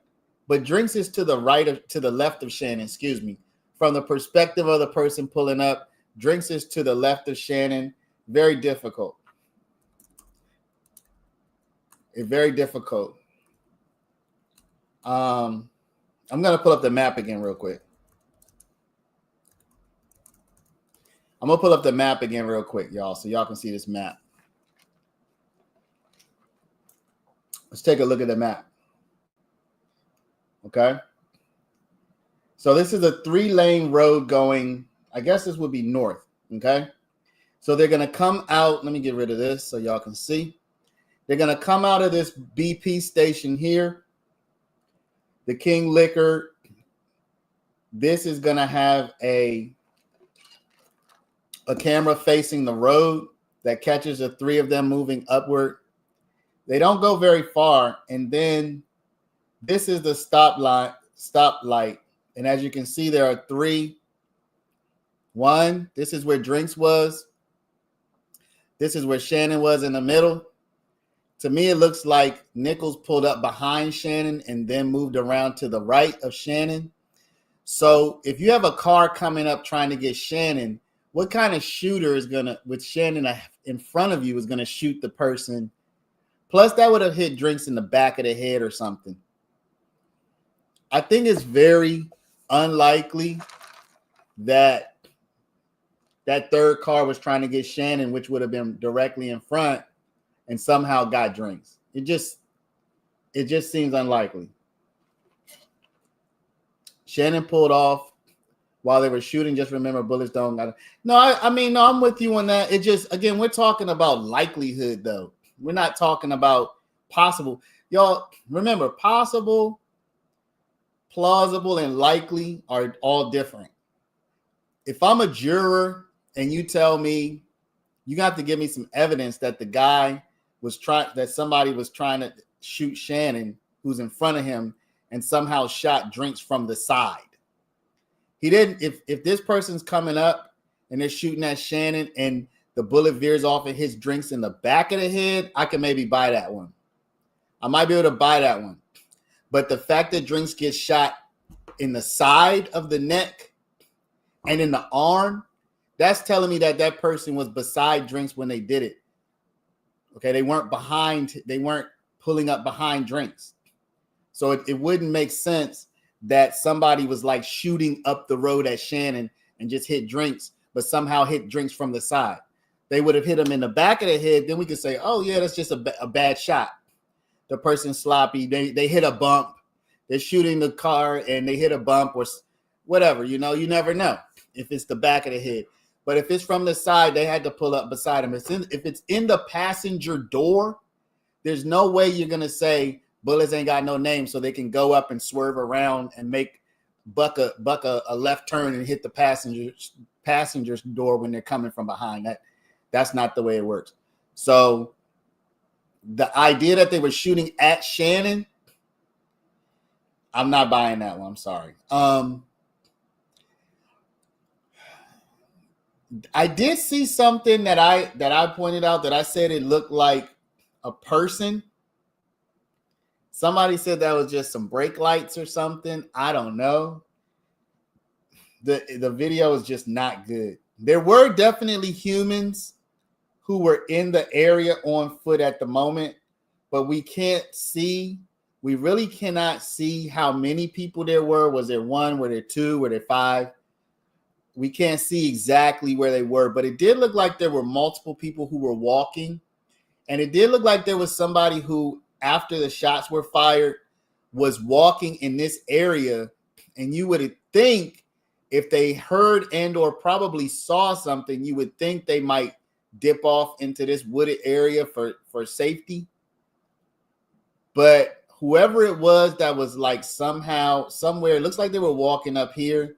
And by the time everything's over, it looks like either that person or somebody else is somewhere up in this area. You can see vaguely a human, but that person did not dip out into the woods, which is what I would expect, or even turn around and go back in the other direction. They just seem to keep moving. So who knows what's up with that? Yeah, I pointed out on my video that it looked to me like there was, let me see if I can pull that up real quick. It looked to me like there was a person. I'm gonna see if I can pull up that. Hold up. Crap. Gotta get onto my other YouTube. It looked to me for sure like there was a person. Y'all don't worry, I have, how I am. I have the all right, let me see if I can pull that up real quick. You're gonna hear me talk till we get there. I'm gonna play this one more time in regular speed and without zooming in. This is very strange. It looks like there's a person there or some sort of something that's moving that looks like the size of a human right there. Oh, did y'all see that? That walks around behind Drink's car. This is very strange. Watch this. It looks like there's a person there or some sort of something that's moving that looks like the size of a human. Right. Look. What is that? What is that black thing right there? Y'all tell me what that is. Is that a person? Do y'all see that black thing right there? That's not your brake light. That's not your brake lights or your backup lights. Those will be on the outside. So is this not a person? Now I slowed it down and I made it super big, and the thing only appears for like a split second. His spirit. Don't say that, Gemini. But this, I'm gonna try to back it up one more time. So we're at 45. I'm gonna put it at 44. Watch. Just watch right here. Watch the car. Watch. See it, but look at this super slow down. It does look like a person walks around behind Drink's car. This is very strange. It looks like there's a person there or some sort of something that's moving that looks like the size of a human right there. Y'all see that? That's the car. What car? What car are you talking about? What car are you talking about? I'm gonna play it one more time. walks around. The brake lights going off. The brake lights are on the outside. This is Drink's car right here. The brake lights are on the outside of the car, not in the middle. Who has brake lights in the middle of the car? Well, okay, maybe you're right. Maybe you're right. It could be distortion.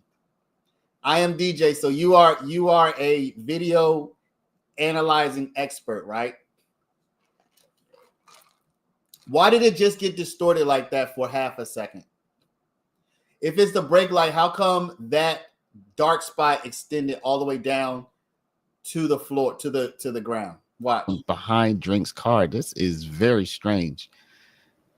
It looks like there's a person there or some sort of something that's moving that looks like the size of a human. Why does it extend all the way down? I don't know, though. I don't know. I mean, I'm certainly not saying it's a person. I just said it looks like a person. Look up Drink's car. It was Nissan something. I don't remember. Versa. It could be a shadow. Again, I'm certainly not declaring that this is a person. But where would the shadow have come from all of a sudden? It wasn't there the whole time. There's no sun out. There's no sunlight. Why would a shadow have just appeared for half a second? Did a street light just flicker? I don't know. Right there. That's weird. But I don't know. You know, at the end of the day, I'm certainly not saying that it is a person. Why do you say it was I? Okay. I don't know if that what they witnessed or if they heard anything, but it's red light now. I'm certainly not saying that it is a person. Traffic coming as they were going through that line. Yes, there was. And then that car did time. Since You the could red also car no see longer does not move, and it was somebody moving in this area. The murder occurred. Sort of. You also can see somebody moving in this area. The size of a human right there. That's weird. Why do you say it was I? I don't know if that what they witnessed or if they heard anything, but it's suspicious to me that at that particular time, since the red car no longer does not move, and it was around the same time that the murder occurred, that vehicle might have been privy to some information. It's my assumption. Were you able to locate or I don't think Drinks was with anybody. were you able to determine what vehicle that was that they No, ma'am. No, ma'am. Now, when you approached the vehicle, I don't think Drinks was with anybody. No. were there any Shannon's car. Okay, let's look at this. If y'all can see my mouse, look at this black area here. This looks like it's a person moving. Just pay attention to this black area here. Court is still not back, y'all. I'm keeping an eye on it. Watch this black area. It looks like it's moving. to the back of the vehicle? Most were on the driver's side. Driver's side, passenger side. I'm sorry, the passenger side of the vehicle. Yes. Seems to be a person walking right here as well. And is now the car still stationary? Yes, it stays. It does not move anymore. Stays there till we get there. I'm going to play this one more time in regular speed and without zooming in. There are a lot of theories. It seems like the going theory is that Stillwell and Nichols pull up. I got to call y'all. I'm sorry, the passenger side of the vehicle. Yes. Seems to be a person. Yeah. Do y'all see this black? Can y'all? I don't know from your screen. I have a pretty good size screen here, but I can see what appears to be somebody walking in this area right here. You can see it. You see this black? Most were on the. Can y'all see that where my mouse is? Y'all see that? I'm sorry, the passenger side of the vehicle. Yeah. But again, by this time, Drinks has not moved. So one would imagine whatever's gonna happen to Drinks has already happened. But this would at least probably be a witness. This looks like a person right here. They're there now. Seems to be a person. And they're moving right here as well. So this person, I don't think they're necessarily involved, but they would probably be a pretty daggone good witness because they were right there. Whoever this person is, if they're still alive, who knows if they moved? I mean, we don't know. but I definitely think there was a person here. Did they shoot drinks? I don't know. I don't think so. You know, I only say I don't think so because this person doesn't look like they're close enough to the car to do anything until we presume whatever's going to be done is already done. But this tells you that the information we have on this camera is not everything, because you can barely see that person, but you can quite clearly make out that there is somebody there. It's my assumption. You can make out there is somebody there, No, ma'am. but barely. And by the way, if you Takes off through traffic. if you look Through the- here, I don't know if this is the same person, but you can see somebody walking here. Now, is this the same person that we see that maybe just walked all the way up by now? Not sure, but this is definitely a person walking right here. As well as the white. So it's probably the same person. This person walking here The fusion. probably keeps walking, and by the time, see, you can see that person for sure. There's no doubt. So I'm guessing it's just the same person. This person would have seen everything. Well, the Audi did. Yes, ma'am. See, they're right there. U-turn. Yes, there was. This person keeps walking. And then that car. Strange thing though is the person on foot keeps walking towards whatever seems like it might be danger, while the person in the car for some reason turns back. This foot walker, Odd. you can't really see them anymore. But there looks like there's a couple of trees in the way. Heard anything, but it's suspicious to me that at that particular time, You can't see that person since anymore the red though. car no longer does not move, and it was at around the same time that Reason why. So that probably is the same person. I think that's probably the same person we saw at the end. I mean, there's really no way to know. But at that particular time, y'all since court the still red hasn't car come no back, longer so does not move, we're and back on the around drinks. same time that Let's read some.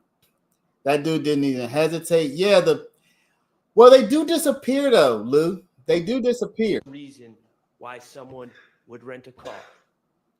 They do disappear. now, the Audi takes off through traffic, through the red light, They do this as well as the white car, the Fusion.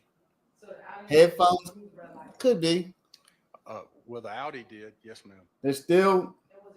Now hold up. The car turns back. Yes, there was. The person is still And walking. then that car did a U-turn, which is a little odd. Now that person's still walking in that direction. Yeah, you can see him. I don't know if that what they witnessed or if they heard. Thank you, Lou. Do hit the like button. So it seems like that person who's walking in that direction continues to walk in that direction. Right. So the theory that, the U-turn was because that person must have heard some shots and they turned around. Maybe, but you walking in a particular direction, you see shots, you hear shots, you see a car buck at you. Are you just going to keep walking in that direction? Yeah, Shannon's car is already gone. The theory at this point is that the third car that's still at the light right now, that y'all can barely see on your screen, I can see it better for some reason. The theory is that this third car up here by the light, Heard anything up but there, it's, that's suspicious leaving to me now, that at probably did the deed. They could have had on earbuds. That's possible. I think you would still hear the gunshots, though. They could have been high. It could have been anybody. So we really don't know. I mean, there's many different explanations. There is an explanation. You know what's really interesting about this, everybody, is it's 99% certain that there were gunshots fired at that stoplight at that time. So if there were gunshots fired, there is some explanation why that person kept walking in that direction. In other words, we don't know what the reason is, but there's some reason, because it's not that there were no gunshots. There definitely were.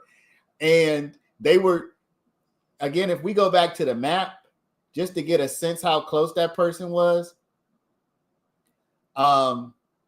we go back to the map. From the FedEx to the light is 300 feet. That's about the distance of a football field. From the FedEx to the light is 300 feet. So that person was probably somewhere about 150 feet away. They definitely would have heard those shots loud and clear. Loud and clear. They would have heard those shots loud and clear. They maybe even would have felt maybe the boom, depending. Where I live, there's a park not far from me, and when they shoot over there, maybe people are testing their guns or whatever, I can hear it loud and clear. It doesn't matter if I have music on, it doesn't matter. So, yeah, you would have heard that being this close. You would have seen it probably, but you definitely would have heard it. No doubt. I don't know about y'all, but if I witnessed something like that, I would keep it moving. Yeah, ATF, but are you going to keep it moving in the direction where the danger is? That's the question. Yes, I agree here, Alchemist. But again, if you're hearing the danger here at the light, and you're seeing the danger here at the light, and you're walking toward the light, are you not going to turn around and walk in the other direction? Anyway, we back, y'all. Okay.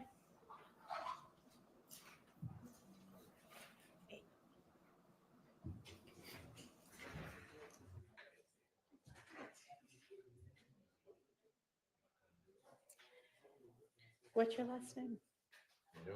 Okay.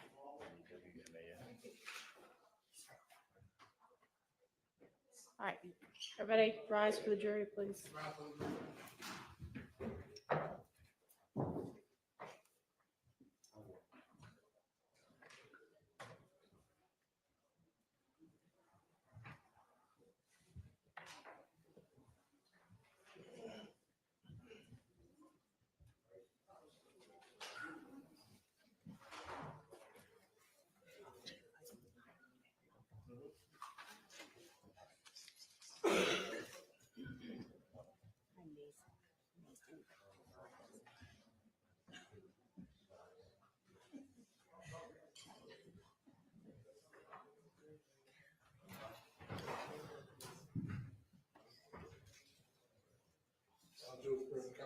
Thank you. You can swear our next witness.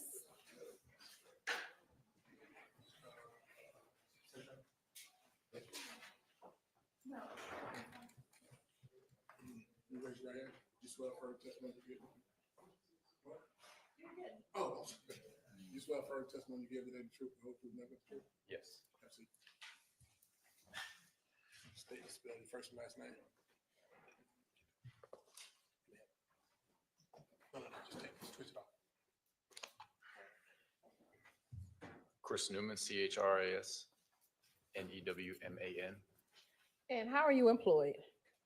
Sergeant with the City of Atlanta Police Department And how long have you served as a sergeant with the City of Atlanta Police Department? since 2019. If you can briefly tell the jury about your career with the Atlanta Police Department. I started out as patrol officer in Zone 3 and Zone 2, 2012. Then I transitioned to the aviation unit as an officer in 2018. Got promoted to sergeant, went to Zone 5 as a sergeant, and then I went back to the aviation unit in 2019. And then as of January this year, I've been helping out with the construction site of the new police academy. Sergeant, if you don't mind just pulling, that mic moves, that shorter one, just pull it towards you so you can talk into it. Thank you. Okay. If you can tell the jurors your job duties and responsibilities as both an officer and a sergeant with the aviation unit. So as an officer, my responsibilities were as a what we call a tactical flight officer. So basically the officer that works the camera systems, the radio systems, and the spotlight systems, and communicates with officers on the ground in the helicopter. And when you start off in the aviation unit, do you start off as a tactical officer? Yes, kind of the pathways. You start as a tactical flight officer, and then then you can become a pilot if you transition into that. And as a supervisor, what are your job duties and responsibilities with the aviation unit? So my responsibilities were twofold. Main responsibilities were tactical flight officer and a pilot in command, as well as various administrative responsibilities. Now, what types of calls will the aviation unit assist on? Anything from helping locate missing persons, providing overwatch for parades or dignitary visits, or assisting with pursuits, police chases. I want to direct your attention to March 17th, 2022. Did you have the occasion to assist the homicide and gang unit with a pursuit call? Yes. How did you get involved with assisting with that pursuit call? That day I was performing the duties as a tactical flight officer, and we were requested to assist follow a white Audi. And where is the aviation unit housed? Hartsfield. Once you received the call, what, if anything, did you do? We had to get to the helicopter, start it up, and then get airborne and get this. My responsibility is get the systems going, camera system, radio systems, and then transit to the call. And when you say get them going, what do you mean? Turn them on. Is there anything else you have to get in order to actually assist the police officers? Like what has to happen with the actual system itself? So after we turn it on, the GPS systems has to sync on the camera, so it can get the GPS location log for the camera system and the mapping system. And is your pursuit video and audio recorded? Yes. And have you had the opportunity to review that pursuit from March 17, 2022 in preparation for your testimony today? Yes. Permission to approach, Your Honor? You may.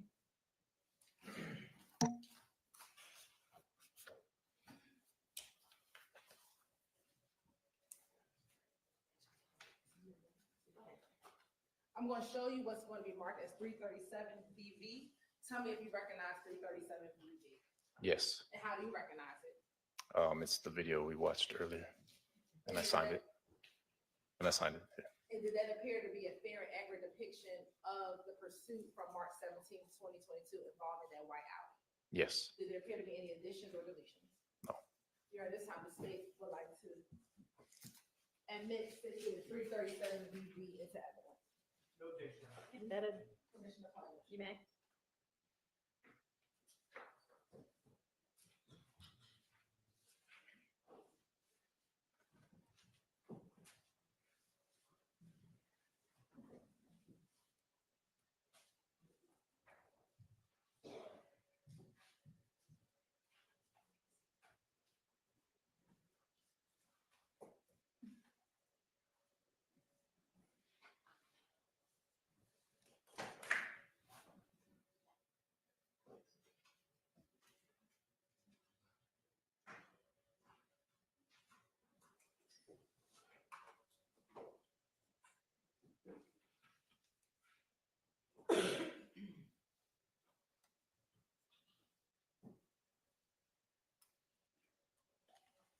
From the airport to where you first encountered seeing the white Audi, about how long did it take to travel that distance?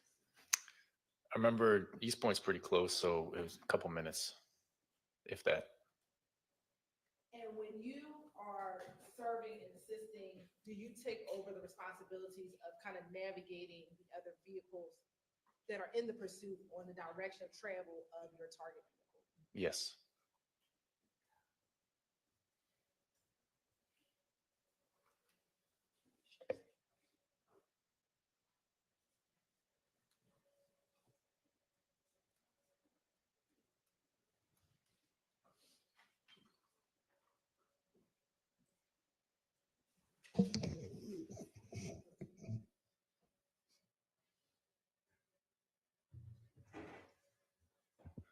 Now, if you just orient the jury to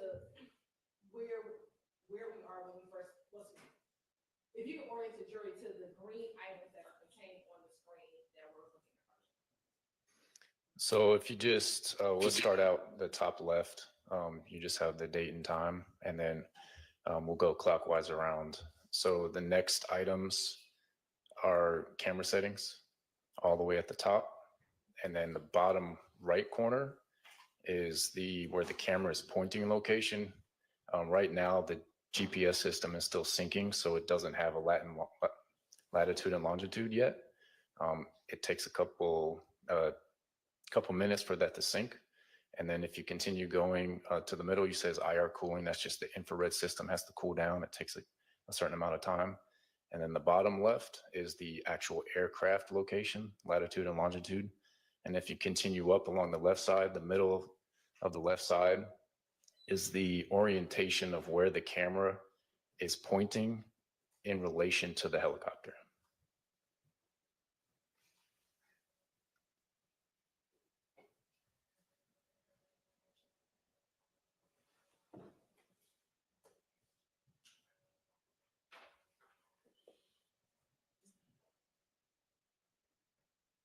I just have enough UCs in the area. Yeah, I'm at a blunt in Cleveland, so when he pulls out, I can pick him up. I'm at Chevron, just about 285. Probably the first part to working off on Cleveland. Right there for Cleveland. Get to the Marshals that's coming high for a minute. I'm going to see. I'm going to be across the street. So if you call us, you want to drop the 2 checks, and we'll be checking. If we can get somebody going other way, that'd be perfect. There's actually Eastport Police out here in the parking lot of Eastport, Chick-fil-A. Hey, you working at 88?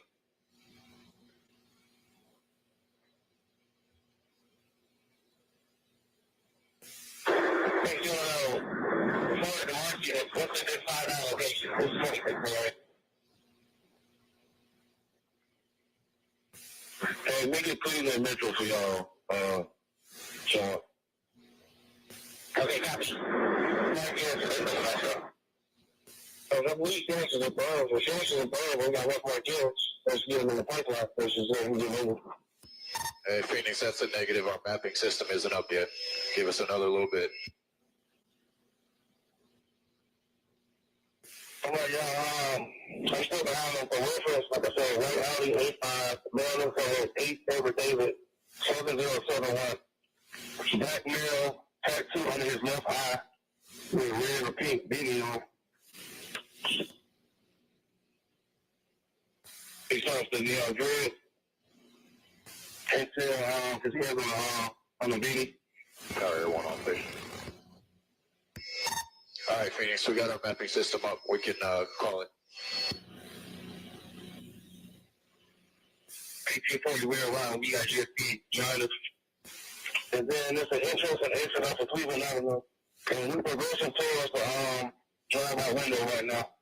I can't see around the curve, but I'm thinking, it looks like he's pulling out now, y'all. Y'all might want to go in the car with Phoenix. All right, yeah, he's pulling out to Cleveland Avenue exit.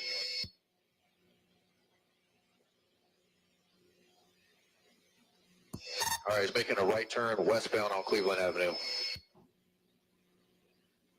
Okay, the units have the westbound on Cleveland. And again, so everybody knows, it's a white four-door Audi. We are going to be in pursuit. We're currently westbound.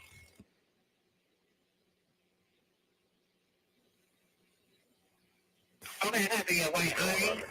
What? Yeah, from radio. I can have the radio. You don't need to, you can cancel the repeat. Coming up to Normanberry, continuing westbound through Normanberry, still westbound on Cleveland. And he's driving normally, only about 40 to 50.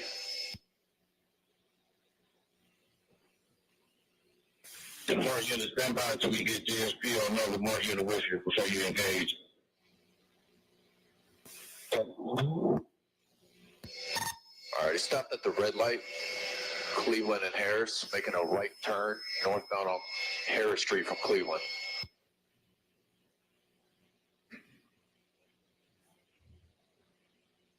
Hey, if I'm in Cleveland Metro, I need to go east or west. I got GSP behind me. Westbound, he's at Normanberry, Harrison, Normanberry. Has he already passed Metro? Yeah, he's in East Point. Westbound, left turn on Normanberry from Harris Street.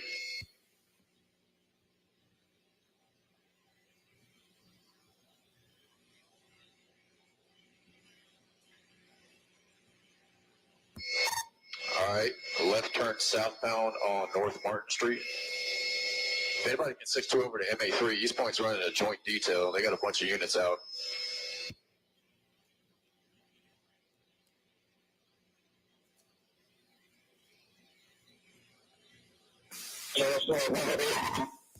No, he made a left turn southbound on North Martin Street. Now he's back at Cleveland Avenue intersection, making a continuing straight southbound on North Martin from Cleveland Avenue.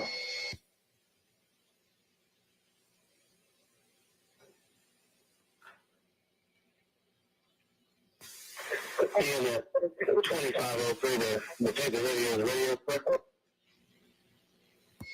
All right, he's at Irene Kidd Parkway, right turn westbound on Irene Kidd Parkway, coming up to Central Avenue.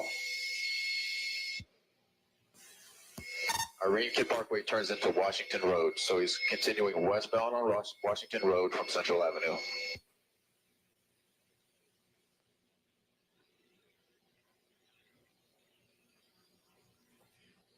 All right, he's at the intersection with Main Street, Washington Road and Main Street, making a right turn northbound on Main Street from Washington.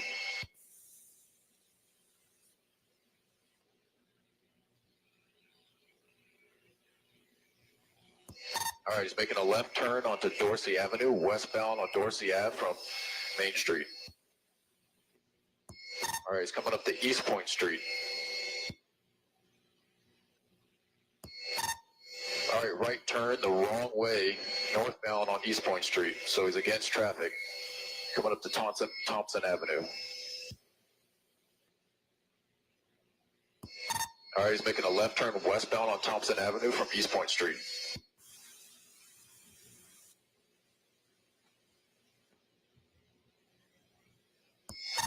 All right, coming up to Church Street. Southbound on Church Street from Thompson.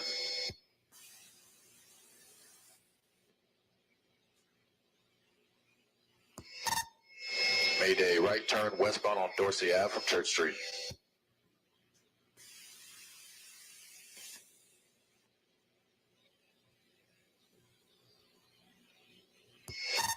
Passing Cheney Street, still west on Dorsey.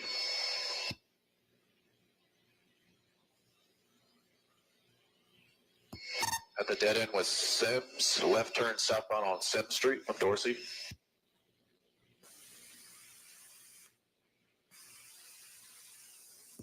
Coming back out to Washington Road. So Washington Road at Sims. Made a right turn westbound on Washington Road from Sims. All right, Tower, please, sir. Well, we're currently westbound, but we're going to slowly be pushing southwestbound from here.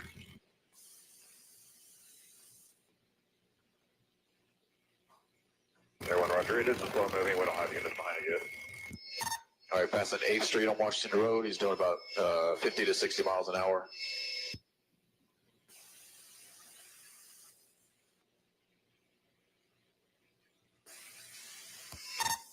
All right, coming up to Ben Hills, making a right turn westbound on Ben Hill.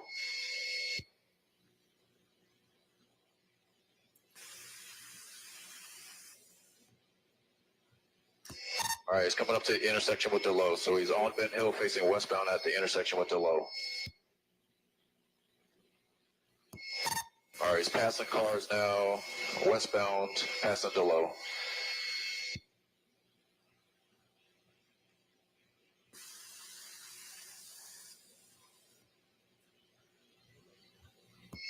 All right, Ben Hill Road bends northbound, so he's north on Ben Hill Road.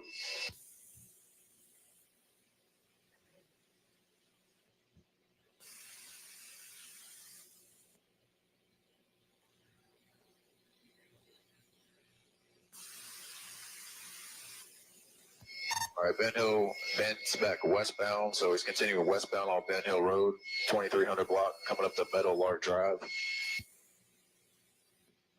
If you do is behind the escrow with a GSP temporary, GSP demotion temporary. All right, he's making a left turn southbound on Meadow Lark Drive. Drop away that AP, that GSP temporary.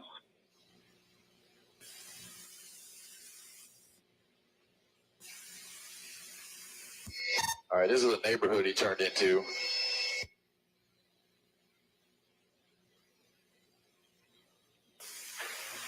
Well, you got these four behind it. They're on MA3. All right, receive. If they can switch over to SOS. Meadow Lark bends westbound, so he's westbound on Meadow Lark, coming up the Boulder Way. All right, he's pulling into a driveway. 2481 Meadow Lark Drive. Driver is he got two running. Driver has a maroon colored beanie on, black jacket, blue jeans. They're both running northbound behind 2481 Meadow Lark Drive. Tower 1 pursuit over on station. You got two East Points behind him.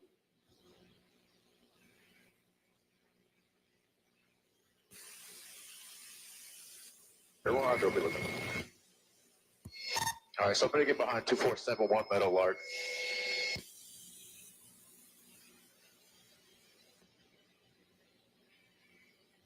Run towards Ore Drive.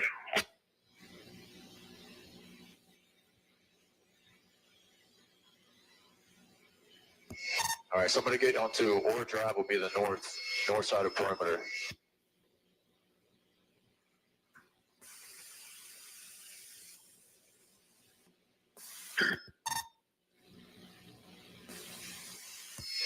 All right, Phoenix, be advised, I lost eyes on the one I was tracking.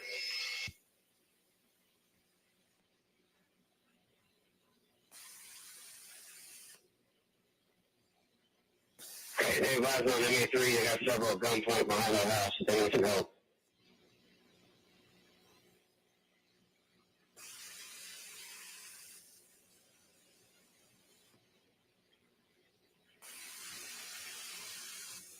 Can you give us a location right here? 2481 Meadow Lark Drive.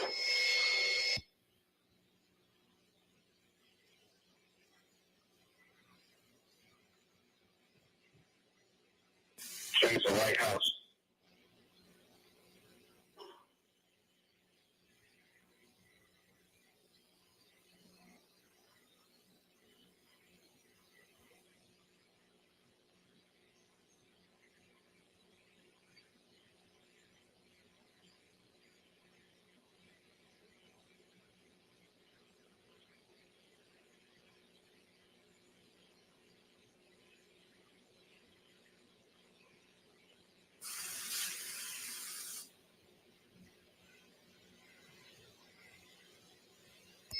If any units on the ground can confirm that they have both at gunpoint. Yes, All right, copy that. They got both of them. One of them threw a bag directly on the 3 side behind 2481 Meadow Lark, black book bag. Okay.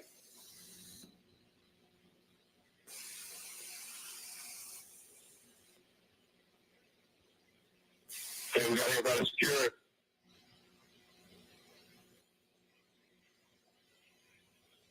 Got a GSP unit here at Meadow Lark. I'm not sure the numbers here with a firearm city call.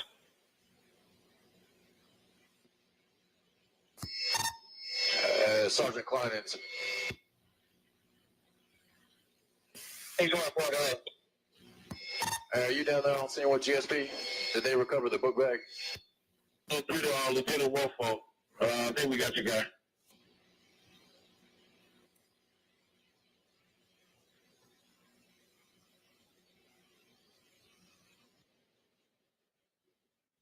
Now, just a few questions. When the screen goes from, it changes like black and white or like a grayish color, what is happening there? I'm just switching from what we call the daylight camera to the infrared camera. And what will be your purpose of switching from the daylight camera to the infrared camera? As you can see, with all the tree coverage, sometimes it's easier to continue following the vehicle when you switch to the IR camera.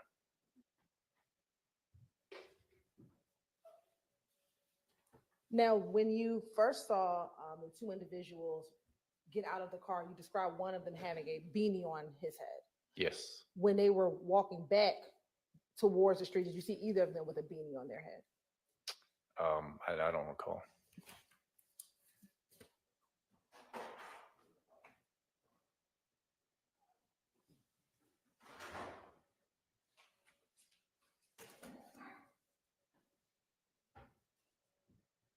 And while we're pulling it up, when you had to switch to MA3, what did that mean? Just switching radio channels.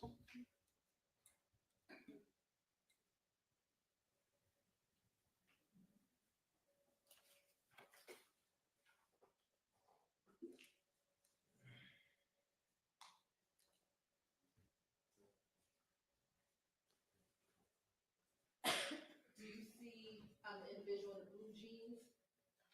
Yes. Do you see him with a beanie on his head? With that same pink beanie that you saw earlier? Doesn't look like it. Okay.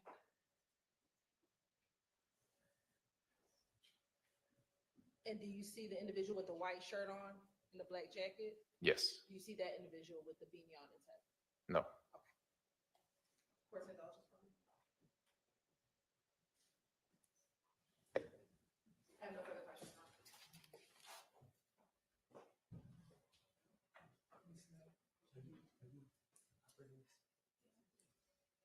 Mr. Abate, could you please just cue to 1404? Good afternoon, Sergeant Newman. My name is Max Shard. I represent Shannon Stillwell, okay?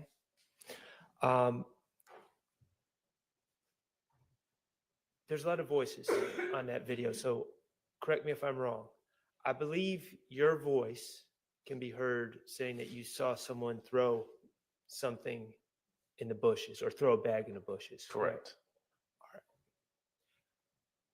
Your Honor, I'll ask permission to publish what was just shown, just beginning at 1404. Yes, please.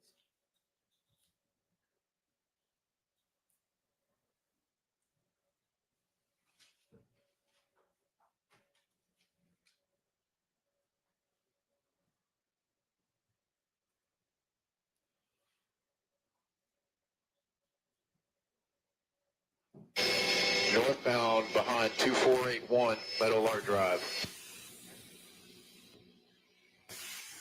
Tower 1 pursuit over on station. You got 2 East 29.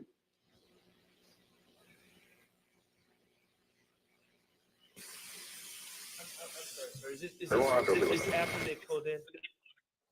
Yes. Okay, I'm sorry, Mr. Abate, could you just, as they're pulling? My apologies. Coming up the Boulder Way.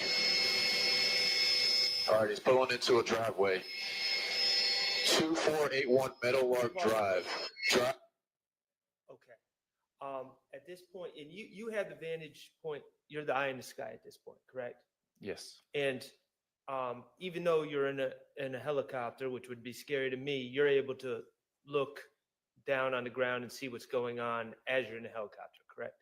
Yes. Okay. So you just saw the man in the pink beanie get out the driver's side, correct? Yes. Get out the white Audi with tinted windows. Correct. All right. And then you see another gentleman get out the passenger side. Yes. Okay. Mr. Abate, could you just play? Driver is he got 2 running. Driver has a maroon colored. It's okay. It's not. You were able to see who had the book bag, correct? Yes. Was it the driver or the passenger? Passenger. Okay. And it's the passenger that you saw discard the book bag into the bushes, correct? Yes. All right. And, that's all I have. Thank you. Anything? Any redirect? No redirect. All right, thank you for your time. You are excused. Call your next witness.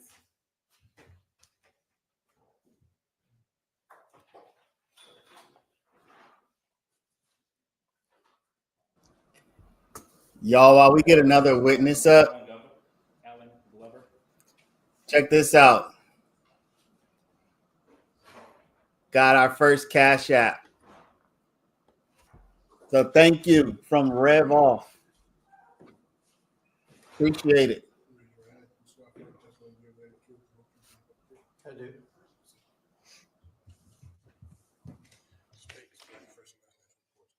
Alan Glover, ALLYNGLOVER.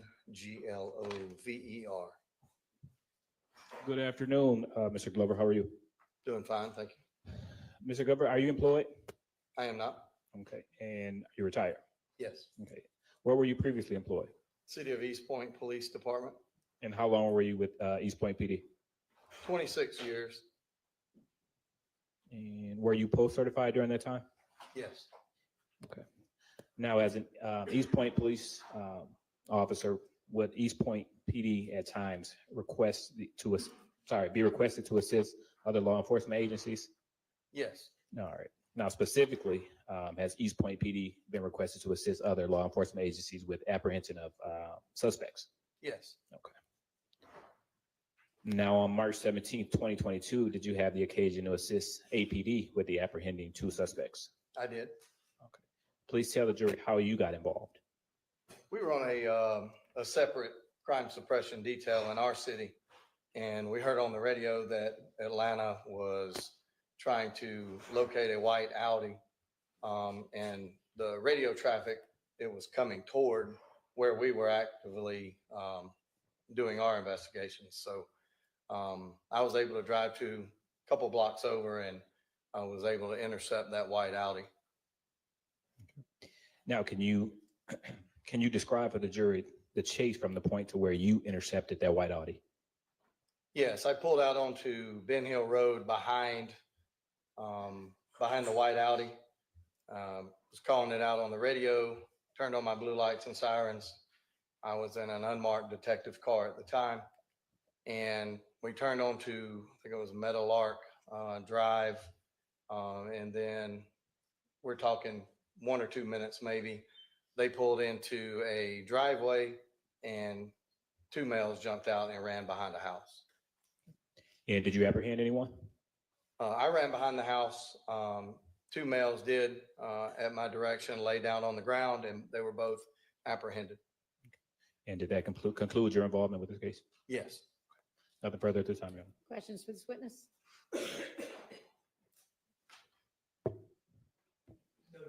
All right, thank you for your time. You're excused. Call your next witness. State calls GSP Trooper Campbell, Mark Campbell. What?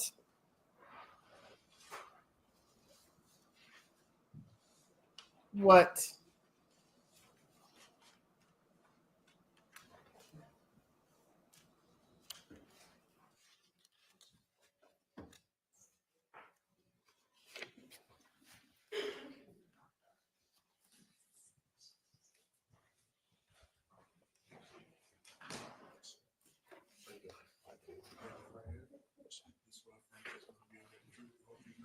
Yes, sir.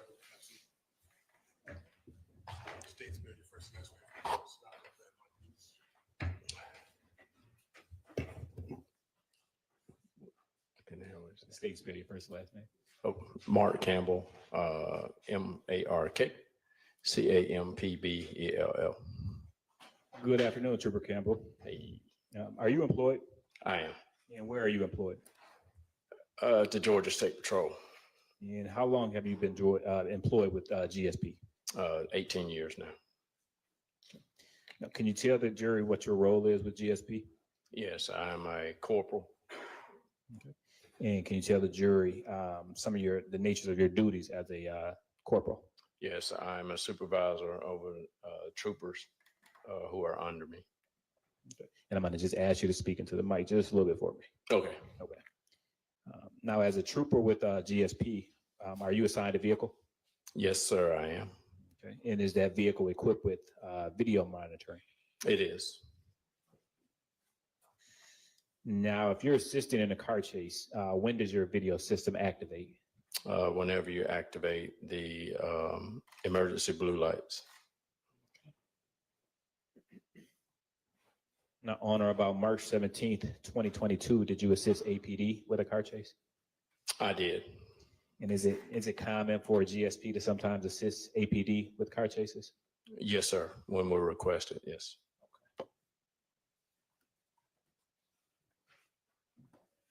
And can you tell the jury, how did you assist APD? I was attempting to catch up to it and just got like to the tail end of the pursuit. Okay. Now, was your car video system operable on March 17, 2022? Yes, sir, it was. And did the system record the chase that you were assisting in? Yes, or it recorded me attempting to catch up to it, yes. Okay. And did the car system record the recovery of a gun? Yes, sir, it did. Okay. And have you had an opportunity to review that footage before your testimony today? Yes, sir, I have. Okay. So I've already previously showed you what's been marked as State's Exhibit 228, Victor Victor.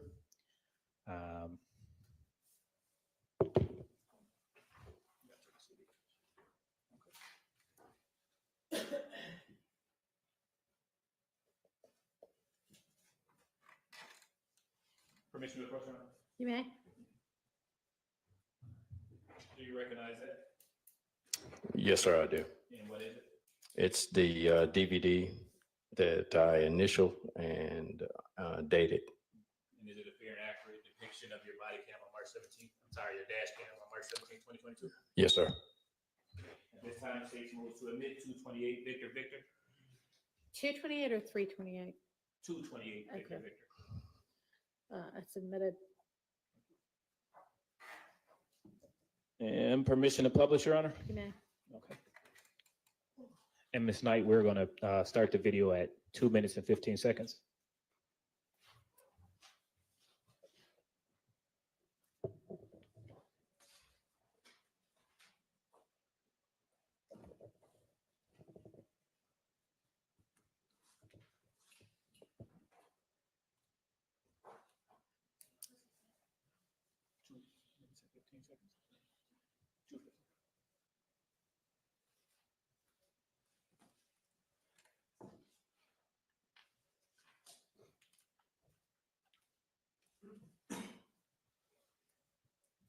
In just a moment, it'll pop up in the screen right behind you, Trooper Kimball. I think it'll be on the one in front of you too. Okay. Thank you, ma'am.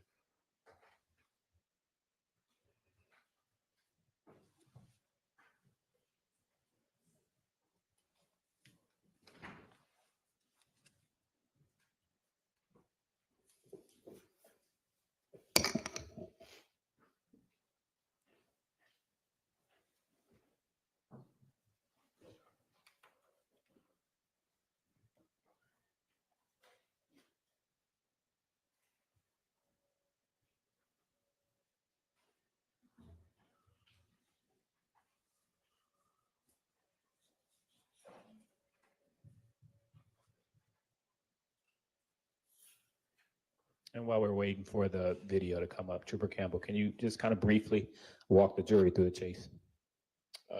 Yes, sir. To the best of my recollection, I again was attempting to catch up to it, and I pretty much got to the point where I turned onto Metal Arc Drive, and that's when, as I made a left turn onto Metal Arc, I observed a black pistol laying in the middle of the road, or off to the side of the road, kind of in the middle. And I drove past it, and I started radioing that I observed it in the roadway. And I saw the next street, which I believe was Metal Arc Lane. And I pulled into it, did a 3-point turn, and went back and to secure the weapon and put it in a bag to give to the officer there, the initiating officer there on the scene. Okay. And you made a left onto Meadowlark Drive from Ben Hill, correct? That's correct. Okay. Just the video is coming up just shortly.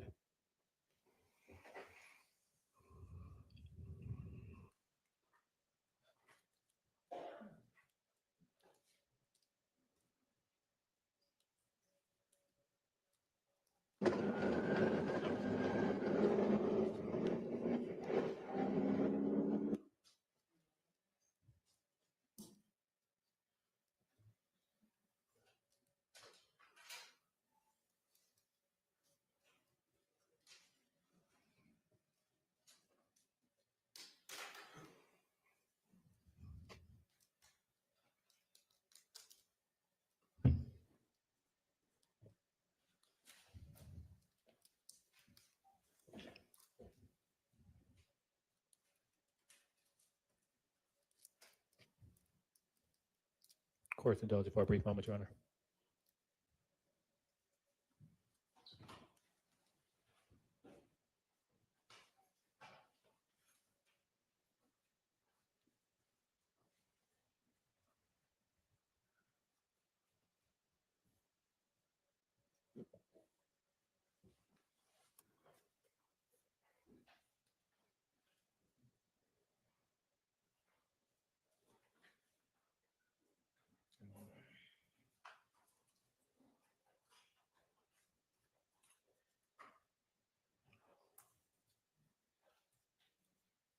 And if we can pause it right here.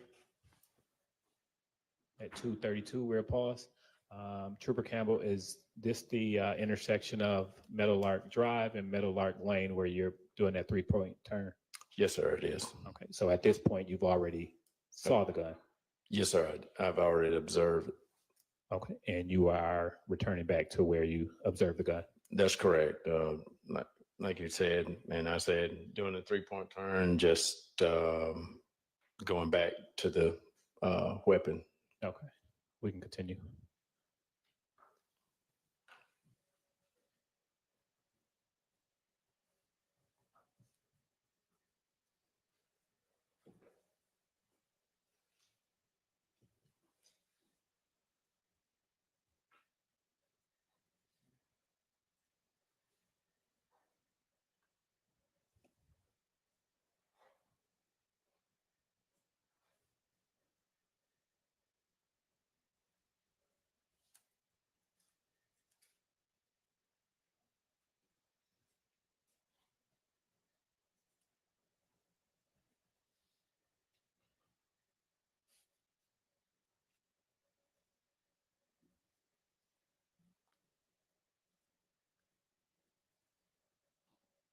And if we can pause right here. Is this where the, you see item in the street? I'm sorry. Did you see an item in the street? I did, Okay. yes. And what was that item? It's a black pistol. Okay, and now is this closer towards the beginning of Meadowlark Drive? It is. Okay.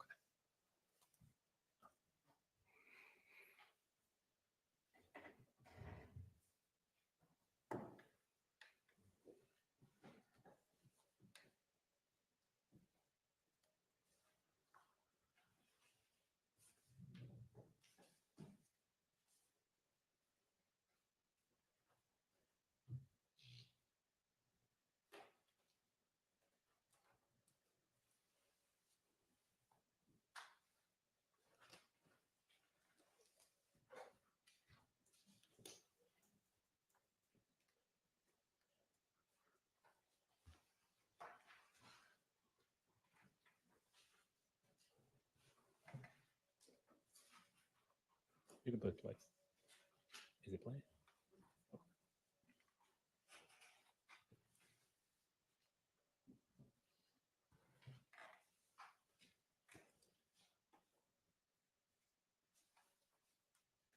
And Trooper Campbell, is this you recovering the item? Yes, sir, it is. Okay.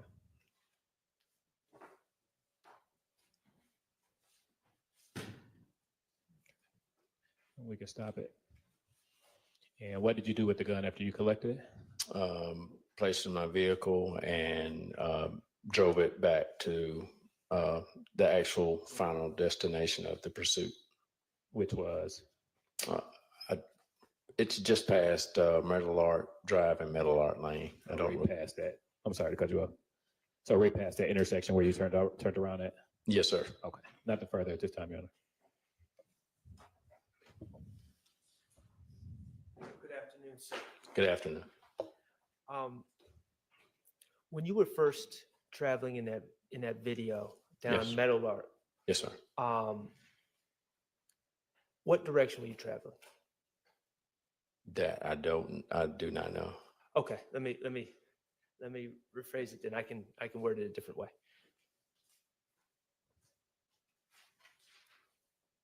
When you doubled back and located the gun was in the video, correct? Yes, sir, it was. Okay. You saw you pulled up on it. It's that black thing that is in the roadway. Yes, sir. Okay. Going by the way, not after you doubled back and turned around. I'm talking about the original direction you were going. Was that gun on the right side of the road or the left side of the road? Going by the original way you were going. It was more so towards the right. Okay. So if a car was going in that direction, the way you were going initially when you were catching up to the chase or whatever we want to call it, Yes, sir. that gun was on the passenger side of the road. Yes, sir. And did you see anyone throw the gun or anything like that? No, in sir, I that didn't. time? No, Okay. sir. Okay. All right. Thank you. No further questions. Any redirect? No, Your Honor. All right, thank you for your time. You are excused. Call your next witness. Yes, sir. The state calls Angela North to the stand. Also known as Angela Camp.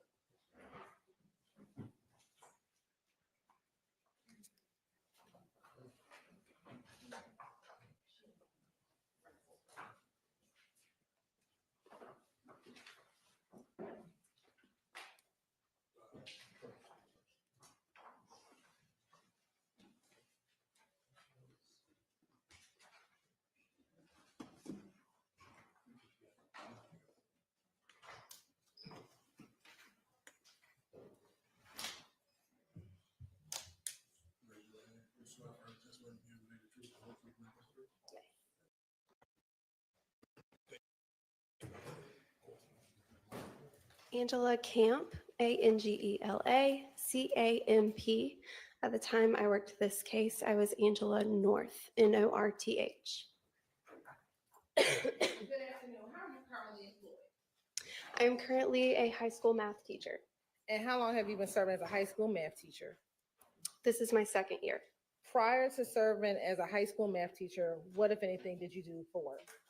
I was a firearms and tool marks examiner for the Georgia Bureau of Investigation. And how long did you work for the Georgia Bureau of Investigations? Almost 6 years. If you can tell the jury about your education and training in ballistics and firearms analysis. I have a bachelor's degree in biology from the University of Georgia. Once I was hired with GBI, I underwent a 17-month training program where I learned ammunition manufacturing and development, firearms manufacturing and development, muzzle to target distance determination, serial number restoration, and the majority of my time was spent on a comparison microscope comparing bullets to bullets and cartridge cases to cartridge cases to determine if they were fired from the same firearm. In addition to that, I have completed multiple certified armorers courses, and I have also served as a supervisor for new scientists. And I have toured various manufacturing facilities where they're actually making the guns and making ammunition for the guns as well.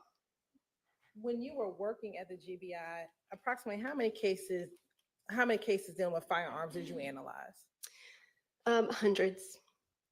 And have you ever been qualified to testify as an expert in the state of Georgia? Yes. Your Honor, this time the state would like to tender Ms. Angela Camp as an expert in the area of firearms and ballistics analysis. Objection. All right, she is so qualified and may testify as an expert as well.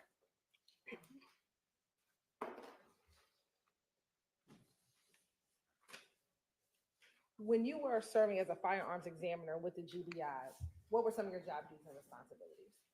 So it varied depending on what the case entailed. Typically, I would look at bullets from autopsies or cartridge cases found on the scene, and I can explain a little more in detail what cartridge cases are. And I would analyze them to determine what type of firearm they were fired from, and if there were multiple, I could look and see were they all fired from the same firearm, were they not, and so on. If I had a suspect firearm, I could create test fires of that firearm and compare them to the evidence to see was this the gun that fired these evidence or not.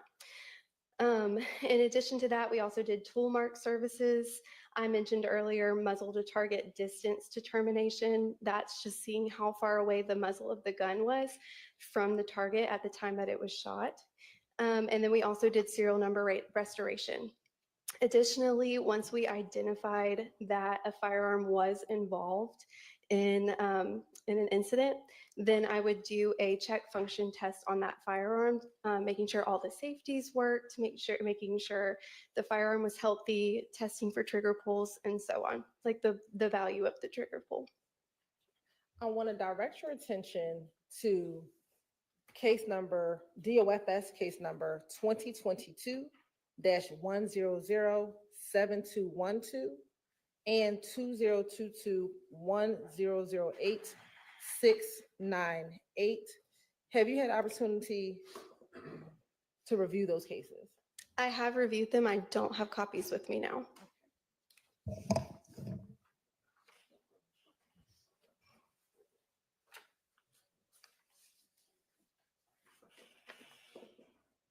Permission to approach, Your Honor. You may.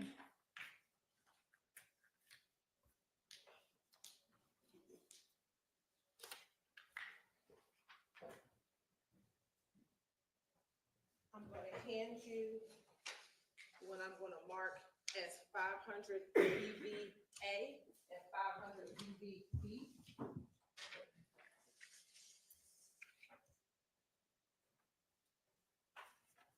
First, do you recognize those two items? Yes, I do. And how do you recognize those two items? They have their copies of my report. They have my signature on them, as well as the case numbers that the GBI placed on these cases. And does this appear to be a fair and accurate depiction of your reports for those two case numbers, DOFS case number 2022-1007212 and 2022-108698? Yes, they do. Your Honor, this time the state would like to admit exhibit 500 VVA and 500 VVB into evidence.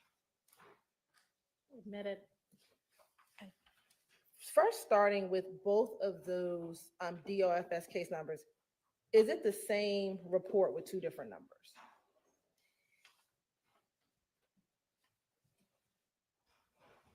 Yes, it is. Okay. And sitting here today, do you know why there will be two reports with two different numbers, the same report with two different numbers?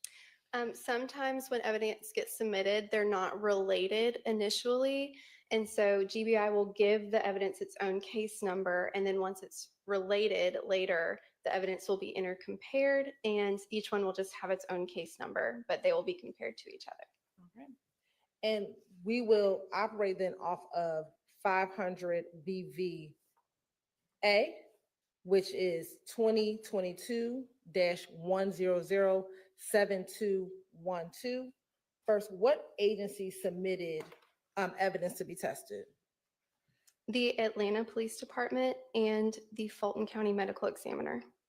And what is the agency reference number for this case? For the Atlanta Police Department, it is 220-731-882. And who was the victim in the case? Shimel Drinks. And what did you receive to be tested? I received a .40 caliber bullet and I received another .40 caliber bullet. Okay. Permission to approach? You may. I'm showing you what's been marked as State's Exhibit 390 DV and 389 DV. Tell me if you recognize those items.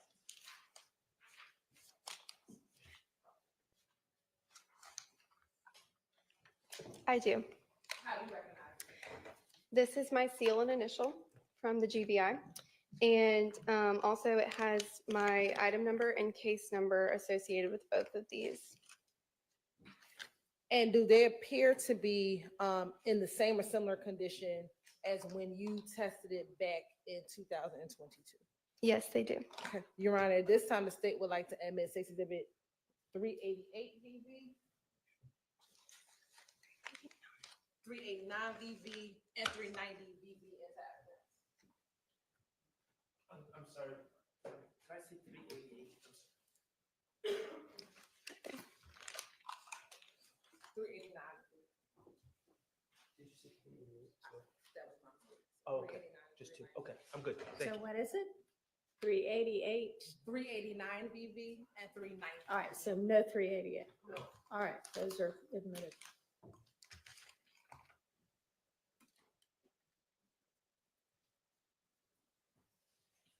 And what type of testing were you able to do with those two items? I was able to compare them to each other to determine if they were fired from the same firearm, and I was able to determine a type weapon list of what may have fired it. And first, were they fired from the same firearm? Yes, they were. And what type of firearm was it consistent from being fired from? Glock 40 caliber pistols. And after doing your report, did that conclude your involvement as it relates to this DOFS case number 2022-1007212? Yes. Did you also do additional testing in this case for DOFS case number 2023-1001777? Yes, I did. And did it also have the same case number? It's also a report with the same case number of the 2022-1007212, a similar report as the 2023 case number? I believe so. Okay. Do you need to look at a copy of? That would be helpful.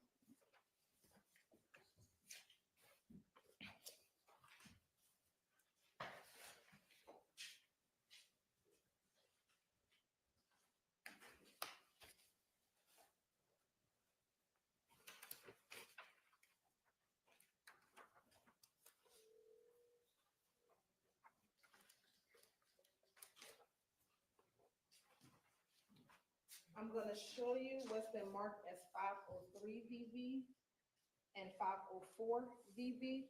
Tell me if you recognize those two reports.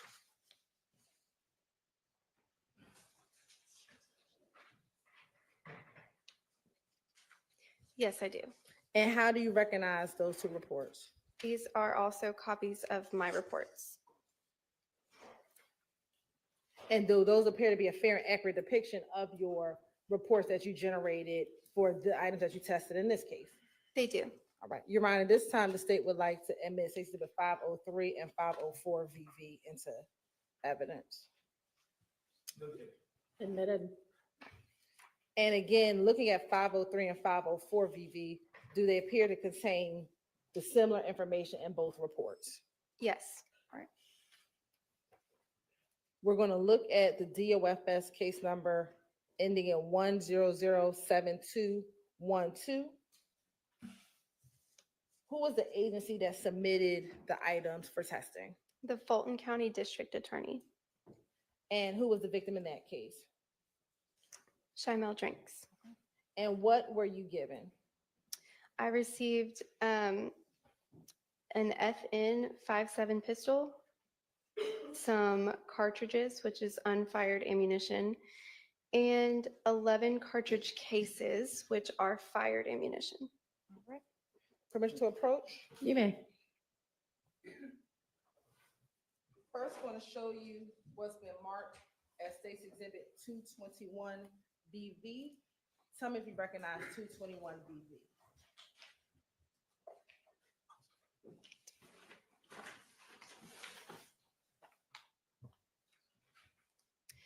I do. It has my seal and initial on it, as well as the GBI case number and item number. And what is contained in 221 BV? This is the 5.7 pistol. And I'm also going to now show you what's been admitted as State's Exhibit 424 BB. Tell me if you recognize 424 BB.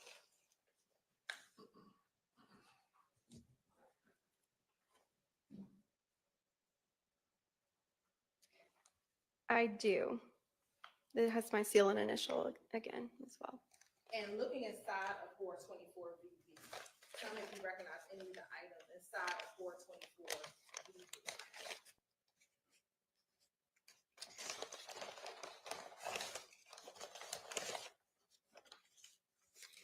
Yes, these have my initials and item number as well as seals on them. And what are those items?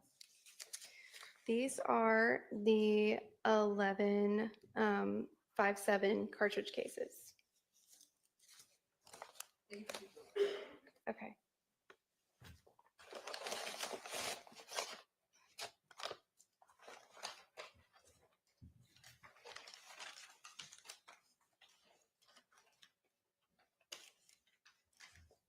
And are those the items that you tested that were given to you by the Fulton County District Attorney's Office? Yes, they are.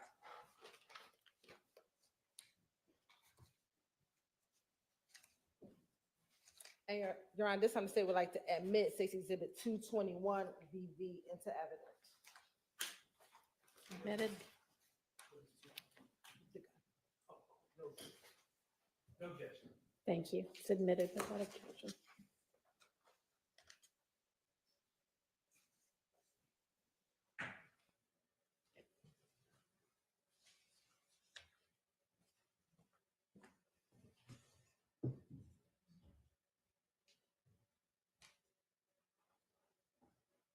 What were you able to test in this case?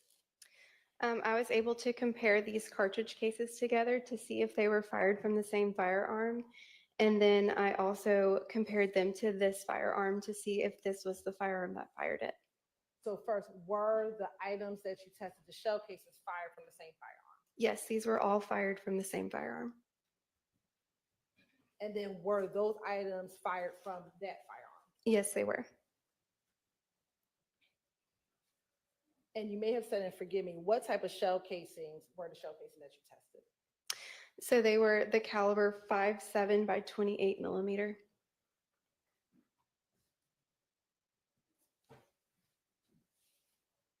After determining that that FN firearm fired those shell casings and creating a report, did that conclude your involvement in this case? Yes, I did a check function test on the firearm as well, and then that concluded it. And what's a check function test? It was operational. It's where I test the trigger pulls, I test every safety, I take it apart and look at it and put it back together.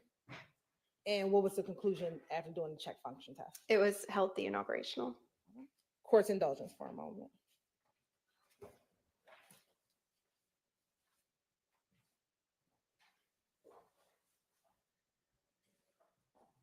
No further questions.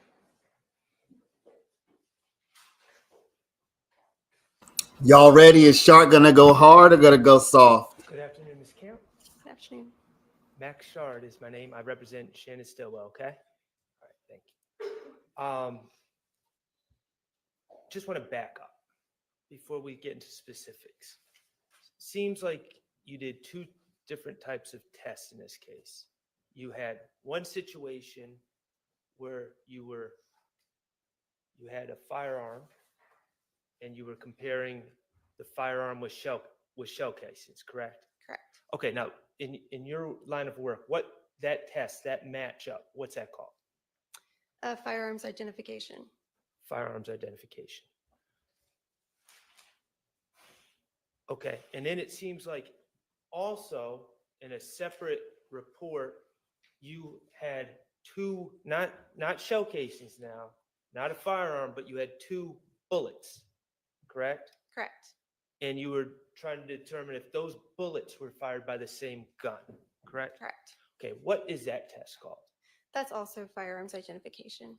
Okay, I didn't get very far with parsing those out if they had the same name. Okay. let's talk about your work on February 3rd, which was involved the shell casings and the gun, okay? Mhm. All right. Now, you receive 11 shell casings, correct? Yes. Okay, and those shell casings, what caliber of shell casings were those? Those were 5.7 by 28 millimeter cartridge cases. Okay, and that was in case number,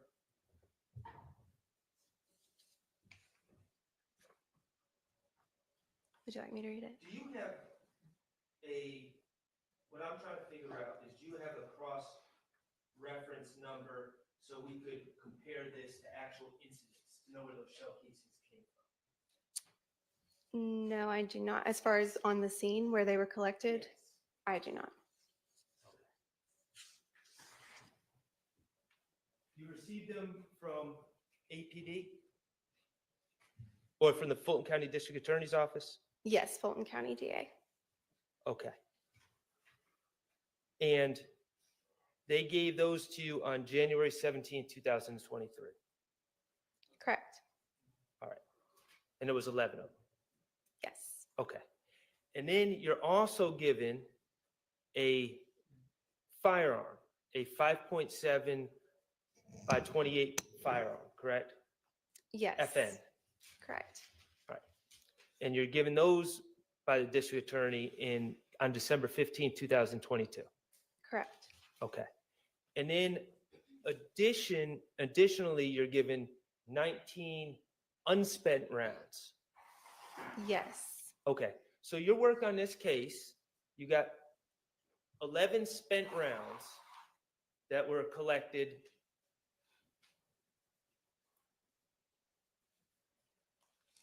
Your Honor, I think we have a stipulation. Okay.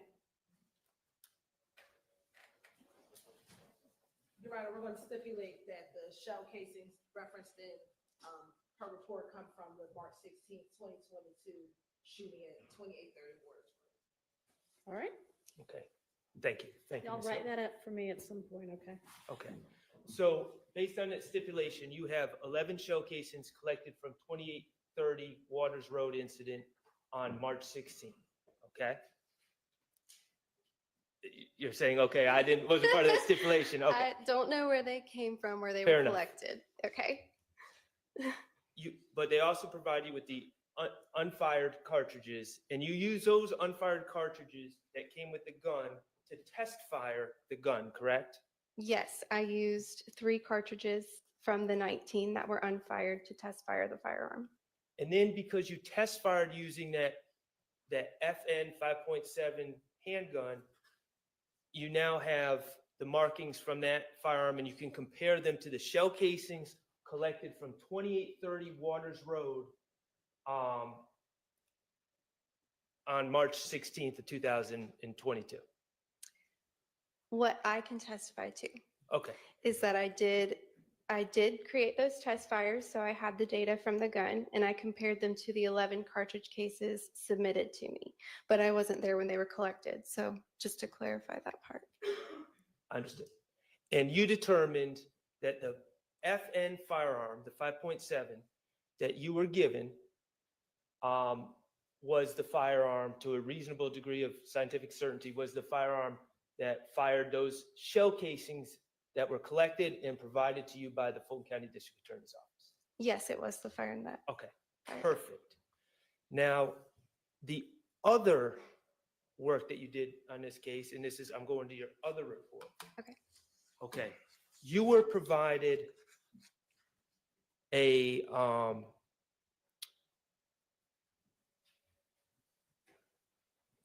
referring to 389 VV and 390 VV. Do you have them up there with you?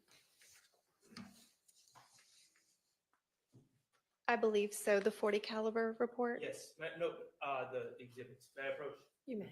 Sorry. Oh, it's fine. 390 and 389. This is 389 and 390 VV. Yes. Okay. In this report, when you had 2 bullets, and you were trying to determine if they were fired by the same gun, right? Correct. Okay. Even though this was provided by the ME's office, correct? Fulton County ME's office? Yes. Okay. And the ME is the people that perform autopsies. Right, the medical examiners. Okay. Do you have any notes or knowledge of are there one or two projectiles in this package? There's only one. The other one contained fibrous material. Okay, so you got a projectile and fibrous material in here. And do you know where these came from, other than the ME's office? I know they're from which victim it's from. What's that? Chamel Drinks. Chamel Drinks, okay. And then here is another projectile with victim Chamel Drinks. Correct? Yes. On the same report. That was the victim listed on the report. Okay. And so what you were tasked with, you were given something from the ME's office, a projectile from the ME's, collected by the ME's office and given to you, and then a projectile provided by the Atlanta Police Department. Yes. Correct? Okay.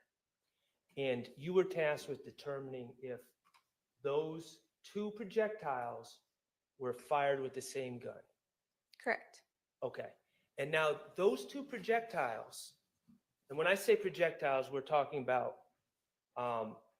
no longer in its casing. They've been fired. They're not in the shell cases anymore, and they may or may not have hit someone. Is that fair to say? Right. It's the part that has traveled down the barrel of the firearm. Okay. Those two projectiles that you were comparing to each other, isn't it true that they were both 40 caliber bullets? Yes. Okay. And then you were asked to compare them, and you determined that those two fully 40 caliber bullets were shot by the same handgun. Yes. And that handgun was consistent. Your report says consistent with being shot by a Glock 40 handgun. Correct. Okay, and how do you make the determination about specifically, just from those little pieces of metal, that they were fired by a Glock 40? So there's different manufacturers will rifle the insides of barrels differently. And what I mean by rifling is that manufacturers will put a series of lands and grooves on the inside of the barrel to make the bullet spin. And the reason to do that is to make it more accurate and to make it travel further. Well, different manufacturers will do different things. Sometimes they'll have 6 lands and grooves going to the left. Sometimes they'll have 8 lands and grooves going to the right. Sometimes you can tell that the tool was different that they used to rifle them. So all of this data is measurable, and we can enter it into a database maintained by the Association of Firearms and Tool Marks Examiners. That database has also been maintained by the Federal Bureau of Investigation as well. So once we enter the data into the database, it will return to us the list of firearms rifled in that way. These in particular were consistent with Glock in the way that Glock rifles their firearms, the type of tool that they use, the way that the lands and grooves are, the number of them, and the direction that they're twisting as well.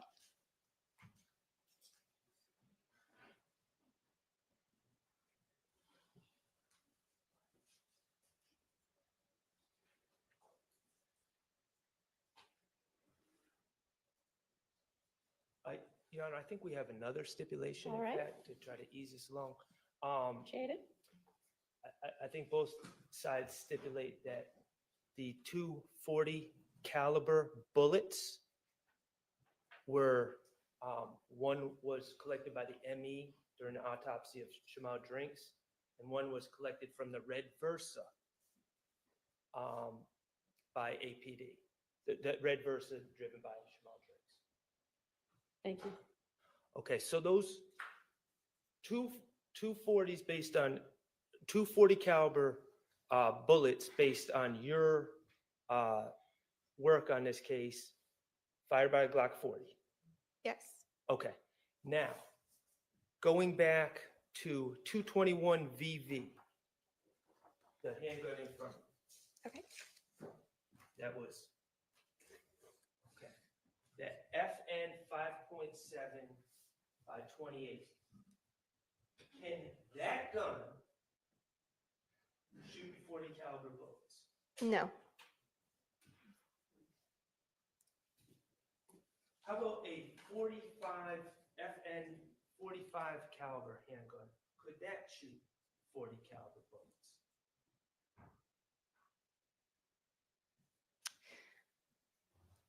The diameter is larger. However, the head spacing would likely not work correctly. And it would also leave different lanes and grooves. Yes. than a Glock 40 It would caliber leave handgun. different lands and grooves than a Glock 40 caliber handgun. Thank you so much. Anything, Mr. Weinstein? Redirect? All right, thank you for your time. You may step down. Do you have another witness that's going to allow? Okay, go ahead. Great. I mean, as long as, let's get the next one. Yes, We State won't be calls- here at 8 p.m., but go ahead. Mr. R. Walters to the stand.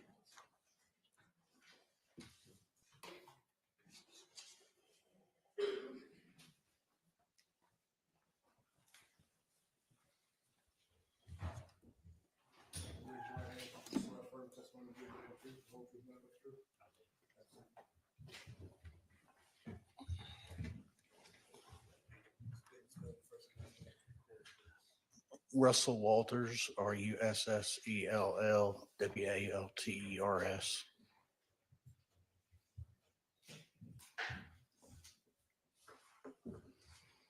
How are you doing, sir?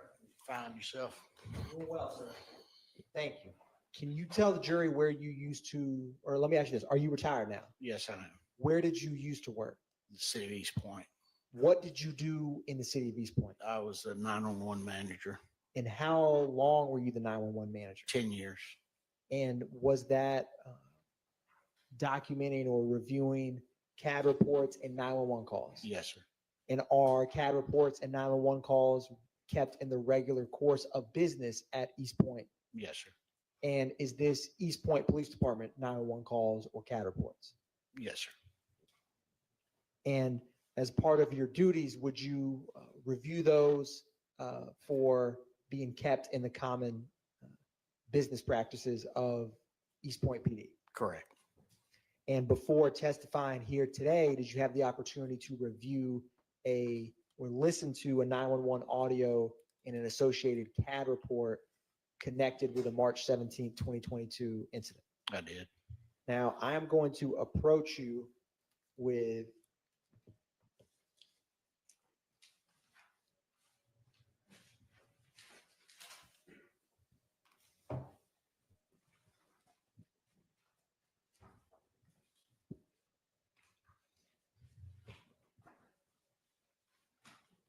what's been marked as State's Exhibit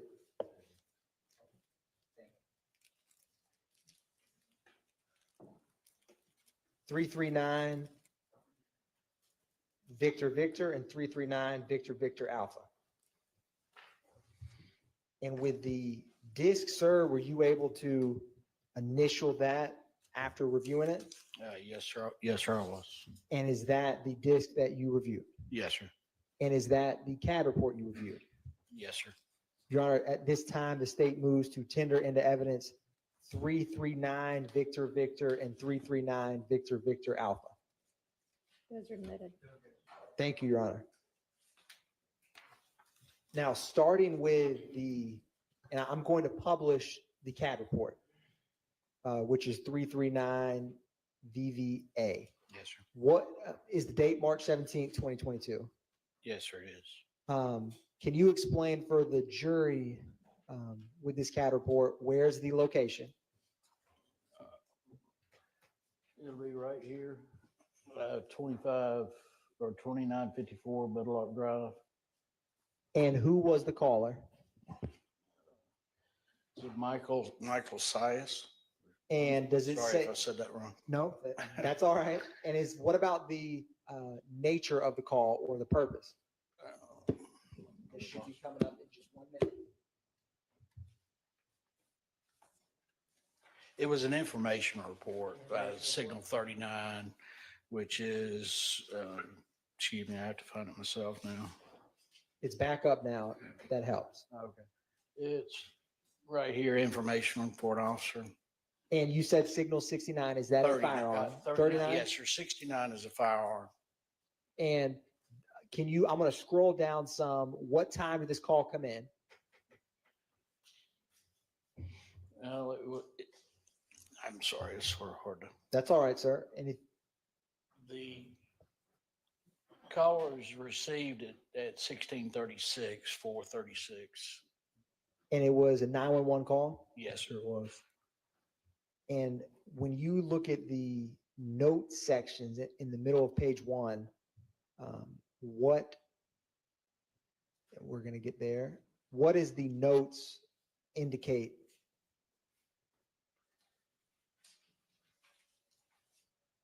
Now you're talking about here? We will be there in just 1 second.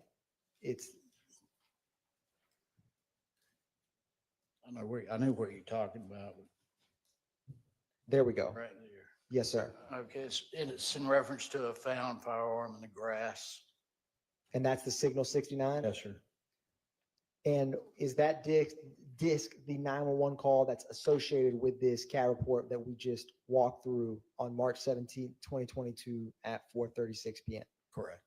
Your Honor, at this time, the state's going to publish 339 Victor at this time. All right.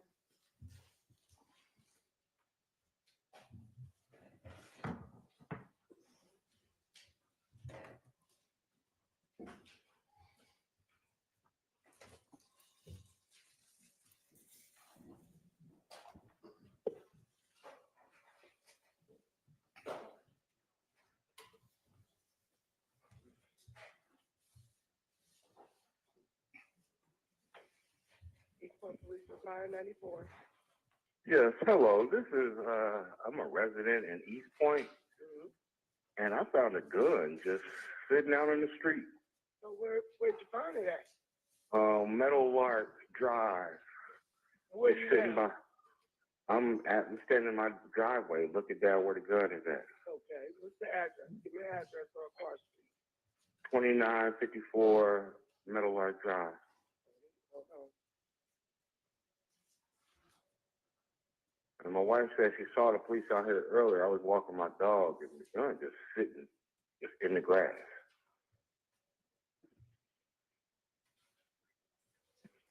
Hold on.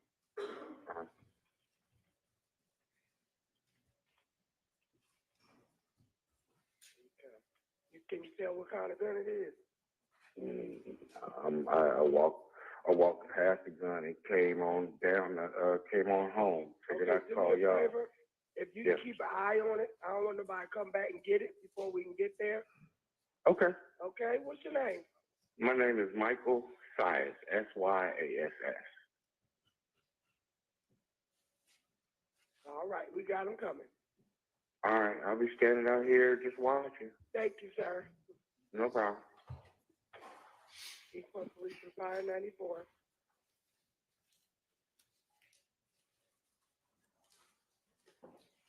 Thank you, sir. No further questions from the state at this time. All right. Any questions? No, Your Honor. All right, thank you for your time. You're excused for your next witness.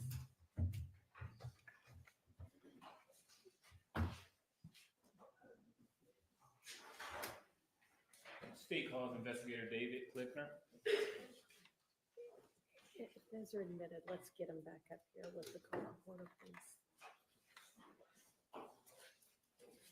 Coming up to the stand.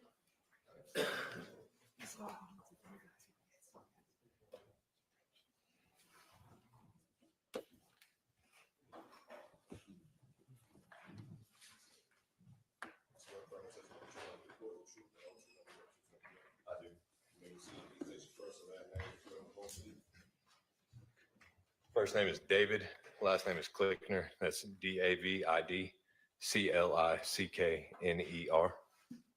Good afternoon, Investigator Klickner. Where are you employed? At the City of East Point Police Department here in East Point, Georgia. Okay. And how long have you been employed with East Point PD? Approximately 12 years. What unit are you assigned to?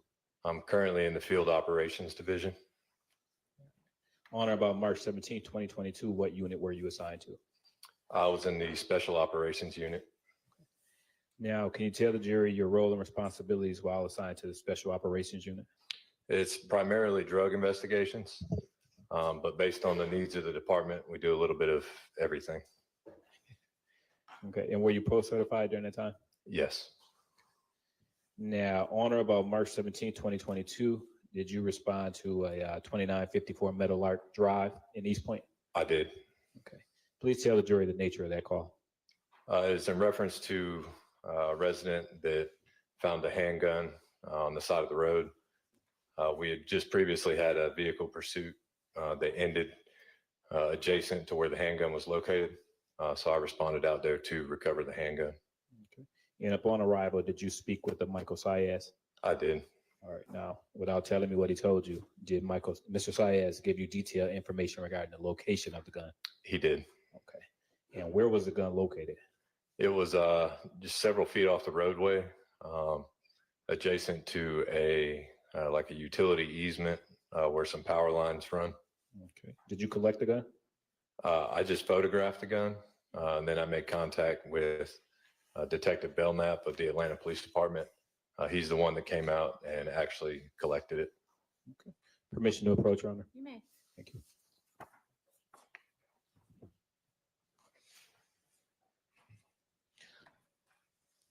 Investigator Klickner, I am now showing you, you can turn those over, what's been marked as State's Exhibit 404, Victor Victor, through 407, Victor Victor.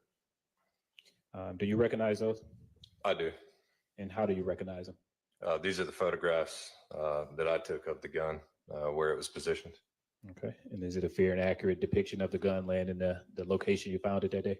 It is. All right, Your Honor, at this time, the state moves to admit 404 Victor Victor through 407 Victor Victor. Thank you. Those are admitted. Okay. Permission to publish. Okay. Now going to publish 404 Victor Victor.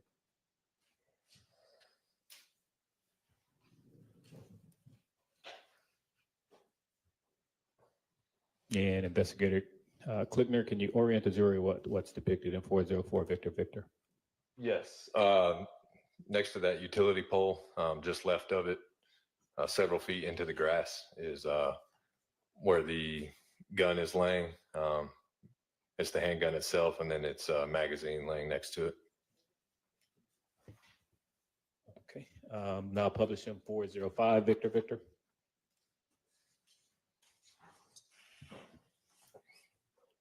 This is a slightly closer photograph of the same thing. Okay. And 406 Victor Victor.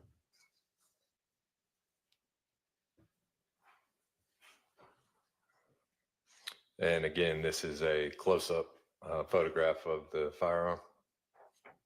Okay. And 407 Victor Victor. And that's a photograph, an attempted photograph of the serial number. Okay. Do you know what type of gun that is? That is a FN handgun. And Detective Klickner, did you prepare a report in this case? I did. Okay. Court's indulgent for a brief moment, Your Honor.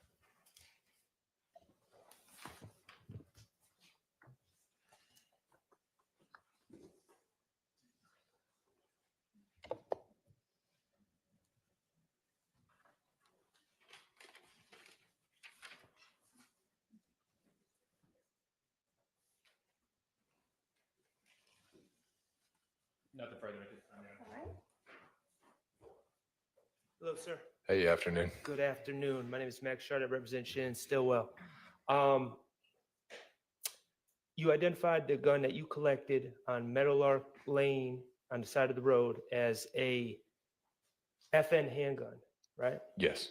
What caliber is that FN handgun? FN makes several, but this was a 45. A 45, you said? Yes. Okay, thank you. Mhm.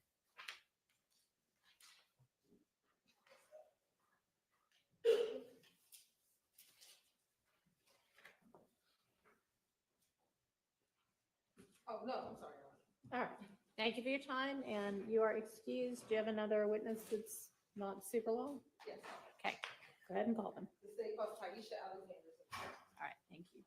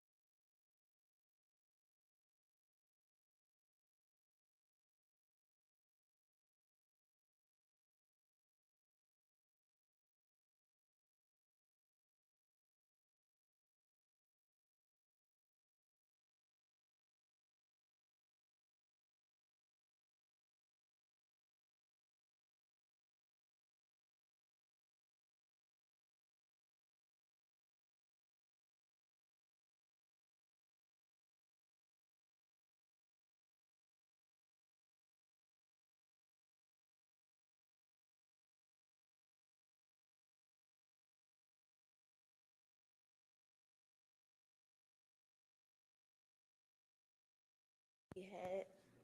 Okay. All right now. Talk that talk. All right. How long have you known?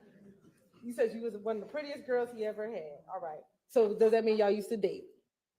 Yes. Okay. When did you all date? Since 2021. And are you all still dating now? Just yes or no? I don't know. Okay. Let me ask you this. Do you own guns? Yes.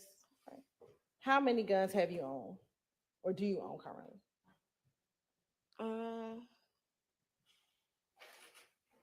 Probably like 7, 6, I think.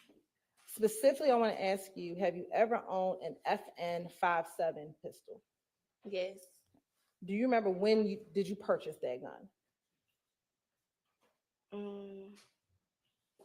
December. December I of don't what know. year? I don't remember the year. Okay. Have you had the opportunity to look at the receipt from that purchase? Earlier. Okay. We're looking at a copy of that receipt, help refresh your memory as to what year and when you purchased that weapon? Yes. All right. Permission to approach, Your Honor? You. I'm going to show you what's been marked as State's Exhibit 425VV. Tell me, do you recognize 425VV? Yes. Okay. And let me ask, does that look like the receipt from when you purchased an FN 57? Yes. And I see that you're flipping through it. Does that look like the application you filled out when you went to go purchase your weapon? Yes, ma'am. And Your Honor, this is how the state would like to admit 425VV into evidence. All right, that's admitted. Looking at 425VV, what is the date of purchase? December 23rd, 2021. And do you see on that receipt a serial number? Or an SN number?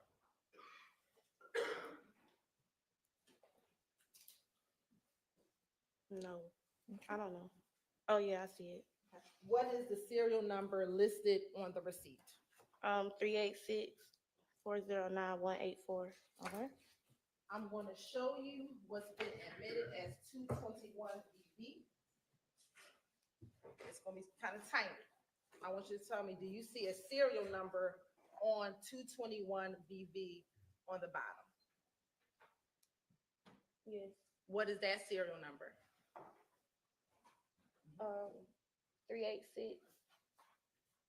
386-409-184.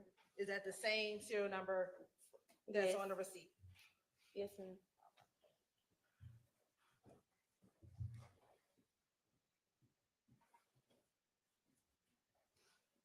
What color is that gun?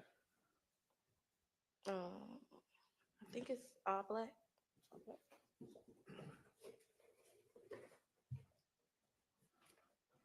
And does this look like the gun that you purchased? Yes, ma'am.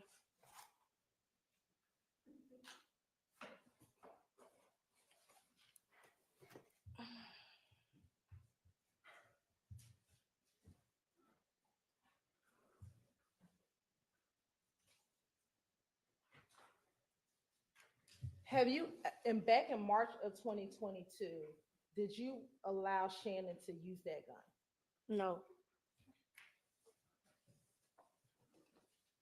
Did you ever give that gun to Shannon? No.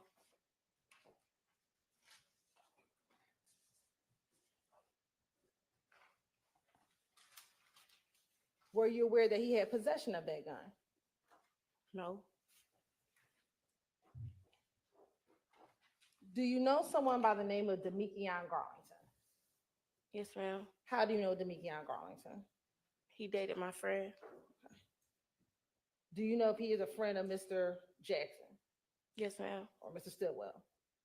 Have you ever spoken to Demikion Garlington on his cellular phone? Yes.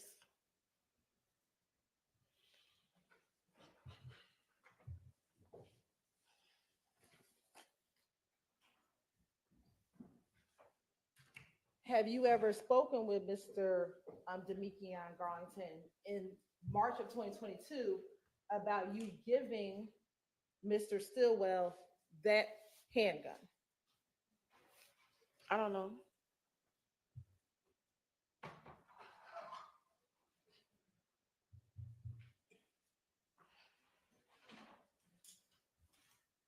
I'm sorry, I didn't understand the answer. She said, I don't know. I don't know. I don't know. You don't know if you've ever spoken I with don't. him? I spoke to him, but I don't know if I spoke to him about a gun.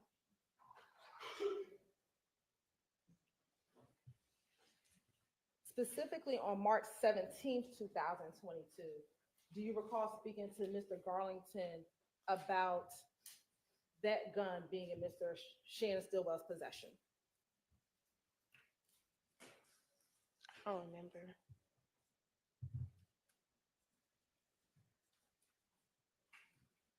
Do you remember ever speaking to Mr. Garlington about the fact that Mr. Stillwell had been arrested on March 17th, 2022?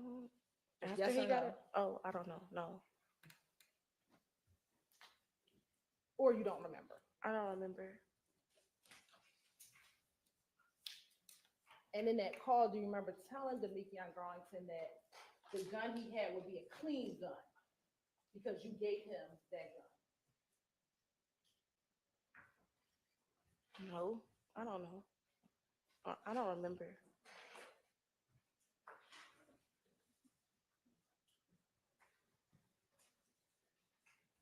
I want to take you to March 14th, 2022. Did you ever go to an Alamo rental car facility at the airport with Shannon to rent a vehicle? Yes, And who was the renter of the vehicle? it was me, but we had to switch it because I don't have a credit card. So, Shannon.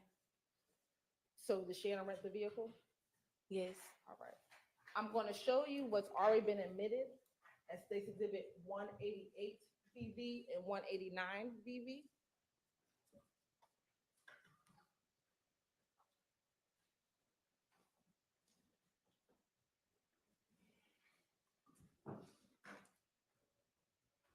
first looking at 188 VV, is that you inside of that vehicle? It looked like me.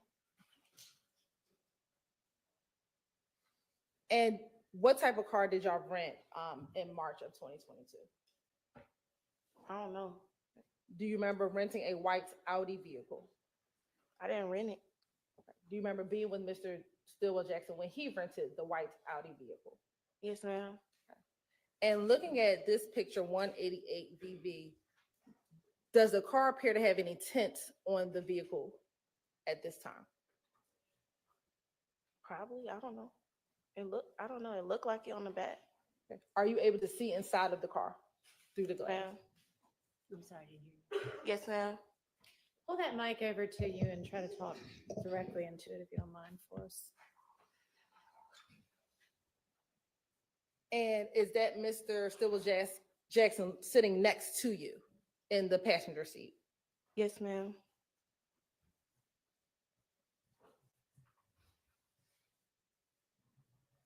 Now, in March of 2022, where were you living?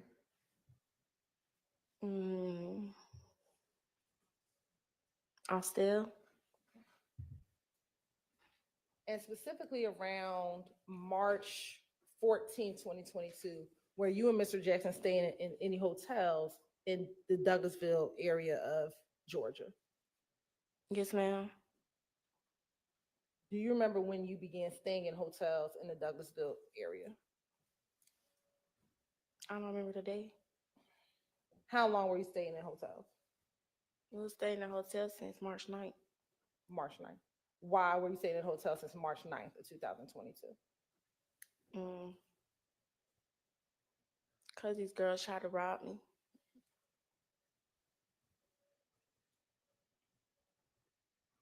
Did you know who these girls were? No, ma'am.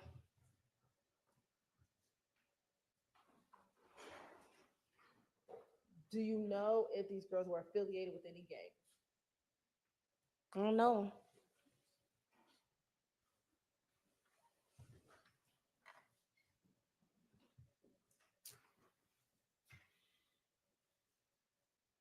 You said you started staying there on March 9th, 2022.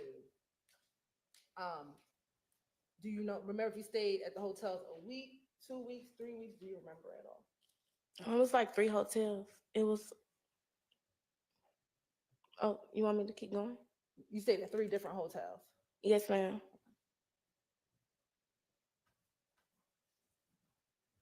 Over the course of how long? 1 week, 2 weeks, 3 weeks? Do you remember? It was probably like until he got locked up. On March 17th. Yes, okay.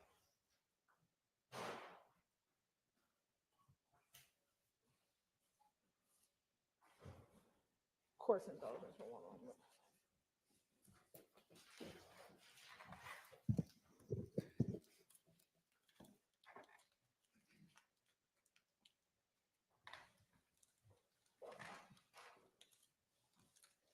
For Demekion Garlington, did you have a nickname that you called him?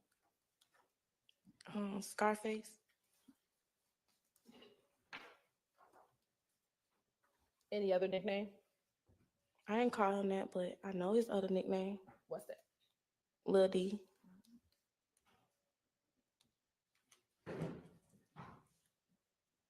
And then did you call him Jackson or Stillwell? Both. Okay. Does he have a nickname? Babe. Oh, that's okay. That's your nickname. All right. That's fair. That's fair. Did you ever hear people call him SB? Yes, ma'am. All right.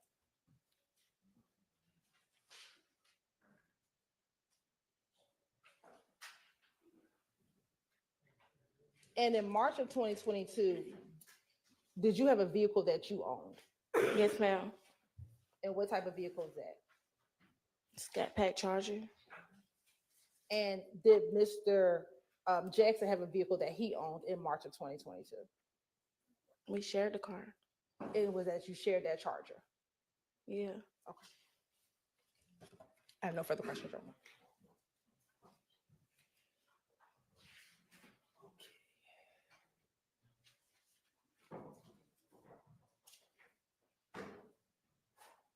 Miss Alexander. Good afternoon. Hey, we've met before, right? Yes, sir. All right. So let me start out with. I'm not trying to embarrass you. Okay. Okay. In your relationship with Shannon from 2021 to when he was arrested, were there issues, thank you, with infidelity? Yes, ma'am. I mean, I'm sorry. My mom messed up. Yes, sir. Okay.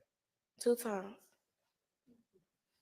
You said 2 times? Mm-hmm. And at some point throughout your relationship, had you gone through his phone? Yes. Okay. When you went through his phone, you were looking for other women that he was messing with, correct? Yes. Okay. And did he openly let you look at his phone? Or was he protective of his phone? He wasn't there when I looked in it. Okay. So he gave me the password. Let me ask you this. When he was arrested on March 17, 2022, did you have interest in looking at his phone to see what he had going on? No, I didn't have his phone. No, I didn't say, did you have his phone? I know you didn't have his phone. Oh, did I want to? Yes. Oh, yes. Okay. So March 17, 2022, you want, one of the things you want to do is look at his phone Yes. and what he has going on inside his phone. Yes, sir. All right. Cool. Now,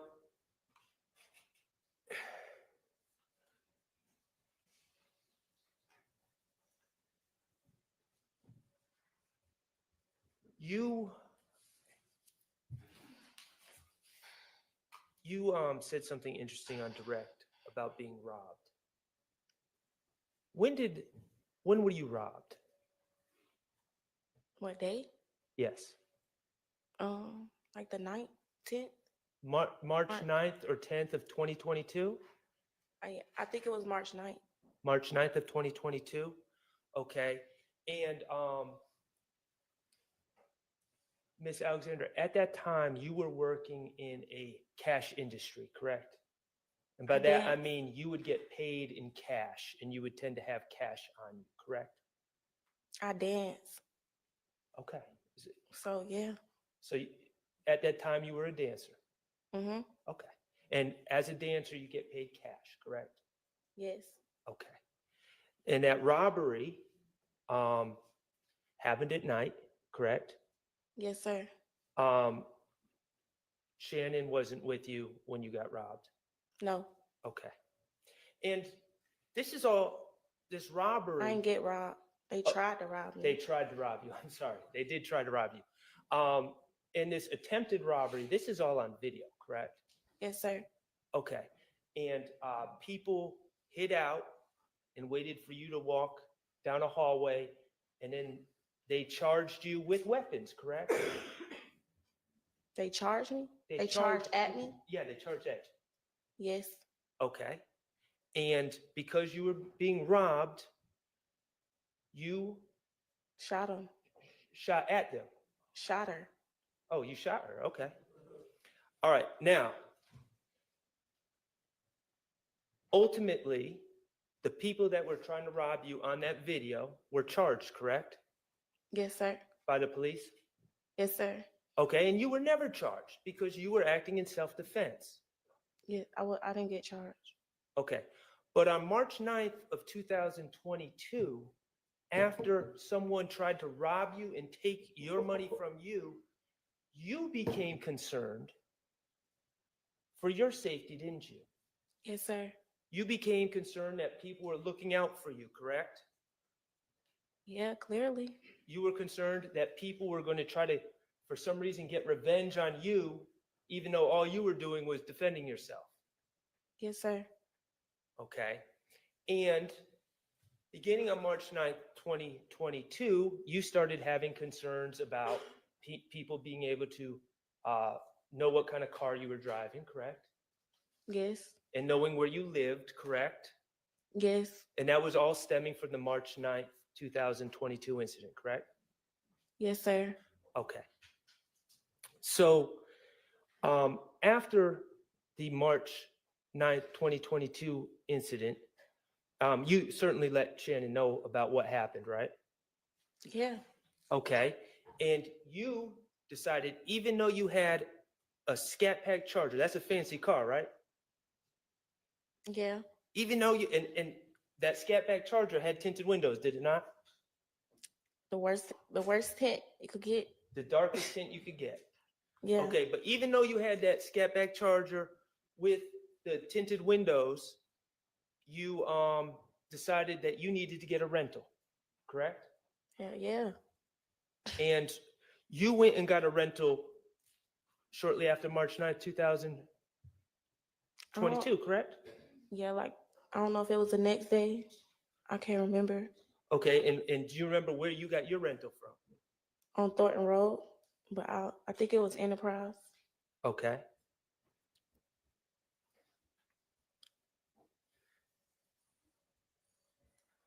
I beg the court's indulgence just for a moment.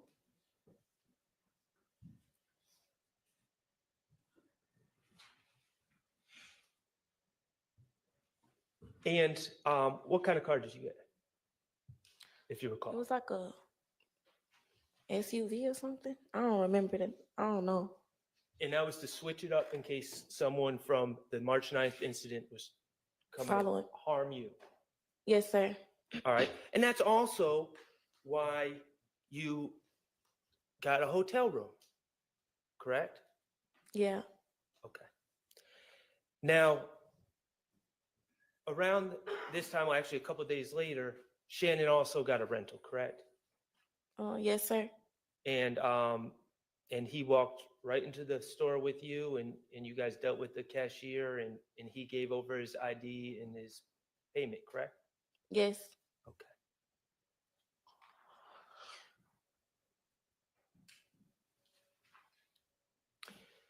Let me ask you about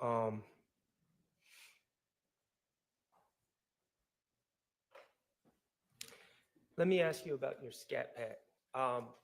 Even to this day, you had that car until recently, correct? I still got it. Okay, you still have it. Even to this day, you've continued to get that car wrapped, correct? Every 3 months. Every 3 months, you get the car wrapped. What is wrapping a car?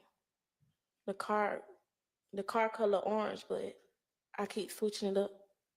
Okay. Keep getting a different color. And why do you keep getting a different color? Cause I don't know who them girls was. Right. So even to this day, you keep switching the colors of your car that you own. Yeah. Just to keep yourself safe. Yes, sir. And you got those windows tinted to keep yourself safe. Yeah. Okay. Now, let me ask you about tint. You've gotten tint on cars before.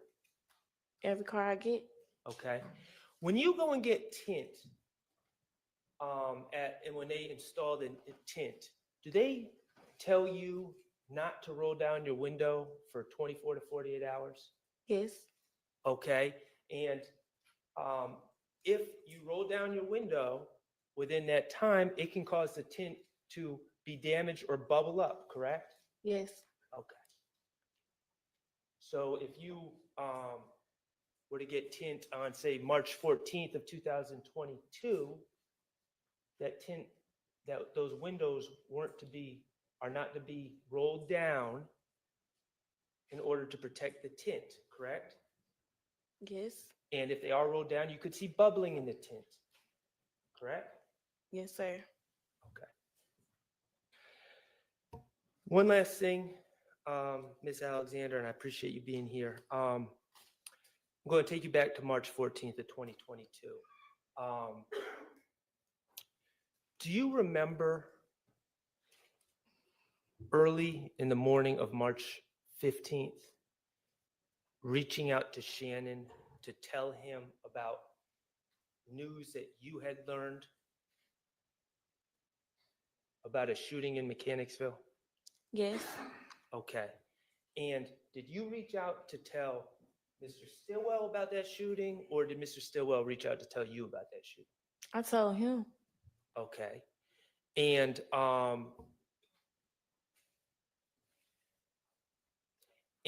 you tell me how you found out about that shooting so quickly. On this girl page, she was riding past. Say it one more time. On this girl page, she was riding past. Okay.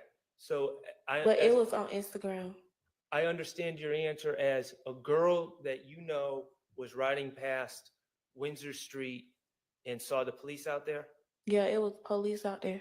Okay. And then this person reached out or put on Instagram. Is that Yeah, correct? and then it was, yeah. Okay.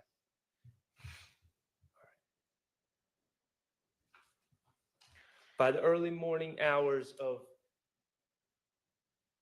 March 15th, it was not a secret that a shooting had occurred on Windsor Street, was it? No, it was all over Instagram. Okay. And you were concerned about Shannon's safety, correct? Yeah.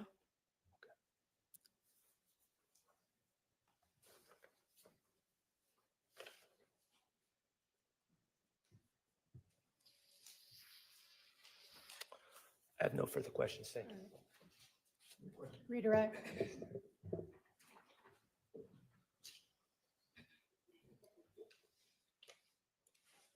You talked about your car, the cars that you get, you tint all of your cars, right? Yes, ma'am. Are those your personal vehicles? Yeah. Not your rental vehicles? No. You talked about renting a vehicle probably right after March 9th at the Enterprise. Is that fair? What kind of car did you rent at the Enterprise? I don't remember. What was it? It was an SUV? yeah. Did you ever get tints on that SUV? No. And you kind of frowned up your face. Why'd you do that? Ain't my car. So it's safe to say you wouldn't get tints on a car that's not yours. Not my car.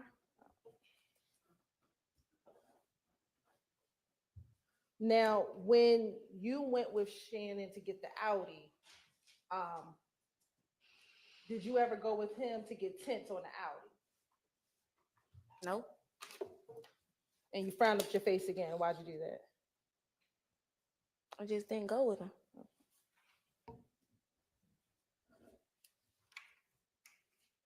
Now, when the Audi was rented, was that for you to drive, for Shannon to drive? What was the purpose of renting the Audi? It was really for both of us because I was returning my car. And when you say you returning your car, is that SUV? Yeah, I was supposed to get the rental car. Did Shannon ever tell you that he was going to get tints put on the Audi? I don't remember.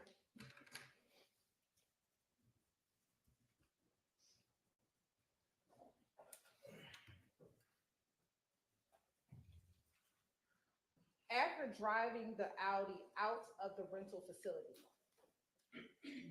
where did you go? To my car. Which car is that? My Charger.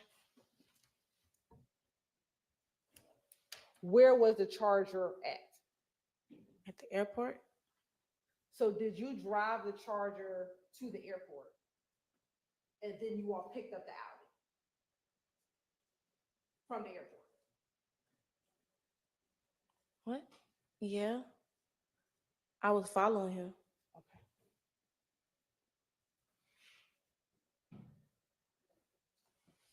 If you were in your Charger, before you get to the airport, if you're in the Charger, what car was Mr. Jackson driving? The rental car. The SUV.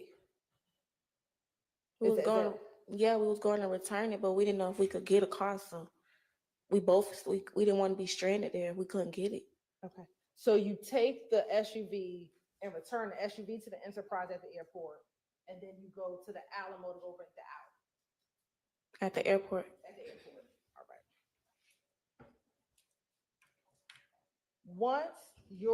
Once you drive out of the airport rental facility in the Audi and you get back into your Charger, do you ever drive that Audi again?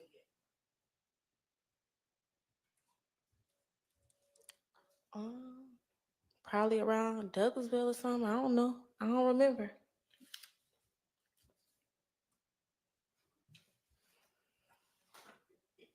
The robbery that happened on March 9th, where did that occur? Mechanicsville. In Mechanicsville?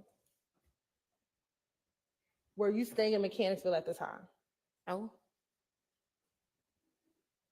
Where were you when the robbery took place? Hmm? Where were you? In the stairway. Of where? An apartment, a house? Apartment. Whose apartment? My friend.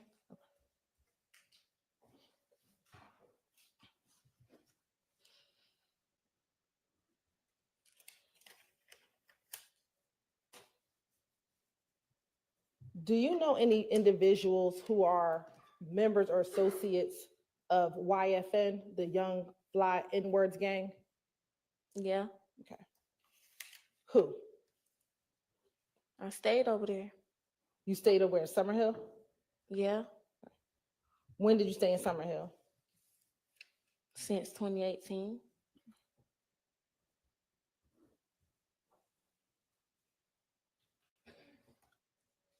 Do you know a person, I might pronounce the name wrong, Teedrick Glass?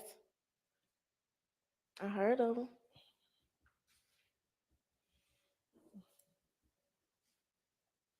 Have you ever met him? Hmm? Have you ever met him? We had something going on. Did that mean y'all kind of dated or something like that at one point? All right. Now, Mr. Shar asked you about notifying Mr. Stillwell about the shooting in Mechanicsville on March 14th or the early morning hours on March 15th. Do you remember him asking you about that? Yeah. Okay. When you spoke with Mr. Stillwell, did he ever tell you that he was in the Mechanicsville area around 10 o'clock p.m. that night? I don't remember that.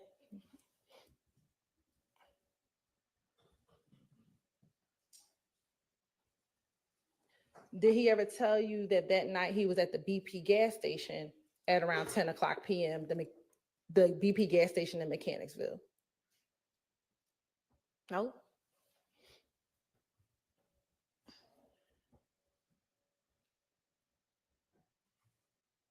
When you spoke to Mr. Stillwell that morning in the early morning hours, do you know where he was?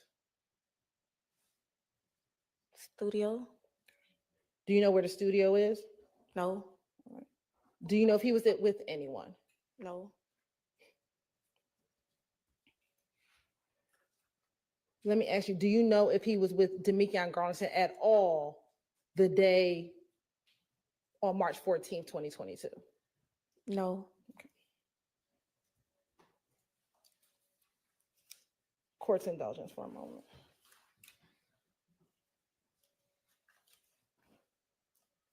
Did you know Christian McMiller and Darius Ford? No. Or McMahon or Big? No. Court's indulgence.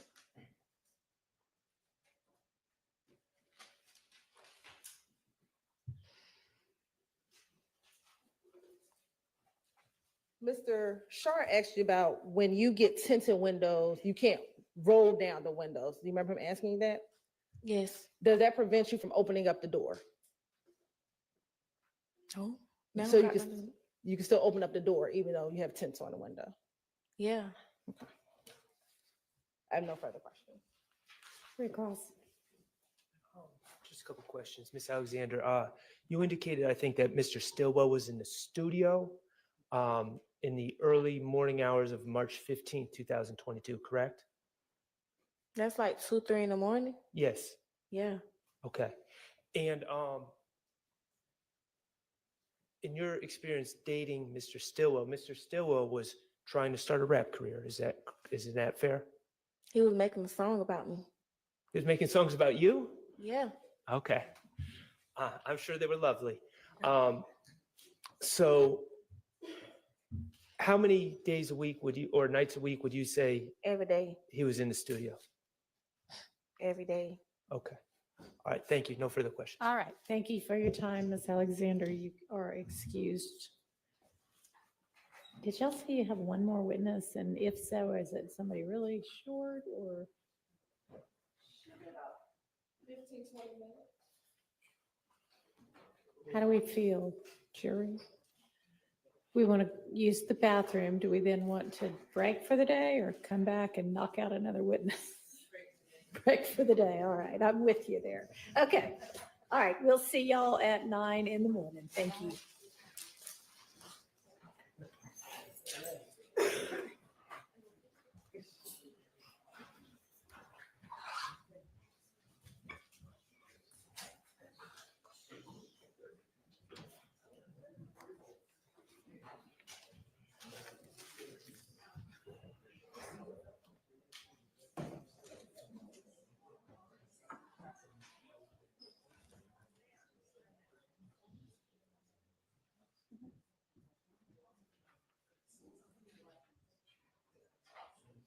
Yo, Yak looked like a straight lawyer, y'all. I mean, Yak really looked like the law partner today. No bull. I'm tripping.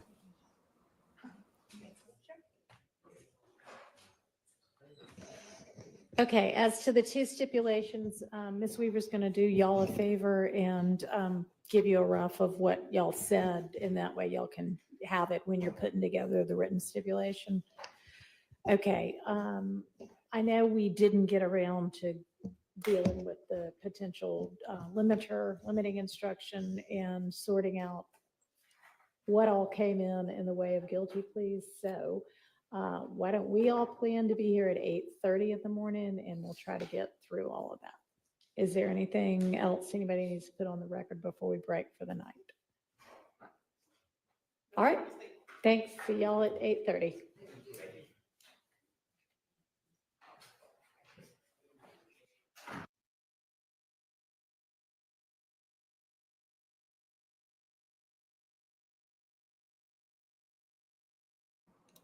All right, people. We have made it through another day. We got to see Yak Esquire. Thank everybody for today. Thank you again, Roro, for the Cash App. Thank you, Cammie, for the $4.99. Y'all, that's it. It's been a long day, so I'm going to let y'all go. Check out our videos. Y'all just go in. All the videos, as a matter of fact. Plus, since y'all are logging off, hold up. Before you log off, I want y'all to go subscribe to the other channel. Wait 1 second. Let me give you the link.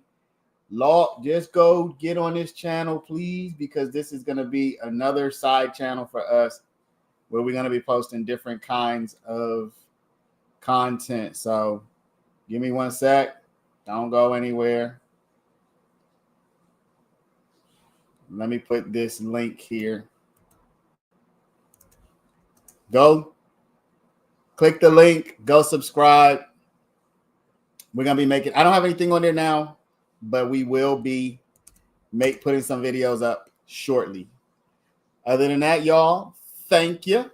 Appreciate you. And we will be back tomorrow morning, probably a little before 8:30. If they're starting at 8:30, maybe we'll be here at 8:15. So I'll see y'all in the morning. Have a good night.